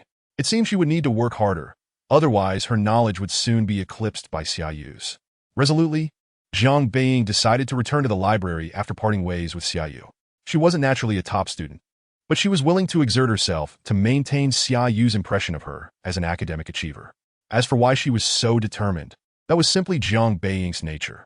Xia Yu, oblivious to all this, ambled back home with the empty lunchboxes in hand. He portioned the remaining wontons into containers and placed them in the fridge before tidying up the kitchen. Though he could easily whip up another bowl and salvage the half-finished video, he lacked the motivation to do so. The essence of creating videos lay in one's mood. When in high spirits, casual snippets of daily life could be shared for everyone's enjoyment. Although he acknowledged that this sentiment might come off as somewhat pretentious, Xia Yu genuinely believed it. For others, this might be unclear, but this was indeed his daily life. As the saying goes, Zhang Hua was accepted in a Peking university. Li Ping into a technical school, while I work as a sales clerk in a department store. We all have bright futures ahead. Xia Yu's future was no different from anyone else's. It was equally promising. After tidying up the kitchen, Xia Yu made his way to his study upstairs. The books he ordered over the weekend had finally arrived, sparing him the hassle of searching for them. He picked up a copy of Operations Management, which he had started reading and soon became engrossed. If he were studying solely to pass exams, such reading would be tedious. However, since he was laying the groundwork for future business operations, even the most monotonous material came alive. This was one reason why top students could absorb information more effectively than those who struggled. One is proactive, while the other is passive. Even with equal intelligence, their exam outcomes would diverge significantly. Under the tutelage of Buff, Xia Yu has become remarkably proactive. During class time, he dedicates most of his hours to self-study. And even in his spare moments, he spares no effort to continually enrich himself. With such high efficiency, the weekend arrives in the blink of an eye. Defei, do you go? Where are you now? On Saturday morning, while Xia Yu was doing laundry, Defei tagged him in their group chat. At home? Is there something up? You go, it's the weekend, don't you think? Seeing Defei's hesitant demeanor, Xia Yu immediately understood what he was hinting at. Is he suggesting a night out at a nightclub? What did I say? You go, you truly understand me. Defei market. Ever since last Sunday, when Xia Yu promised to take them out, he had been eagerly anticipating the weekend, and today had finally arrived. Xia Junjia. Indeed, you good truly understands us. The essence of humanity is that of a parrot, Xia Junjia chimed in, eager to flatter. He was also looking forward to today. Although a local, he had never visited the legendary venues. All right, I'll make arrangements. Clear your schedules for the evening. If one has the means, a nightclub is an excellent place to unwind. Even without funds, one can still purchase a ticket to broaden their horizons. Taking this group of old buddies out is simply a matter of a word from Xia Yu. Coincidentally, he had been studying diligently this week, so a weekend reward for himself was well-deserved. With this thought, Xia Yu found Fusion's top sales champion, Jiaoyang, on WeChat and directly booked a VIP booth. Xia Xiao, would you like me to contact a couple of international students for you? Upon seeing Jiaoyang's response, Xia Yu raised an eyebrow. This young man has a promising future. Speaking like this opens up opportunities, but his spoken English is already up to par, so there is no need for the assistance of international friends at this time. This time I'm just bringing my classmates, so no need for that. Xia Yu replied, feigning seriousness. This is clearly the crux of the matter. He was bringing classmates along, which made it inconvenient. Jiaoyang understood this instantly. All right, Xia Xiao, I'll be awaiting your arrival with your classmates. With the bar reservation secured. What about accommodation? Xinyiandi is located in the city center, quite far from the school. It would be unwise to rush back after the night's festivities, right? Should I book a presidential suite at the Langham for one night? 7,000 is within Xia Yu's budget, but it lacks novelty. Since he was going out for fun, he ought to try something fresh. A hotel should be the last resort. With this in mind, Xia Yu searched online and discovered some excellent lodging options near Xinyiandi. Sinan Manshun, also known as the old foreign houses of the Magic City. He was pleasantly surprised to find an entire building available for rent, and for only 4,000 a night. Compared to the Langham's presidential suite, this villa at 4,000 was an absolute steal, boasting an impressive area of 546 square meters with more rooms to accommodate more guests. Having heard about the local old foreign houses, he finally had the chance to experience one. Xia Yu promptly called to reserve a unit. Additionally, he booked a luxury DD car, as his own two-seater was insufficient for 4 people, so this ride was arranged for Defei and the others. Setting out in a luxury vehicle and staying in a grand villa, his generosity as a brother surpassed that of a father. Such is the greatness of paternal love. After arranging all these details, Xia Yu leisurely began preparing lunch. On Thursday, he had drawn an energy buff card from his weekly signing package, one that allows a person to stay awake for 3 days and nights without the risk of sudden death. Truly a celestial treasure. Unfortunately, Xia Yu had already overcome his late-night habits, rendering this card temporarily useless. Currently, his only anticipation was for tomorrow, marking the 30th day since he had acquired the system. While he was unsure if there would be a monthly signing package, he was certain there would be a weekly one. He wondered what rewards the system would bestow upon him this time. In any case, he was eagerly looking forward to it. After preparing a simple meal of 3 dishes and a soup, Xia Yu finished eating and began making phone calls. Hurry up. Gather at the school gate in half an hour. No problem, you go, we'll get ready right away. Defei's excitement was palpable through the phone, prompting Xia Yu to hold the phone away from his ear. Kuan, keep an eye on Defei for me. Don't let him pull off any Renaissance antics. Understood. Meng Kuan's voice echoed from afar. Not at all, you go. That's fashion not. Before Defei could finish his defense, Xia Yu hung up the phone.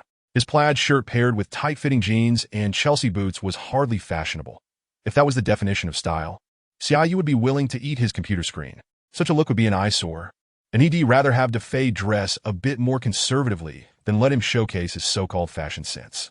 On this point, the other 3 roommates in Dorm 504 were in complete agreement, and this occasion was no exception. After hanging up, Xia Yu grabbed the car keys and stepped out of the villa. Having not driven all week, he intended to savor the feel of the steering wheel. Starting the car, Xia Yu left the community and headed straight for the highway into the city.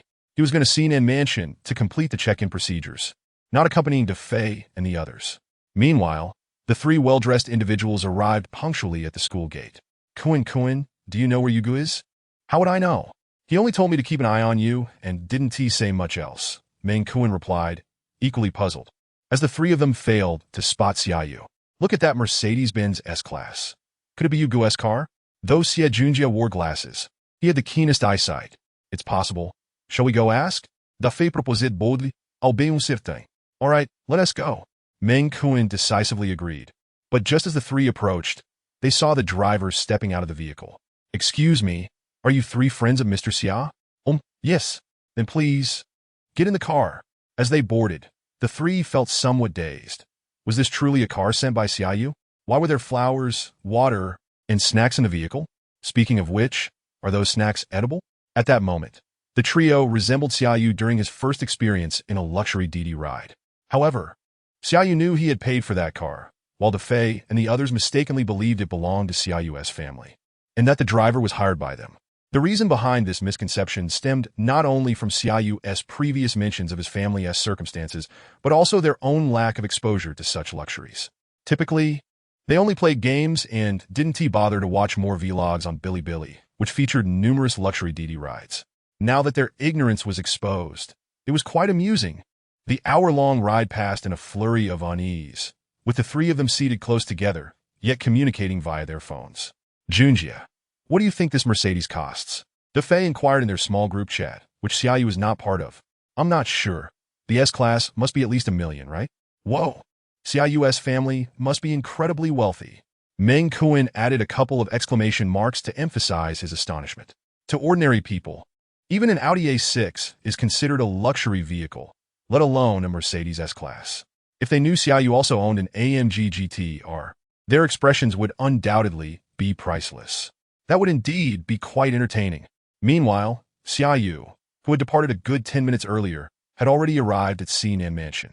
The parking was complimentary, which was a plus, but the service staff's attitude inside was a stark contrast to the Langham's warm hospitality.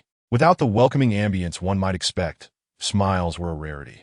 Fortunately, Xia Yu was primarily interested in the villa itself, not the service quality, as he intended to stay for just one night. After completing the check-in and receiving the access card, Xia Yu made his way to the old foreign house he had reserved. Although referred to as an old foreign house, its exterior was the only aspect that retained its antiquity. The interior had been modernly renovated. The perfect blend of old and new offered a unique charm. If he could acquire a set for himself, it would certainly be a delightful experience. However, Xia Yu could only dream of that, as these properties were historical buildings that could only be rented, not purchased. Long-term rentals were around $5 million per year, which seemed significantly cheaper than the nightly rate of $4,000, but when compared to a long-term stay at the Langham's presidential suite, it lacked any cost-effectiveness. A wealthy individual would not concern themselves with cost-effectiveness, yet they shouldn't be taken for a fool either. However, with all this talk of renting, Xia Yu still lacked any personal property, which was quite an embarrassment for him among the elite. If there were a group chat for the wealthy, he would undoubtedly be among the first to be removed. Just the thought of it was disheartening. After a brief tour of the villa, Xia Yu chose the master bedroom on the second floor. Just as he tossed his bag containing a change of clothes onto the bed, he heard the sound of a car parking at the villa's entrance. Having maintained a proper posture throughout the journey, the three who exited the car were now somewhat wobbly on their legs. But upon seeing the cluster of old foreign houses, their legs felt even weaker. Is this Sinan Mansion? Having lived nearby, Xia Junjia recognized the place first, though his tone was filled with disbelief. Chapter 58. As long as you have the ability Junjia, is this mansion expensive? Seeing that Xia Junjia seemed familiar with the location, DeFei inquired. My cousin held her wedding banquet here, and I asked back then. Staying here costs this much per night. Xia Junjia raised his right hand, revealing 4 fingers. 4,000? DeFei's tone was uncertain. It's 40,000. What? Hearing Xia Junjia's words, DeFei was taken aback, as the figure had multiplied tenfold. Our annual tuition and living expenses don't even amount to that. Who could possibly deny it? Brother Yu has gone all out, and my little heart can scarcely bear it. The other two share the sentiment. Even though Xia Junjia is a local with somewhat better family circumstances, wealth does not justify such extravagance. Take his cousin as an example. A wedding is a lifetime affair, and a grand celebration is warranted. But to simply come and stay for a night without any significant occasion, what kind of family does this? Hey, what are you all chattering about down there? Come on in. Summer Yu's voice echoed from above. The trio looked up to see him on the second-floor balcony, gazing down at them. All right, brother, you were coming in? Xia Yu was the first to regain his composure, quickly beckoning the other two to join him inside. The front door was still open, and once inside, they changed into slippers, with Summer Yu descending from the second floor. Brother Yu, your outfit today has truly startled us, DeFei exclaimed, immediately clinging to him in complaint, which brought a smile to Summer Yu's face. Is that all you've got? I promised to take you soaring. And you haven't even taken off yet. No, it's just that I didn't want to embarrass you, brother Yu, Xia Yu chimed in, while the other two, being rather clever, took the opportunity to tease Kuan, who was too shy to speak up. Don't worry, as long as you tidy yourselves up and dress well, there's nothing to be ashamed of, Summer Yu said nonchalantly. We're just out for some fun, not a blind date. I've already arranged everything for tonight. We'll come back here to stay. I'll be on the second floor, and you three can choose any of the other rooms. All right, we'll follow your lead, brother Yu. Upon hearing Summer Yu's reassuring words, the trio finally relaxed, exchanging glances filled with anticipation. Indeed, they were about to stay in a luxurious villa, which naturally heightened their excitement for the evening's activities. Perhaps they would leave single and return as couples. DeFei and Xia Yu hurried upstairs to select their rooms, leaving only Summer Yu and Meng Kuan in the first-floor hall. Kuan, if you don't go up now, those two rascals will snatch all the good rooms. Summer Yu tossed a bottle of mineral water to Meng Kuan before opening one for himself. You've really splurged today? Meng Kuan hesitated, but eventually expressed his thoughts. Oh, it's nothing. Back when we had no money, we were just happy to enjoy KFC or McDonald's. Now that we have some, let's just consider it an opportunity to broaden our horizons together. Summer Yu comforted him with a pat on the shoulder. And indeed, he spoke from the heart. Those who flaunt their wealth are often small-minded.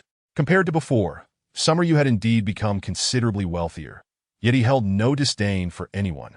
He remained the same unpretentious youth. Hearing you say that puts my mind at ease, but I still want to express my gratitude. All right, let us drink a couple more tonight. After helping Meng Kuan upstairs to choose his room, Summer Yu gathered the three. Here is the plan for tonight. We'll start with dinner, then head to Fusion afterward. Let us enjoy some drinks and lift the atmosphere. Brother Yu, can we bring some ladies back tonight? DeFei eagerly inquired, considering this was Summer Yu's treat, and felt it necessary to ask. As long as you have the capability, I won't stop you from bringing back 10 or 8, Summer Yu replied with a playful smirk. DeFei clearly had yet to experience the harsh realities of society. Joking around in the dorm was one thing, but thinking he could easily attract women in nightclubs was another. All right, brother Yu, just watch me perform, DeFei declared confidently. Xia Yu was far more pragmatic, aiming simply to spark a connection, while Meng Kuan, being married, had no such aspirations and was content to drink. Thus, as dinner time approached, the four of them made their way to a nearby barbecue restaurant in Xinyiandi. With several big men dining together, there were no pretentious requirements. As long as there was ample meat, everything was satisfactory. Drawing from experience, Summer Yu refrained from overeating, knowing it would be uncomfortable later during drinking, while the other three lacked such awareness and indulged heartily in the meat. It was amusing to watch. Summer Yu, in his playful spirit, chose not to remind them, allowing them to feast to their heart's content. Once everyone was full, it was nearly 8 o'clock. Summer Yu called the waiter to settle the bill, which totaled less than 1,000 yuan. It felt a bit cheap, but they had eaten their fill and chose not to dwell on it. How is everyone feeling? Summer Yu asked as they exited the barbecue restaurant. No problem. We may not have tried foreign liquor, but we can handle a good amount of baijiu. Meng Kuan finally chimed in, revealing his confidence as a northerner known for his drinking prowess. We're good too, DeFei and the others asserted, unwilling to back down. Then let us go. They chose to walk directly to Fusion without a car.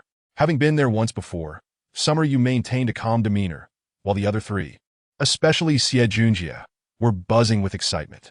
As a local, he found the city both familiar and strange. He was well acquainted with the famed nightlife of the metropolis from countless stories, but had never entered until now, all thanks to Summer Yu. Entering Fusion required purchasing tickets. Upon completion, security would stamp your hand to indicate payment. Summer Yu disliked this procedure, likening it to the quarantine stamps on pork at a market. So he messaged Jia Liang directly. Young Master Xia, you finally arrived. In less than a minute, Zhao Liang appeared to greet Summer Yu and his friends. These are your companions? Indeed. Is it busier today? Much more than when you came. After all, it's the weekend. The weekend signified a bustling nightlife and higher consumption. But for Summer Yu, such matters were trivial. Let us head inside then. Please follow me. The group followed Zhao Yang into the bar, much to the dismay of several individuals at the entrance who were left wondering why they did not have to purchase tickets. The answer came swiftly. They were VIPs with reservations. The security's reply felt like a punch to those waiting in line. It was simply how things worked. Sometimes, what appeared to be privilege was merely the result of prior arrangements. Upon entering, they were greeted by the deafening music typical of nightclubs. Summer Yu couldn't help but wonder if the regulars and staff here had some hearing issues. De Fei and the others were similarly overwhelmed, their hearts racing from the pulsating beats. If not for Zhao Yang keeping an eye on them, Summer Yu feared they might lose track of each other amidst the chaos. It might sound exaggerated, but the truth was that they were just country boys, astonished by the urban nightlife. Perhaps once they entered the workforce, their perceptions would change. After all, during their university years, most of them had pockets emptier than their faces.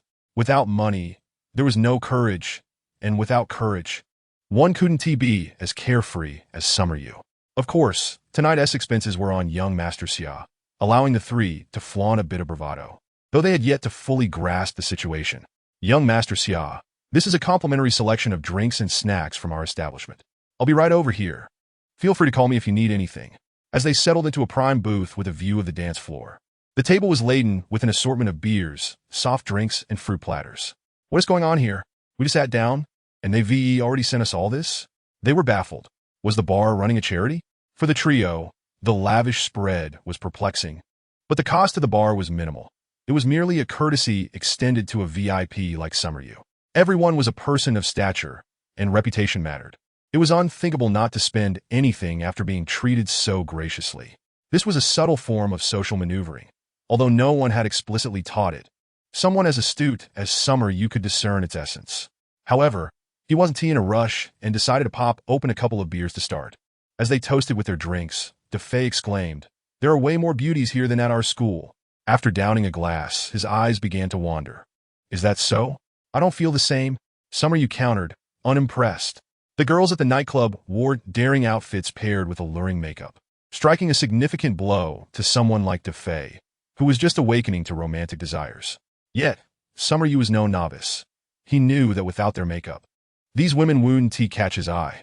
"Brother Yu, you're just a well-fed man unaware of the hunger of the famished. We don't have high standards. Just not someone like Lu Wan would be fine." Speaking of Lu Wan brought back memories of past emotional scars for De Fei. He needed to quickly find a lovely lady to heal his wounds. "Brother, you keep an eye out. Jingjie and I will hit the dance floor, and guarantee we'll bring someone back for you. I'll be watching closely." As De Fei and Xia Junjie vanished into the dance floor, Summer Yu stifled a laugh and turned to Meng Kuan for a drink, eager to see what would unfold.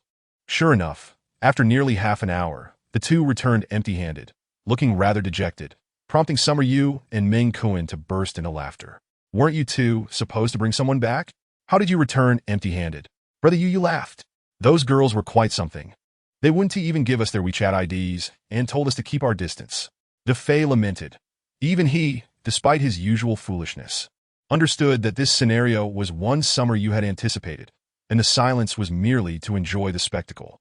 Without sufficient capital, one must refrain from being overly arrogant. Today, Brother Yu will impart a lesson, revealing just how proactive they can truly be.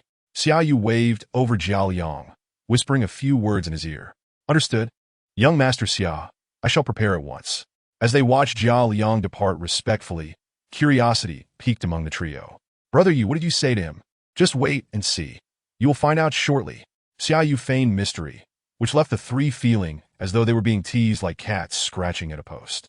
"I'll step out for a moment. You all enjoy yourselves." Glancing at his watch, Xia Yu rose and headed to the restroom. Just then, a group of servers passed by, carrying 5 boxes of liquor in various colors, heading straight for their booth. Indeed, what Xia Yu and Zhao Yang had ordered was the legendary Shenlong set. Having read numerous tales of extravagant wealth, Xia Yu understood that a narrative lacking this element was incomplete. Thus, he seized the opportunity to enlighten De Fei and the others. Yet, he found the bar's celebratory style, complete with fireworks and confetti, rather awkward, feeling it detracted from the experience. Therefore, he graciously allowed Defei and his friends to take center stage, while he discreetly slipped away, embodying the essence of humility.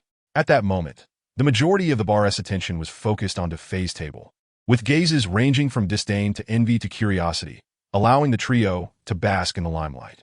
Was this the lesson Brother Yu intended to impart? It seemed exceedingly extravagant. As they gazed at the 5 colorful ace of spades lined up on the table, a shared thought crossed their minds. Gentlemen, young Master Xia instructed me to have you drink first. No need to wait for him, Zhao Liang announced as he emerged from the crowd, confirming Xia Yu's prior arrangement with him. Then we shall heed Brother Yu's wishes.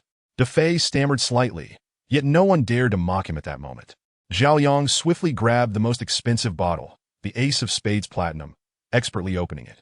With a pop, the clear liquid cascaded into the flute glasses, shimmering in the bar's vibrant lights, reflecting hues reminiscent of wealth. Shall we have a toast? Xia Junjie suggested uncertainly, glancing at Defei and Meng Kuan. A toast it is. Brother Yu is generous. Let us not waste his good intentions, Meng Kuan remarked, impressed.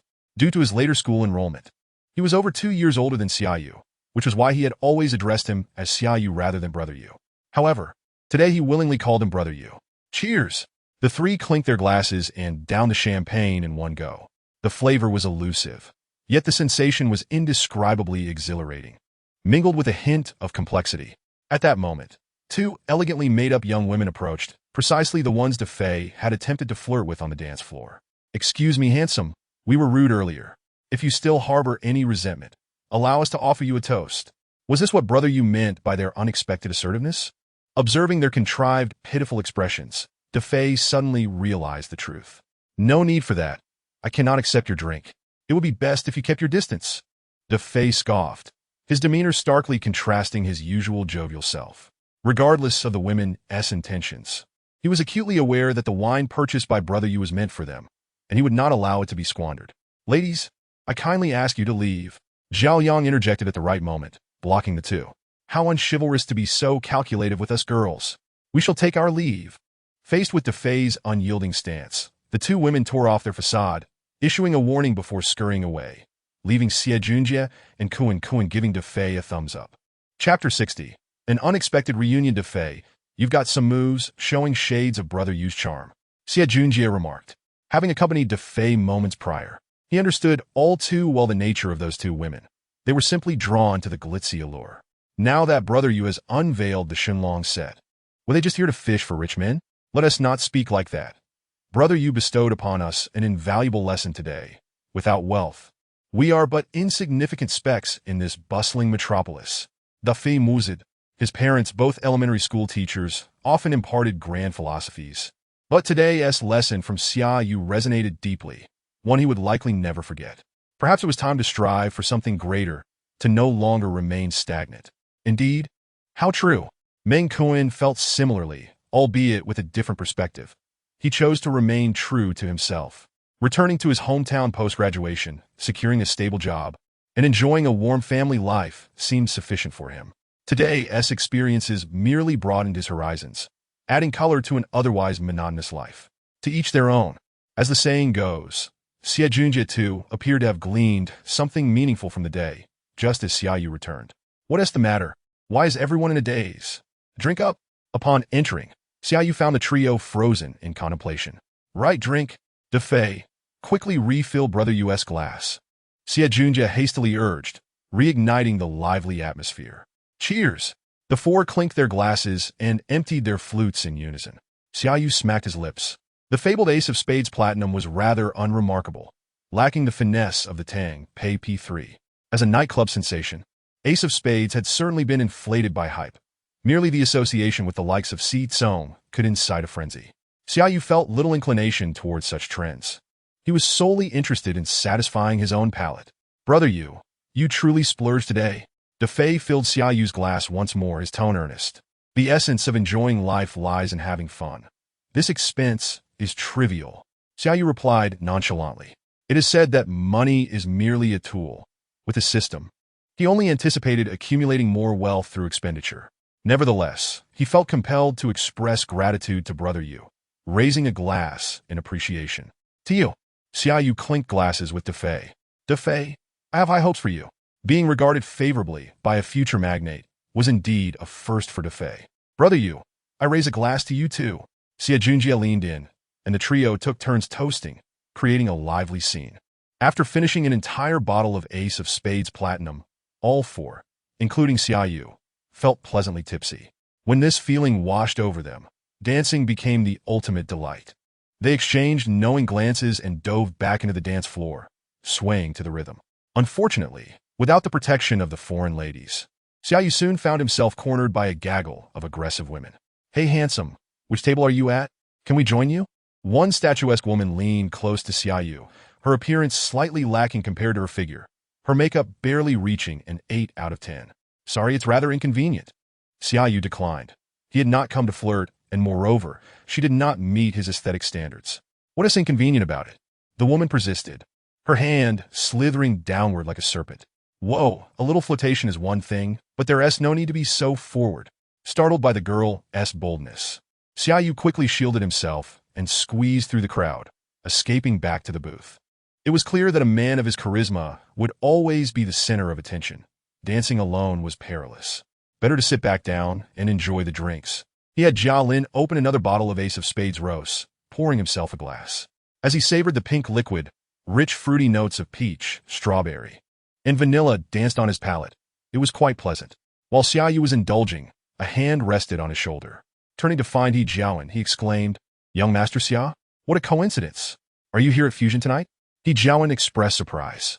A week had passed since they were rivals, and neither had anticipated encountering each other at a bar.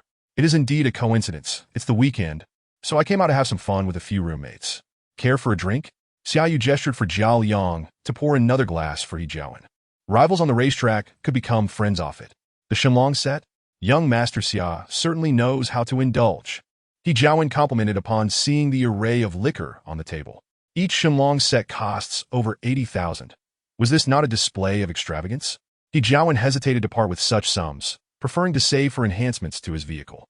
Most of the affluent second-generation individuals like him typically opted for more modest selections.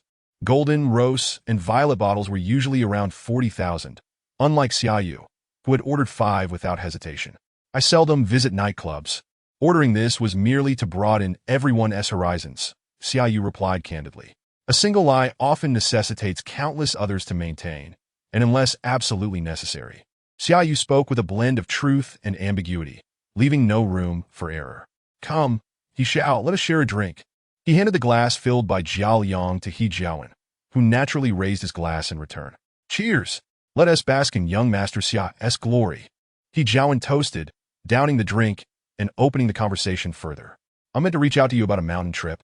I've just not had the time. How about next week?" "Next week? I fear that might not be possible. I need to return home for the Qingming festival." Xia Yu pondered before shaking his head. Having only been a little over a month into the semester, he had yet to return home since acquiring his system. This time, he planned to seize the opportunity to visit, as Qingming was also a time for ancestral worship. "Ah, right, it's not auspicious to go mountain climbing during Qingming. Let us aim for the following week then. I'll organize a group and see whose GTR reigns supreme." He Jiawen quickly adjusted his proposition, realizing the inappropriateness of the timing. "Sure, you have my WeChat, so just find me," Xia Yu said with a smile, not expecting that they would share the same car model and also share a day of being on the same page. "I'll head up first. I have a friend's birthday to attend, and I'll introduce you to each other next time." After setting down his glass, He Jiawen bid farewell. Xia Yu did not insist on keeping him and walked him a few steps before returning to his seat.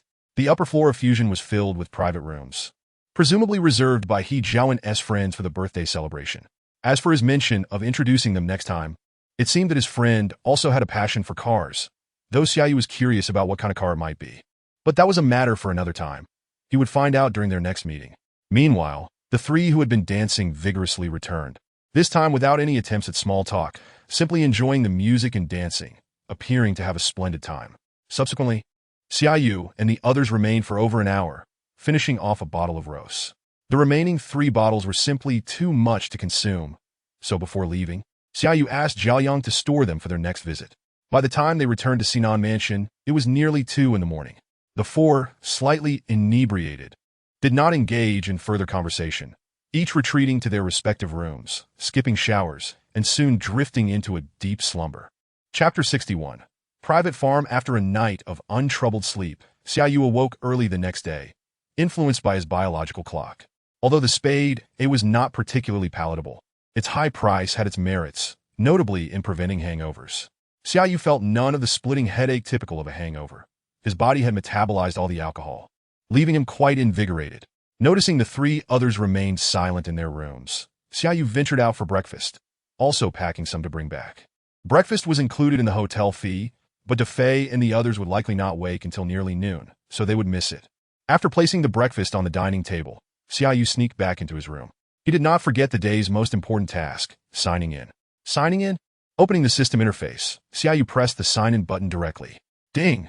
Your card ending in 0607 received a deposit of 30,000 yuan from the Industrial and Commercial Bank at 009 on April 6th, leaving a balance of 201,327.57 yuan. Industrial and Commercial Bank. Ding! You have signed in for 30 consecutive days. Congratulations, you have received a consecutive sign-in gift pack 1. Ding! You have signed in for a month. Congratulations, you have received a monthly sign-in gift pack 1.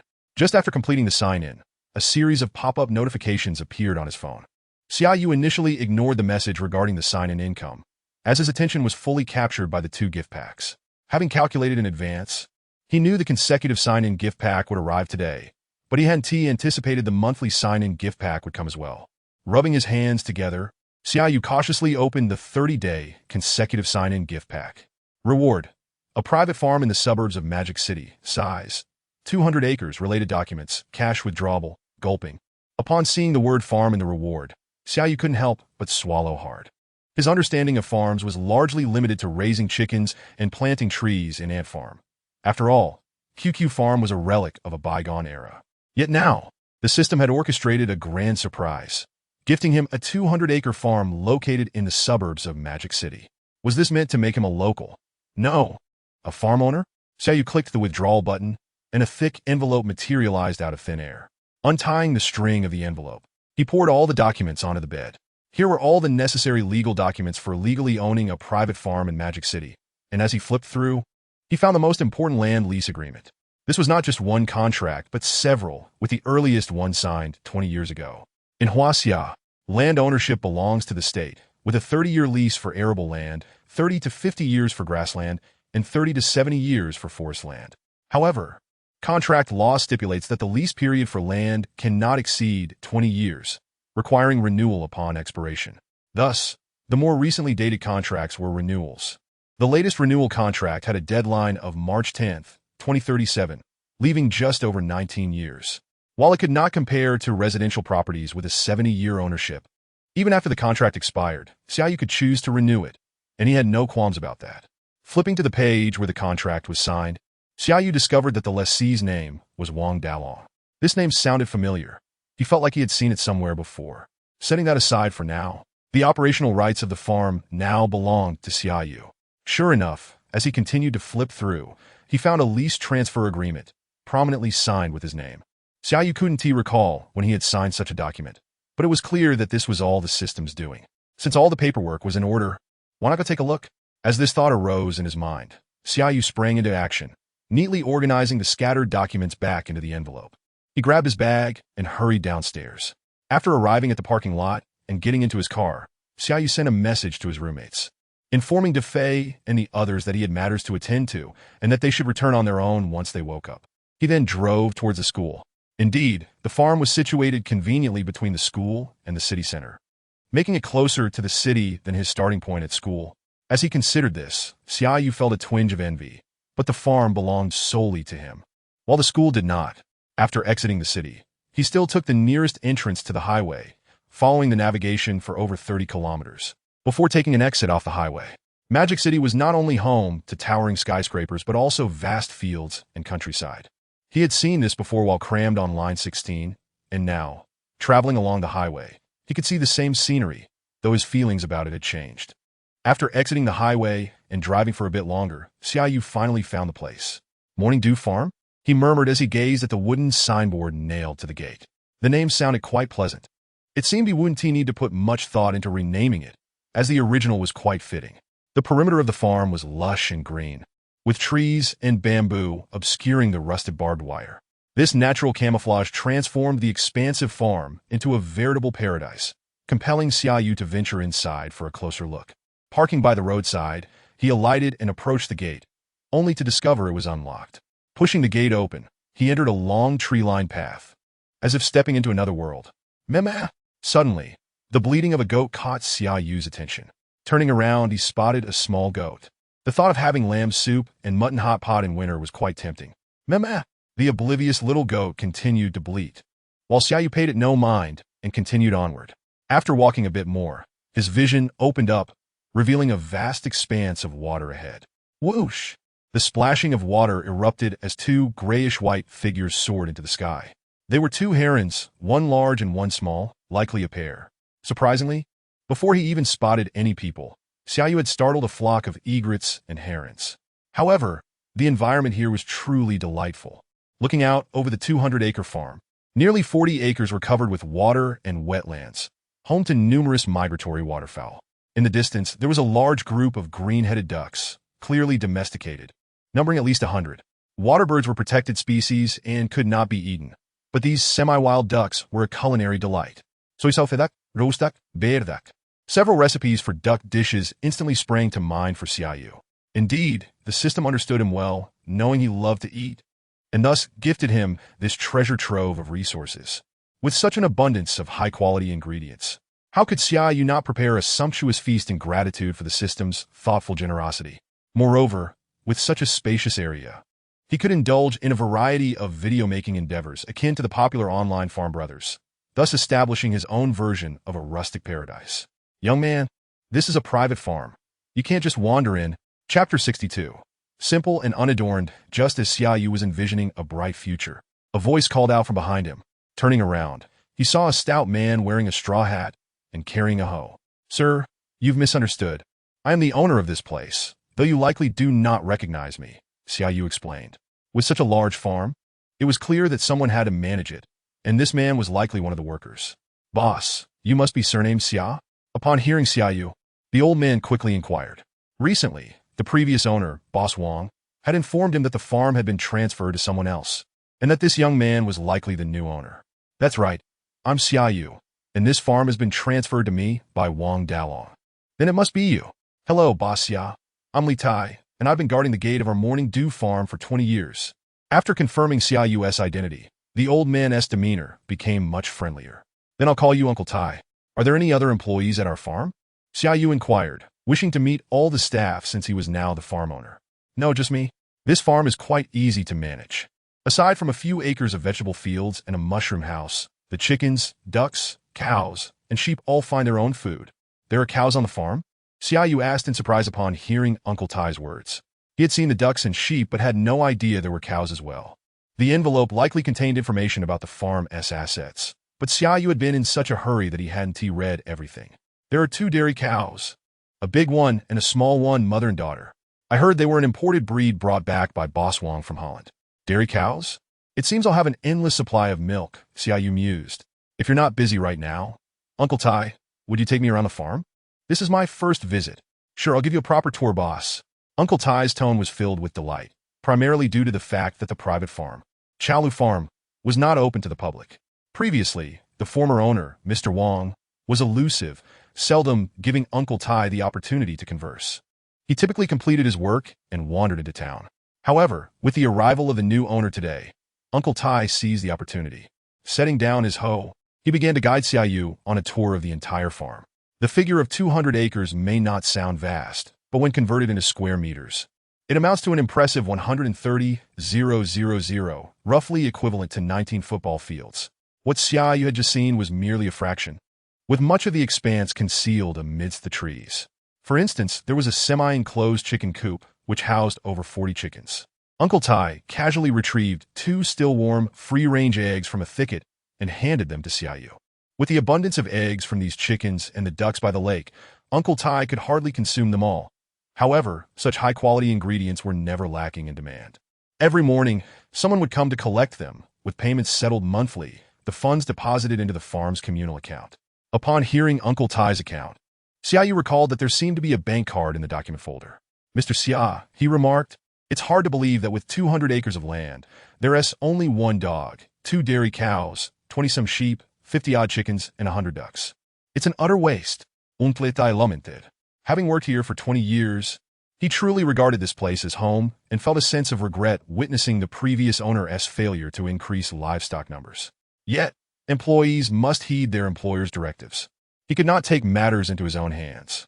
Now, however, with a new owner, he felt a glimmer of hope. No, I believe this is quite sufficient. Xia Yu's words doused Uncle Tai with a cold splash of water from head to toe, yet he genuinely held this belief. The farm's beauty stemmed precisely from the limited number of livestock. Otherwise, the manure would pose a significant disaster. While it could be transformed into organic fertilizer, an excess could scorch the crops. Maintaining the current population of free-range animals was, in fact, the best approach for the environment and the ecosystem. The previous owner, Mr. Wang, must have established the farm with such considerations in mind. The bustling city center of the metropolis is frenetic, but possessing a tranquil space where humanity coexists harmoniously with nature in the suburbs can cleanse even the most restless soul. In comparison, the additional money seemed trivial. The farm's output ensured a basic balance of income and expenditure. Even a slight loss was inconsequential. After all, Mr. Wang had secured such an extensive parcel of land for farming 2 decades ago, so he was likely not in need of funds. Similarly, Xia Yu was not financially constrained. Merely by signing in for work, he earned 30,000 a day, amounting to over 10 million a year. Now, having acquired this farm through his attendance, he primarily wished to preserve its original state. Of course, he could not resist the allure of the freshest ingredients. Aside from producing meat, eggs, and milk, the farm also boasted several acres of vegetable plots, over 10 acres of orchards, and a mushroom house. Mr. Xia, I have always tended to these vegetables in the garden. Aside from applying a bit of organic fertilizer, I have never used pesticides, Uncle Tai proudly asserted as he introduced the vegetable garden, and rightfully so. The tender rapeseed sprouts in the canola flower field, the crisp white radishes in the adjacent radish patch, the crunchy baby bok choy with a superior texture to cabbage, along with several uncommon rural vegetables, made the garden an enticing sight. These vegetables are simply irresistible. I will cook a few signature dishes for lunch, Xia Yu exclaimed in admiration. Although unverified, these vegetables were akin to organic produce sold at supermarkets, which typically commanded a higher price than ordinary vegetables. It seemed he would no longer need to visit supermarkets. A weekly harvest from his own garden would suffice. All right, I, Oldly, will help wash the vegetables and dishes, Uncle Tai declared, proceeding to gather a generous amount of produce from the fields, both men cradling the bounty in their arms. Next, he led Xia Yu to the orchard, which featured apple trees, orange trees, peach trees, pomegranate trees, and persimmon trees. Though limited in number, the variety was abundant. Presently, there was little to see, but come autumn, the air would be filled with fragrance, and the trees would be laden with fruits. Xia Yu eagerly anticipated such a day. As they strolled towards the residential area, they passed the mushroom house, where Xia Yu caught a fleeting glimpse. In addition to the common oyster and enoki mushrooms, there were also button mushrooms cultivated on a substrate of cow dung and straw. Uncle Tai informed him that apart from these 3 varieties, they could also forage for numerous wild edible mushrooms in the woods after rain. Many decayed stumps were home to wild black fungus. These are true delicacies. Xia Yu recalled only having seen them on a crooked tree at his hometown as a child, having thought them poisonous and refrained from picking them. It wasn't until he returned home and shared with his family that he realized he had missed out on a delicious treat. Now, he would not let such regret linger. With the entire farm at his disposal, as long as they were non-toxic, he could indulge in any mushrooms he desired, enjoying a different variety each week. The pleasures of the wealthy can be remarkably simple. After all, with modern technology, mushrooms are readily available at markets, and those without financial means can still purchase some to prepare a few simple dishes and enjoy a glass of homemade liquor. While this may sound appealing, it ultimately lacks a certain flavor. Chapter 63. The fish are plump. The fruits are ripe after plucking a cluster of oyster mushrooms. Xia Yu planned to prepare garlic sauteed mushrooms for lunch. According to Uncle Tai, there was homemade tofu in the kitchen, and a pot of baby bok choy and tofu soup would surely be delicious. Both dishes were vegetarian, and Uncle Tai suggested slaughtering a chicken to welcome Xia Yu. However, glancing at the calm waters of the distant lake, he inquired, "Are there fish in there?" "Indeed, there are plenty of grass carp and crucian carp abound. Our lake holds at least 10,000 pounds of fish, most of which are fed to the ducks and waterfowl," Uncle Tai gestured animatedly. Though 10,000 pounds sounded substantial, it was not particularly remarkable considering the farm's 50-odd acres of water.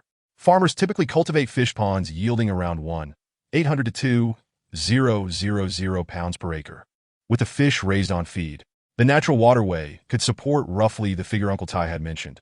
Then let us have fish, Xia Yu declared, feeling a craving for fish after indulging in meat the previous day. All right, I'll take a break and check the traps I set this morning. There should be fish in there. Whatever was available on the farm, Uncle Tai could procure for Xia Yu. Following Uncle Tai to the living quarters of the farm, Xia Yu observed several houses. This is the grass hut, that is the carpenter's house. Next to it are 2 warehouses, and at the back is the residence. Uncle Tai explained, Mr. Wong renovated it just a couple of years ago. If you wish to stay, you can tidy it up. I'll hand you all the keys to the farm shortly. Uncle Tai spoke candidly as thoughts came to him, and Xia Yu nodded in understanding. Managing such a vast farm was no easy task, but the circumstances at Kaila Farm were somewhat unique. As a private ecological farm, aside from a bit of vegetable plots and the mushroom house that required maintenance, most livestock was free-range, and even the orchard wouldn't require special pruning or fertilizing. With Uncle Tai, a seasoned veteran, overseeing operations, Xia Yu felt he need not expend much effort. Look over there. Those 2 are Big Flower and Little Flower. Uncle Tai suddenly pointed in a direction, and Xia Yu focused his gaze to see a large and a small dairy cow. The farm's dairy cows were also free-range, typically returning to the barn as dusk approached, exhibiting excellent self-management abilities. Do they produce a lot of milk? Xia Yu inquired curiously, having encountered plenty of water buffaloes and yellow cattle in the countryside. But this was his first sight of a dairy cow. Only cows that have been pregnant and given birth to calves will produce milk.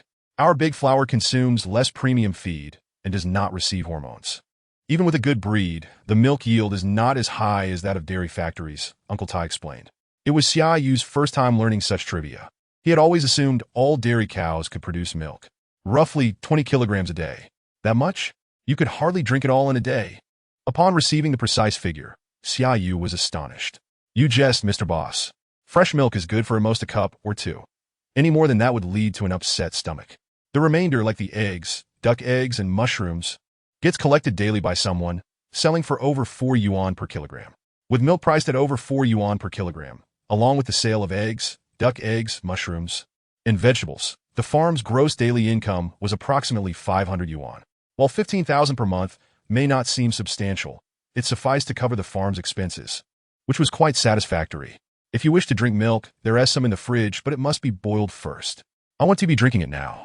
I just want to take some home. Since he had his own dairy cows, the cost of purchasing milk from the supermarket could be saved.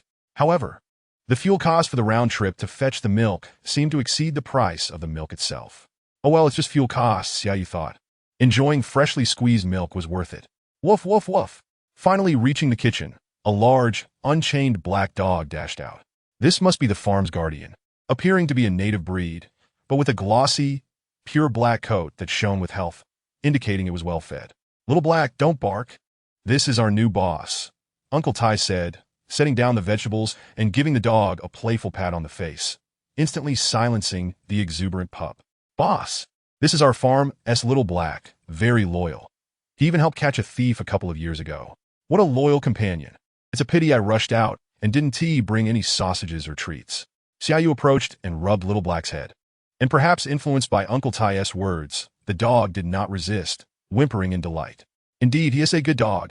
Seeing Little Black accept Xia Yu, Uncle Tai went to the lakeside to check the traps, leaving Xia Yu to survey the kitchen. The kitchen was spacious, with a row of iron pots hanging on the wall, their dark surfaces devoid of rust.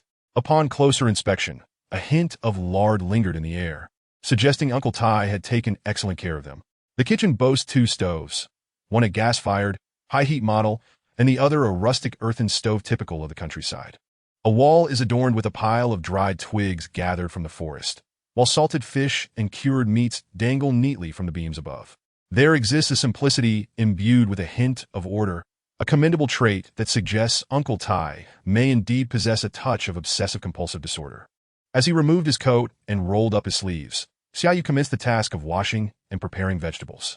By the time he finished, Uncle Tai returned, carrying a 3-kilogram grass carp and several small crucian carp. These fish had already been gutted by Uncle Tai at the lakeside, allowing for immediate cooking upon his return. Upon seeing the Crucian carp, Xia Yu's eyes brightened. The simple dish of baby bok choy stewed with tofu would be transformed into a delightful fish broth with the addition of these small fish.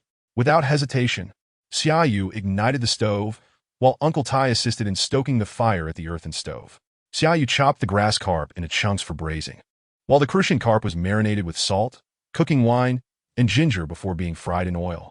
Only fish that had been seared could yield the whitest broth, and though he did not prepare an abundance of fish, Xia Yu was well-versed in this culinary art. Once the table was laden with dishes, Uncle Tai could not help but praise Xia Yu's culinary skills, giving a thumbs up after taking a bite. Was it truly that delectable? Given that the culinary buff he had received lasted merely a day, Xia Yu harbored doubts about the extent of his improvement.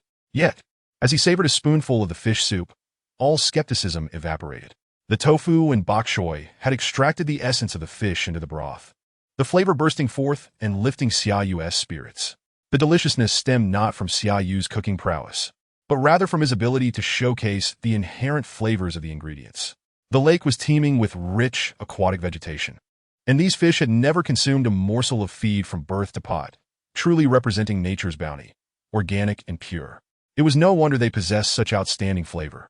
Reflecting upon this, Xia Yu felt as though he had stumbled upon a treasure trove. Had he carefully perused each document in the folder, he would have understood that the entire Chaolu farm had invested millions over 2 decades to achieve its current state. It was a genuine paradise, untainted by the pursuit of profit, far more reassuring than the concrete cages of the city. After dinner, Uncle Tai took on the task of washing the dishes while Xia Yu, armed with a large bunch of keys, began to wander aimlessly. The houses in the residential area had all been approved before construction. Thus he too was part of the homeowning class in this bustling metropolis, albeit not on par with those possessing property rights. His first stop was his own residence, a 2-courtyard bungalow encircled by a bamboo fence, nestled within the farm, yet creating its own little sanctuary. This was the master bedroom, while Uncle Tai resided 100 meters away in the staff quarters, which, though less refined than the master suite, was still quite satisfactory. Upon unlocking the door, Xia Yu stepped into the master bedroom. Just as Uncle Tai had described, the furnishings and decor were quite new, with a television larger than 70 inches occupying the center of the living room, covered by a cloth due to disuse. To the left was a study that doubled as an office, equipped with electricity and internet, a perfect place to read and unwind with a cup of tea or cappuccino in the lazy afternoon sun. On the opposite side of the living room lay the dining area and a small kitchen, where Xia Yu discovered a coffee machine and half a bag of coffee beans. All he needed to do was borrow some milk from Dehua, and he could whip up a cappuccino.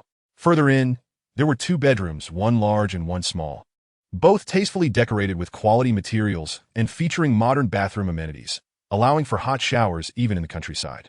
Yet, Xia Yu found himself nostalgic for the bathing pot from his childhood home. Since ancient times, Jiangnan has had the tradition of bathing pots, where a large iron pot was heated with water beside the kitchen stove for bathing. While it may sound peculiar, the experience was indeed delightful. A few years back, due to the demolition of his childhood home, Xia Yu's family house no longer existed, and that beloved iron pot had been sold for scrap. Now, with a space where he could freely experiment, Xia Yu contemplated renovating the large kitchen stove and adding a bathing pot, envisioning the joy it would bring when he invited old Xia over for a visit. With this thought, he pulled out his phone to call home and arranged to return next week. Wealth that does not return home is akin to wearing fine clothes in the night. Xia Yu would not disclose the existence of the system to his parents, but he would not hide the fact that he was now affluent. As for the source of his wealth, he had already devised a plausible story to tell. After hanging up, Xia Yu locked the master bedroom and ventured outside, taking the time to explore the grass hall and the carpenter's workshop, as well as checking the inventory in the storage room. There were plenty of vegetable seeds, but not a trace of chemical fertilizers or pesticides. The stock of rice and flour was limited, likely purchased from outside, as the farm did not cultivate rice or wheat. These were solely Uncle Tai's provisions. He intended to bring some good rice next time, especially since Xia Yu planned to come here every weekend whenever he had the chance. With this thought in mind, Xia Yu secured the storage room and continued his exploration of the farm. This time, he took numerous photos with his phone, capturing scenes of cows, sheep, waterfowl, trees, water, and landscapes, preserving many beautiful moments. Even without his camera, the images taken with his phone were stunning. After selecting a few favorites, he posted them directly on his social media timeline. With Xia Yu's low-key personality, Flaunting wealth would feel awkward. But he never hesitated to share beautiful scenery. Xia Yu expressed admiration. Meng Kuan found it delightful. Cheng Fei was impressed. At this hour, it seemed the three had already returned to school. Cheng Fei, where are you go? The photos looked stunning. De Fei was not from the northeast, yet had adopted the dialect due to Kuan's influence, his typing reflecting that flavor. I'm at a friend's place. Have you all returned to school? Xia Yu fabricated a small lie, as explaining the situation would be overly complicated. It was easier to attribute it to a friend, right? After finishing our meal in the cafeteria, Junjie and I just returned to the dorm. Kuan went to see his girlfriend. All right, I'll swing by the dorm tonight and bring you something good. The delightful treat Xia Yu intended to bring was fresh milk. He had just checked the refrigerator, and there was a large jar of milk weighing at least 1 kilogram, freshly squeezed that morning. Such a quantity was far too much for Xia Yu to consume alone, so he planned to share it. Thanks in advance, you go. In Xuejie expressed her approval. As soon as he exited the chat interface, Xia Yu noticed a message of approval from In Suya. He had previously mentioned inviting her over for a meal, but the villa was merely a rental and could not compare to this place. Perhaps after the Qingming holiday, he could treat her to a meal at the farm? That was an excellent idea. With this thought in mind, Xia Yu opened the chat interface with the senior. Xuejie, have you been busy lately? Not too much. Just a lot of people messaging me, urging me to update. Since she had just liked a post on social media, In Suya responded swiftly. Urging? Xuejie, maintaining a weekly update is quite impressive. They are being insatiable. Xia Yu replied with righteous indignation, unaware of the trap that awaited him. Well, they're urging me, asking why that user named Yugo hasn't updated, and even requested your address to send you offerings for Qingming. This turned awkward. Xia Yu was momentarily at a loss for words. It seemed that while sending a knife was a common jest on platforms like Qidian, Billy was taking it to a whole new level with offerings for the deceased. Would they next demand he wear mourning clothes and have a funeral procession? Such morbid gestures. Xuejie, please tell them that offerings are unnecessary. Once Qingming is over, I will update. Since the situation warranted it, he would reluctantly comply with their request for an update this time. All right, I'll help you with likes and coins when that happens. On the other side of the screen, In Suya's eyes sparkled with mirth, as she could envision Xia Yu's current predicament. Previously, she had been the one facing difficulties, but now it was her turn to retaliate. Yet, she also looked forward to Xia Yu's new work. From the day she met Xia Yu at Xia Yuan, In Suya had sensed the unique charm he possessed, the captivating allure of his enjoyment of food. She believed that the reason Xia Yu could achieve viral success with a single video was not solely due to the expensive ingredients, but also because of this magnetic quality at play. Among all her food exploration videos, 2 had significantly higher view counts than the others, both featuring Xia Yu, and this was no mere coincidence. In Suya had yet to share this insight with Xia Yu. Otherwise, he would surely be bewildered to discover he possessed such a talent. In truth, everyone has their unique gifts, some normal, some peculiar, some already displayed, while others remain undiscovered. Xia Yu was unaware that since he entered university, his parents had both lost considerable weight, primarily because they no longer shared meals with him regularly, leading to a gradual decrease in their appetites. With the same amount of exercise, yet consuming less, it was no wonder they had slimmed down. As Xia Yu sat on the swing by the lake, he began to ponder the next video he might create. Naturally, the content would still revolve around food, but given the proximity to the Qingming festival, he realized filming could only take place back home. That was fine. Being at home would allow him to prepare larger quantities, and should he struggle to finish, his parents could lend a hand, fulfilling his filial duties. Xia father and Xia mother, we thank you. As for what to eat, after some contemplation, an idea struck him. The quality of the chicken, duck, fish, and meat at the farm was exceptional, yet not ideal for video shooting. He would need to procure ingredients from elsewhere. Fortunately, he had been craving something specific, and this opportunity would allow him to create it. Jiang Buying looks good. A comment that popped up in the moments interrupted Xia Yu's train of thought. To his surprise, it was none other than classmate Jiang Buying. Xia Yu was taken aback, for when he initially added Jiang Buying on WeChat, he had hoped to peruse her moments, only to discover that she belonged to the rare breed of individuals who seldom post.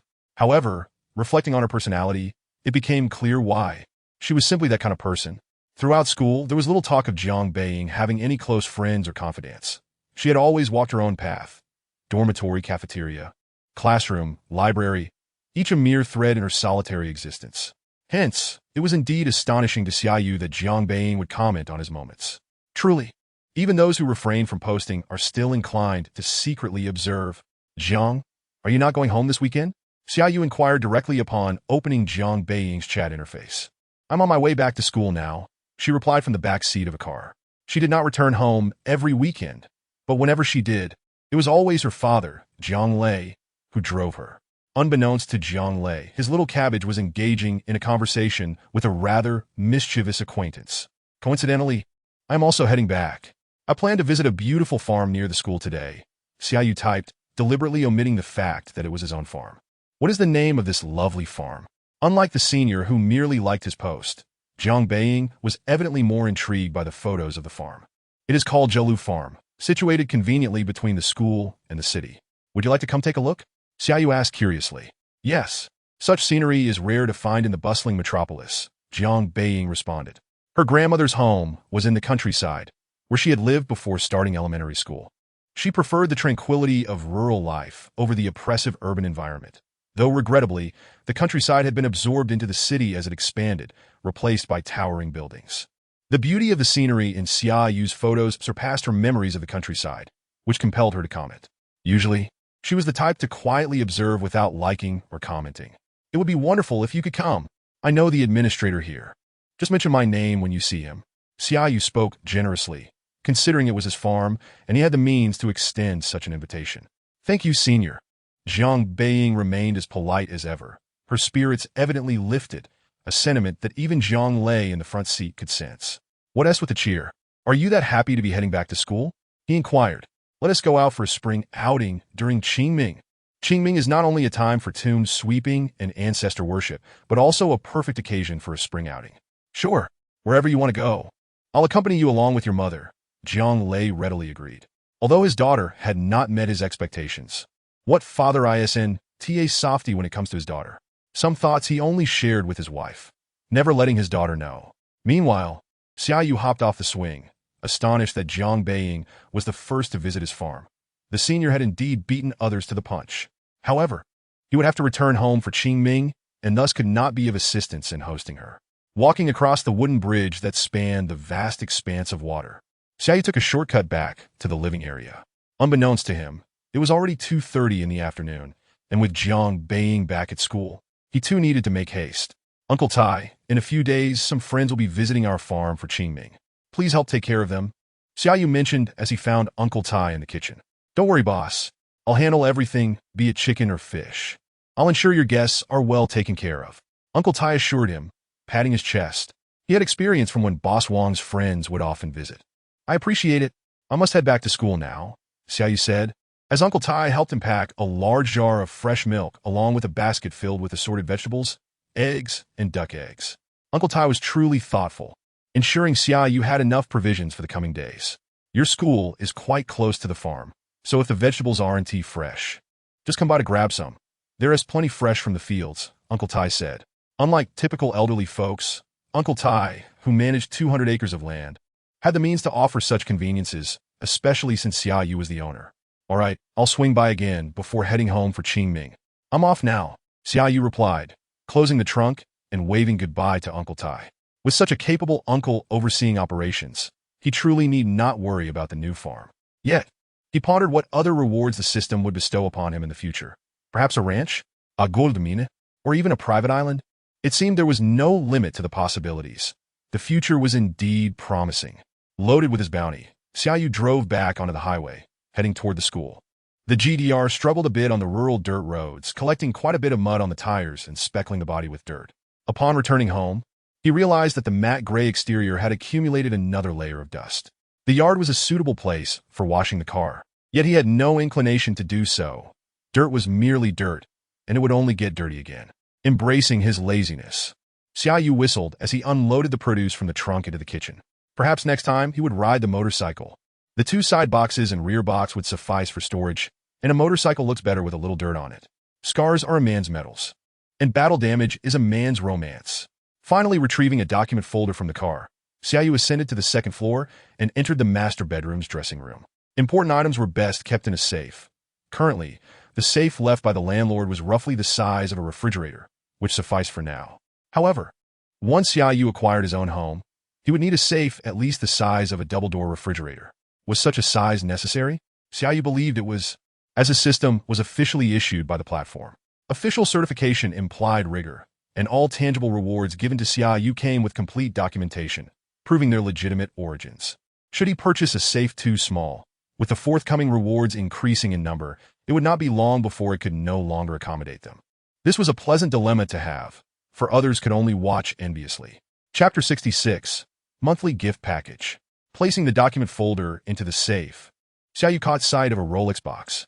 This was the first reward from the gift package he had opened, meant as a present for his father upon his return. Beside the Rolex was another box, intended for his mother.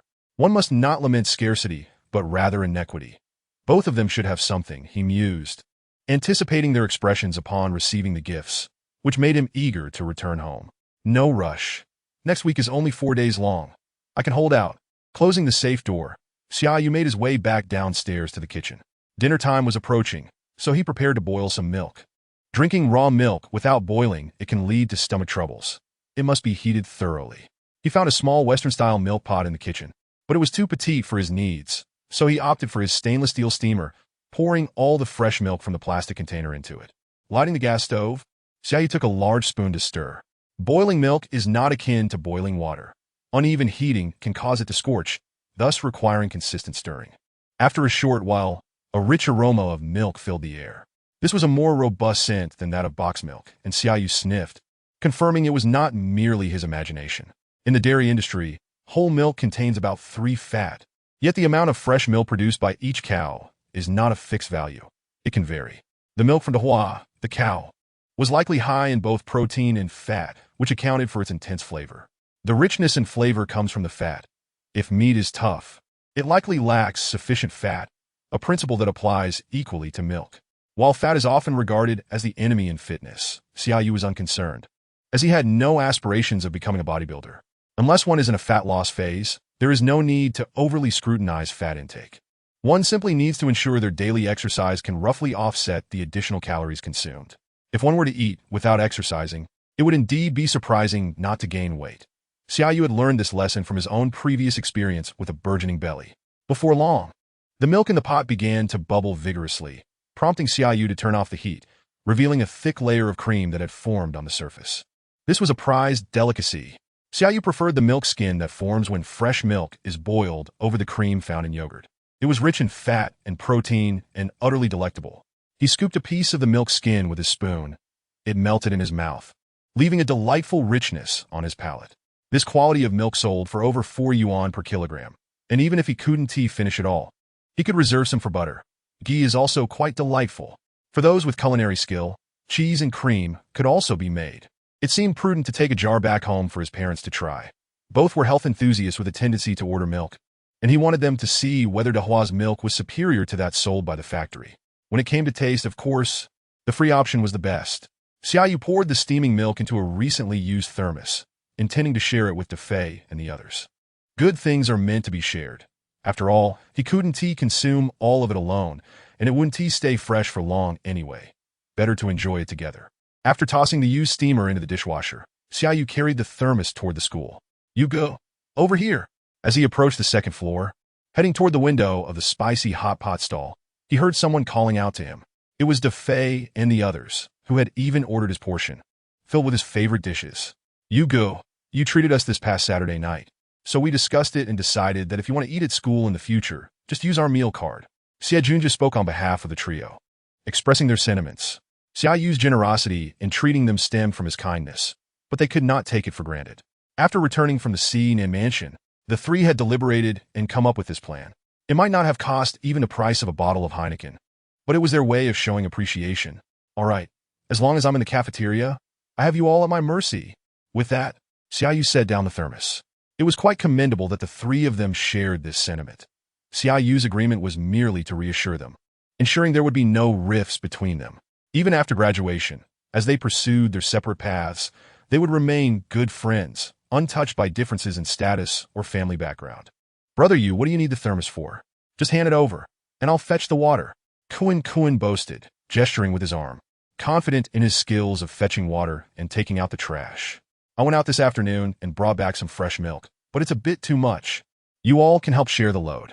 As Xia Yu spoke, He uncorked the thermos, revealing the creamy liquid inside, still steaming with warmth. "Thank you, brother Yu. The fresh milk from the school supermarket is exorbitantly priced. I might as well drink Nutritional Express." Defei was an ardent fan of Nutritional Express, though he wondered why he seemed to be getting weaker with each sip. Could it be that the frail cannot benefit from nourishment? Dinner was a joyous affair, and Xia Yu, to his surprise, spotted Jiang Beiying. If only she had noticed him, he would have loved to pour her a cup of warm milk to savor. After dinner, Xia Yu lingered in room 504 for a brief chat before returning home, only to realize he had forgotten something crucial. Oh no! How could I forget the monthly sign-in gift package? He suddenly recalled that he had indeed received 2 gift packages for signing in today. Yet he had overlooked the monthly sign-in gift in favor of the continuous sign-in package that yielded a farm. Fortunately, gift packages lacked an expiration date. Even if left unopened, they would accumulate in the system. If Xia Yu could restrain himself from opening them, he could eventually amass 10 or more and then open them all at once. A truly exhilarating prospect. Regrettably, who could resist the allure of the gift packages before him? He took out his phone and accessed the system, directly clicking on the icon for the monthly sign-in gift package. Reward: Art of Language Buff Monthly Card. Description: since the dawn of human speech, the art of language has been evolving. This card aims to enhance the user's communication skills. Effect: communication efficiency accumulation increased by a 10-fold buff, valid for 1 month. Special effect: efficiency increased 5-fold when the user engages in non-native language learning. To his astonishment, it was a buff monthly card. He had encountered daily and weekly cards before, but this monthly card was a first, akin to a long-term buff, and not a common one at that. Buffs related to fitness, reading, culinary skills, and driving were commonplace, while a buff that could enhance communication skills was evidently rare. Its duration was not only quadruple that of the weekly card, but also featured a special effect. Non-native languages referred to all languages other than Chinese. This could include English, which he had been studying since 3rd grade, or even Japanese, French, Russian, and Spanish, which he had never encountered before. These were all mainstream languages spoken by over 1 billion people, making them incredibly useful for future travels. All of this was merely the special effect of the buff. However, the most significant aspect for Xia Yu was its intrinsic function. Previously, Xia Yu had neither been particularly introverted nor extroverted, and his communication skills had been merely average. After acquiring the system, he had often relied on financial means to navigate situations. As long as money was involved, nothing untoward transpired. Yet he had still felt the inadequacy in his social skills. The only way to alter this was through the accumulation of time or by actively engaging in social interactions. But now he had an additional option. With the emergence of the communication buff, would a leadership quality manifest in the future? Xia Yu was filled with anticipation for what lay ahead. For the moment, however, he would focus on making the most of this buff. After exiting the system interface, Xia Yu opened an online shopping platform to search for English textbooks related to economics and business management. He intended to make good use of the special effect of the communication buff. Having studied previously, Xia Yu felt his English proficiency was adequate enough to tackle original textbooks. No matter how refined a translation may be, nothing could compare to the original English text. However, most undergraduates lacked this level of proficiency. Xia Yu was fortunate to have the system aiding him, and he was determined to strive for perfection. These original books were indeed valuable. Even before he had finished selecting them, he had already spent several thousand. Yet, knowledge was priceless, and since he wasn't financially constrained, he thought nothing of the expenditure. Once he finished reading these books, he planned to package them together and gift them to Jiang Beiying for her secondary use. Jiang Beiying was a student majoring in English, also self-studying business management. She would surely find these original textbooks manageable. "Senior, thank you so much," she exclaimed with a smile.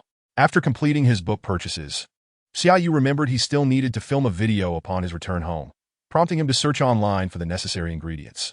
He wanted to prepare something rather uncommon this time. He had not seen the ingredients in the local fresh produce market and would have to order them online. Thankfully, logistics had improved significantly, allowing for same-day delivery if one was willing to spend, and everything arrived fresh and preserved. Soon, he found everything he needed, communicated with the seller to arrange shipping for the day before he returned home, and completed his order, which cost him 500 yuan on his credit line. Since repaying his credit balance last month, his limit had increased from 4,000 to 10,000 yuan. Although he still had a considerable amount in his bank account, Xia Yu preferred using his credit line.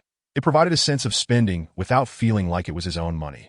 As the saying goes, one appears effortlessly affluent while using credit, but the reality of repayment can be quite the opposite. Xia Yu, naturally, did not find himself in such a predicament. He remained composed and stylish while spending. However, once his credit limit reached its peak, he might consider applying for a credit card. When contemplating which credit card to apply for, the legendary black card sprang to mind. In the realm of extravagant novels, protagonists without a black card could hardly be considered true protagonists. It seemed everyone possessed one, exuding an air of prestige.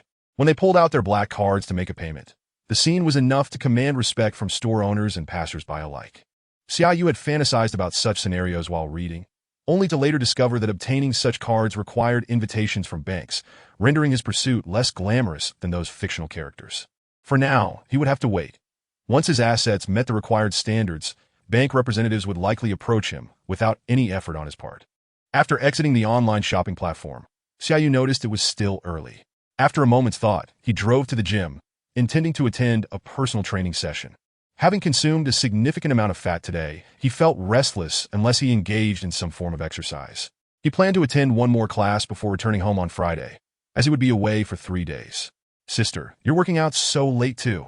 As he warmed up on the treadmill, Xia Yu struck up a conversation with a young woman cycling nearby. Given his recent buff enhancement, he felt compelled to make the most of it. He had seen this young woman several times at the gym, and they were somewhat familiar with one another, so it did not feel out of place for him to initiate a conversation. "Yes, I wanted to squeeze in a quick workout before the weekend ends. Once the work week starts, I won't have any time." Upon hearing Xia Yu speak, the young woman smiled in response. She recognized him as a university student, though they had never spoken before. "I'm in the same boat. I've got classes tomorrow, so I had to come in while I could. Otherwise, I'd be lazy at night after a day of classes." They chatted effortlessly, sharing a wealth of information. While Xia Yu revealed little about himself, he managed to glean quite a bit from her, such as her position as an English teacher at a nearby junior high, her recent experience with postpartum recovery, and her husband's profession. Language is indeed a captivating tool. A few simple exchanges could yield a wealth of useful information. Xia Yu had never paid much attention to this previously, but he realized it was not too late to discover its value now, especially with the communication buff promising to enhance his skills in this regard. However, it was best to apply such abilities positively. Otherwise, engaging in unscrupulous acts would be all too easy. The notorious PUA tactics, for example, not only drew moral condemnation but also faced severe legal repercussions. One could argue that such practices harmed both the perpetrator and the victim. As their conversation neared the point of exchanging WeChat contacts, Xia Yu excused himself, claiming it was time for his class, and slipped away to join his coach. Fully immersed in the training session, Xia Yu poured sweat as he burned off the excess calories from his earlier indulgences.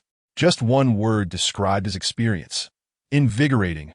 After finishing his workout, a visit to a spa for a water therapy session would have been the cherry on top, but alas, time was of the essence. Even a quick massage nearby would be too rushed, so upon completing the class, Xia Yu drove home to get some rest. The night passed without incident, and a new week commenced, restoring the tranquility of everyday life. The books Xia Yu had purchased began arriving one after another. He planned to tackle a few that he had already studied, comparing them in both English and Chinese to assess the solidity of his learning. To defy in the others, this might seem like an act of pretentiousness, but for Xia Yu, it was entirely unnecessary to appear so. Thus, it was evident that he was genuinely committed to his studies. Unintentional pretentiousness can be the most striking. The three friends exchanged glances, each reflecting astonishment and a sense of inadequacy. With such wealth at home, how could they possibly keep up? They couldn't help but admire the success of Xia Yu's father's upbringing. If only they could return home this Qingming festival and hear from their own fathers that their family's modesty was merely a facade to foster resilience. How wonderful that would be! That does sound wonderful. Quite idealistic indeed, they sighed in unison. Defei resumed his attentive focus on the lecture, while Xie Junjie and Kuan discreetly plotted strategies for their mobile game. Since that day, the two had remained unchanged, but Defei seemed transformed, no longer frequenting internet CAFs or heading toward them, awakening a wayward student and inspiring him to strive for greatness. Xia Yu believes that even launching another Shenlong project would be worthwhile. Regrettably, aspirations vary among individuals, and among the trio, only Defei has shown any change. Let us observe further. Should Defei prove not to be merely a fleeting spark of enthusiasm, Xia Yu might consider employing him in the future. After all, they share 4 years of university camaraderie, and a return to the right path renders one more trustworthy. Chapter 68. The scholar returns home. Time swiftly brought them to Friday. And on this morning, Xia Yu did not attend school, for the holiday had commenced. The Qingming festival granted 3 days off, encompassing Friday, Saturday, and Sunday. Xia Yu suddenly felt a pang of regret. He had only one major class on Friday, and this extended break felt as though it merely excused him from a single lecture. Such matters are non-negotiable. In a huff, Xia Yu began packing the items he intended to take home and summoned a vehicle. Driving a GTR back would be torturous. Hiring a car was far more comfortable. Half an hour later, an Audi A6L pulled up at the villa's entrance, and Xia Yu emerged with an assortment of bags in hand. Though he could easily afford to hire a Rolls-Royce, it was prudent to remain low-key until his parents were aware of his situation. After stowing the items in the trunk, Xia Yu took a seat in the back of the car. The driver had not turned off the engine and proceeded directly out of the community. Their first destination today was Xia Yu Farm. Indeed, the trunk was already filled to capacity, yet this was merely half of what he intended to bring back, as he still needed to visit the farm for the other half. It would be remiss to return home without showcasing his filial piety. Previously, Xia Yu would return home empty-handed, perhaps with a bag containing his unwashed clothes, which he jokingly offered as gifts to his mother. However, things had changed. With newfound wealth, he could no longer indulge in such unfilial behavior. Speaking of filial piety, Xia Yu suddenly recalled how protagonists in novels often sacrifice their parents to obtain systems. Compared to them, Xia Yu was rather fortunate, as he could acquire a system without enduring such suffering. Truly a stroke of luck. Half an hour later, they arrived at the farm, where Uncle Tai awaited at the entrance, surrounded by an array of local specialties. "Boss, you've come." Upon seeing Xia Yu, Uncle Tai hurried over. "Thank you, Tai Shu." Xia Yu expressed his gratitude. "Not at all. Let me help you load these items into the car." Uncle Tai deftly balanced a chicken in one hand and a duck in the other as he packed them into the trunk.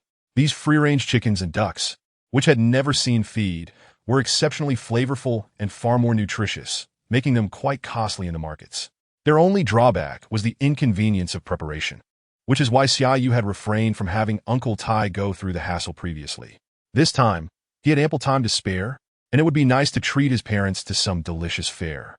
In addition to the poultry, there were also eggs, vegetables, and fresh milk, still warm from this morning's milking and stored in a thermos.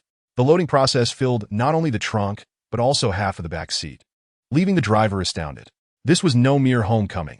It resembled a flight from disaster. However, as Xia Yu had hired the car, he remained unfazed. And once the loading was complete, they set off for Su province. Su province renowned horit subdivisions, Subei Suzhong. And Sunan was home to Xia Yu's family in the affluent region of Sunan, not far from the bustling metropolis of Modu.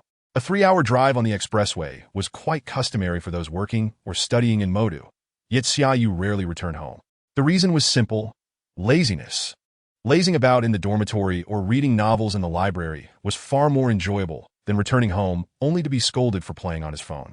Nevertheless, the passage of time inevitably stirs feelings of homesickness, and this occasion was no different. 3 hours later, as the car exited the expressway, Xia Yu called his parents to come downstairs to help with the items. Upon receiving the call, they were puzzled. Their son rarely brought anything home. Surely he wouldn't be retrieving his bedding for his mother to wash? They mused, realizing that Xia Yu was indeed capable of such antics. Had he known their thoughts, he would have scoffed. "Do you think so little of me?" Yet, this time, their concerns were unfounded. Although Xia Yu remained their son, he was no longer the same Xia Yu. Minutes later, the couple arrived downstairs, anticipating their son's return, only to be greeted by an Audi A6L bearing a Shanghai license plate. A vehicle from Shanghai? After 20 years in the same community, they had never heard of anyone having relatives from Shanghai.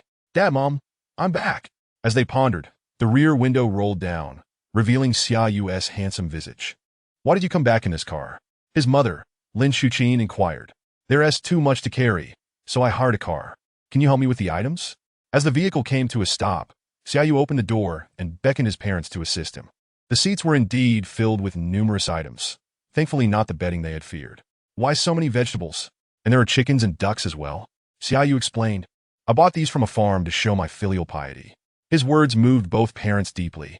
astonished that their son had truly matured and sought to honor them with gifts. "What are you buying?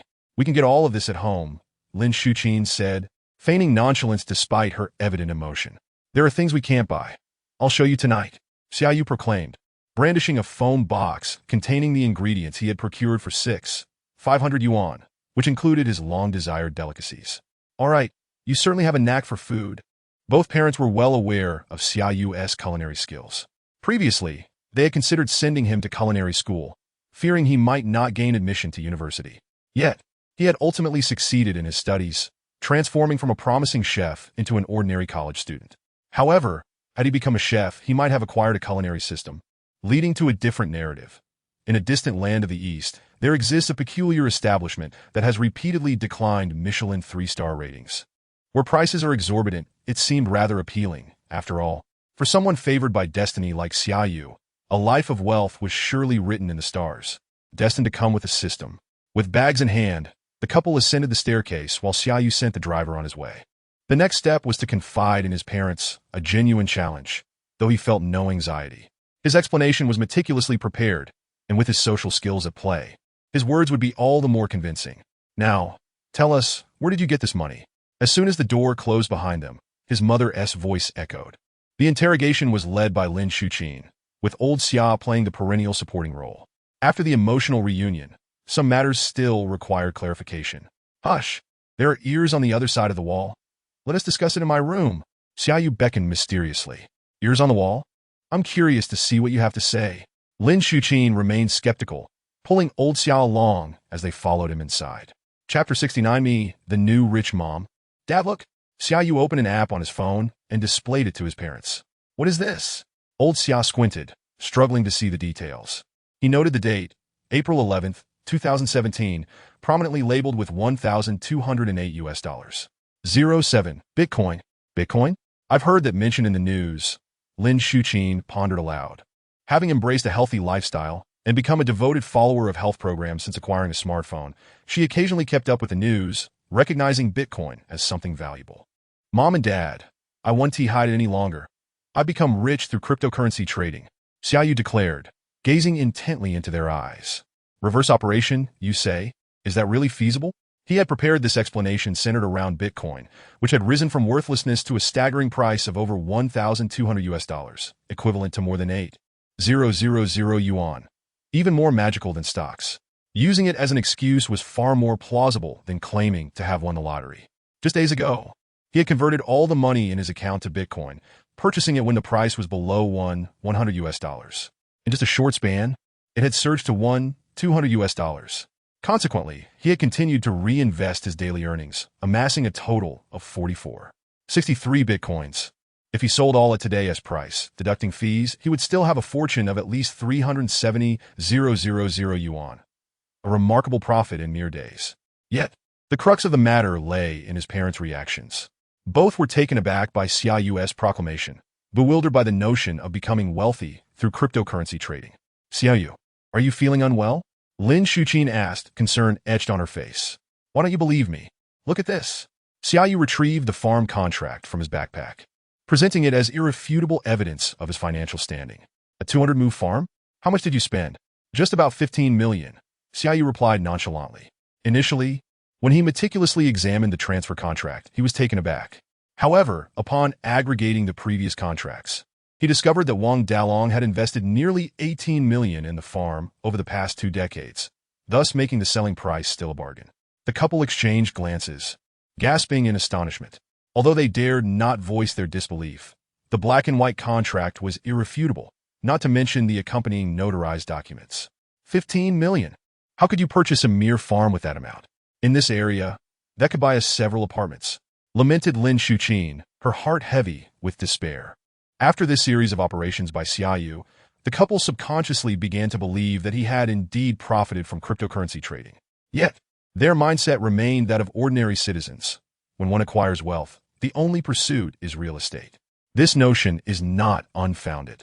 History has shown that purchasing property is the most effective means for an average family to preserve their assets against depreciation.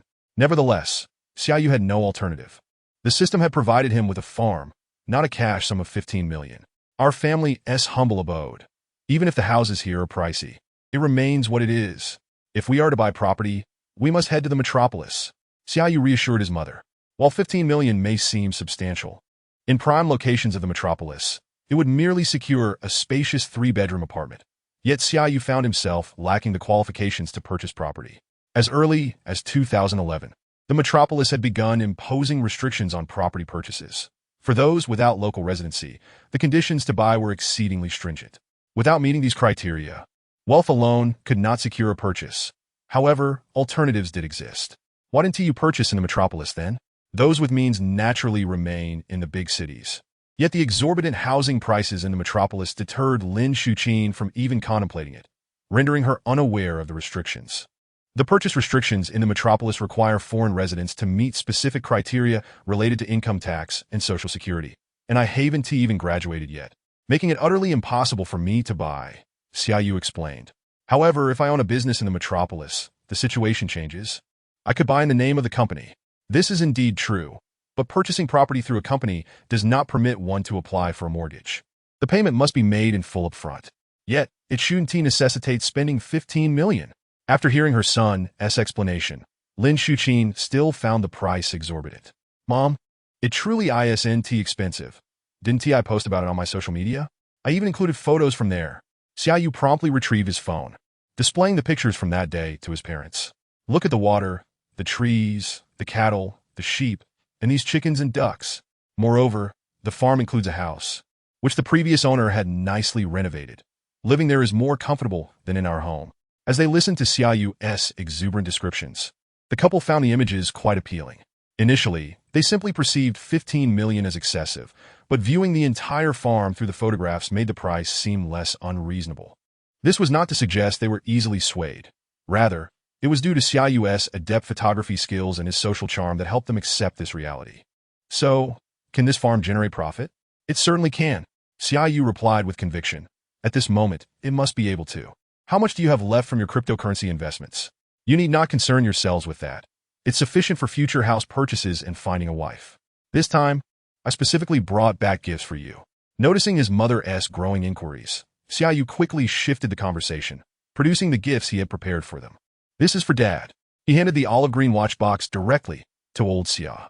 This is a Rolex? Old Xia said uncertainly. The name Rolex is widely recognized in Huaxia, surpassing that of other luxury watch brands. Yes, your son bought it specifically to honor you, Xia Yu stated unabashedly. This was in fact a reward from the system. He simply found it unappealing and did not wear it, now bestowing this timepiece upon old Xia as if he were the model son. This watch is too expensive. It doesn't suit me. Old Xia placed the watch box on the desk, waving his hand in refusal. What is inappropriate about it? Dad, it's perfect for you, Xia Yu insisted, removing the watch from the box and deftly swapping it for the old Seiko on old Xia's wrist, replacing it with the glimmering Rolex. The watch appeared somewhat out of place on Xia Yu's wrist, yet on old Xia, it suddenly imparted an air of a sophisticated businessman, reminiscent of a middle-aged entrepreneur. Indeed, this model is undoubtedly suited for middle-aged men. Younger individuals cannot quite pull it off. Looking at the new watch on his wrist, old Xia hesitated. Just wear it as a token from your son. Please don't flaunt it to others. Lin Shuqin chimed in, though her tone carried a hint of envy. Chapter 70. Gifts from Mom Hee. How could I forget about you, Mom? Sensing his mother's jealousy, Xia Yu, like a magician, produced another box. I anticipated this, so I intentionally presented Dad's gift first, and as expected, Mom fell for it. You rascal. You've grown wings now that you've made some money, Lin Shuqin exclaimed, a mix of annoyance and embarrassment. Xia Yu was raised by her. How could she not be aware of his clever tricks? Nonsense, no matter what. I'm still your son. Quickly, open it and see. Realizing his ploy had been uncovered, Xia Yu handed the box to his mother, diverting her attention. This tactic proved effective. Lin Shuqin eagerly began unwrapping the box, her eyes gleaming with anticipation. With old Xia already receiving a luxury watch, what could her son have prepared for her? With hope, Lin Shuqin opened the box to reveal a bracelet. It was a semi-transparent, glutinous ice jadeite, priced similarly to old Xia's Rolex, both exceeding 80,000. One gift for Dad, one for Mom. Of course, favoritism could not be shown. In this era, gold jewelry is considered somewhat gaudy. In contrast, Jadeite is both aesthetically pleasing and beneficial to the wearer. However, the jade industry can be rather murky.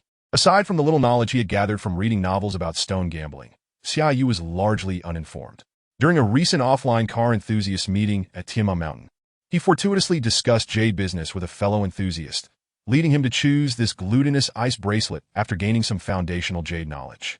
While it could not compare to the million-dollar varieties of old pit glass, nor was it quite as refined as ice-type jade, Xia Yu was not yet a millionaire and was somewhat financially constrained, so he opted for this gift for his mother, promising to procure something even better once he became more affluent. The same went for old Xia. Once Xia Yu's collection of watches reached the point of needing a display case, he would gift old Xia the Lang he was currently wearing. It seemed somewhat unfair. Why did Lin Shuqin receive a new bracelet while old Xia got either Xia Yu's unwanted items or his secondhand watch? Sons naturally tend to be closer to their mothers. This is a sentiment shared by many families. After all, why not raise an affectionate little daughter instead? This bracelet is truly beautiful. Lin Shuqin admired as she slipped it onto her wrist, her expression brimming with delight. Of course, it is a token of your son's affection. Xia Yu flattered her. Seeing both his parents happy brought him joy. Happiness is indeed quite simple. By the way, Xia Yu, have you converted all your Bitcoin into cash? Will it not experience a meltdown like stocks? Lin Shuqin suddenly recalled, her concern evident. Mom, you need not worry. It's currently on a positive trajectory. There is no rush to convert it, Xia Yu reassured her, noting that his account held only about 40 coins. And even if he lost it all, it would amount to just over 300,000. If he were a reincarnated individual, he likely wouldn't make such a statement. In a short while, Bitcoin would peak on December 17, 2017, reaching a value of $20,000 per coin. Those 63 Bitcoins would transform into nearly $900,000, a staggering increase of 67 times compared to now. To say these funds would grant ordinary people financial freedom might be an exaggeration, but with prudent spending, living comfortably would not be a problem. Unfortunately, with the system at his disposal, Xia Yu was far from an ordinary person.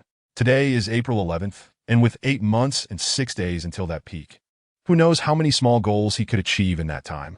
Trading cryptocurrency was merely a side endeavor. Old Xia, your son possesses such remarkable abilities. It truly seems like our family's ancestors are smiling down upon us, Lin Shuqin remarked, impressed. Originally, we were set to pay homage to our ancestors tomorrow. With your words, perhaps we should visit the cemetery instead. Old Xia agreed. What other reason could there be if not for the blessing of our ancestors? Xia Yu wished to clarify that this had nothing to do with his ancestors. He was merely a legitimate user of the starting point, selected from among countless others.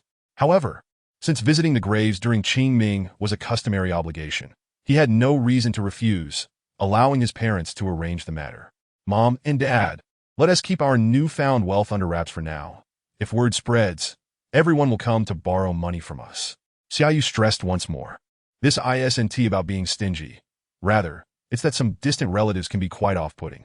Their requests for loans are merely a thinly veiled demand for money, with no intention of repayment.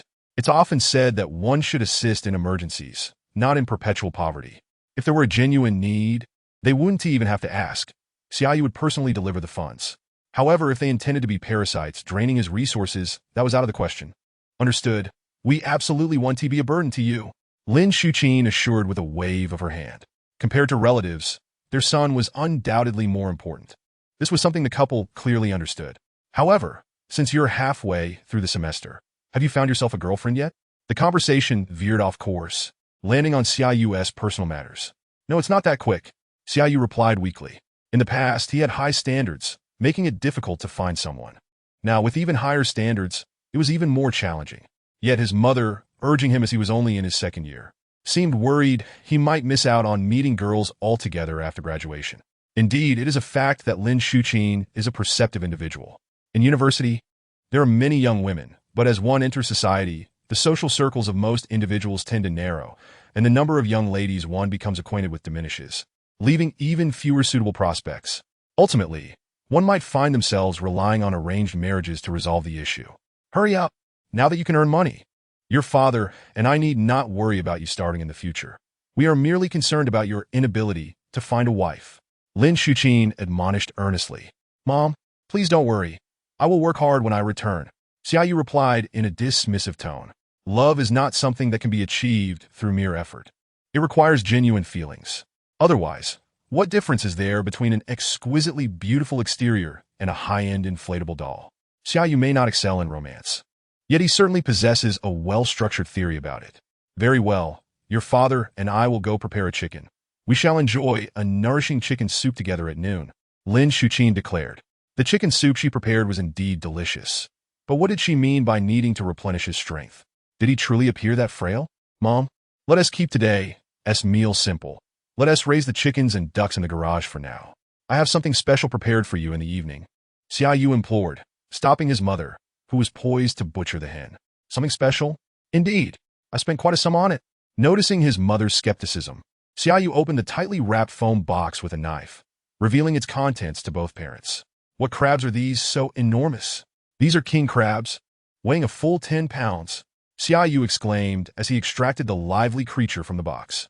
This king crab was notably larger than the last king crab he had eaten, appearing rather intimidating. Spotting walnuts on the table, Xiao Luo picked one up and placed it between the crab's massive claws. With a resounding crunch, the walnut shattered, and the 500 king crab resembled an emotionless walnut-cracking machine. Chapter 71. Delivery to home. Taking advantage of the king crab's lively state, Xia Yu peeled numerous walnut kernels, as such labor would not be as easy tomorrow. Previously, he had believed that the king crab was the largest of its kind, but upon further research, he discovered that the Japanese spider crab holds the title for the largest crab in the world, often referred to as the killer crab. However, size does not equate to weight, as the heaviest crab is still the king crab before him, although the one he purchased weighed merely 10 pounds. The largest recorded king crab can grow up to 36 kilograms, with a shell width of 60 centimeters, truly a behemoth. With only 3 members in Xia Yu's family, even such a colossal crab would be too much to consume. A 10-pound specimen is just right for a single meal. The last video featuring the king crab had gone viral, and Xia Yu wondered if this new video of the king crab would garner similar attention. While he was uncertain, he felt no anxiety, as he was not a social media influencer reliant on trends. He merely used video creation as an excuse to enjoy a delightful meal. At noon, Lin Shuqin, following Xia Yu's lead, prepared a table of vegetarian dishes from the vegetables he had brought back, serving only small portions to avoid spoiling their appetite for the crab in the evening. However, one must admit, the vegetables Xia Yu had brought were exceptionally delicious. The couple relished their meal, each taking turns with their chopsticks. Observing the quality of the vegetables, one could easily imagine them fetching a price comparable to pork. As Xia Yu savored his meal, he couldn't help but boast. His claims were not exaggerated.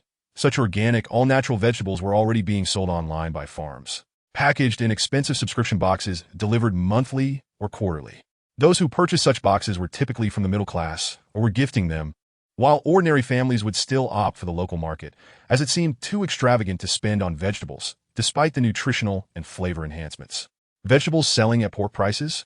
Surely, they cannot be that overpriced. Lin Shuqin expressed her disbelief, as her humble background limited her perspective. She could not fathom that even festive vegetables could command such a price.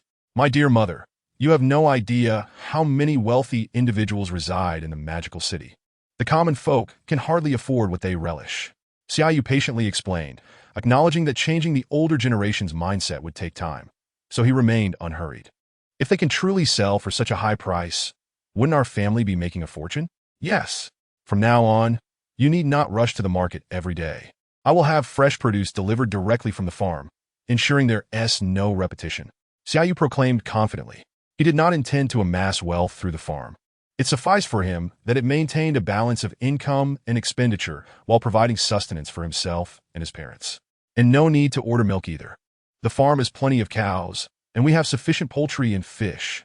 Upon hearing this, the couple envisioned a life akin to that of a landowner. No, it was not merely that of a landowner, for even they would not have surplus grain. This was the life of a petty bourgeois farmer, as despised by marketers and the well-educated who idolized foreign lifestyles. Yet, they had never considered that with enough wealth, the lifestyle they admired could also be achieved domestically. So, I truly need not go to the market?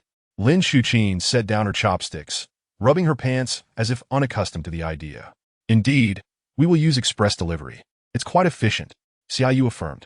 Though in the Jiangsu-Zhejiang Shanghai area, Other delivery services were just as swift. They were not short on funds. Then, I am truly liberated. Lin Shuqin slumped back in her chair, a look of ease washing over her. In this double-income household, she juggled work and household duties daily, hardly pausing from the moment she opened her eyes. Xia Yu's assistance in relieving her of the grocery chore brought her more joy than if he had gifted her 1,000,000 yuan. Indeed, our family will enjoy a good life from now on. With the system at his disposal, Xia Yu felt it was only right to give back to his family. He did not seek immediate wealth. He merely wished for a life free from want, a sentiment he actively pursued. The results appeared promising, and he would soon be able to return to the magical city without worry. After lunch, Xia Yu took a brief nap in his room, while Lin Shuqin and Xia's father continued their discussions in the living room, presumably contemplating a bright future. Let them dream, as long as he was present. Even the most distant aspirations had the potential to become reality. Upon waking from his nap, Xia Yu glanced at the clock. It was already 2 in the afternoon. The perfect time to prepare for the evening's meal. Handling a 10-pound crab was somewhat cumbersome, especially since he also needed to film a video, which could prolong the process. So he decided to start early. Previously, he had steamed the king crab whole. This time, the steamer at home could barely accommodate the king crab. Yet since he was home, he intended to experiment with a 1 crab, 3 dishes approach. Deliciously spicy king crab, cheese-baked king crab, and king crab roe noodles. These 3 dishes would blend Chinese and Western styles and include a staple, truly making the most of the king crab and extracting every last bit of its value. Just thinking about it made Xia Yu's mouth water. He had heard that the meat of the king crab was even better than that of the emperor crab, and he was curious to see how his culinary skills would transform it into a delectable dish. Rubbing his hands together, Xia Yu entered the kitchen. A couple of years prior, after completing his college entrance examination, his family had renovated their old house, and at his insistence, increased the budget for the kitchen. As a result, the kitchen appeared not only new but somewhat luxurious. To enjoy worry-free meals, a proper kitchen budget was essential. In the future, when Xia Yu purchased a new home, he would also invest significantly in the design and decoration of the kitchen. After inspecting the king crab and confirming it was still alive, Xia Yu retrieved the camera he had brought from the living room, ready to begin filming. He started with a wide-angle shot, gradually zooming in, allowing the unfortunate king crab to perform its final act before its demise. With a crack, Xia Yu used the last walnut in the house. The sound of the walnut shattering was crystal clear in the slow-motion footage at 120 frames per second, showcasing the immense power of the crab's formidable claws. Did everyone see that? The size of the king crab's claws is substantial. Do not attempt to provoke it in inappropriate ways. Xia Yu earnestly narrated for the video, a unique touch he added.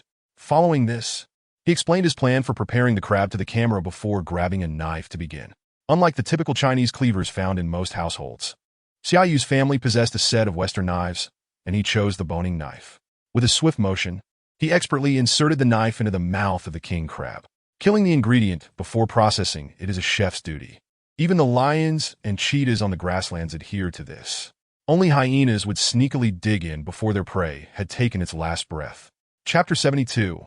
1 crab. 3 dishes. The moment the king crab was pierced, it ceased all movement. Xia Yu withdrew the boning knife and switched to kitchen scissors. For crustaceans like crabs, scissors are the optimal tool, allowing him to skillfully cut off the legs and claws and place them onto a tray. The legs were covered in countless tiny hairs, resembling a pair of fuzzy pants. They required further preparation before cooking, or else one would end up with a mouthful of hair. Next, Xia Yu inserted the boning knife directly into the back of the king crab. With a crack, the sound of separation echoed as he removed the massive shell, revealing the abundant crab roe inside. Indeed, whether from saltwater or freshwater, female crabs are always preferred. Carefully extracting the precious roe, Xia Yu then used the scissors to remove all the gray gills. Xiao Yu, do you need your mother as assistance? Lin Shuqin, hearing the commotion in the kitchen, approached. Sure, Mom. Could you please help make some hand-pulled noodles in the living room? Xia Yu suggested after a moment of thought. Although there was a noodle shop at the entrance of the neighborhood, the machine-made noodles were devoid of soul, akin to wonton or dumpling skins. In the past, he had come across videos of mechanical carving and production of food where soul was often a recurring theme. He identified with that sentiment. However, while other soul monsters may merely engage in spamming the bullet screen, Xia Yu is truly dedicated. Whenever he has a meal at home, he personally rolls the noodles. Although it may be cumbersome, it infuses the food with a soul, making it taste even more delectable. All right, I shall go and roll the noodles now. After sending his mother away, Xia Yu continued to handle the crabs, this time opting for a Chinese cleaver, chopping the crab bodies into pieces. If he were a serious food broadcaster, he would never do it this way, as most would prefer steaming to maintain the visual impact of the whole crab. Xia Yu, however, harbored no such concerns. The comfort of eating far outweighed any visual appeal. Smaller pieces absorbed the flavor better, rendering the experience more authentic. Next, he dealt with the crab legs, turning on the tap to brush off the fuzzy hairs from the legs with a toothbrush, continuing until he reached the largest claw. Considering the size of this claw, one would likely feel quite full after consuming just one. Weighing the enormous crab claw in his hand, Xia Yu couldn't help but think, one dish per claw, and thus made a delightful decision. Both the methods for preparing the stir-fried crab in the typhoon shelter and the cheese-baked crab involve frying, albeit with one requiring garlic oil and the other needing corn flour, differing slightly in their preparations.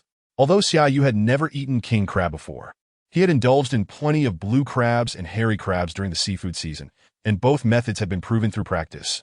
So he felt confident they would not disappoint today.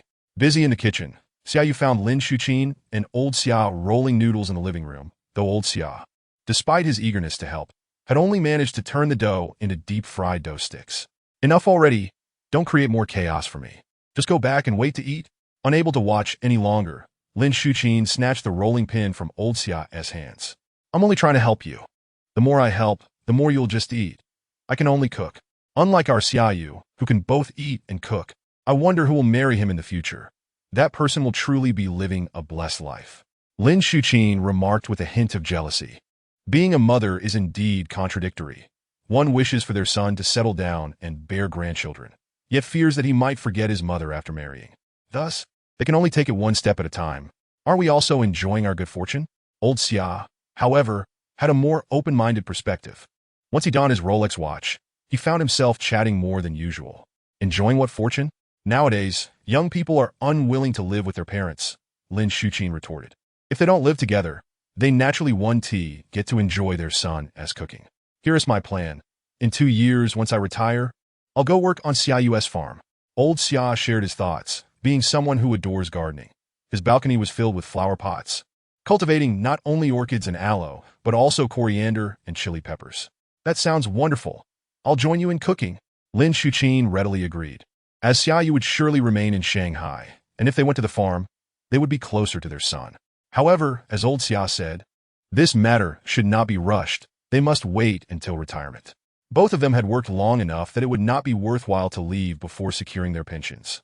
This was their mindset, shared by most middle-aged individuals in Huaxia. Even winning 5 million in the lottery wouldn't change their reliance on retirement pay. In the past, Xia Yu would have scoffed at such thoughts, but now he prioritizes his parents' happiness above all else. Their joy is more important than anything. Even if their combined pensions wouldn't cover half a day's wages for him. Mom, the dishes are almost done. Is the noodles ready? Xia Yu poked his head out of the kitchen and asked. At that moment, a rich garlic aroma wafted through the door, causing old Xia, who was closest, to involuntarily sniff. Yes, this is enough for the 3 of us, and I even added a duck egg. Lin Shuqin lifted the pale, yellow noodles, which looked particularly appealing under the setting sun. These noodles look delicious. I'll take them to cook now. Xia Yu emerged to grab the noodles and returned to the kitchen, closing the door again to contain the enticing aroma. Noodles can easily become clumped together, so to prevent that, they must be rinsed in cold water. Xia Yu tossed the noodles into the boiling water and worked swiftly, his feet barely touching the ground. All of this was faithfully captured by the camera, presenting an effect akin to showcasing skills. Yet Xia Yu had no time to care about that, as he had 3 dishes to finish. Watching the steaming dishes in the pot, he began to contemplate what background music to use. For this scene, there was no better fit than the theme from Little Chef. As for the missing element, Xia Yu was prepared to spend a little extra. He wanted to add some flair to this meal. Duong know it should be effects, whether it was the king crab worth 500 or his own culinary skills. He felt it justified the expenditure. Xia Yu thought this to himself, pondering whom to consult when he completed the plating. In the next moment, the scene transitioned to the dining table in the living room. Gulp, a couple of audible swallows were precisely captured by the microphone, while Xia Yu, filming from various angles, paid little mind. This segment would certainly require redubbing in post-production. It was fine if they chatted now. But all 3 pairs of eyes were fixated on the 3 dishes at the table, their noses filled with the rich aroma of crab, leaving little room for conversation. The silence in this moment was the best interpretation of the exquisite food before them. Once Xia Yu finished filming, he fixed the camera in a corner of the dining table. The tasting segment below was where the real theme would commence. Chapter 73. Seeking assistance, a few vibrant red chili peppers adorned the golden-hued stir-fried crab in the typhoon shelter, making it utterly mouth-watering. This dish belongs to Cantonese cuisine, and is one of the few Cantonese dishes Xia Yu knows how to prepare. If given the chance, he would love to visit Hong Kong to sample the most authentic stir-fried crab in the typhoon shelter. If he couldn't wait that long, he could always buy another crab and ask Chef Tan at Tanggu for assistance in preparing it. He had heard that Chef Tan had undergone training at the Hong Kong Tanggu to refine his skills for the sake of earning stars, so his expertise should yield the most authentic flavors. However, Xia Yu was more eager to savor the dish he had invested so much effort into creating. In front of the camera, Xia Yu extended his chopsticks and picked up a large chunk of crab meat. The crisp sound of crunching resonated as the fragrance of scallions, ginger, and garlic permeated every taste bud, followed closely by a rich spiciness. If this were merely a comparison to the blue crabs and hairy crabs he had eaten before, there would be little distinction. Yet the texture of this crab meat was uniquely indescribable, and with the enhancement of the stir-fry, Xia Yu found himself savoring it more and more, reluctant to swallow it down.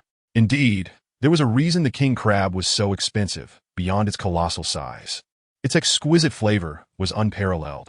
Unable to resist, Xia Yu picked up another piece of crab meat. Compared to the king crab, the last time he had eaten snow crab felt like a mere sidekick, not only half the price, but also lacking in flavor. The cheese-baked crab was delightful as well, with the stretchy cheese perfectly melding with the fried crab meat, making it irresistible even at a scorching temperature. The balance of Chinese and Western cuisine was a rare sight on Xia Yu's dining table, but ultimately, the king crab's rich roe gave Chinese cuisine yet another point. The plump roe of the king crab reminded Xia Yu of the last time he had indulged in a feast of crab roe and crab meat at Crab Emperor's Garden. This time, he not only enjoyed it, but also found it delicious. The video footage had nearly reached its conclusion, and Xia Yu did not forget his parents nearby, promptly inviting them to join him while the food was still hot. It was their first time tasting such exquisite crab, and as they focused on devouring the crab meat, they had no time for compliments. Their actions alone testified to the deliciousness of the three dishes. The 10-pound king crab, after removing the shell and inedible parts, yielded about 5 pounds of meat and roe, complemented by an ample serving of hand-rolled noodles. This meal left Xia Yu's family nearly 2 pounds of food consumed. They were surely stuffed, but such deliciousness was worth every bit of fullness. After finishing the meal, Xia Yu slumped against the chair, rubbing his round belly, where his once-defined abs had vanished entirely. Indeed, gourmet food is an obstacle on the path to fitness. While this was not alarming, what was concerning was that Xia Yu wished for more such delectable obstacles. In his past life, he must have been a plump individual. In this life, his picky palate had spared him from gaining weight, but now that he had unlocked the ability to earn money, he could not afford to repeat past mistakes. "Dad, Mom, you continue eating. I'll head back to my room for a bit. All right, we'll clean up after we finish." Lin Shuqin replied, momentarily lifting her gaze, still lost in the enjoyment of the food, while old Xia was not faring much better, his mouth smeared with grease. Taking the camera, Xia Yu slipped back to his room, preparing to extract the footage. Since this shoot was at home with his parents present, Xia Yu couldn't unleash his creativity as freely as before, so some of the narration would have to be solved through voiceovers. This seemed to increase his workload, but he planned to outsource the effects and music, leaving him only with editing the footage and adding the narration. Xia Yu wasted no time. While the flavors of the three dishes were still fresh in his memory, he jotted down the necessary voiceovers. With his literary talent, this task was quite manageable, yet he found himself troubled about whom to entrust the effects and music. Being a student of economics, he did not know anyone particularly skilled in that field. After thoroughly searching his mind and realizing he truly did not know anyone in that domain, he sent a message to In Suya. "Senior sister, I need your help urgently." As his guiding light on the path of being a part-time upmaster, when it came to professional inquiries, the first person he thought of was In Suya. However, reaching out only when in need left him feeling like he was treating her as a mere tool. "What's the matter?" Before Xia Yu could feel even a twinge of guilt, In Suya swiftly replied. She returned to her hometown today, as well, savoring the delectable salt and pepper prawns cooked by her mother, now contentedly reclining on the sofa. Senior sister, do you know anyone skilled in special effects? I just finished filming my video and would like to add some elements in post-production. Just finished? The phrase caught Suya's attention. And considering Xia Yu's usual budget for video shoots, the delicious prawns suddenly seemed less enticing. Now, she was more curious about what Xia Yu had enjoyed for this meal. I do know someone, as I mentioned before, my roommate from the photography department is quite the expert. A photographer who cannot edit is not a good post-production specialist. And once again, Jiang Xingnan, who only appeared in others' discussions, had another opportunity to shine. Yes, you did mention her and promised to introduce her to me. Xia Yu recalled that there was indeed such a person, though he had forgotten her name. That's her. Their documentary faced some issues and only returned this week, so she should still be in the Magic City. Suya replied. Not everyone returns home for Qingming. Those with distant homes mostly stay at school. Right now, Dingmi and Jiang Xingnan are just staring at each other in the dorm. What are you looking at me for? Jiang Xingnan emerged from the bathroom, dressed in a tank top and shorts, wiping her jet black short hair, and caught Dingmi staring at her with a somewhat peculiar gaze. Jiang Xingnan, have you taken the opportunity to get some X done during your month away? Dingmi asked, gesturing to her own chest. To her, Jiang Xingnan was hardly a woman. Yet after a month apart, she felt as if she had undergone a second puberty. Her tank top seemed almost strained, as if her modest assets were about to burst forth. Deep well ice. Dingmi's sharp tongue was expected, and Jiang Xingnan couldn't even be bothered to roll her eyes, simply sitting down at her desk to browse the internet. This trip had exhausted her, as the small filming crew operated on a limited budget, essentially treating female crew members like male ones, making one serve the role of two. Fortunately, despite the busyness, Jiang Xingnan had learned quite a bit. Xingnan, could you do me a favor? A message suddenly popped up. It was from Suya. What is up, sisterine? The three of them in the dorm had a good relationship, but due to Ding Mi's sharp tongue, Jiang Xingnan was closer to Suya. A friend of mine just became a content creator and needs some post-production for their video. Could you lend a hand? This time, to assist Xia Yu, Suya, who generally disliked bothering others, was willing to leverage her own connections, demonstrating her loyalty. Sure, I'm currently free. Just have them add me. Jiang Xingnan readily agreed. Chapter 74, Senior Jiang. Here is my roommate's WeChat ID. You can add her now. Senior, you are magnificent. Seeing how quickly Suya resolved the issue, Xia Yu instinctively wanted to praise her, but thought it might sound a bit crude, so he rephrased. By the way, you don't need to pay her. Just treat Xingnan to a meal later, and it will be a nice opportunity to get to know each other. Suya added another reminder. All right, I'll follow your suggestion, and we can treat you to something delicious later.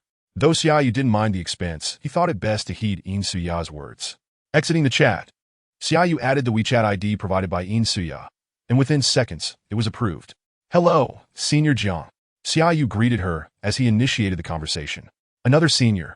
Aside from mingling with Xiao Jiang, it seemed he mostly occupied the role of a junior. You must be DU, as sisterine mentioned. Jiang Xingnan confirmed. Indeed, I forgot to introduce myself. My name is Xia Yu, and you can call me DU, Senior Jiang. The name Xiao Yu felt rather embarrassing. Something only Lin Shuqin would use at home, sounding almost as childish as Little Jade, lacking the charm of DU. Hence he preferred to use DU in public.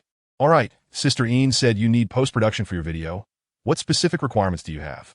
Jiang Xingnan, ever professional, got straight to the point without unnecessary pleasantries. Here is my Bilibili account. Please take a look at my last video. The style might be a bit cheeky, and I plan to maintain that for this one. Acknowledging one's self-awareness is invaluable. Xia Yu had a clear understanding of his persona, yet he had no intention of altering it. Observing the message from Xia Yu, Jiang Xingnan couldn't help but glance back at Ding Mi. Speaking of cheekiness, their dormitory had its own contender. Upon reflection, they seemed a perfect match. However, upon closer inspection, Ding Mi was genuinely cheeky, while Sister Yin's friend likely wasn't. Furthermore, his proactive admission might merely be for the sake of the video's impact. Unbeknownst to Jiang Xingnan, the truth was quite the opposite. Xia Yu was indeed cheeky, and Ding Mi was far less so. Plus, let us not forget that Xia Yu was a friend of Suya, just as Ding Mi was. Sometimes, the adage birds of a feather flock together doesn't apply. Everyone has a couple of mischievous friends. Clicking on the link Xia Yu provided, Jiang Xingnan watched the video of him eating king crab, gaining insight into his style. The video featured minimal editing and background music, lacking even subtitles. Its impressive view count likely stemmed from innovative content and exceptional filming techniques. She didn't expect Xia Yu to be adept at filming, possessing techniques that surpassed her own. After all, he was just a sophomore studying economics. Could it be sheer talent? As someone trained in the field, Jiang Xingnan recognized subtleties that ordinary viewers missed, piquing her curiosity about Xia Yu, although it was unfortunate that he remained behind the camera, concealing his appearance. Jiang Xingnan was curious about Xia Yu, while he was equally intrigued by her looks, especially since he had yet to meet Yin Suya's roommate. Generally, men are first curious about a woman's appearance and then decide whether to be curious about her character afterward. It's simply human nature. Senior Jiang, here is my rough edit of the video, along with the script for the voiceover. While chatting, Xia Yu had been diligently working.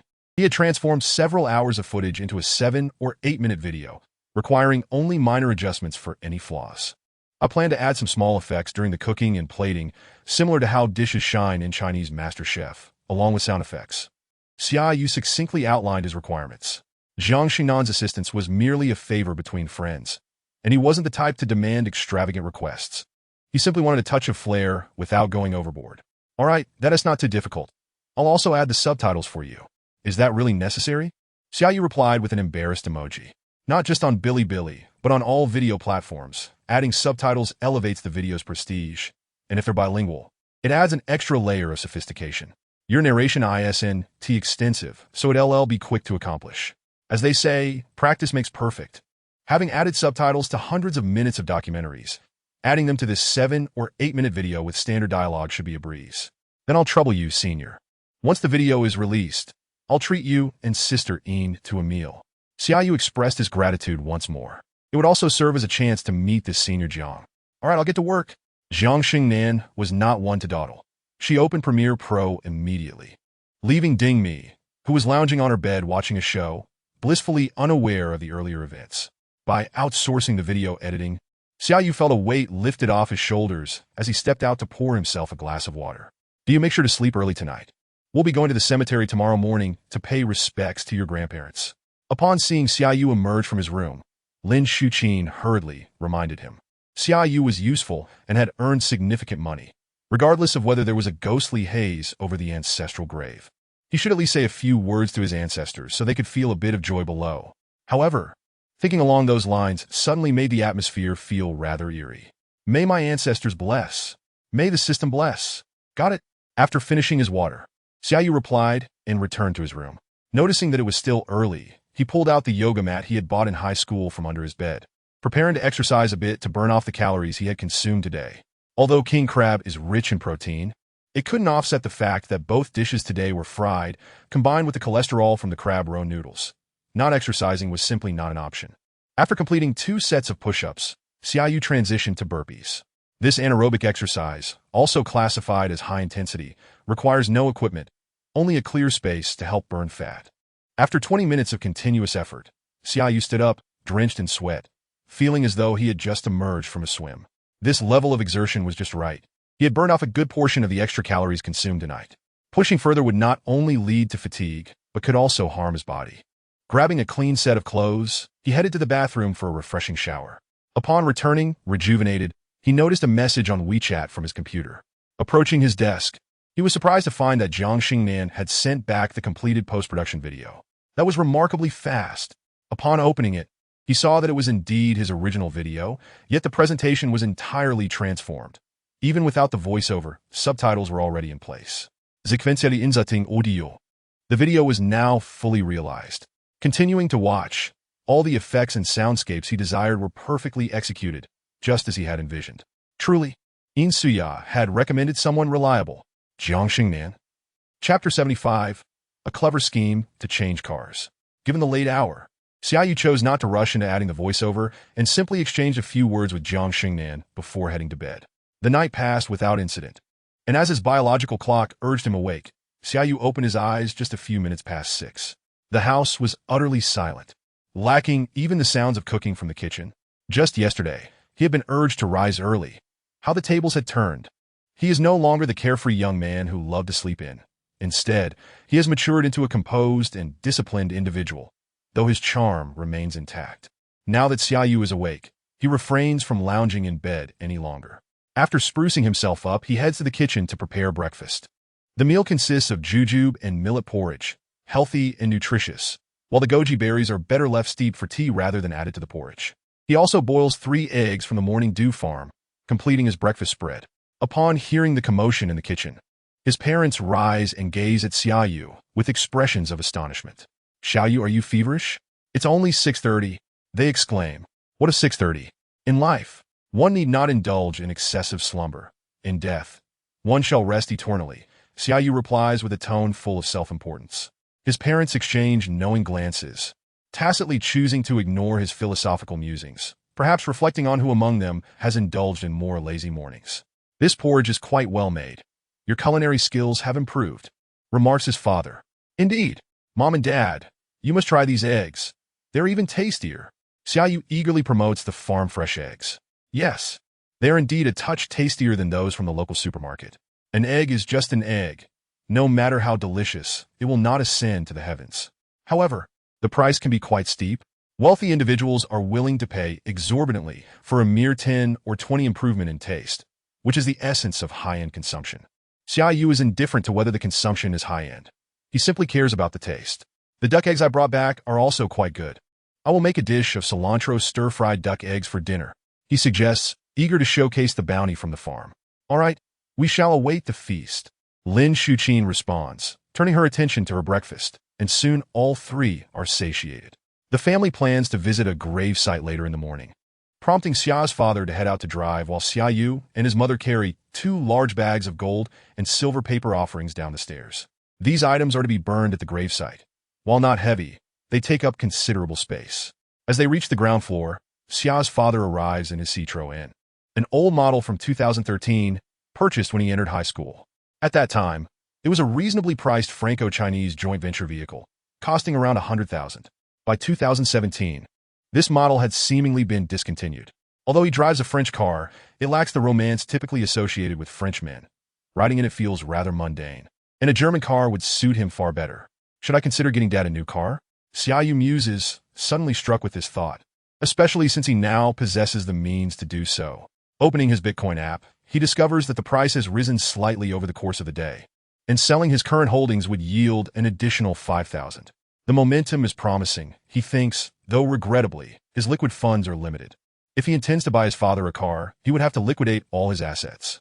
Dad, you've been using this car for 3 or 4 years now. I have some spare funds. Let me get you a new one. Xia Yu proposes. No, this car still serves me well. I won't waste money. His father replies without a moment's hesitation, dismissing the suggestion. Delighted with his new watch on his left wrist, Xia's father is not keen on the idea of replacing his car so soon after acquiring the watch. Exactly, Xia Yu. Having money doesn't mean you should spend it frivolously. Saving for a house is a much wiser endeavor, Lin Shuqin quickly adds, reminding him that money should not be squandered. In this city, 30 to 50,000 can barely buy a restroom. Acquiring a new car for our family would be far more beneficial, and I could drive it when you return. Xia Yu remains undeterred. While he may not have enough for a new house, a car is within his reach. He knows that if his mother were to drive it, it would merely serve as an excuse. You can drive it too. Just wait until after graduation. He counters. His father begins to soften, realizing he has no objections to his son buying a car, and even the family could contribute tens of thousands to help. Waiting until graduation is too late. I've already purchased this farm and am preparing for a grand venture. Mom and Dad, you cannot hinder my progress. Xia Yu seizes the opportunity to press on, fully aware of his parents' tendencies. Lin Shuqin, still fixated on the idea of Xia Yu finding a girlfriend, suggests, why don't we buy a car? Having a vehicle will certainly make it easier for Xia Yu to meet someone. In this day and age, a car and a house are indeed attractive assets. The allure of luxury homes and cars is undeniable, especially in the current market. Real estate may not be feasible for Xia Yu, who is unwilling to settle for anything less than a prime location, while purchasing a car is relatively straightforward. He simply needs to pay for it. All right, we shall buy one, but let it be clear that this car is for you. Your mother and I will contribute 15,000. The rest is up to you. His father eventually relents after a moment's contemplation. Since Xia Yu entered university, his parents have been saving money, some for his future car, some for a wedding house, and some for wedding preparations. While they may not be able to cover the full cost of a home, they can certainly assist with the car, which typically falls within the range of 200,000 to 300,000. However, as Xia Yu is only in the second semester of his sophomore year, they have yet to amass sufficient funds for the car, so they can only offer 15,000, each penny of which is imbued with their hard work. Fine, I'll cover the rest. Given the difficulty of obtaining a license plate in the city, we'll register it here. Xia Yu deftly finalizes the arrangement, confident that by the time the car is in his possession, his parents will be none the wiser about the underlying motivations. As for the specific type of car he desires, that will require further discussion with his parents. However, he is certain that once the purchase is completed, he will level up to LV7. Having been stuck at LV6 for so long, it has not been an easy journey for a novice like Xia Yu. Spending 500,000 is no simple task. The 30,000 he invested in Bitcoin does not count towards his experience points. Only losses are recognized as expenditures by the system. Unfortunately, the value has been steadily rising. Investing in the stock market with low-quality stocks won't be acknowledged by the system either, and donating money is out of the question. Only reasonable expenditures will contribute to his experience points. Purchasing a car for his family is indeed a legitimate expense, and Xia Yu finds no fault in his reasoning. As they leave the city, they quickly arrive at the suburban cemetery, where Xia Yu's father parks the car, and all three disembark. Chapter 76. The wealthy father Xia Yu's grandparents passed away early, leaving no will. The old house in the countryside was taken over by his uncle, resulting in a strained relationship between Xia Yu's family and his uncles. His aunt also borrowed 30,000 from their family years ago and has yet to repay it. They do not interact during the New Year festivities. This is also why Lin Shuqin had previously cautioned Xia Yu's father against revealing their son's financial status. No one knows if his aunt might show up to borrow another 30,000. There are indeed many who borrow money without the intention of repaying it. After all, they believe they earned it by their own merit, so why should they return it? Xia Yu's father, on the other hand, is kind-hearted and would not ask friends for help unless absolutely necessary. Even when he does borrow money, he repays it promptly. Xia Yu shares this trait. He only borrowed money once to use a critical card, and quickly repaid it once the funds were returned. This underscores the importance of education, fighting over inheritance, and draining relatives' resources. Xia Yu's grandparents clearly failed to instill good values in his uncle and aunt. Today, Xia Yu intends to burn extra paper money for his grandparents, hoping that once they reunite in the afterlife, they can admonish his uncle and aunt, teaching them the values of filial piety, loyalty, integrity, and propriety. As Xia Yu burns the offerings on the other side, Zhang Baiying and her family arrive at the Chaolu farm, following the directions Xia Yu provided.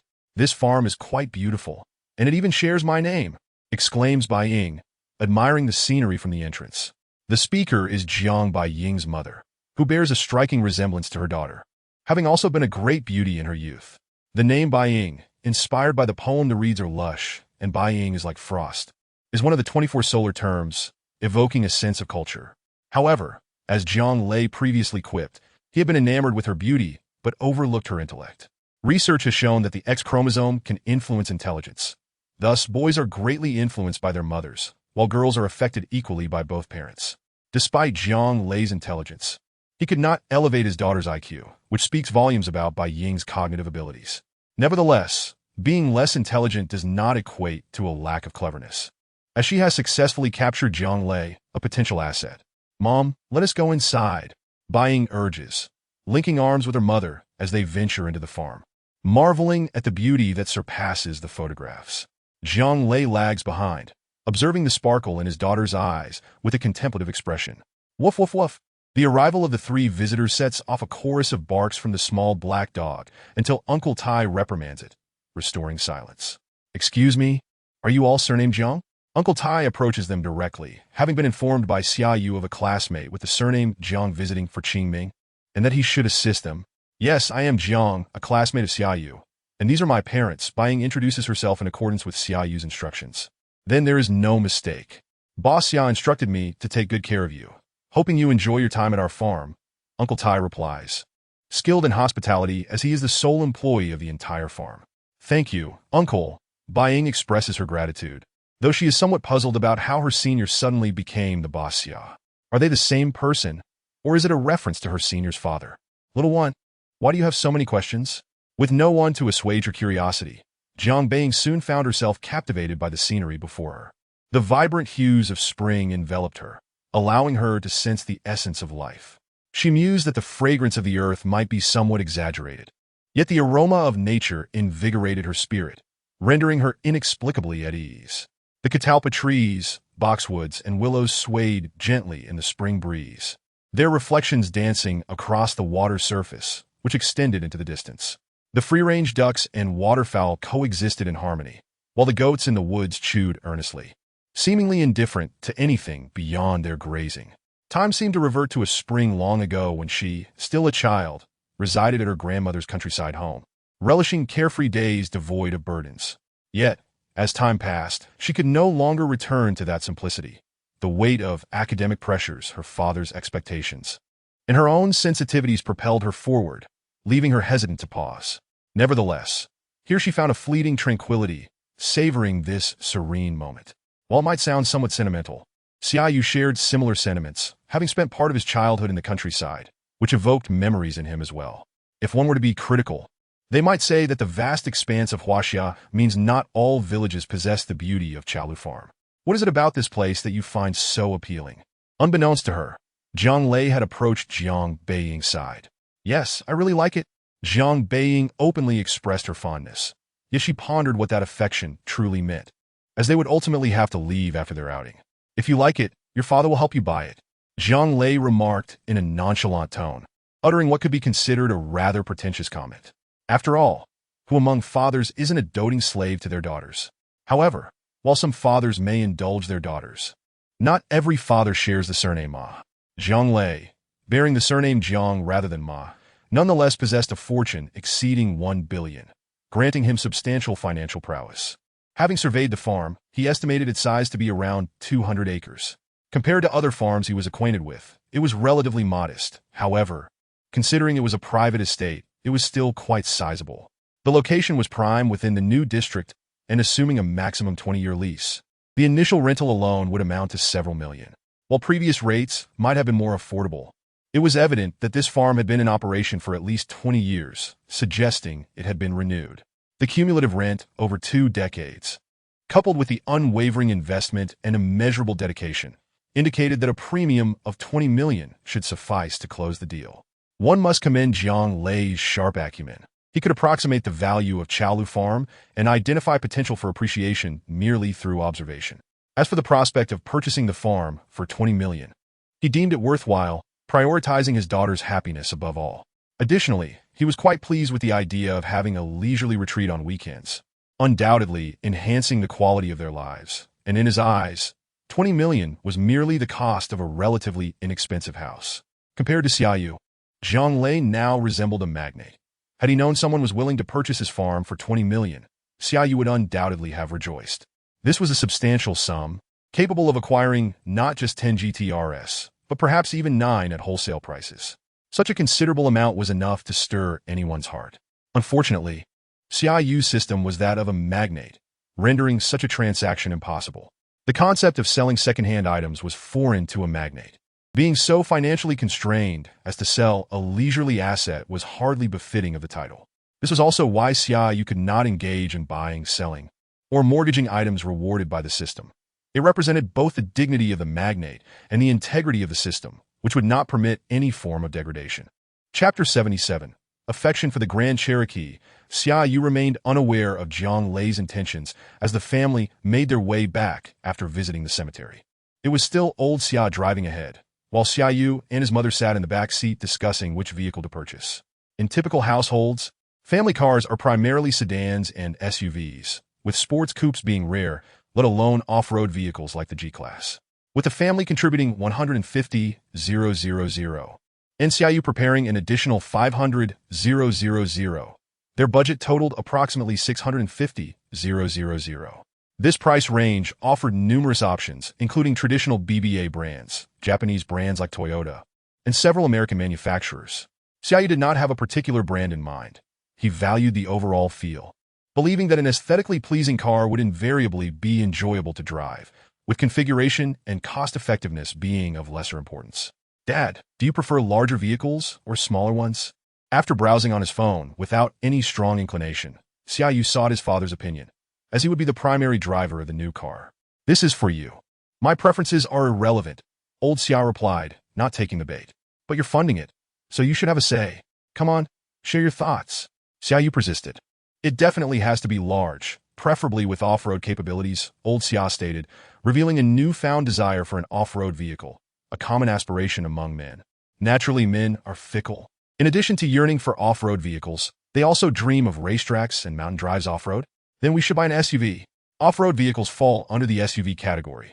Yet not every SUV is suited for off-roading.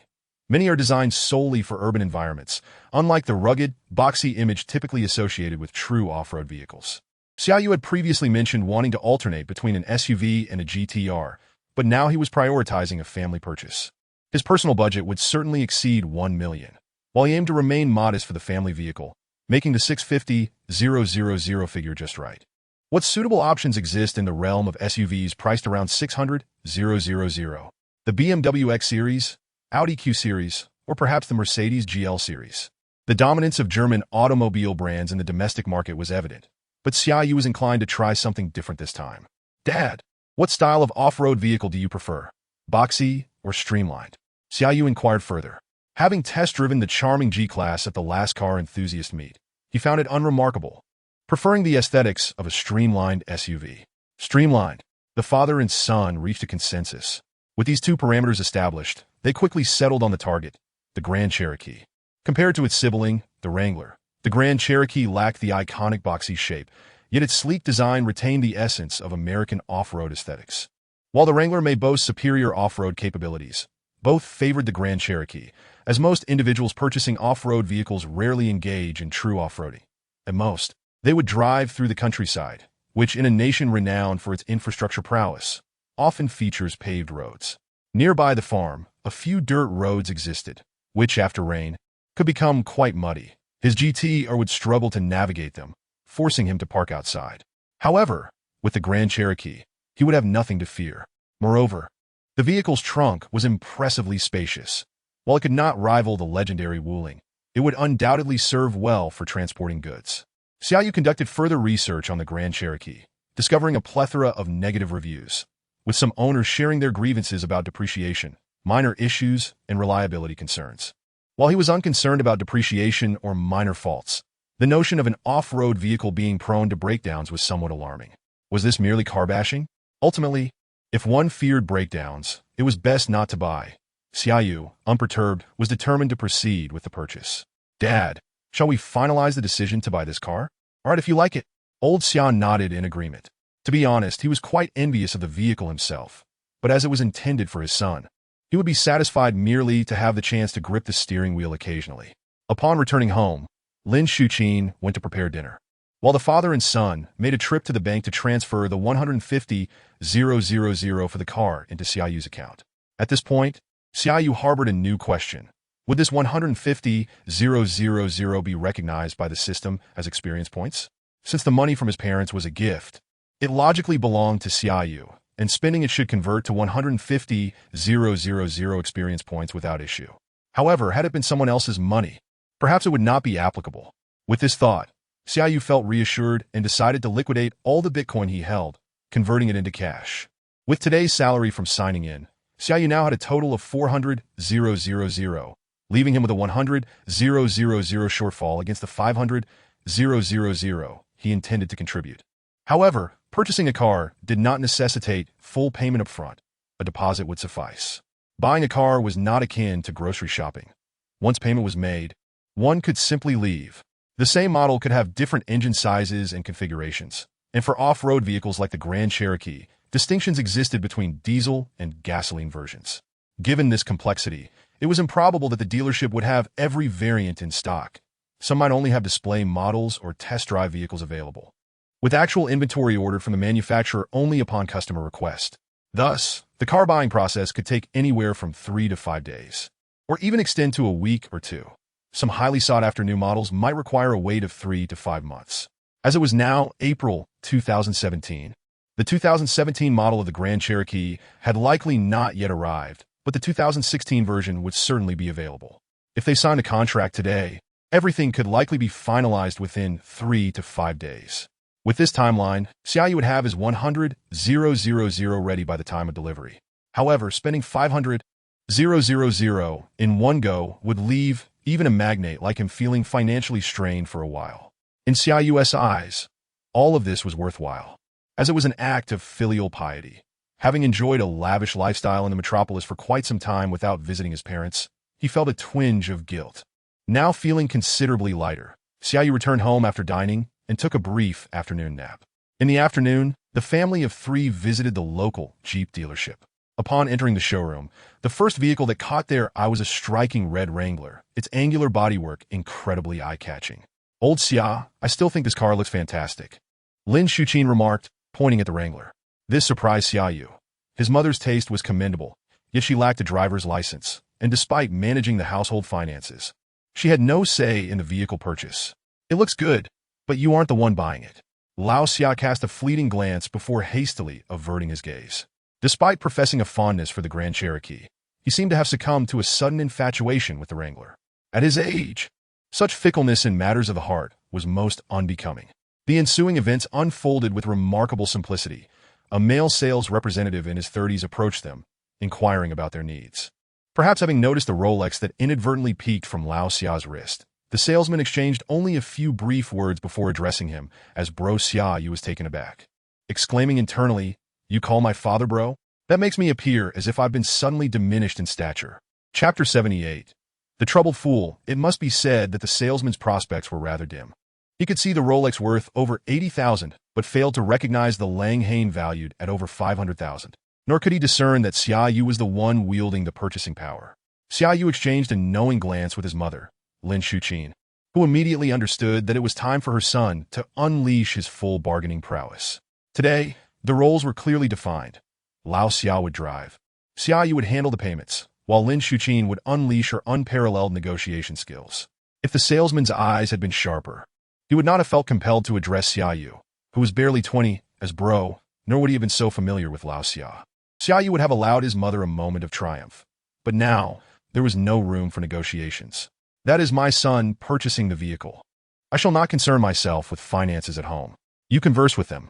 Lao Xia was not one for many words, yet he possessed a keen sense of awareness. Upon observing the salesman's demeanor, he instinctively stepped aside. How curious that the situation diverged so markedly from what he had envisioned. Shouldn't it have been the case that the father was acquiring a vehicle while the son and wife accompanied him to peruse the options? Even if he were indeed buying a car for his son, it was hardly appropriate to relinquish all responsibility to him and his wife. Lu Ran felt somewhat disoriented. Yet beside him, Mrs. Lin was already bracing for battle. "Prepare to face the tempest.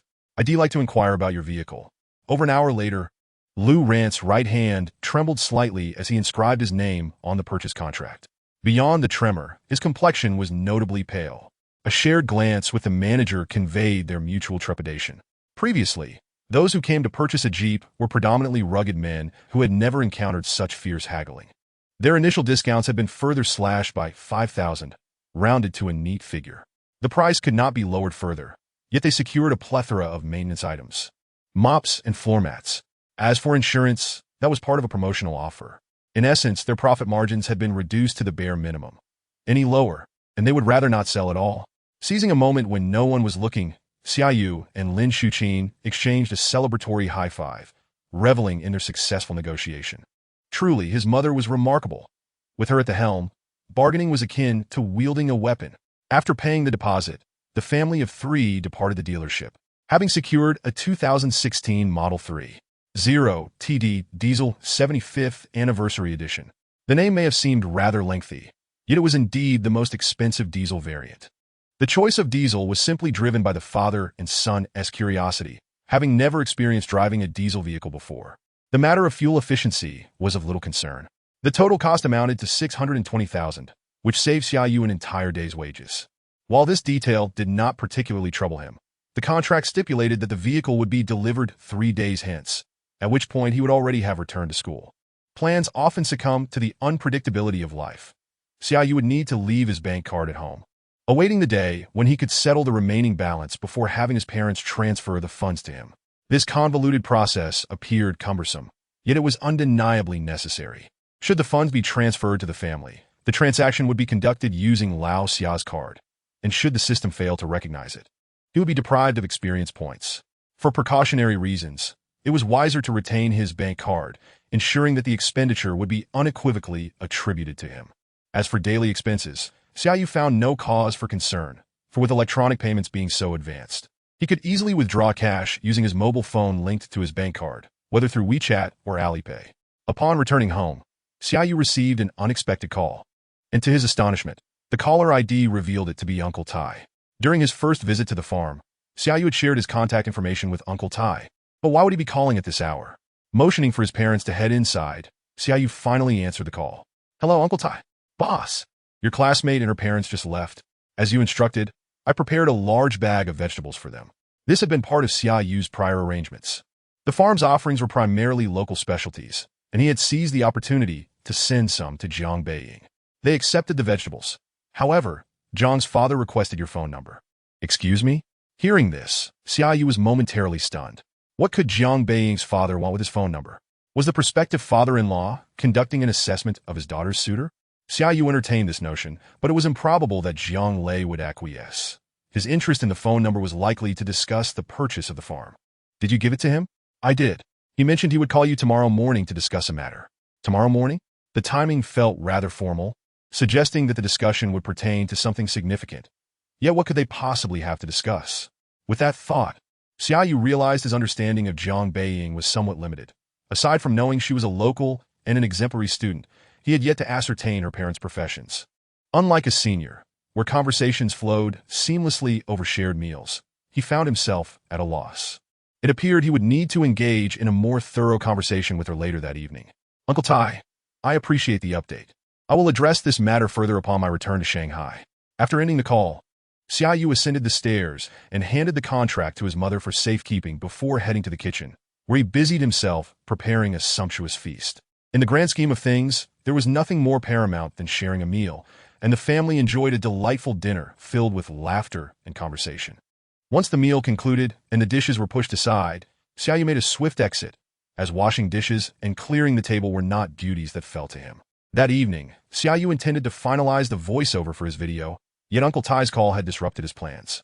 Now, he resolved to first clarify the situation before proceeding. He opened WeChat and sought out Jiang Beiying. "Classmate Jiang, did you enjoy today?"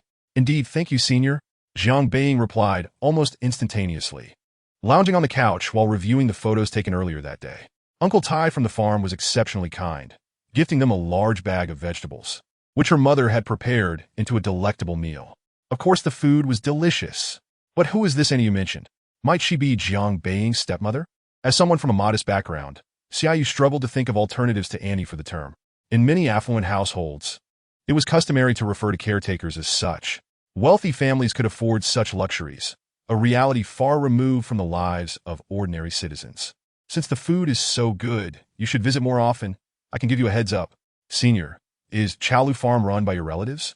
Upon hearing Xia Yu's inquiry, Jiang Beiying suddenly recalled the mention of Boss Xia by Uncle Tai. It was no mere coincidence that they shared a surname. Indeed, it is not a coincidence. The boss Xia Uncle Tai referred to as me. However, most people would never associate the owner of such a farm with a university student barely out of adolescence. Yet, Xia Yu found himself at a loss when confronted by Jiang Beiying's question.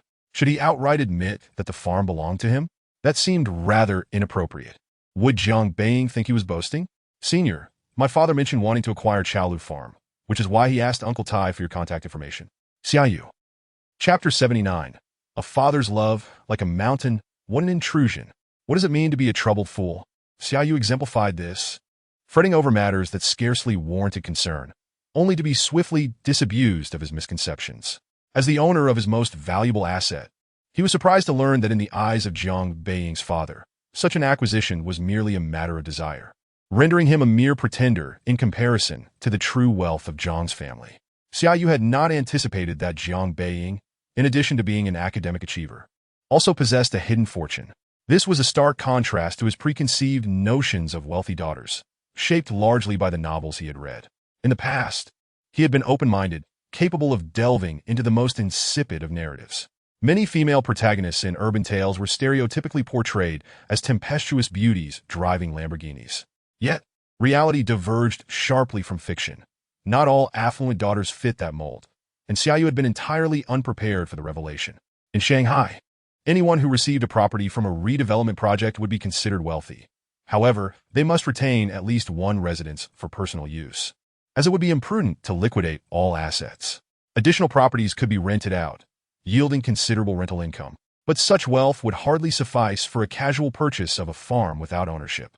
Hence, Xia Yu had assumed that Jiang Beiying hailed from such a background, only to be met with an unexpected twist of fate. Senior? After a prolonged silence, Jiang Beiying sent another message. Yes, classmate Jiang. Is your family quite affluent? Perhaps to a degree. My father runs a small business. Jiang Beiying's humble response rang hollow, lacking credibility. Xia Yu was reminded of those high-achieving students in high school who claimed to have performed poorly on their exams, a notion only the academically challenged would genuinely believe. It appeared that Jiang Beiying embodied such a character, excelling academically and hailing from a respectable family, yet her excessive modesty placed an immense burden on those around her. Among those burdened, Xia Yu was likely the sole individual aware of her true nature. In light of Jiang Beiying's usual low profile, few recognized her family's affluence. It was her beauty that drew attention. Those superficial admirers halted their progress at the surface, while Xia Yu had ventured deeper, becoming entangled in the layers of her existence. As the saying goes, admiration for a person begins with their appearance, but deepens with their intellect. Xia Yu admires Jiang Beiying's talent, appreciating her dedication and hard work. Now that he understands her privileged background, yet recognizes her relentless efforts, his admiration deepens. If old Xia truly had the capability to make him a wealthy heir, he would certainly struggle to remain undeterred, immersed in the library day after day, and he would not possess such diligence. As for Jiang, let me be frank with you.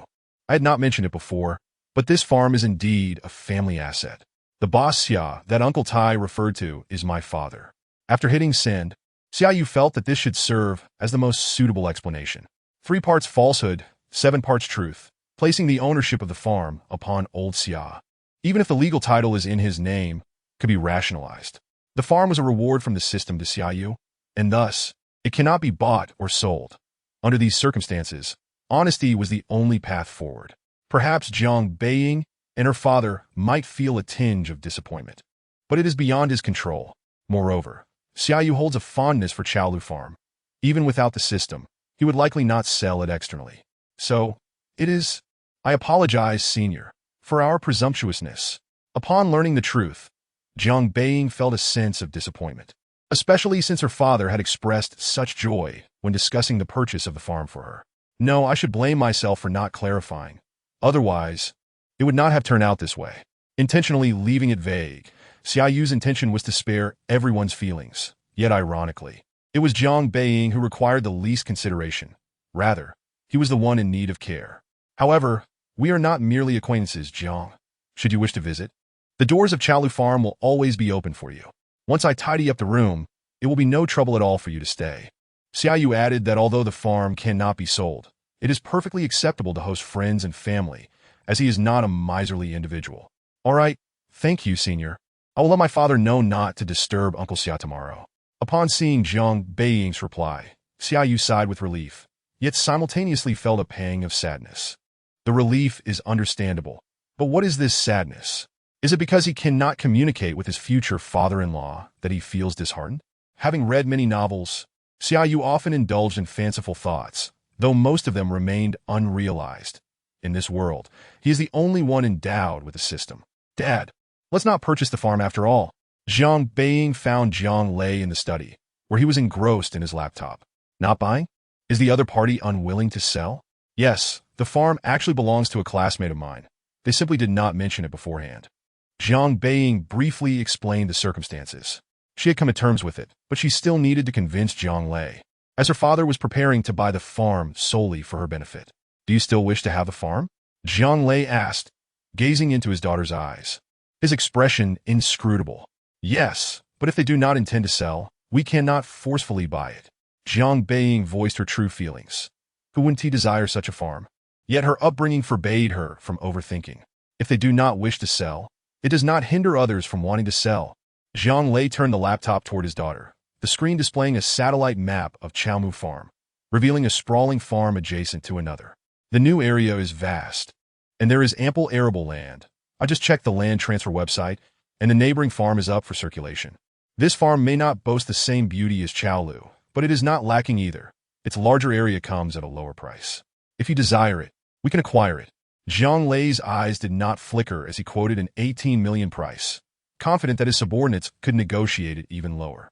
The remaining millions could be invested into it, transforming it into a veritable paradise. As a competent businessman, he naturally had multiple plans. B and C plans are fundamental. After returning from the farm, Zhang Lei kept this matter in mind. Not wasting a moment after dinner, he began researching, coincidentally encountering his daughter, who informed him of the change in plans, allowing him to immediately implement his backup plan. "Dad, thank you." Seeing her father's efforts, even though she struggled to express her emotions, Zhang Beiying's eyes glistened with tears of gratitude. A poor father has his own merits, while a wealthy father possesses his own strengths. The greatness of paternal love cannot be measured by wealth. Yet, why does she still yearn for a father like Zhang Lei? If not, then strive to become such a person. Chapter 80. Are you free tonight? After finishing his conversation with Zhang Beiying, Xia Yu opened his computer, preparing to finalize the video as originally planned. He had already promised an update for Qingming, and if he delayed, he genuinely feared that someone might burn paper for him next year. After 2 hours of perfecting the narration and confirming the video was flawless, Xia Yu promptly submitted it for review on Bilibili, expecting it to pass by the next day at the earliest. Tomorrow's agenda was light. After lunch, he would embark on his journey back to school. The 3-day holiday always seemed to pass swiftly, regardless of whether he was at home or at school. Nevertheless, this time, he had managed to accomplish most of what he intended. While he could not improve the living conditions at home, acquiring a different mode of transport was still a positive step. Perhaps he could address the housing situation next time. After shutting down his computer, Xia Yu proceeded to wash up, climbing into bed before 10:30, the weariness of a busy day enveloping him swiftly. The night passed without incident, and when Xia Yu awoke the next morning, the kitchen was already bustling with activity. On the last day of the holiday, his mother had also entered work mode early. Adult life is far more arduous than one might expect. Even though Lin Shuqin no longer had to rush to the market each morning, she still had to prepare 3 meals a day for the family. She returned to prepare meals for 3, while at school, he only prepared for 2. The workload had not diminished significantly. This made Xia Yu recall the mention of an aunt by Zhang Beiying yesterday. It dawned on him that she was referring to the cooking aunt, essentially the housekeeper. Given Xia Yu's current financial status, he could certainly afford a housekeeper. Yet he still preferred to refer to them as hourly workers from a home services company. After all, the aunt's cooking might not surpass his own. Furthermore, as someone aspiring to be a wealthy individual, why hire a housekeeper? He fancied the idea of being a bit extravagant, eventually employing 2 maids and hiring a professional chef separately. Not just any chef, but someone Michelin-starred, where high-quality ingredients and exquisite culinary skills could combine to create an experience far exceeding mere addition. That, he thought, would be life. Dreaming of a bright future, Xia Yu leaped out of bed. Contemplating such matters while lying in bed was mere dreaming. Only by getting up could he indulge in daydreams. After brushing his teeth and washing his face, Xia Yu arrived at the dining table for breakfast. Lin Shuqin's cooking still bore the familiar taste, which was not particularly enjoyable. Not tasty, but it was still his mother's flavor, one he had grown accustomed to since birth. Perhaps he should consider hiring a cooking aunt for the family in the future. Her skills should be good, but her appearance not overly striking. Knowing his father as he did, Xia Yu feared that old Xia might make a mistake at his age. Thus, he decided to address the issue decisively, nipping any potential problems in the bud. After finishing breakfast, Xia Yu finally found a moment to check his phone, discovering that his video had been approved and was ready for release. At this hour, there likely weren't many viewers, so he decided to wait until dinner time when it would be busier. After some thought, he scheduled the video to be published at 7 o'clock that evening. Whether they had eaten or not, viewers would surely appreciate it. Why did he think so? Because those who had already eaten would not feel hunger while watching his video. And for those who hadn't eaten, it would be even better. Watching his video while dining would be far superior to any pickled vegetables or spicy sauce. In this light, Xia Yu considered himself quite generous, always mindful of his nearly 100,000 followers. Once this video was released, that 100,000 follower milestone would surely be within his grasp, allowing him to create an unboxing video, which would be simply delightful. Although he was merely a part-time content creator, achieving a goal in 2 videos that would take his senior countless episodes to reach was a modest accomplishment. This success was not without the support of viewers who liked, tipped, and subscribed to his content. He felt it only fitting to express his gratitude through a giveaway. What should he offer? Fruit phones? That seemed too common. Most prominent streamers and influencers tend to give away fruit machines, and Xia Yu did not wish to follow their lead. Offering cash seemed rather crass, so he dismissed several ideas before finally arriving at a conclusion. Given that he had gained popularity through his king crab content, why not hold a giveaway for king crabs, allowing the audience to share in the joy? When he eventually reached 1 million followers, he could even offer more extravagant emperor crabs. This may sound absurd, but it was the most genuine thought he had. Spending a few thousand is affordable for most, yet few would be willing to spend all of it on just 1 or 2 crabs. People might splurge on cosmetics, which they apply daily, or a new phone, which lasts a year or more, but purchasing crabs would mean consuming them, with only the leftovers lingering for a few days. This kind of dilemma would lead most to make similar choices. Yet now, things were different. Xia Yu was using his own funds to offer genuine value to the lucky audience members. Thus, Xia Yu's stature seemed to grow significantly. However, that was a matter for the future. For now, he should focus on packing his belongings.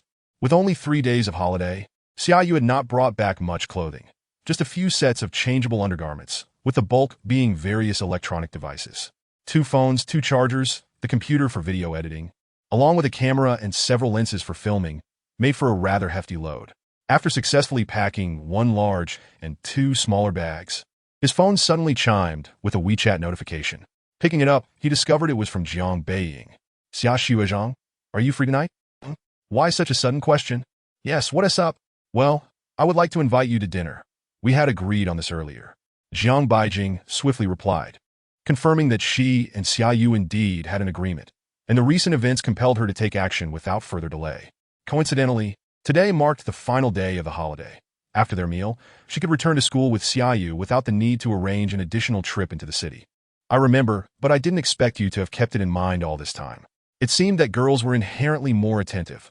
While Xia Yu recalled the dinner, he did not dwell on it, much like how he had already owed several meals to his senior and felt no urgency about it. After all, they were friends. In Xia Yu's perspective, friendships were manifold, but at least 2 types stood out.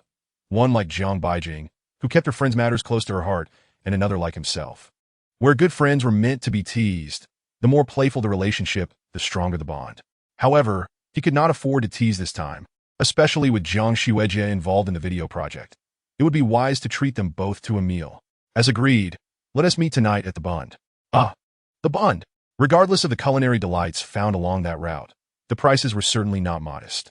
It seemed this wealthy girl had no intention of concealing her status in his presence.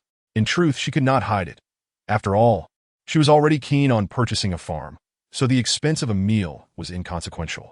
Xia Yu had no intention of helping her save this little amount. All right, I'll be there punctually. Chapter 81. Returning to the city for the appointment with the dinner arranged with the affluent Jiang, Xia Yu was nearing lunchtime. Due to his return to Modu in the afternoon, today's lunch was even more sumptuous than yesterday's. Old Xia personally went downstairs to prepare a chicken.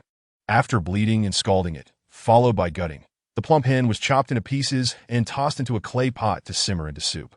Such free-range chickens were best enjoyed as soup, and hens offered a superior texture compared to roosters. However, the meat of an old hen was tougher. Thus, Xia Yu had Uncle Tai assist in selecting a young hen for a delightful broth and tender meat. Once the soup was ready, Xia Yu had his mother serve him a generous bowl.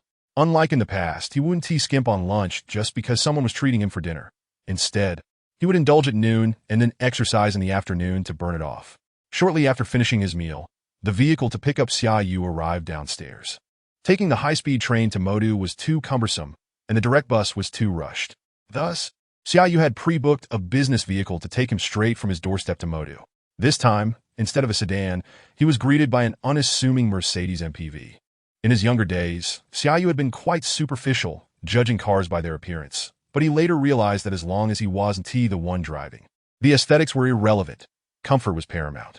This Mercedes V-Class fulfilled his requirements splendidly. As he slid into his seat, it felt akin to sinking into a massage chair. Indeed, the vehicle boasted a massage feature. Bidding farewell to his parents, Xia Yu explored the second-level massage function and comfortably closed his eyes. With no time for a nap at home, he decided to catch some rest in the car, especially given the lengthy 3-hour journey ahead. Remaining awake would only lead to mindless phone scrolling. The ride was remarkably comfortable, and considering the price was only around 700,000 excluding the license plate, it was no wonder that many celebrities opted for it as a chauffeur vehicle. Should he consider purchasing one? After some thought, Xia Yu dismissed the idea. Renting a car was comfortable enough. Buying one would entail the hassle of acquiring a license plate and hiring a driver.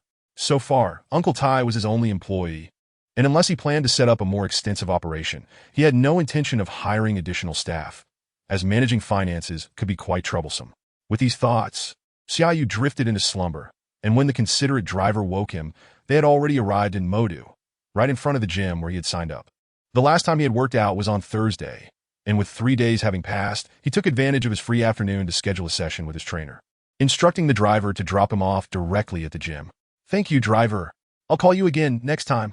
Waving goodbye to the driver, Xia Yu ascended the stairs, collecting a key from the front desk. He had a designated locker at this gym, but it held many of his belongings. He would need an additional locker for his camera bag and laptop. After changing into his workout attire in the locker room, the trainer arrived.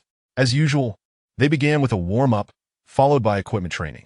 Currently, his workout efficiency paled in comparison to when he had the buff, but his physique was gradually improving. Although his weight remained unchanged, excess fat had transformed into muscle, giving Xia Yu a more robust appearance when he stripped off his shirt. However, he still fell short compared to Coach Han, a true muscle powerhouse who consumed nothing but nutritional meals and fruits. The absence of animal fats seemed to diminish the essence of life, yet he could still indulge in seafood, rich in protein. However, Xia Yu could not fathom a life limited to seafood and chicken breasts. After sweating profusely for over an hour, the sky outside the gym gradually darkened. The days following Qingming had yet to extend into the long summer evenings, and the onset of evening lights reminded Xia Yu that it was time to prepare for his appointment. Without rushing to the bund, he first hailed a car to visit the nearby Xia Yu farm. He tossed his belongings into the master room, planning to retrieve them the following day, and then leisurely made his way to the bund. As he sat in the car, Xia Yu gazed out at the scenery, eagerly anticipating what culinary delights little Jiang would treat him to that evening. Hot pot, Japanese cuisine, Western fare, or perhaps traditional Chinese dishes. The vast Modu was a culinary haven, offering both common and rare delicacies, and as long as one was willing to spend, a world of flavors awaited. After sampling a few places, one's palate could discern authenticity, given it was not too dulled. So far, Xia Yu had not dined extensively outside, with countless gastronomic experiences still to be explored, which only fueled his anticipation. During the peak hours of traffic in Modu, the roads were somewhat congested, yet at this hour, switching to the subway would yield little improvement. The popular lines would be packed like sardines. Thus, it was better to remain in the car and wait patiently. Upon arriving at the bund, Xia Yu disembarked, and only a few minutes remained until their designated meeting time. He jogged lightly to the agreed-upon intersection, scanning the area but finding no sign of Jiang Baijing. Had she been delayed? Just as Xia Yu pondered this, a small hand tapped his shoulder from behind. "Senior, I'm here." Turning around, he was greeted by the sight of her signature white outfit. Was it that Jiang Baijing? It seemed little Jiang had become quite vivacious, with a beaming smile that illuminated her face, indicating her excellent mood. This was a stark contrast to her previous demeanor. However, she was still a girl shy of 18 by 2 months, and her liveliness was indeed a positive trait. "Jiang, is there a joyous occasion today? You seem quite cheerful." After some contemplation, Xia Yu decided to inquire, especially since he had rejected her the day before. "Is there?" "Senior, your observation is sharp. Let us walk and talk." Noting that Xia Yu had discerned her joy, Jiang Baijing was momentarily taken aback. However, she had indeed invited Xia Yu out for dinner with the intention of sharing her happiness. She proceeded to recount her visit to a neighboring farm. "This morning, my father and I went to check out the evening maple farm, which spans 220 acres, with a smaller water area of only 30 acres. The previous owner had planted numerous maple trees, which will surely be breathtaking come autumn." At this point, Jiang Baijing's eyes glimmered with excitement, as if she were envisioning the scene. "What a coincidence! I never expected we would become neighbors." Upon hearing this, Xia Yu couldn't help but feel a sense of admiration. Truly, it was a testament to the wealth of her family. While he refrained from selling his farm, they promptly purchased the land next door. How he wished he could be so carefree. To claim he felt no envy would be disingenuous, yet amid his admiration, Xia Yu firmly believed he would one day achieve similar success. "ISNT, it just over 10 million? A swipe of a card, and it's done." "Senior, we have arrived." Jiang Baijing halted in front of a Western restaurant. Chapter 82. Not in the group chat, their current location was the 4th floor of Yuandong Road No. 20 at the renowned Western restaurant, Ruth's Chris Steakhouse, located at the Bund. Having previously searched for top-rated restaurants in Modu, Xia Yu was well aware of this steakhouse's reputation. Dining here meant that the average expenditure would be no less than 1,000 per person. Most restaurants offered varying price points. The affluent could dine lavishly, while the less fortunate made do with simpler options. During his last visit to Tanggu, Xia Yu had even managed to order dishes not listed on the menu. This time at Ruth's Chris, he was curious about the experience that awaited him, especially since this was his first visit to a Western restaurant. "May I ask if you have a reservation?" asked the waiter as Xia Yu and Jiang Baijing entered. "Yes, I do. My surname is Jiang," replied Jiang Baijing. Since the restaurant was close to home, she had dined here several times with her parents and had remembered it for its delectable offerings, which was why she chose to bring Xia Yu along. "I'll welcome Ms. Jiang. Please follow me," the waiter said, guiding them to the best table by the window. Such a prime location was usually hard to secure, but Jiang Lei's black card made it a breeze. Just a phone call could settle such trivial matters.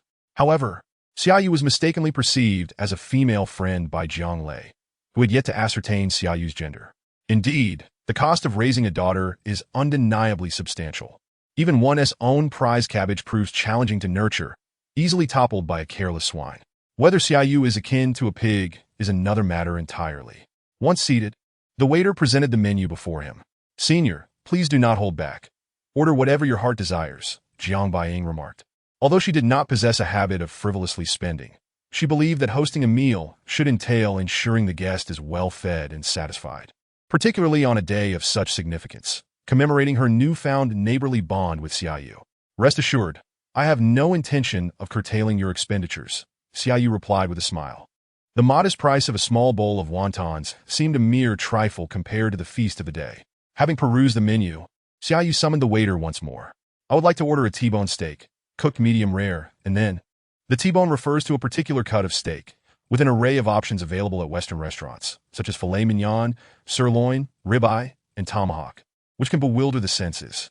For those grappling with indecision, choosing a T-bone steak is a surefire option, as it offers a taste of both the tender filet and the flavorful sirloin, thus serving two purposes in one.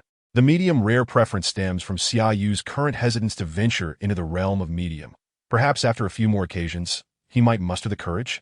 When it was Jiang Baiying's turn, she ordered a small filet mignon with shrimp, noticeably less substantial than the T-bone, yet appropriate for her modest appetite. A mere bowl of wonton sufficed for dinner, unlike the last time when Xia Yu had ordered additional dishes. "By the way, senior, do you wish to indulge in some wine?"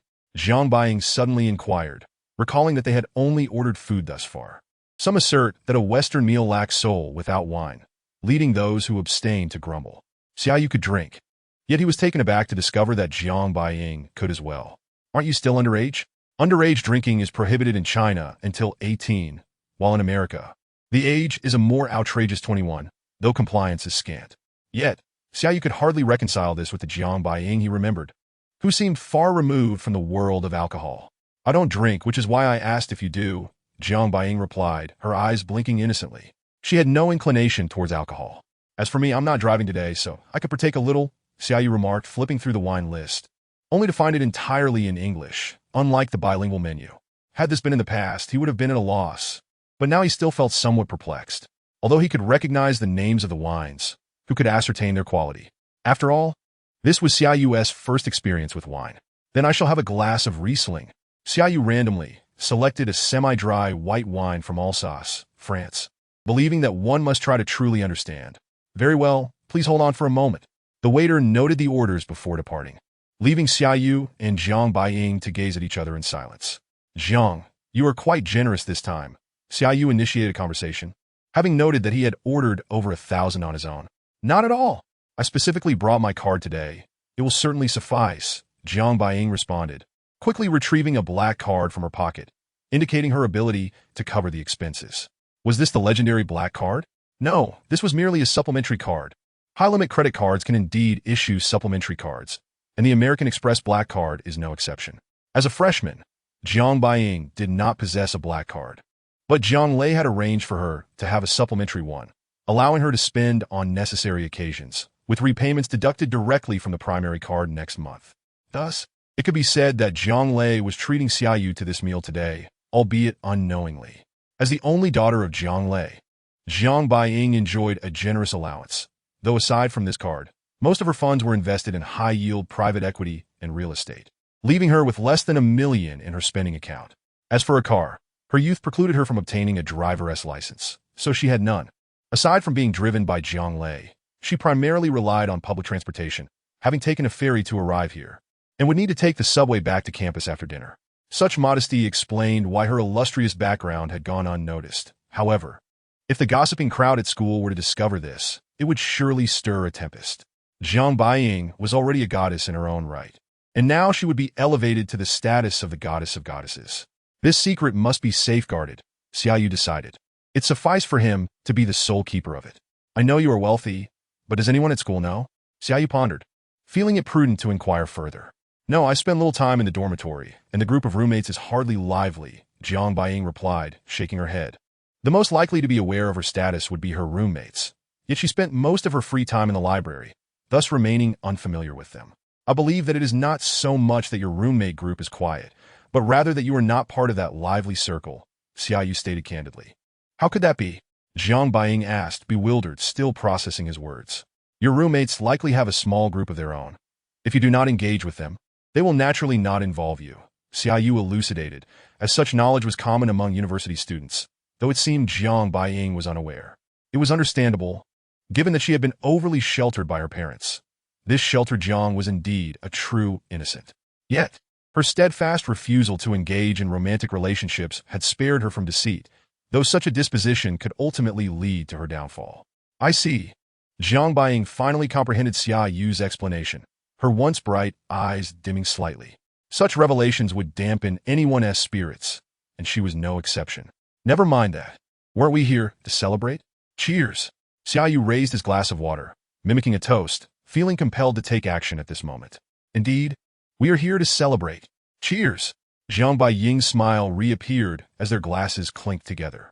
At this moment, the appetizers arrived, including 2 servings of pan-seared foie gras.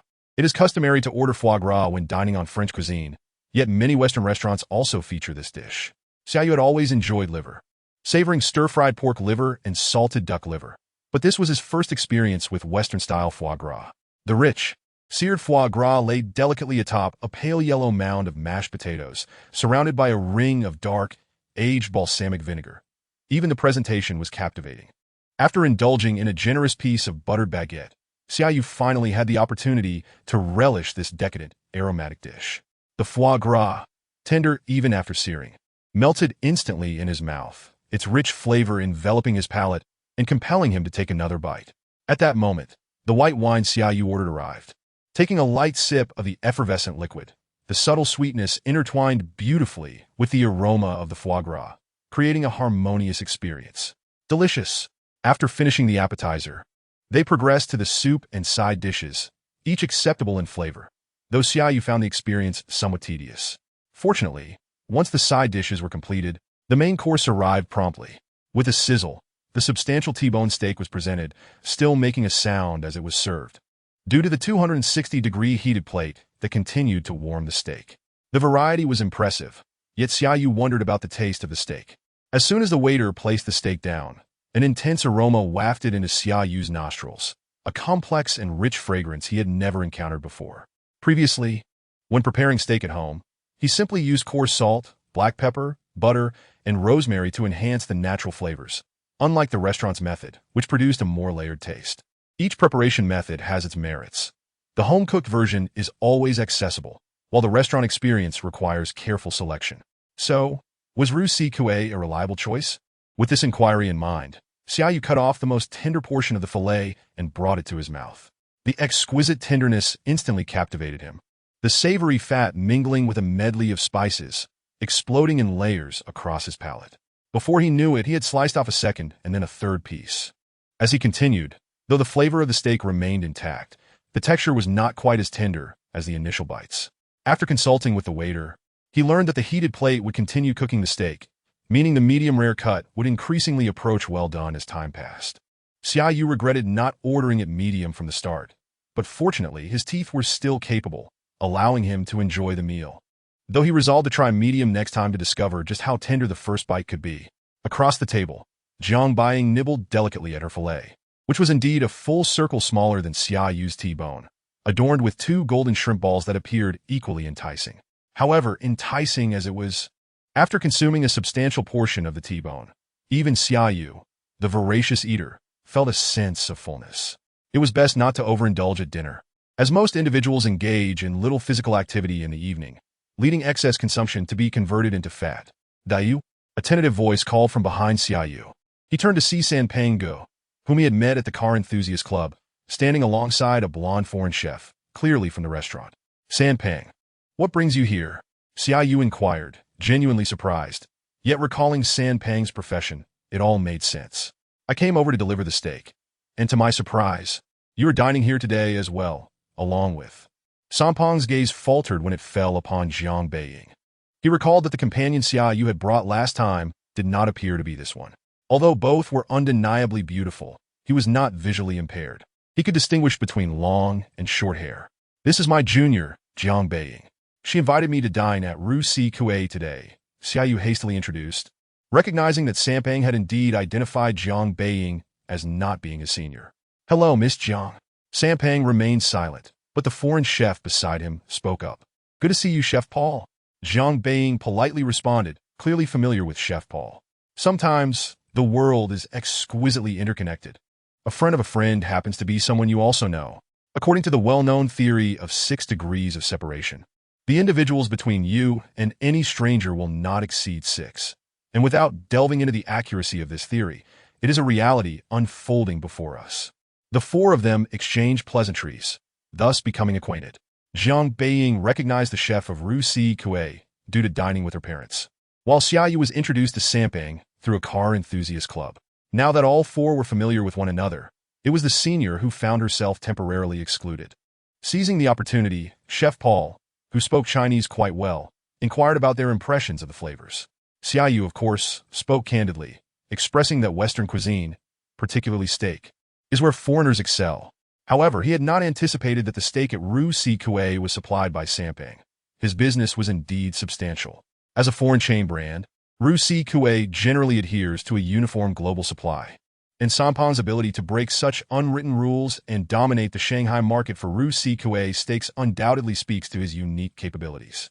Previously, Xia Yu had sought Sanpeng's contact information to order some high-quality steaks, but delays due to the Qingming festival had hindered that plan.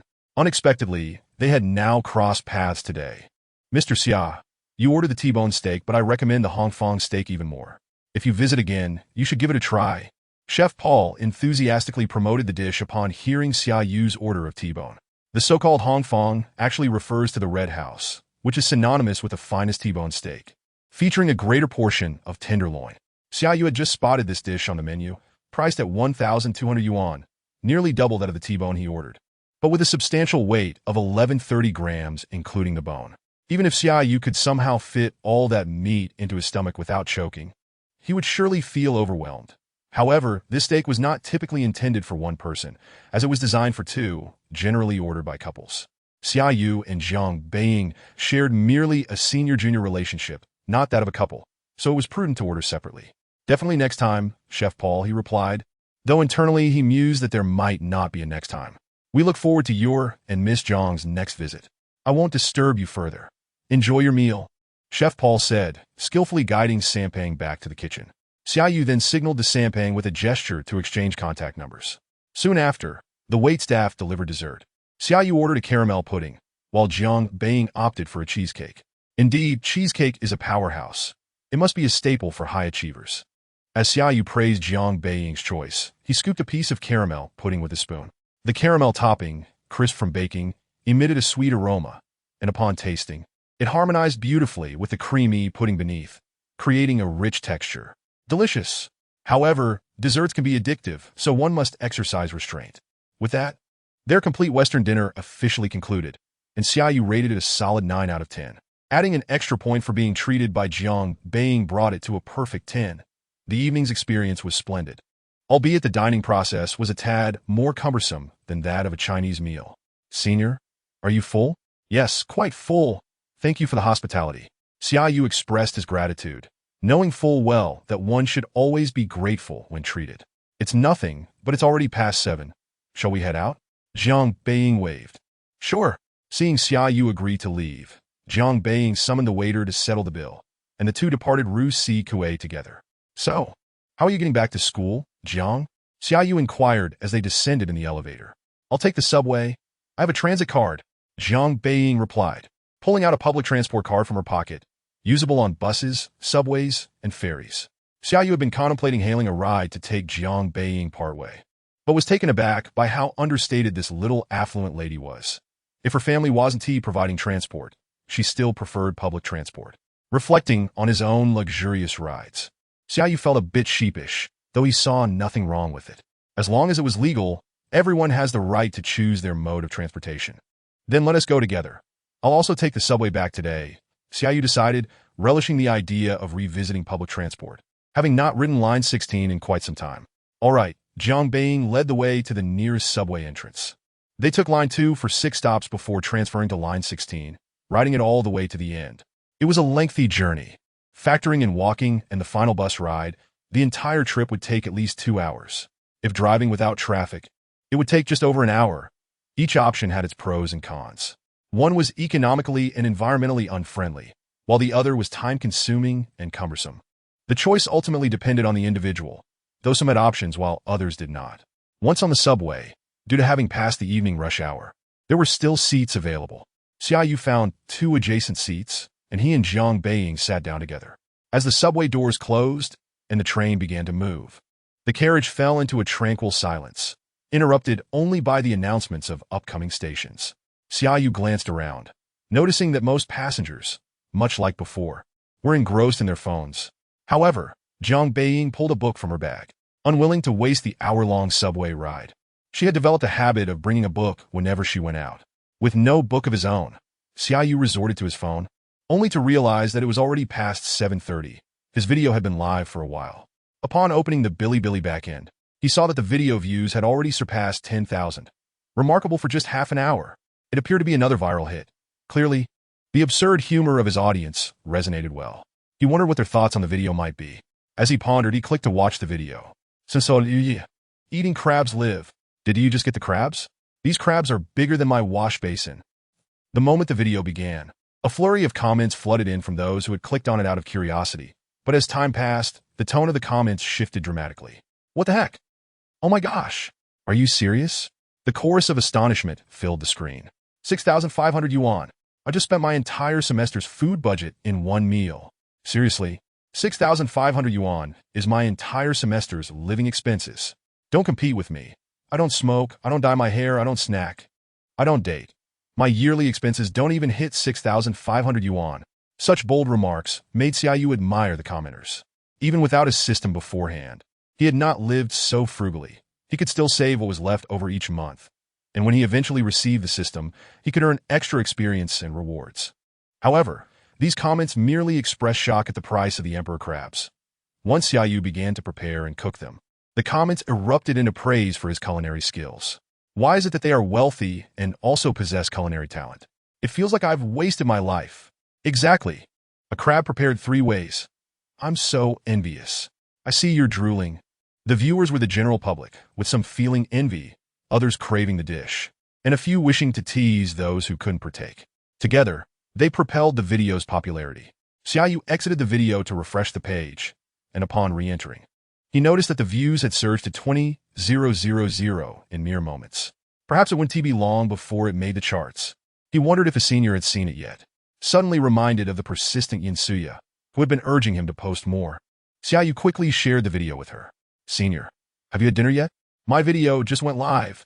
It's quite appetizing. Xia Yu's words were not mere flattery, but rather enticingly devilish.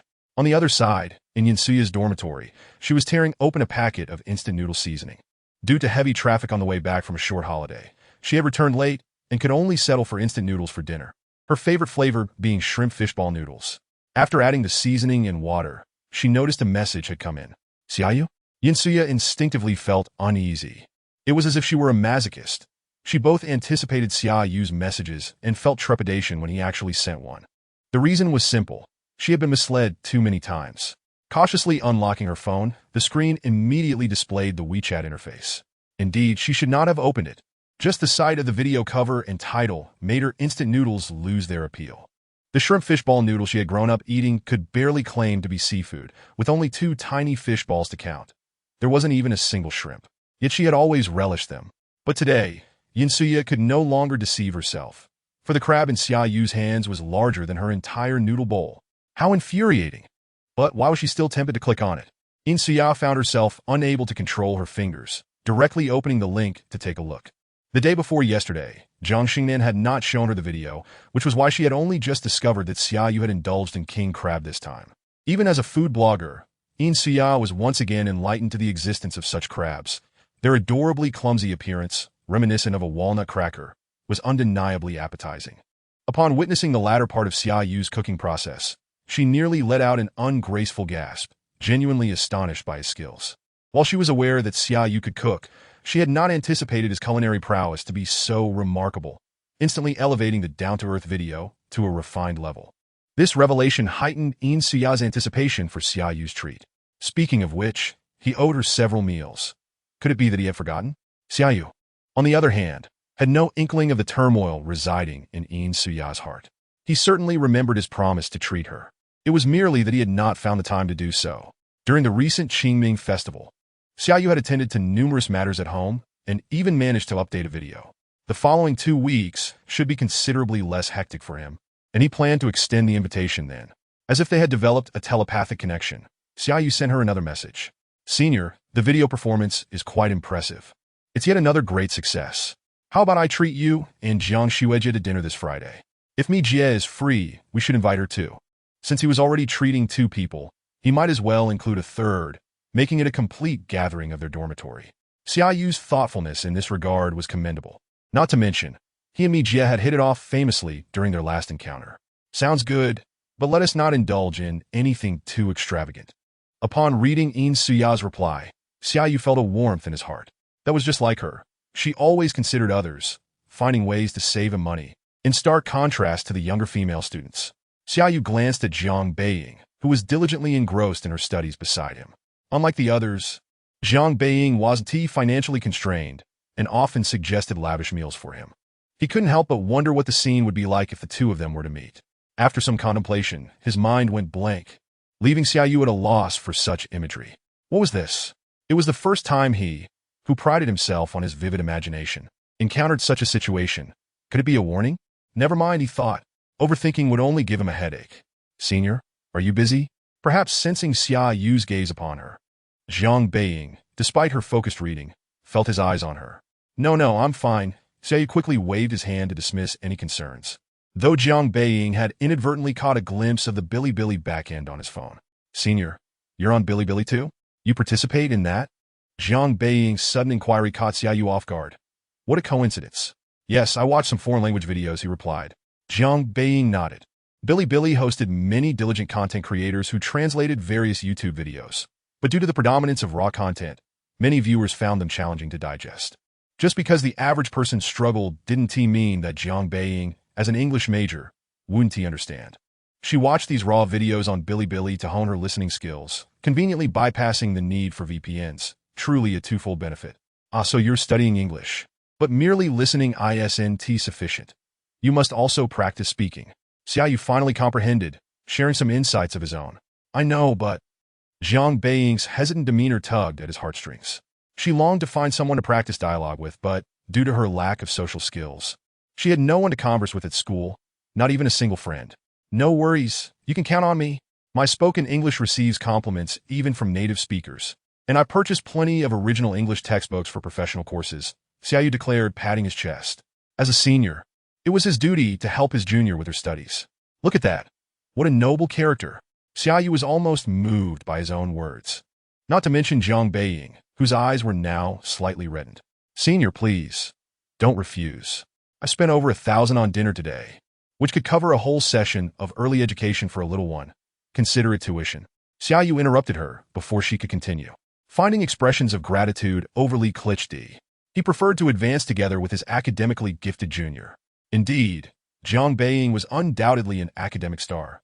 However, her interests extended beyond her major, delving into business management and economics. Not to mention, she had just completed over a semester of her English courses in her freshman year. Thus, it was hardly a point of pride for Xia Yu that his English was slightly better than hers. He had merely enjoyed an extra year of meals. Besides, without the system, it was uncertain whose English proficiency would prevail. A multitude of unspoken words condensed into a single sound as Jiang Beiying found herself at a loss for further conversation. She silently noted Xia Yu's kindness, resembling a small kitten who had been bullied. Wasn't he this splendid? Everyone progressing together. Seeing Jiang Beiying like this brought a smile to Xia Yu's face.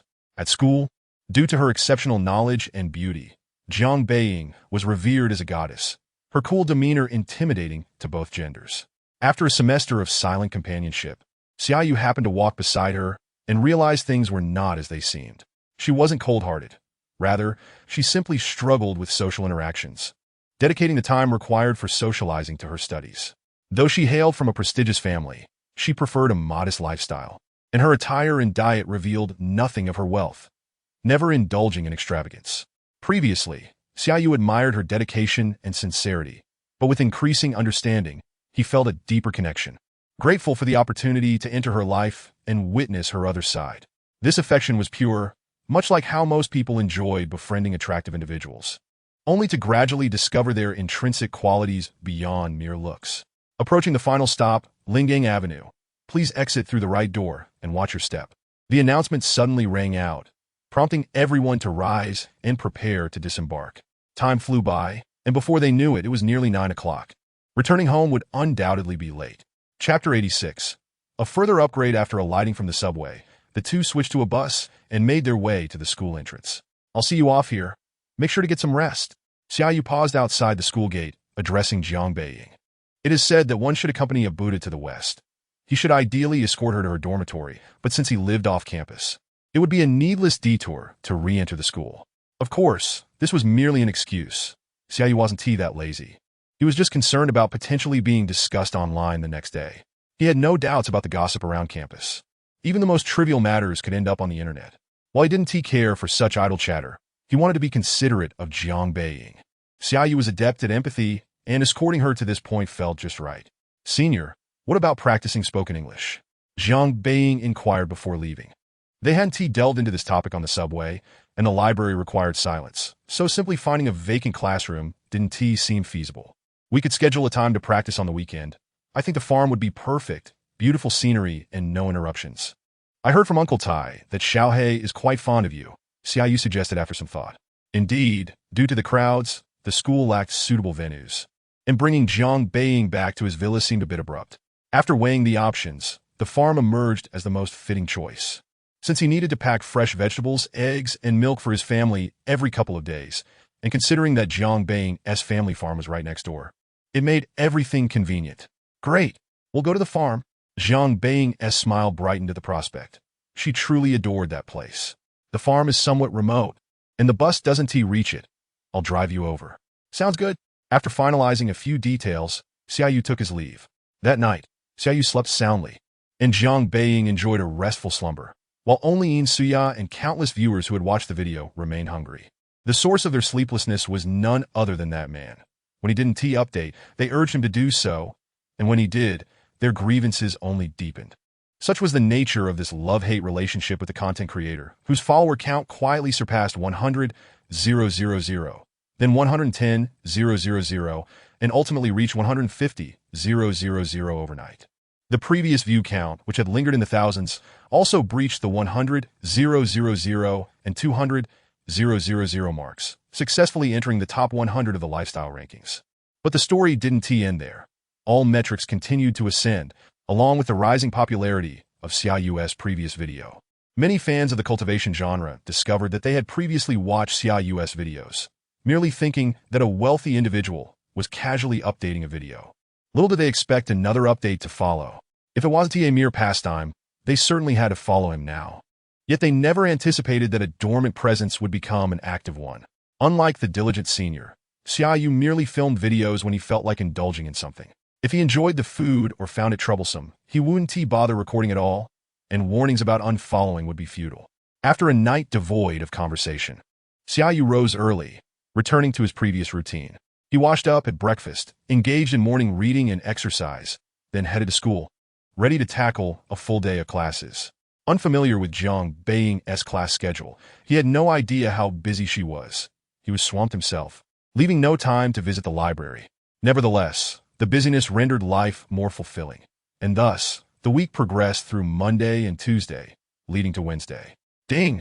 Your card ending in 0607 was charged 470,000 yuan at the Industrial and Commercial Bank on April 15th at 12:19.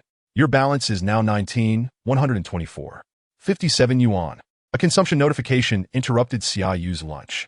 Glancing at it, he noticed that the hefty sum of 470,000 yuan had been deducted from his card, leaving him with less than 20,000 yuan remaining. It must be that my parents swiped their cards at the car dealership. Today happens to be the day of the car handover. Sure enough, just 2 minutes later, Xia Yu's phone rang, and it was Lin Shuqin calling. Hello, Xia Yu. The car has arrived. They're preparing to take your father and me to the vehicle management office to handle the paperwork. Mom, how's the car? After listening to his mother's lengthy explanation, Xia Yu finally had a chance to ask. It's quite nice. The black color gives it a somewhat fierce appearance. I'm sure many young ladies will be drawn to it when you drive it around. Xia Yu thought to himself, my GTR would surely attract even more admirers. Yet I have no interest in them. I understand, but I won't be returning much. Just let Dad drive it for now. He has his own car. What is the point of driving yours? Lin Shuqin promptly rejected Xia Yu's suggestion without a moment's hesitation, as they had previously agreed that the car was meant for him. Oh, come on. Why does it have to be so formal among family? My business is doing quite well. I expect to make a substantial profit by the end of the year. I'll buy an even better car then, and it will have a Shanghai license plate. Mom, just let Dad drive it for now. One day, when we find time, let us visit the farm when the traffic restrictions in the Magic City are lifted. I'll show you both around. All right, we'll definitely come by then. With Xia Yu's words, Lin Shuqin no longer lingered on the matter. When going out to see her son, she certainly wanted to drive a good car. They didn't need to be overly formal and should maintain Xia Yu's reputation. The mother and son chatted for a while longer before hanging up, and Xia Yu casually accessed the system. Not to mention, he hadn't checked in yet today. Dear host, your level has successfully risen to LV7. As soon as he clicked in, a notification popped up indicating a system upgrade. Spending 470,000, along with the experience points he had accumulated, leveling up to LV7 was a certainty. He just wondered what the daily check-in reward for LV7 would be. Xia Yu wasn't in a mood to click through to check. Since he hadn't checked in yet today, he directly clicked on the check-in button. Check-in. Ding! Your card ending in 0607 received an income of 50,000 yuan from Industrial and Commercial Bank on April 15th at 12:33. Current balance, 69,124.57 yuan. Wow! It instantly changed from 30,000 a day to 50,000. This means I could potentially earn 150,000 a month? While this sum may seem insignificant, in reality, it's hardly enough to purchase the next Chaolu farm. Xia Yu had previously discussed with Jiang Beiying. Her father had initially planned to pay a premium of 20 million to buy his farm, but Xia Yu had refused before the offer was even made. Ultimately, he purchased the neighboring, slightly larger Wanfeng farm without spending nearly that much. He certainly didn't regret it, as the rewards from the system are not subject to trade. Yet he felt a twinge of sentimentality. I still need to strive for upgrades. Although the check-in rewards are merely pocket money, no one ever complains about having more money. It's always better to have an abundance. 18 million may seem like a lot, but to a true big shot, it's merely a trivial expense. As a future wealthy individual, Xia Yu could not be complacent or settle for a modest fortune. Clicking into my interface, most of the data remained unchanged, except for 2 columns. System level, LV7, regular check-in rewards, 50,000 yuan each time. Experience for upgrade, 287211, 561000. 000. The experience requirement for upgrading to LV8 had doubled to 1 million compared to before, but since buying the car had already provided over 280,000 experience points, the remaining gap was just over 710,000. Chapter 87, a perfect match? This price was roughly equivalent to the base price of a BMW X5, significantly more expensive than the Jeep he bought for his father. Calculating based on the daily check-in reward of 50,000 and the balance on his card, conservatively, he would successfully advance to LV8 in 13 days, and in the meantime, he had a 49-day continuous check-in gift arriving. memorizing these key figures in his mind. Xia Yu exited the system and continued eating, as he had classes in the afternoon and could not afford to waste time.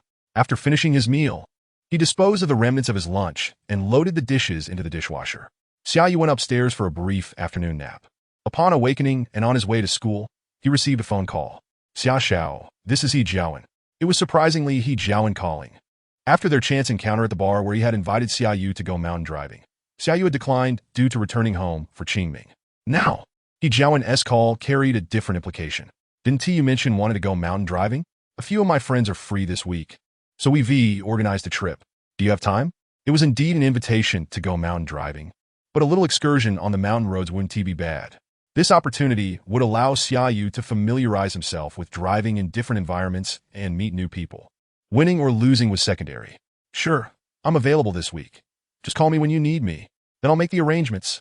Seeing Xia Yu's affirmative response, He Jiawen ended the call. Reflecting on the events of the weekend, Xia Yu realized the schedule was quite packed. Over the weekend, the specific timing for the mountain trip hadn't been set, but he definitely needed to treat his senior classmates to a meal. And he also had a date with Jiang Beiying. Looking at it this way, it felt a bit overwhelming, but Jiang Beiying was certainly free on Friday afternoon. The day Xia Yu acquired the system was also a Friday, when he was reading novels in the library, while Jiang Beiying was diligently studying diagonally across from him. He decided to arrange the meeting for Friday afternoon, confident that he could work out the rest of his plans. Without hesitation, Xia Yu sent a message to Jiang Beiying, and shortly after, he received an affirmative reply. Indeed, Jiang Beiying was understanding, and Xia Yu felt considerably lighter in his step. Time flew by swiftly. On Thursday, he consistently received a weekly check-in gift, which rewarded him with a music buff. Although he would have preferred a mountain driving buff, the outcome was beyond his control. Due to the time constraints, Xia Yu didn't specifically utilize this buff, but purchased a few professional books on music theory instead. He skimmed through them briefly, gaining some understanding of staff notation and simplified notation. He and delved deeper before his class ended. The conclusion of the first major class on Friday marked the end of the week's courses for Class 1 in economics, welcoming Xia Yu and his classmates into a 2-5-day, or more precisely a 2-75-day mini-holiday. If one has the courage, every day can be a holiday. Yet the school's humane arrangement allowed them to enjoy a lovely break without needing to take risks. Of course, it was a struggle for those who had attended classes in the previous days. Yugo, are we hitting the library this weekend? As Xia Yu was packing his music theory books, Defei approached him.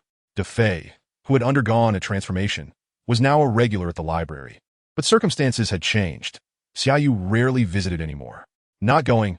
I have a language practice session with a junior this afternoon. Xia Yu shook his head, declining Defei's invitation. Is your junior even as pretty as Jiang Beiying? If not, it's better to come to the library with me. After studying, we can admire some beauties. Hearing this, Xia Yu cast a deep glance at him. Coincidentally, my junior resembles Jiang Beiying perfectly. Unfortunately for you, my dear fellow, Jiang Beiying won't be at the library this afternoon. All the words he could have voiced were condensed into a long sigh. Xia Yu sighed as he patted Defei on the shoulder. What's wrong, Yugo? Don't scare me. It's nothing, just a bit sentimental, wondering who Jiang Beiying will end up with in the future. I think you and her make quite the pair, a match made in heaven. Defei was still Defei. Despite his change in temperament, he hadn't lost his knack for flattering others. Though he didn't take his own words seriously, they were pleasant to hear. I love to hear you say that. I'll treat you to our wedding feast when the time comes. Xia Yu laughed heartily in his heart, while maintaining an impassive facade. With Defei around, the fun never ceased. All right, my brother, I wish you both 100 years of harmony and unity. I can't continue this banter. Otherwise, Defei might start discussing names for Jiang Beiying's future children with me. After parting ways with Defei at the teaching building, Xia Yu headed home with his books in hand. Jiang Beiying had a full schedule in the morning, but was free in the afternoon, giving him a whole lecture's worth of time. Upon returning home, he began tidying up. While chores could be handled by a cleaning service, he preferred to wash his own clothes and bed linens. I'll use the washing machine. He tossed the accumulated dirty laundry into the machine and clicked on the wash cycle, then went to the sunroom to collect the freshly laundered linens from yesterday. These were specially prepared for the master bedroom of the farm. He had already asked Uncle Tai to dry the comforter in advance, so he only needed to bring the linens over today to settle into the farm. It had been several years since he last stayed in a rural bungalow, and this time he wished to relive the pastoral life. Descending from the third floor, Xia Yu quickly prepared a simple lunch for himself. He had invited Zhang Beiying to join him via WeChat in the morning, but she had replied that she wouldn't want to disturb him and would just grab a simple meal at the cafeteria. Besides not wanting to trouble others, Xia Yu sensed that Zhang Beiying was more shy. The last time he invited her for wontons was somewhat serendipitous.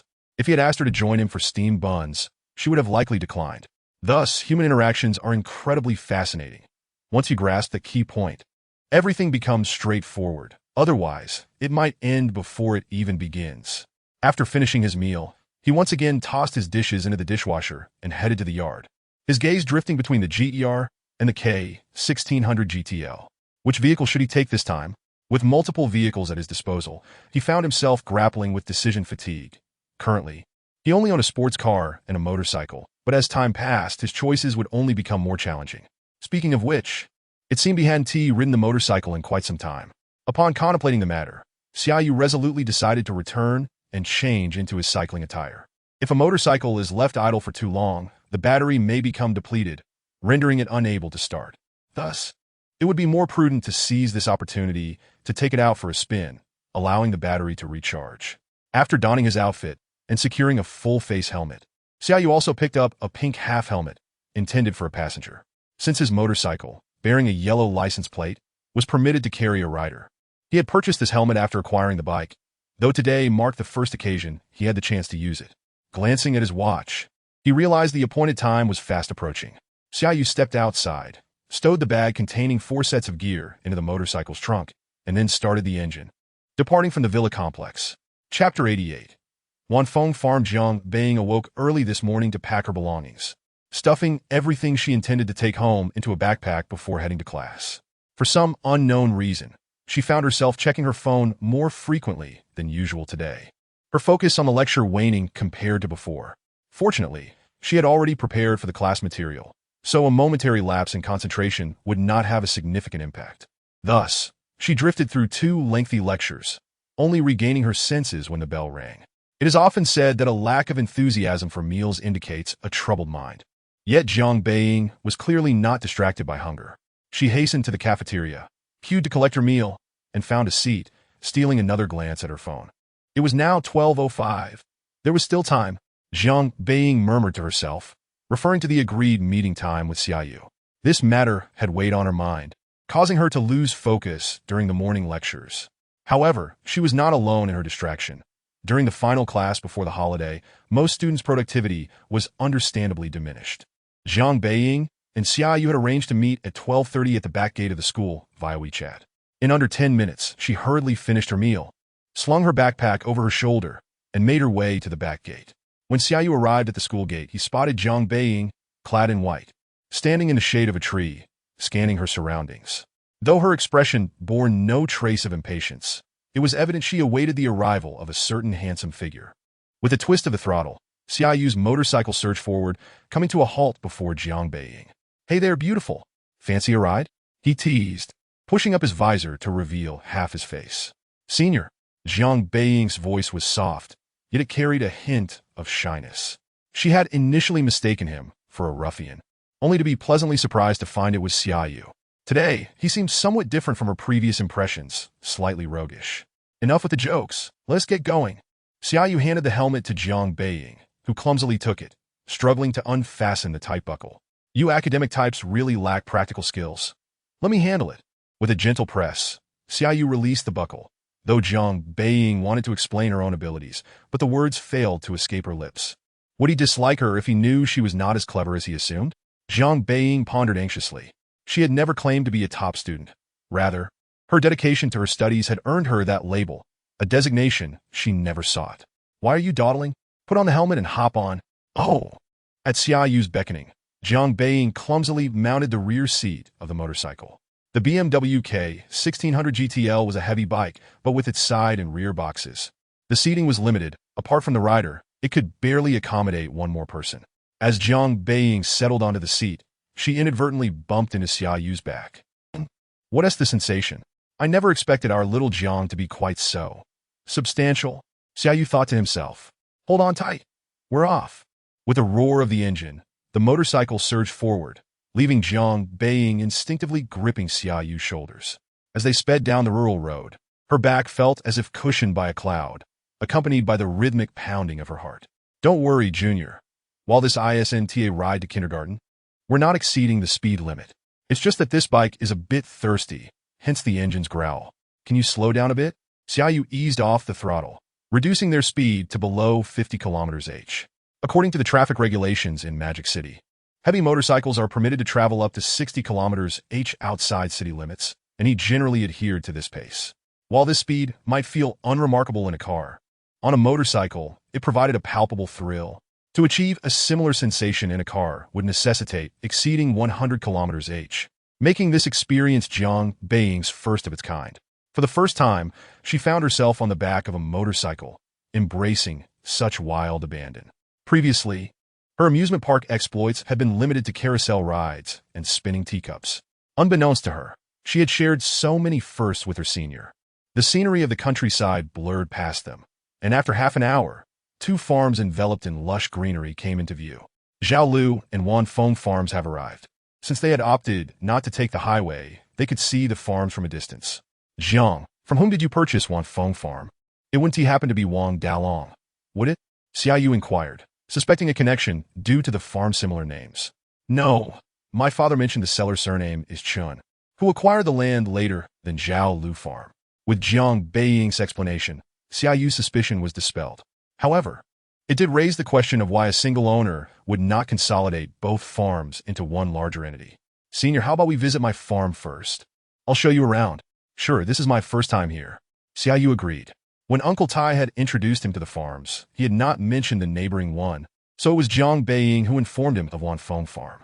Upon reaching the entrance of Wanfeng farm, they found the gate secured with a large, rusted chain. The previous owner went bankrupt, which is why they are selling off their properties. All the employees at the farm were let go. Jiang Beiying explained as she fished out the key and unlocked the door. Stepping inside, they were greeted by a patch of sparse weeds sprouting in the open area, while a dense grove of maple trees stretched out, seemingly endless. It appeared the seller had a fondness for maples. The thought of those leaves turning crimson in autumn was indeed a magnificent vision. In the fall, the 2 farms would present a striking contrast, one green, the other red, creating 2 distinctly beautiful scenes. The 2 exchanged glances, and in each other's eyes, they recognized a shared anticipation. Spring had arrived. Surely autumn was not far behind?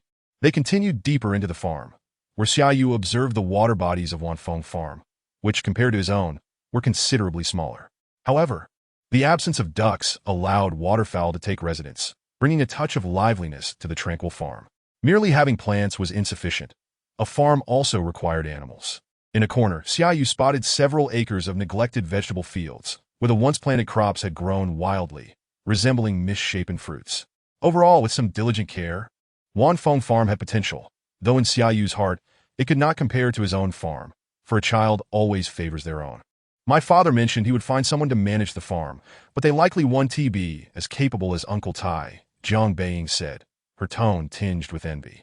After all, not everyone could single-handedly maintain 200 acres of farmland in impeccable order. Chapter 89, A Clash of Wits. They will find someone suitable. Let's head over there. Xia Yu reassured Jiang Beiying and beckoned her to follow him next door. Woof, woof, woof.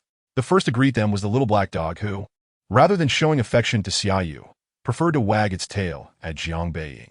Xia Yu was taken aback. It seemed the dog had developed a fondness for beautiful women, disregarding its owner entirely. Boss, you're back. And welcome, Miss Jiang.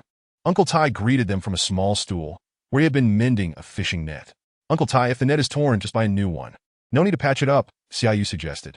Boss, I just had lunch and had some spare time, so I thought I'd demend the net. It's only got 2 holes. Throwing it away seems a waste. Uncle Tai embodied the old-school mentality, yet Xia Yu respected his choice and did not press further. Well, then we'll head over first. I'll be staying at the farm tonight.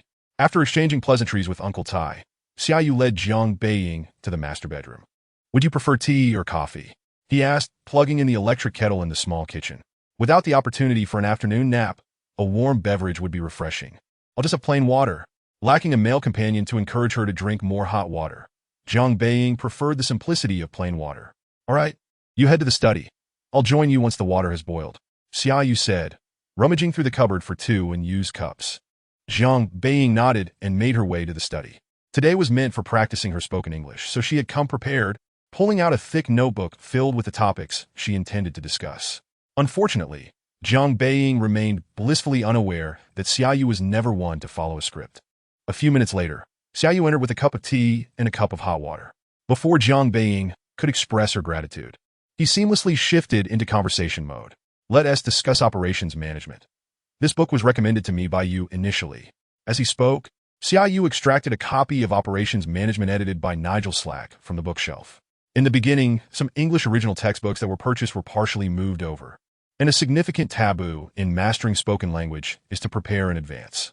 Xia Yu's maneuver caught Zhang Beiying completely off guard. Yet this was precisely the effect he sought. Well, let's give it a try. Zhang Beiying paused for just a moment before closing her notebook, bravely confronting the challenge ahead. The content of operations management was second nature to her. However, she had initially studied the Chinese translated version and now needed to articulate the concepts in English. Ms. Zhang, could you first explain the basics of operations management? Certainly, operations management is. The two engaged in conversation in English, with Zhang Beiying stumbling at first, but gradually improving as they continued.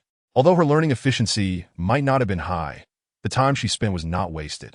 She possessed knowledge that needed to be blended with her English skills, which she was steadily articulating.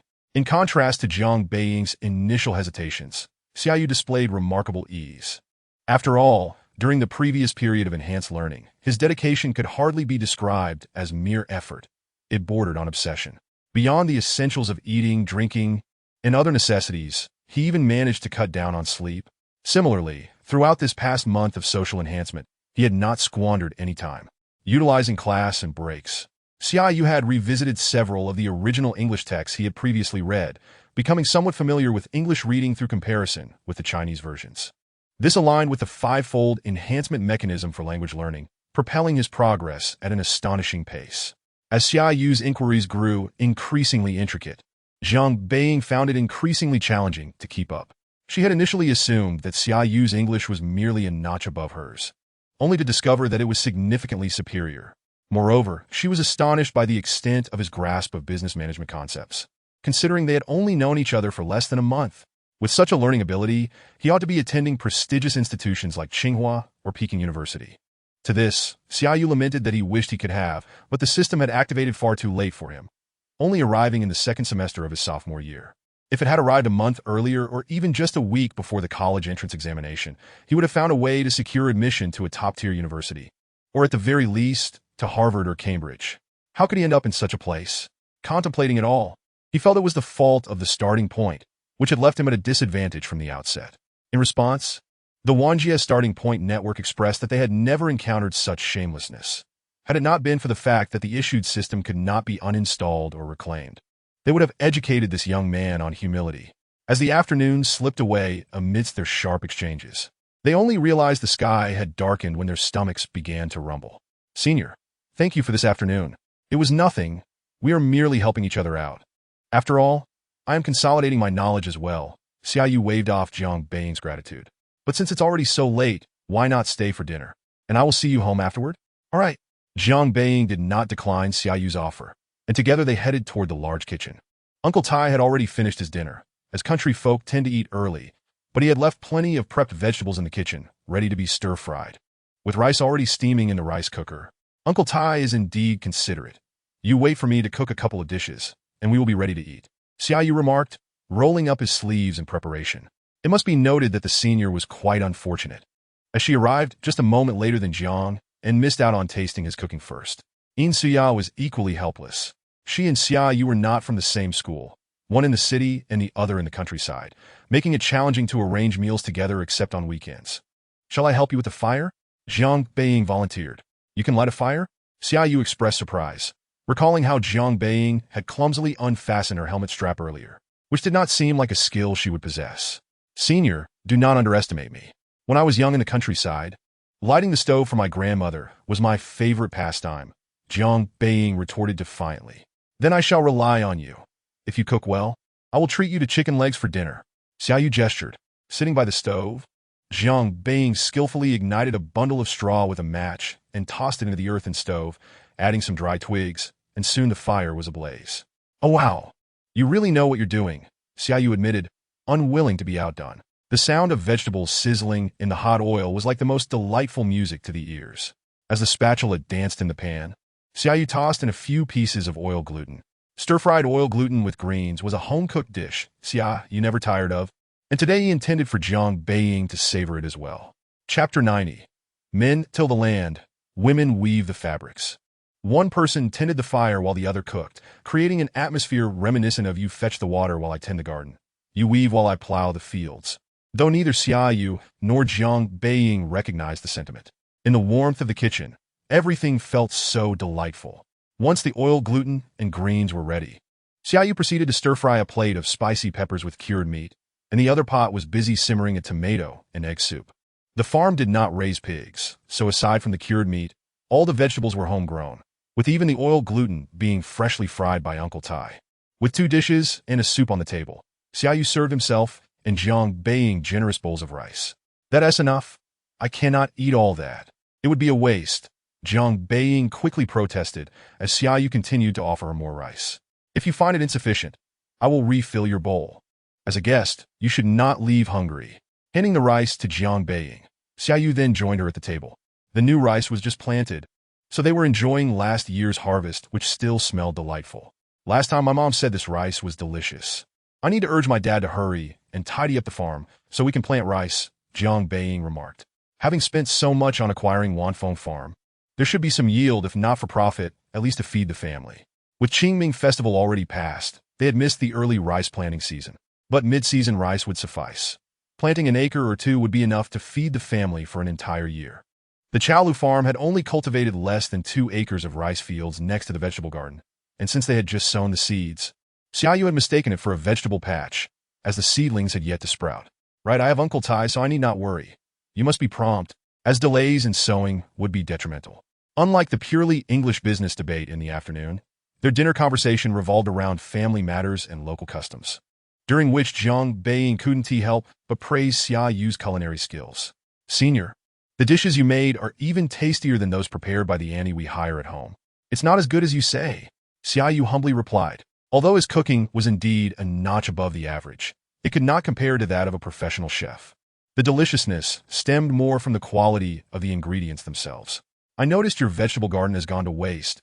If you run out of vegetables, feel free to come pick some from my place, as we have plenty that we cannot finish, and ultimately, they would just be sold off at a low price." Xia Yu had previously mentioned to his mother that the vegetables from the farm could be sold at poor prices, but due to the lack of mature sales channels, they were currently selling to vegetable vendors at reduced prices. However, due to their high quality, they were not sold at excessively low prices. Some could fetch prices equivalent to 70 to 80% of pork prices. "Sure." Jiang Beiying accepted Xia Yu's kindness without hesitation. They spent nearly half an hour at the dinner table, and by the time they finished, it was nearly 7 o'clock, and the sky had completely darkened. "Leave the dishes for me to wash when I return. For now, let me take you home." After soaking the pots and pans in the sink, Xia Yu ushered Jiang Beiying outside. Having brought her here, he felt it was his obligation to see her home, although Jiang Beiying protested a bit. "Senior, just drop me off at the nearest subway station. I will take the subway back." "That works." Xia Yu thought for a moment and agreed to this arrangement. As in the bustling metropolis, taking a motorcycle on the highway at night could be quite troublesome. They made a roundabout route back to the entrance of Wanfeng Farm, where Xia Yu's car was still parked. With a hum, he started the engine and sped off with Jiang Beiying. The April evening breeze brushed against them, reminding Jiang Beiying of the events of that day. No longer feeling as anxious as during her first motorcycle ride, she instinctively clutched Xia Yu tightly, which gave her a sense of safety. Simultaneously, a flicker of anticipation arose within Jiang Beiying, eager for the arrival of the following Friday, when she would once again sit in this vehicle, learning and progressing alongside Xia Yu. Xia Yu dropped Jiang Beiying off at the subway entrance, where she boarded line 16 and made one transfer before finally arriving home. "Why are you back so early today?" Bai Lu, with a facial mask on, looked surprised. She knew her daughter had no classes on Friday afternoons, but typically she returned only the next morning. "I went to the farm this afternoon. I have some matters to discuss with Dad." Jiang Beiying did not elaborate on the afternoon's events. "He is in the study. You can go find him directly." Bai Lu did not pry further, plopping down on the sofa to flip through a fashion magazine. With a wealthy husband and an obedient, understanding daughter, and with chores and cooking handled by dedicated staff, Bai Lu had little to fret about. This was perhaps the essence of being a wealthy lady. Zhang Beiying changed into her slippers and headed toward the study, intending to discuss farm matters with her father. Meanwhile, Xia Yu, having delivered Zhang Beiying, returned to the farm. The nighttime farm was remarkably tranquil, with moonlight illuminating the expanse of over 50 acres of water, the gentle breeze rippling across the surface, causing the large moon to sway gracefully. Though visibility was high, Xia Yu still turned on the headlights to avoid accidentally driving into the water. Upon hearing the commotion, the little black dog Wong Wong let out a few barks. However, upon recognizing Xia Yu, it ceased its barking and turned to burrow back into its cozy doghouse. Xia Yu parked the car beside the wall of the large kitchen and entered, taking the opportunity to wash the dishes. The small kitchen in the master bedroom boasted a built-in dishwasher, yet the distance seemed rather inconvenient, making hand washing a more practical choice. At that moment, the disadvantage of such a vast space became evident. Traversing back and forth was not particularly convenient. Perhaps next time, it would be wiser to cook directly in the small kitchen to avoid the hassle of running around. After washing the dishes and drying them off, Xia Yu shut the door to the large kitchen and returned to the master bedroom. He turned on the grand television, which was more decorative than functional, infusing the long uninhabited master bedroom with a sense of life. Xia Yu recorded a short video to send to his parents. Lin Shuqin replied, "Xiao Yu, your television is several sizes larger than ours. Should I move back and swap with you?" Xia Yu typed back, intending to tease his mother. "No need. We can just visit you later." True to her astute nature, Lin Shuqin saw through Xia Yu's intentions in an instant, which dampened his enthusiasm. "Well then, perhaps I shall converse with my senior instead," he thought, leaving a message saying, "I look forward to your esteemed visit," and exited the group chat. He then navigated to his chat with Xia. "Senior, do you have any free time tomorrow?" He recalled the message from He Jiawen from the previous day, which confirmed the specific details. They were set to go to Siming Mountain in Zhejiang province on Sunday. There weren't many mountainous areas in the bustling city, but the surroundings offered several excellent options. Zhejiang was known for its mountainous terrain, and Siming Mountain featured the most picturesque winding roads in the province. After careful consideration, He Jiawen had chosen this destination. Since he was scheduled to be out on Sunday, Xia Yu had only Saturday left for a meal with his seniors. Whether for lunch or dinner would be acceptable. Chapter 91. The flames of war reignite. Xia Yu sent his message, and within 5 seconds, Suya replied.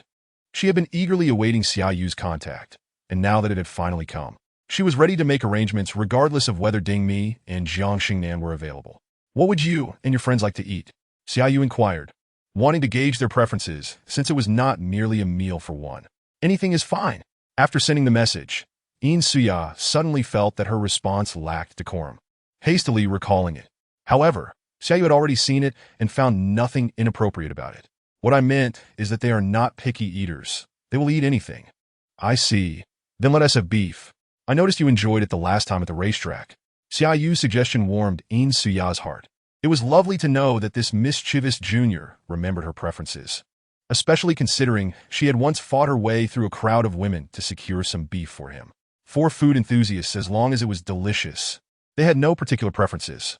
However, the Australian Wagyu beef brought by Sanpang had left a lasting impression on Suya, with its rich aroma and delightful texture that lingered in her memory. Regrettably, she had not had the chance to savor it again. All right, they should enjoy it as well. But wouldn't tea beef be a bit expensive? Suya expressed concern for Xia Yu's wallet. The most ordinary beef in the market costs around 40 to 50 yuan per pound, and dining out would naturally be pricier. Given their hearty appetites, indulging in beef would undoubtedly deplete a fair amount of funds. Don't worry about that. Expense is not an issue. The most important thing is to enjoy the meal. I will take care of the arrangements. Xia Yu reassured her. The more it costs, the more experience points he could accumulate, and he still had a considerable gap to fill before reaching level 8. Additionally, treating his seniors was a promise he had made long ago. Suddenly, Xia Yu realized that it seemed like only Ding Mi had been mooching off him all this time. He decided that tomorrow, he must make her perform some entertainment, or else he would feel shortchanged. Although Xia Yu was not a stingy person, he certainly did not wish to engage in a losing endeavor. "Ladies, someone is treating us to a meal tomorrow. Come along for a feast." In the dormitory, Suya raised her arm in excitement. prompting Ding Mi and Jiang Xingnan to respond eagerly. Who is so generous as to treat us to a meal? It's Xia Yu. He is treating us to beef tomorrow. Really? I haven't had beef in ages. Upon hearing about the prospect of beef, Ding Mi's eyes sparkled. It had been far too long since she last enjoyed it. Jiang Xingnan could not suppress her own excitement either. After being away for so long, her taste buds had grown quite dull, and the mention of beef made her salivate incessantly. Ding Mi, aren't you on a diet? You should eat less tomorrow. Besides, Xia Yu is treating both me and Shengnan. You were just tagging along. In Suya issued a preemptive warning to Ding Mi, who was known to have the biggest appetite among the three. When they previously visited the film set, a single meal box was hardly enough for her, nearly leading to the closure of the catering service. Hey, aren't you just trying to save a few bucks for your little wolf pup? But how can I possibly diet if I'm not full? Ding Mi retorted, her reasoning sound. Yet, she was puzzled by the term little wolf pup. Am I wrong? You're in your third year, and he is in his second. Isn't this just an old cow eating tender grass? Ding Mi seemingly sensed the tension rising and delivered another jab. Ding Mi, I'm going to tear your mouth apart today. A piercing scream echoed as In Suya leaped from her bed to Ding Mi's, employing a grappling move to pin the still struggling Ding Mi down.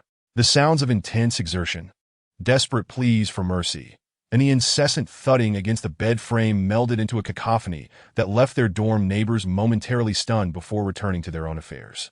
Such ruckus was commonplace in a girls' dormitory, and Jiang Xingnan merely shook her head before resuming her work at the desk, showing no interest in intervening or the outcome of the tussle.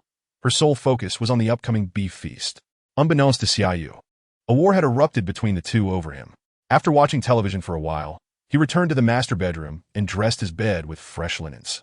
After washing up and lying down, the soft pillowcases and cozy blanket exuded a delightful scent of sunlight and laundry detergent. On his first night at Chaolu Farm, Xia Yu slept soundly, but the crowing of a rooster at 5 in the morning roused him from his slumber. Indeed, raising chickens was advantageous. It even eliminated the need for an alarm clock. Xia Yu drew back the curtains to find the sky already lightening outside. After dressing, he left the master bedroom and found Uncle Tai in the barn. Uncle Tai, who had risen early at 4:30 to begin his work, was preparing to milk the cows. As the milk needed to be extracted at regular intervals, failure to do so would result in an empty yield. Boss, you're up early. Not as early as you. Uncle Tai. I'm just getting old and can't sleep well. I could sleep more when I was younger. Their conversation soon shifted to the cows. Dahua and Xiaohua. Can I give it a try? Xia Yu inquired, eager to milk the cows, something he had only seen on television. Sure. It's a simple task, and you'll get the hang of it quickly. Uncle Tai stepped aside, allowing Xia Yu to sit down and begin milking. Initially, his movements felt a bit stiff, but soon he became more adept. Moo! Dahua called out nervously, prompting Uncle Tai to gently pat her head to soothe her. As Xia Yu continued, he found himself growing more skilled at the task. However, the efficiency of manual milking was somewhat lacking, and Xia Yu contemplated purchasing an automatic milking machine that could yield milk at the push of a button. He knew Uncle Tai would be hesitant to spend money on such an item, so he planned to wait until the machine arrived before discussing it. After milking, Xia Yu joined Uncle Tai in the chicken coop to collect eggs and then headed to the lakeside to gather duck eggs. While sheep's milk was off the table, he could certainly gather various vegetables and fruits. He left a portion of the harvest in the large kitchen, while the rest was dried off and packed into foam boxes to be sent to the town's delivery station after breakfast, addressed to his home. In passing, Xia Yu also conversed with the station manager and ordered a needle printer online that could print delivery labels. Once the printer arrived and was set up in his study, Xia Yu would be able to print numerous labels in advance. If he had matters to attend to and could not make it to the farm, he could ask Uncle Tai to help pick some vegetables and fruits, pack them up, and send them off, ensuring his parents would not be without fresh produce at home.